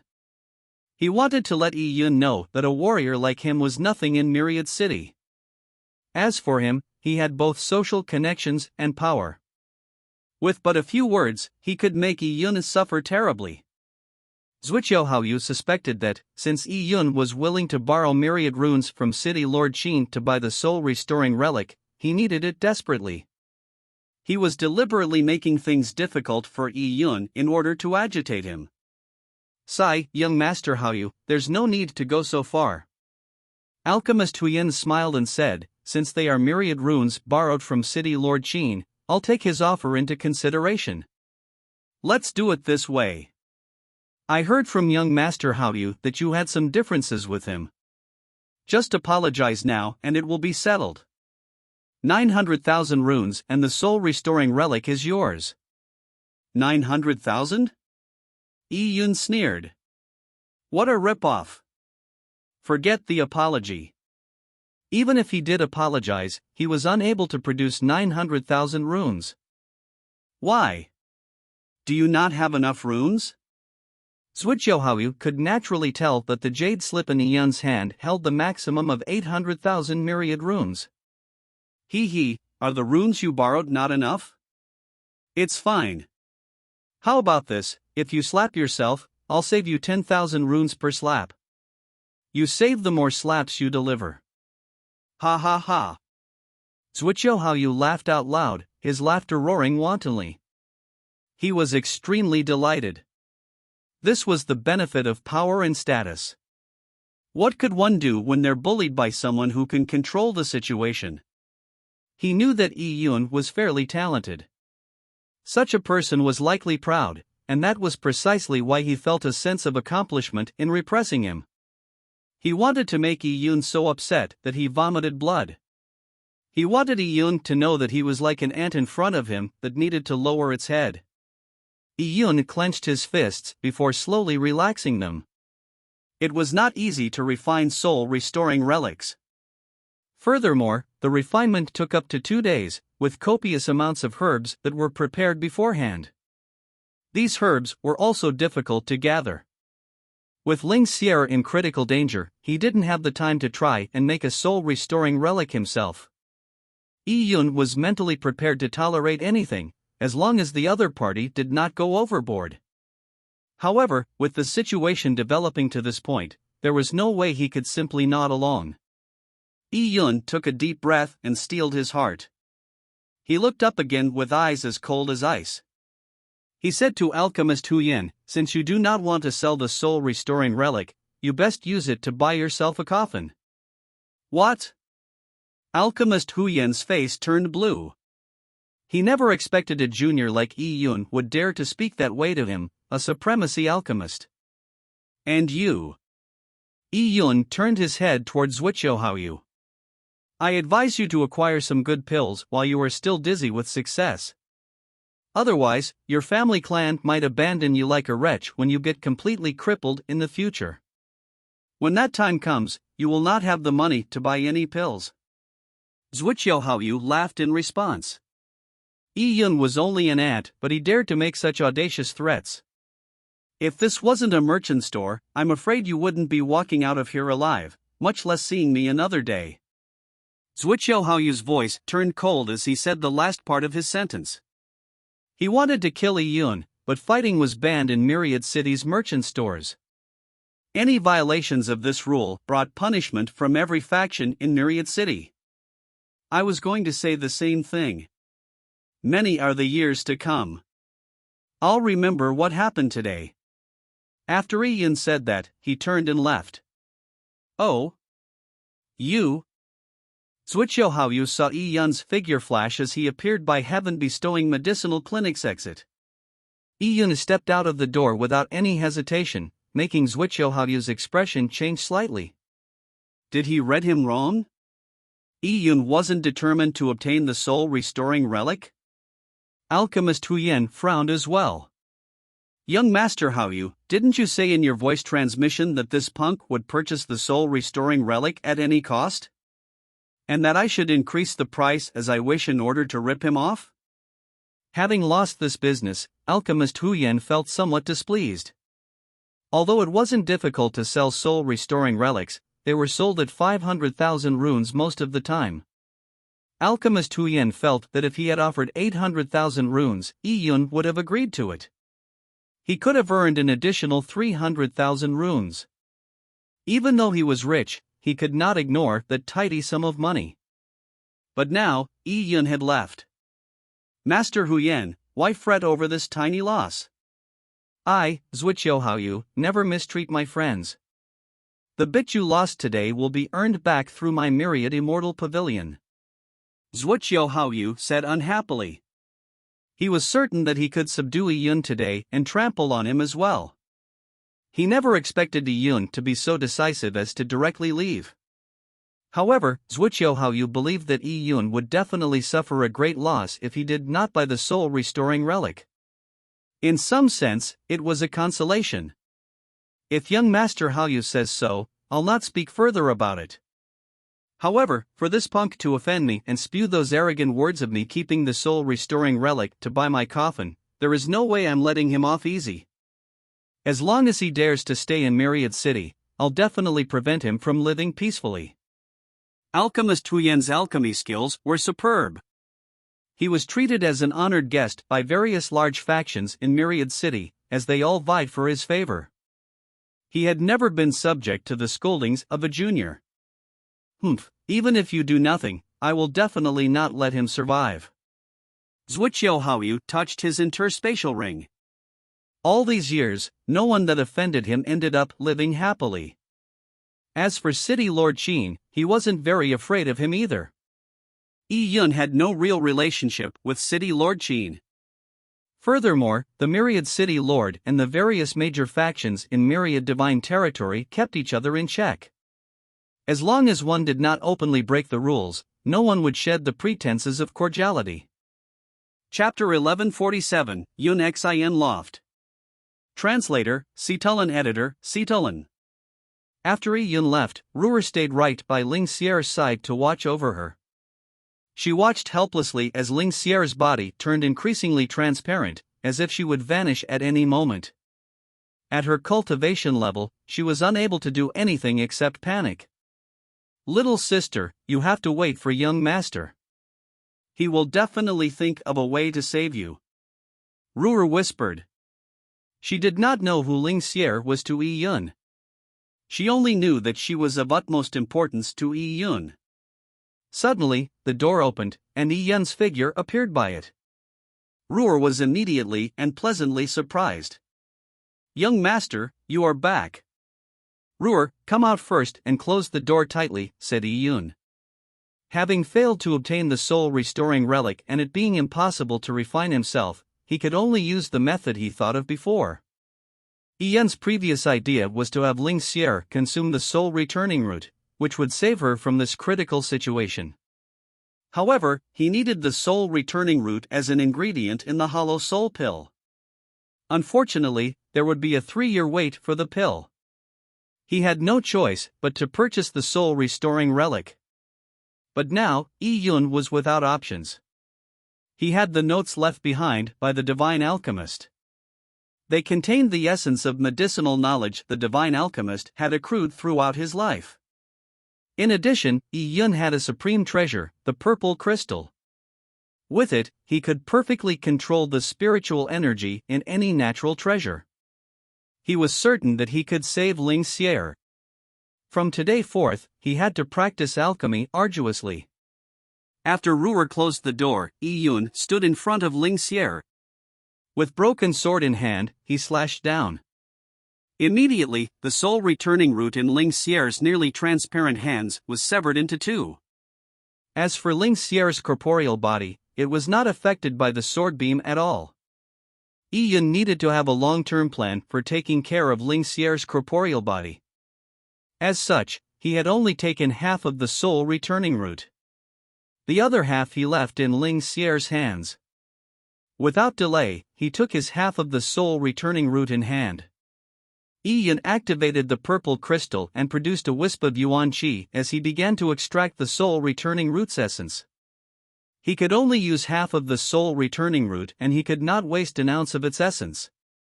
If it were anyone else, that would be a completely impossible feat, but Yi Yun was different. Through the purple crystal's energy vision, Yi Yun could see every strand of essence clearly. He intricately extracted them. Yi Yun infused each strand of energy into Ling Xier's corporeal body. The essence merged with her corporeal body, causing her transparent body to gradually become opaque. Yi Yun was completely focused, taking care not to waste a single strand of energy. He precisely controlled them and directed them into Ling Xier's body. After a full day of this, Yi Yun walked out of the room, mentally exhausted. The half of the soul returning root had turned into ash. All the energy within had been extracted by Yi Yun and transferred into Ling Xier. Half of the soul returning root was only sufficient enough to temporarily stabilize Ling Xier's corporeal body. As such, Yi Yun had also infused a large amount of pure yang energy into her body. Because of this, he had constantly consumed a large number of relics to replenish his yuan qi. The remaining half of the soul returning root remained in Ling Xier's hands. Since he only used half of it, Yi Yun would still need to refine other pills to heal her soul in the future. Only then could Ling Xier last until the day when she could consume the hollow soul pill. This was all thanks to Zhuqiu Haoyu. Ruer, Yi Yun said. Ruer immediately ran over. She had stood nearby all this while feeling anxious. After Yi Yun came out, she caught a glimpse of his expression. From his calm expression, she determined that the little girl was likely fine. Young master, what do you need? Ruer asked. Follow me to Myriad Pavilion, said Yi Yun. Why are we going there? Ruer blinked her eyes. They had already exchanged for myriad runes and rented a store.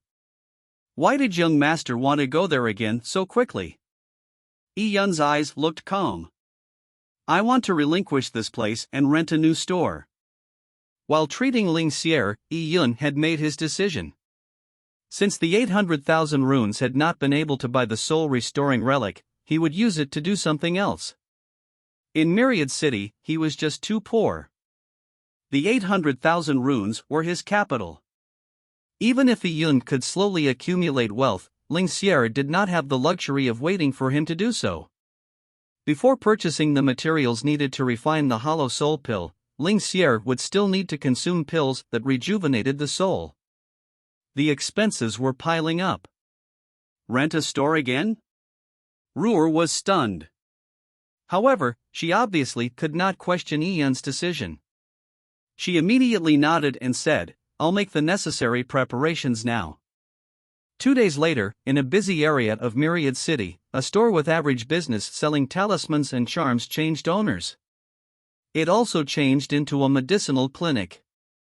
This new medicinal clinic was only a few streets away from the core region of Myriad City, home to stores owned by the 10 major factions like the Heaven-bestowing Medicinal Clinic. For warriors, traversing this bit of distance was easy as drinking water. Because this area constantly hummed with activity, the rent was extremely pricey.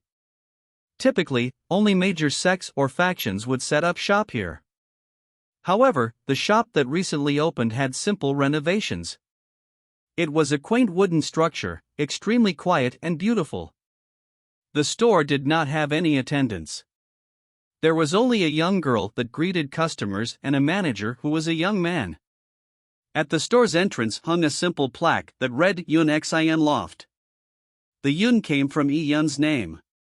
The Xin was from Lin Xintong's name. The two joined together became the name of Yi Yun's newly opened medicinal store. No one had the courage to open a new medicinal store within walking distance of the Heaven-bestowing Medicinal Clinic. However, Yi Yun was not afraid. He did not plan on directly targeting the Heaven-bestowing Medicinal Clinic. However, with the grudge already in place, he decided that he might as well open his own medicinal store in front of the Heaven-bestowing Medicinal Clinic's entrance. There was no opening ceremony for the medicinal store. Nor did anyone come to give their good wishes. It had a low-profile opening. Many people were rather astonished to see the newly opened medicinal store. In Myriad City, the stores that earned the most money were medicinal stores. After all, weapons, talismans, and array formations were external objects. However, pills and relics could save lives and treat injuries. They also had positive effects on a warrior's cultivation level. Regardless of the intended use, they were things that warriors would try to obtain at any cost. However, the requirements to open a large medicinal store were lofty. One needed a top-grade alchemist to hold down the fort. Otherwise, it was impossible to do business in Myriad City. It would only be a waste of rent money. Who was this young man that dared to open a medicinal store beside the heaven-bestowing medicinal clinic? Was he asking to die? Some people were curious and went into Yun Xian loft to take a look. They were only more perplexed after seeing what was inside. It lacked merchandise. There were no pills or relics displayed inside the medicinal clinic. One couldn't buy any pills even if they wanted to. Furthermore, the staff and manager of the store were young. It rendered people speechless. They guessed that it was some scion that had an illustrious background. He must have gotten excited by the potential profits of selling medicine, but did not know how tough it actually was. So he opened a store here without a concrete knowledge of the business. The outcome was obvious. In a few months, the store would probably change owners. Yun naturally heard the discussions of people around him, but he ignored them. He had just finished writing a plaque and told Ruhr, hang this plaque outside. Chapter 1148, Business Comes. Translator, Citulin. Editor, Citulin. Yes, sir. Ruhr took the plaque. The text was written on it in vigorous and fine strokes. Ever since Yun became a swordsman, he stroked his words like he was swinging a sword. Each stroke contained innate sword Tao that left lasting impressions on others. Sir, you plan on being a proxy alchemist of pill recipes? Although Yun had been given 800,000 runes, renting the new store had cost him a good deal of it. If he were to spend the remaining runes on ingredients to make medicine, he would simply put himself into a dire financial position. Even if he could refine some pills, there was no guarantee that an unknown like him could even attract the customers to buy them. Therefore, Yun decided to hang a plaque and be a proxy refiner. Such a business did not require startup funds. It was fine if he did not have much capital. That's right. Yun nodded. The demand for pills in Myriad City exceeds supply. As long as the pills I refine reach a passable standard, customers will slowly begin to swarm in. Sir, but... Ruhr stammered. She found it inappropriate to say certain things. According to Yun's plaque, the refinement of pills was free the first time. Subsequent refinements cost about as much as the heaven-bestowing medicinal clinic would charge. How would customers be enticed by that? Come to think of it, Ruhr did not know how skilled Yun was at refining pills. But even if he was very good, it only made sense for him to charge lower prices at the start of his business. Sir, should we add a line that if we end up destroying their ingredients, we will compensate them several times more? Ruhr said softly. Although she was innocent by nature, she had some sense. As it was, there was a chance that Yun's plaque would only be mocked. Why would anyone come to employ his services? Gathering materials for pill refinement was very difficult. Who would just casually let an unknown alchemist have a go with their precious materials? If the ingredients were destroyed, it would be a great loss. Upon hearing Ruhr's words, Yun laughed. Ruhr, I don't mind adding that line. It would not do me any harm either. However, my alchemical skills were inherited by an impressive alchemist senior. They don't come cheap. I'm different from others when it comes to alchemy. If I'm not confident I can do it, I won't do it. As such, there will not be a situation of me destroying the ingredients. If I succeed every time and refine high-quality pills, then those who are willing to believe in me will receive handsome rewards. Those who do not believe in me are free to go to another store. Yun had the purple crystal origins, the heretical godfire seed, and the divine alchemist's heritage. He was well versed in the Desolate Heaven technique in the Tian Yuan world and in the Luo clan. In the past 2 years, he greatly improved his alchemical skills and Desolate Heaven technique. Under these circumstances, Yi Yun was naturally confident. People like alchemist Hu Yan, meanwhile, received godlike treatment from the various major factions. His services were rendered based purely on his mood. Even if he took on a job, there was no guarantee of success, nor was he required to pay for the failure. But for Yi Yun, if he had to lower his prices and pay for the materials, what point was there? He might as well give the pills away for free. Along the martial path, one had to pay the price to reap rewards. It was the same for everyone. Ruhr weakly nodded and hung the plaque outside. The moment it was hung, it naturally attracted a lot of attention. People were somewhat dumbfounded when they caught sight of it. It's free the first time. Anyone that wants subsequent pills refined will have to pay prices that match the 3 major medicinal clinics. The materials are provided by the customer, but there is no compensation if they get destroyed during the refinement process. Many people were rendered speechless when they saw the conditions on the plaque. If this was a plaque hung by the heaven-bestowing medicinal clinic, no one would dare question it. In fact, mega stores like the heaven-bestowing medicinal clinic did have such conditions, and the customers had to accept them.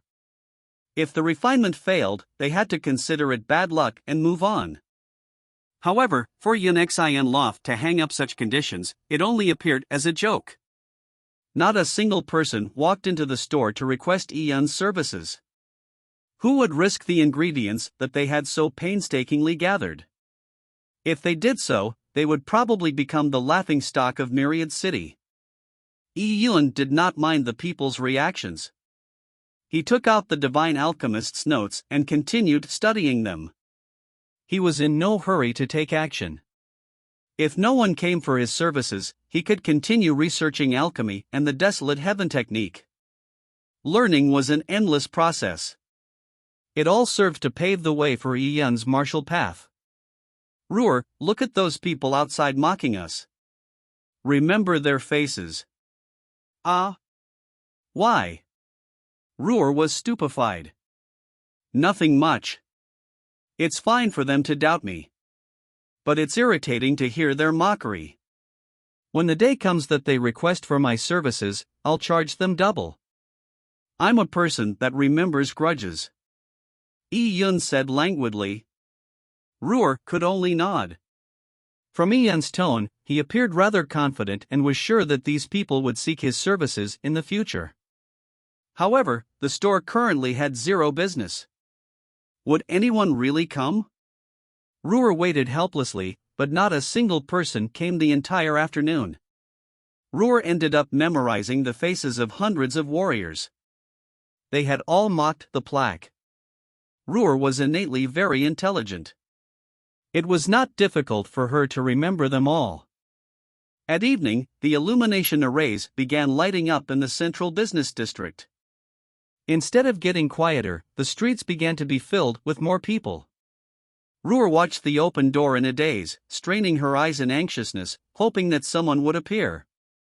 Just as she was giving into exhaustion, a silk-clothed person stepped into the store. He surveyed the store and said with a smile, "Where's your boss? I want to get him to refine medicine." Was this really a customer? Ruhr was delighted. If such an expensive store perpetually had no business, Ruhr would truly die from anxiousness. She hoped that Yi Yun could win this customer's business and deliver, making a name for himself. "My master is upstairs." "Sir, what would you like refined?" "I'll call my master down," Ruhr said happily. At that moment, Yi Yun had already walked down from the second floor.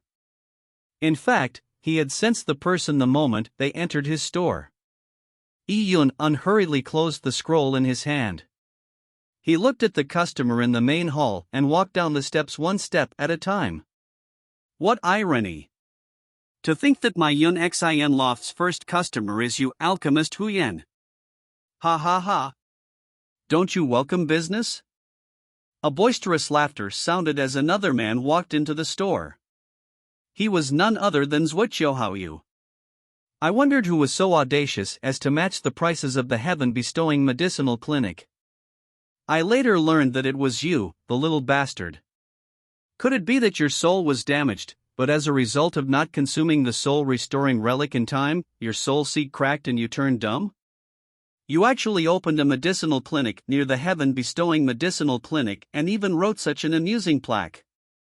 Zhuqiu Haoyu's voice rang loud and clear. It attracted a good deal of the foot traffic in the business district, causing people to look over. What's the point of engaging in a war of words?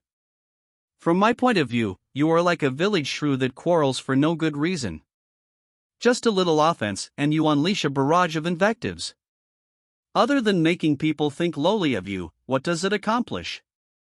Yi Yun's voice was nonchalant. By that point, quite a big crowd had gathered because of Zhuqiu Haoyu and alchemist Hu Yan's appearance. Many people were unaware of the quarrel between Yi Yun and Zhuqiu Haoyu at the heaven-bestowing medicinal clinic. They were perplexed as to why Zhuqiu Haoyu was being so rude. Alchemist Hu Yan stroked his chin. Yi Yun was an unknown junior with nothing to lose, so he was fearless. He had hung up a foolish refinement notice. The impression others had of Yi Yun was that he was mad and retarded. His standing could not be any lower. However, the two of them were people of status. If people of status came to mock a fool, it would only add fame to the fool. It would also make others think lowly of them. Young Master Haoyu, this is the business district. There are many people watching, so it's pointless to mock him. Got it. Zhuqiu Haoyu snorted coldly and turned towards Yi Yun. Yi Yun, you hung up such a foolish notice. You want customers to prepare the refinement ingredients, but you do not need to compensate upon failure. Do you know how much effort is needed to gather ingredients? It might take hundreds, if not thousands, of years. People can go broke gathering the ingredients, and then place all their hopes on the refinement. Yet, you plan on using their efforts to practice. Have you ever considered the price they would pay when you fail? How shameless you are. Zhuqiu Haoyu's words received the approving nods from many people. As warriors that did not have powerful factions to rely on, gathering ingredients was not an easy task. They had to go through great ordeals. Yi Yun knew that Zhuqiu Haoyu came to his store with ill intentions. He said with a sneer, Zhuqiu Haoyu, after saying all this nonsense, why are you here? Are you retarded? He.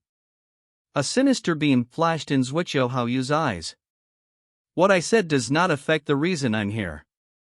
Since you have opened a medicinal clinic, how can I not show you support?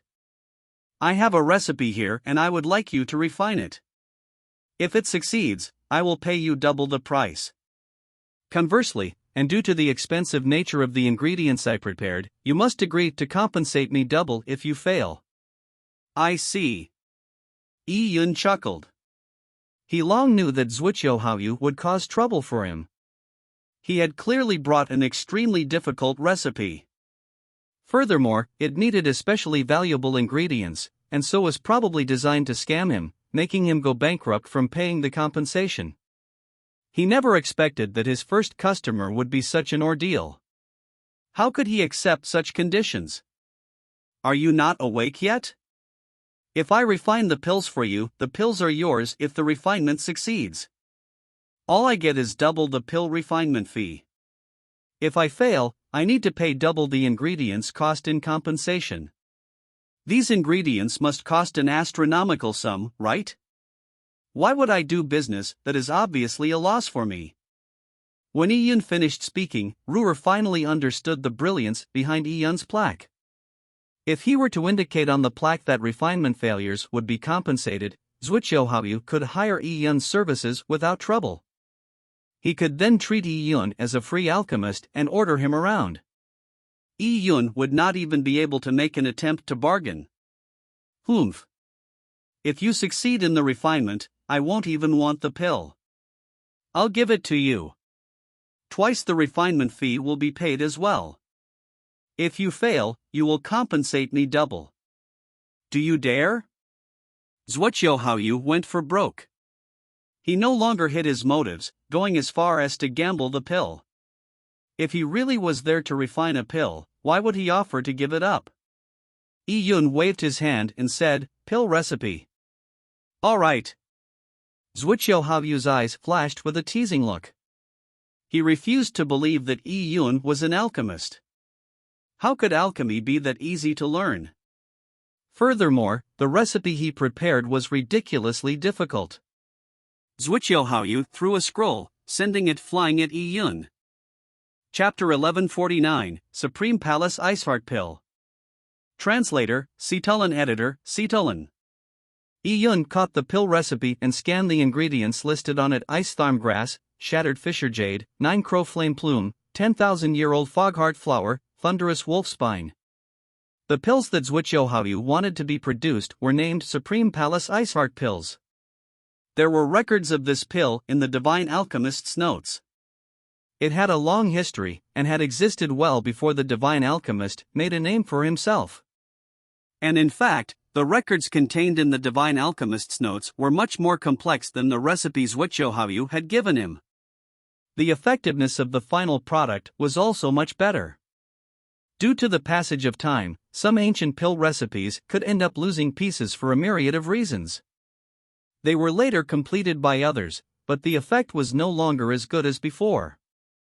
I never expected Zhuqiu Haoyu and old Gul Huyen to have such good reserves. Yi Yun let a slight smile escape, but in truth, his heart was filled with joy. The Supreme Palace Iceheart Pills were excellent pills that could fortify the soul and rejuvenate the blood, while also enhancing one's cultivation level and nourishing one's dantian. Not only would the pills save Ling Xier, they would also be very beneficial to Yi Yun. After rapidly breaking through to the Dao Palace realm, he was in need of pills that could nourish his foundation. If more than 10 pills out of a cauldron of Supreme Palace Iceheart Pills succeeded, he would make a killing. Of course, they were very difficult pills to refine. Not only did it require a powerful soul, but the handling of the 9 crow flame plume and thunderous wolf spine needed the Desolate Heaven technique. Although alchemy and the Desolate Heaven technique were essentially the same, due to the differences in handling spiritual plants and fey beasts, many alchemists were unable to practice both.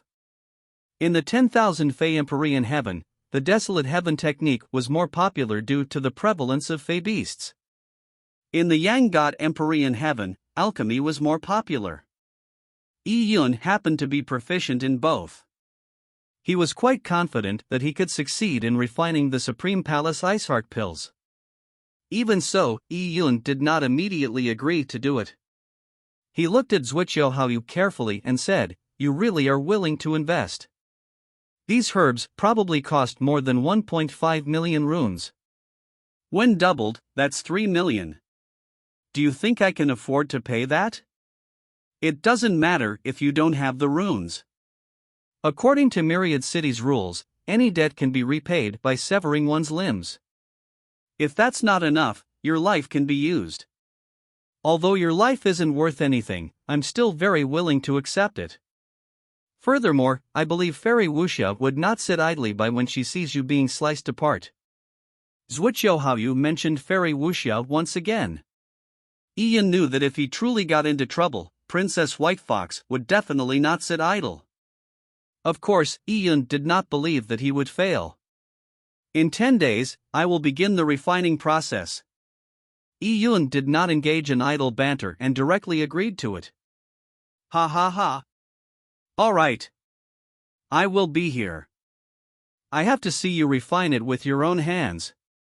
Zhuqiu Haoyu smiled sinisterly. He had sealed off Yi Yun's routes of retreat.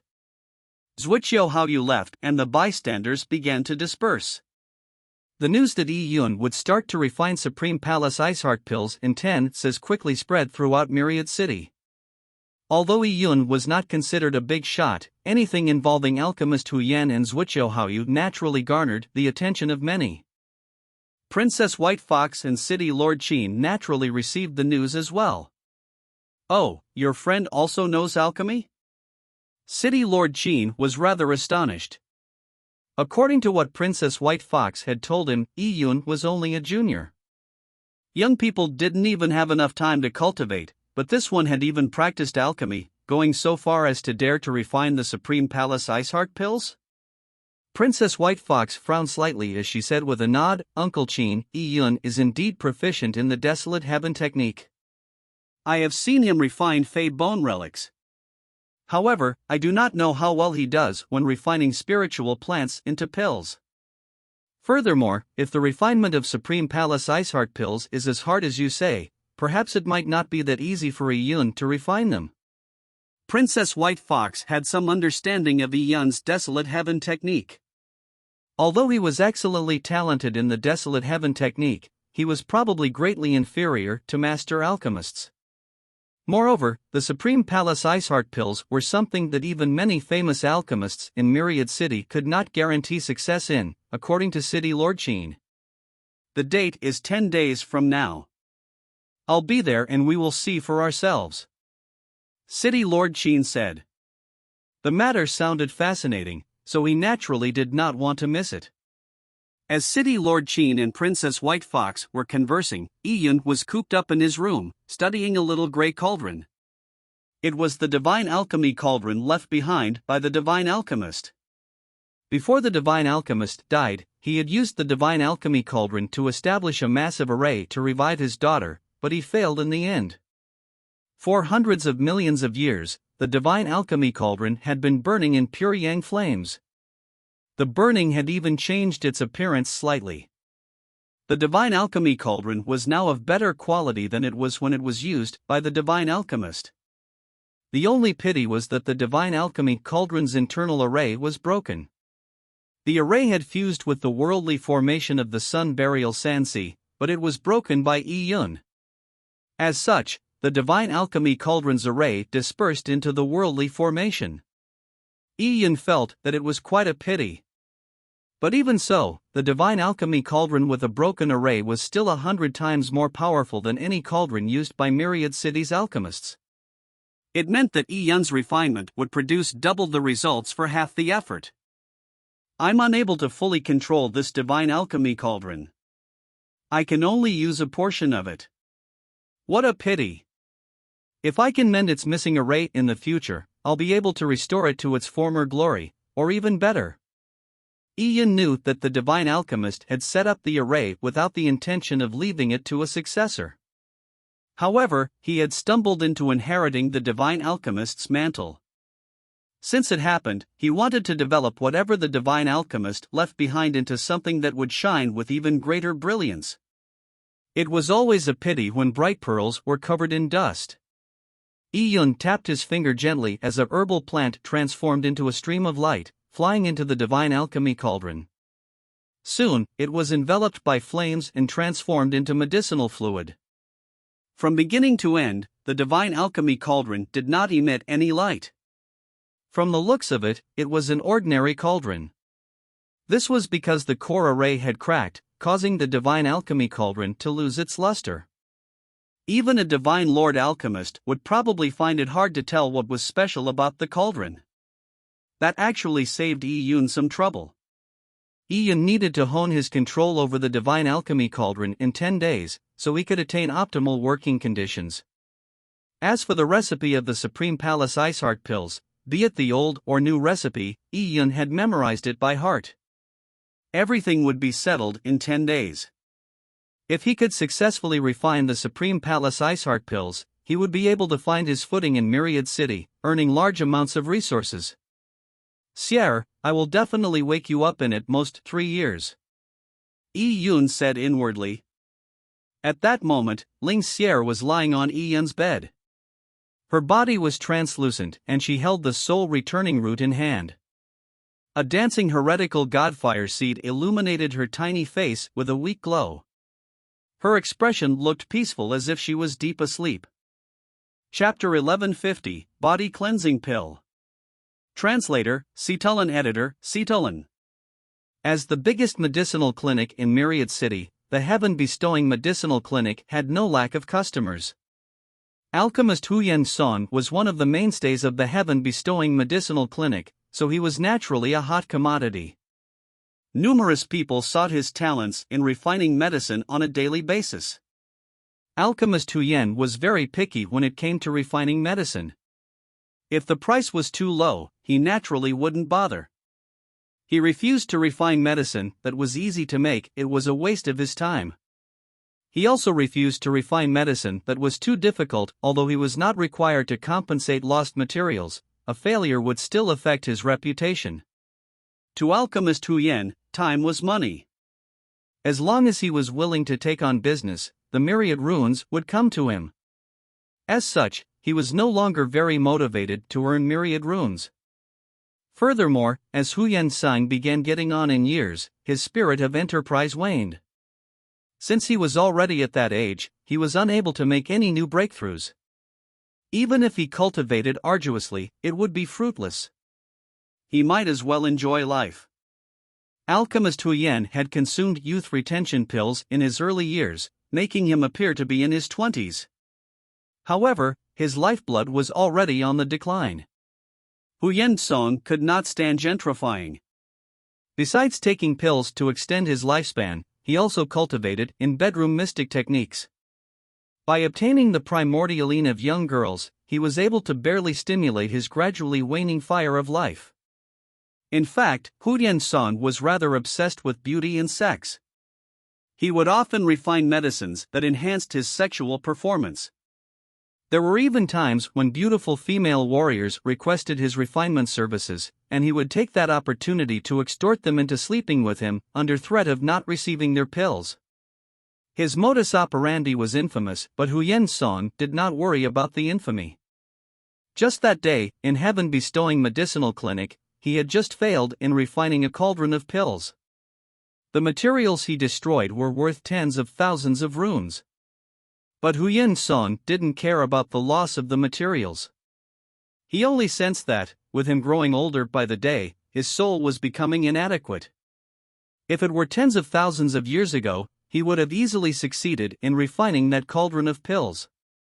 As he lamented, Huyen Sung could not help but think of the bet he made with Yun Xian Lofts Yun 5 days ago. He frowned slightly. Where did that punk get his confidence from? Yun's refinement process would be made public. Zhuohaoyu had even invited several alchemists to audit the process. It could not be faked. It was impossible that Yun truly had the ability to refine the Supreme Palace Ice Heart pills himself, right? Huyen Sung believed that Yun did know a little alchemy. That on top of Yun's rather impressive talent made Huyen Sung extremely jealous. As he declined, Yun, who had endless possibilities in the future, remained extremely young. How could he be okay with that? I definitely must make it impossible for that punk to rise up. As he was deliberating it, Huyen Sung suddenly heard an announcement. Master Huyen, Jadewave Sect Master Dong wishes to see you. Jadewave Sect Master? Huyen Sung stroked his chin. The person in question had sought his services numerous times. Every time, he could not be bothered to entertain his request. The pill the sect master wanted to have refined took 4 to 5 days. It also demanded a lot of one's strength of the soul. With Huyen Sung's soul in decline, he was not willing to go through the trouble. In addition, the price offered by Jadewave Sect Master hardly interested him. If this were any other day, he would have sent him away. But today, he was feeling vexed. After some thought, he said to the manager, "Let him in." The Jadewave sect was a tiny sect in the Myriad Divine territory. It was far inferior to even the Clarity Pool Sword sect. Years ago, the Jadewave sect master had managed to raise his cultivation level to half-step supremacy at great cost. He could be said to be the weakest half-step supremacy. Under such circumstances, it was very difficult for him to afford the expensive refinement fee. Master Huyen, I went through great efforts to obtain the sky-revealing grass that you instructed me to prepare. Is it possible for you to refine the body-cleansing pill as per our original agreement? I would be extremely grateful. As the sect master said this, he gave Huyen Sung a deep bow. Sky-revealing grass? You actually managed to find it. Huyen Sung was extremely surprised. A year ago, the last time the sect master came to him, he had told Sect Master Dong that he needed sky-revealing grass. This ingredient did not actually cost much, as it only occasionally appeared in medicinal recipes, but it was extremely rare. Even in Myriad City, that claimed to have everything, it was a hard find. Huyen Song had nonchalantly given the sect master the task of finding it, hoping to be rid of him. Yet here he was with the item in hand. But now, Huyen Song did not wish to refine the requested pill. So the sky-revealing grass failed to impress him. "Where's your daughter? Why isn't she here with you?" Huyen Song suddenly asked. The moment the Jade Wave sect master heard Huyen Song mention his daughter, his expression stiffened. His daughter, Dong Xiaoyu, had excellent talent. Years ago, there had been a beauty and talent ranking of the blessed daughters of heavens in Myriad City. The one that topped the charts was obviously Fairy Yuqin. As for Dong Xiaoyu, she managed to make an appearance on the charts. Although she was ranked 19th, it was still quite impressive for a woman from a small sect. Sect Master Dong believed his daughter to be the hope of Jadewave sect, but 2 years ago, something strange happened to his daughter after she returned from an experiential training journey. Regardless of how much time she put into cultivation, her cultivation level did not increase one bit. This made Sect Master Dong anxious. He depended on his only precious daughter to bring the Jadewave sect to greater heights in the future. This was the golden period for her cultivation growth, so every year delayed made his heart bleed. He brought his daughter everywhere in search of medical advice. One famous doctor guessed that there was a tiny fault with her dantian. If she took a body cleansing pill, it could cleanse her body, resolving all of her problems. The refinement of a body cleansing pill was extremely expensive. The Jadewave sect master used all his savings to gather the ingredients, but the refinement fee was something he could not afford. He had been shunned several times in Myriad City until he found Huyen Song. Huyen Song's price was the only one he could barely afford, which was the sky-revealing grass. However, he never imagined that Huyen Song would lose interest in the sky-revealing grass after a year. He casually tossed the sky-revealing grass into a jade box before asking again, "Your daughter's name is Dong Xiaoyu, right? The body cleansing pill is for her, so why didn't you bring her along?" Huyen Song stroked his chin as Sect Master Dong suddenly realized something was amiss. He had heard of Huyen Song's reputation, and it was for that very reason that he never brought his daughter with him. "Master Huyen, my daughter's body is weak, so it's difficult for her to travel. That's why I'm seeking alchemists to refine the body cleansing pill to save my daughter," Sect Master Dong said earnestly. Huyen Song chuckled, "Her body is weak and it's difficult for her to travel? Yet, I've only heard that her cultivation level has stagnated. No amount of cultivation can increase her yuan qi, but she is not affected in any other aspect. So why can't she travel? Since there is a need for me to refine the pill, doesn't it seem insincere that the person who needs it most will not appear? Bring her here. I'll examine her body and feel her pulse. Only then can I give the proper medication." Upon hearing Huyen Song saying that, Sect Master Dong's expression changed. "Alchemists aren't doctors, why is there a need to feel her pulse?" "Oh? Are you questioning me?" Huyen Song frowned. He was already in a bad mood after his earlier failure.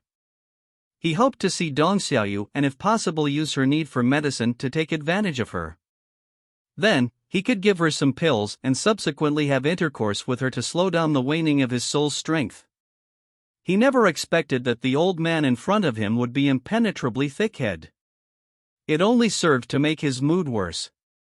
"You want me to refine a body cleansing pill with one crappy herb? Dream on. I will consider refining the pill for you when you bring your daughter to me." Huyen Song's expression turned cold as he spoke impatiently. Sect Master Dong was infuriated. The one that wanted the sky-revealing grass in the first place was Huyen Song, but now he said he didn't want it? He had searched 7 divine territories over the past year for the sky-revealing grass. He had spent all of his remaining savings on it and still had to borrow money. But now, Huyen Song had gone back on his word so easily. It made his sky-revealing grass turn useless because, although it was rare, it had little use. Pretty much no alchemist needed it. Not only that, Huyen Song was older than him, yet he had his sights on his young daughter. To speak so frivolously in front of him, as a father, was taking bullying to the extreme. Sect Master Dong was incensed, but Huyen Song glanced at him and said with a sneer, "Why? Are you thinking of attacking me? You are just a person that relied on herbs to forcefully reach the half-step supremacy stage, with a tiny sect backing you. Your sect is not in Myriad City, and it is not protected by Myriad City's rules. Be careful not to get wiped out." Huyen Song was emboldened by his status. The corners of Sect Master Dong's mouth quivered as his face turned pale. However, he could not do a thing. His Jade Wave sect was no match for the heaven-bestowing medicinal clinic. Sect Master Dong took a few deep breaths as he clenched his fists before slowly releasing them. With the situation developing to this point, he could only endure the bullying because he was weak. Sect Master Dong turned and left. Huyen Song snorted coldly and deliberately said to the manager beside him with a loud voice, "Tell the other medicinal clinics that anyone who refines medicine for him is deliberately going against me, Huyen Song." The words were meant for Sect Master Dong, whose footsteps came to a momentary halt. However, he still strode out of heaven, bestowing medicinal clinic's door. Seeing how Sect Master Dong did not capitulate, Huyen Song frowned. As he gradually aged, his temperament was also beginning to distort. He began to enjoy the feeling status and power gave him as he toyed with the fates of others. Furthermore, he was indeed interested in Dong Xiaoyu. Being able to have intercourse with such a top-grade, talented beauty would greatly delay his gentrification. "Alchemist Huyen, I'll do as you instructed," the manager responded. Just as he was about to spread the news, Huyen Song's eyes narrowed as his expression turned extremely ugly. "Alchemist Huyen, what's the matter? You truly have some guts." Huyen Song stood up as his eyes flared with pangs of anger. He had sent his perception to follow closely behind Sect Master Dong. He saw Sect Master Dong walk down a street and turn around the corner before coming to a store.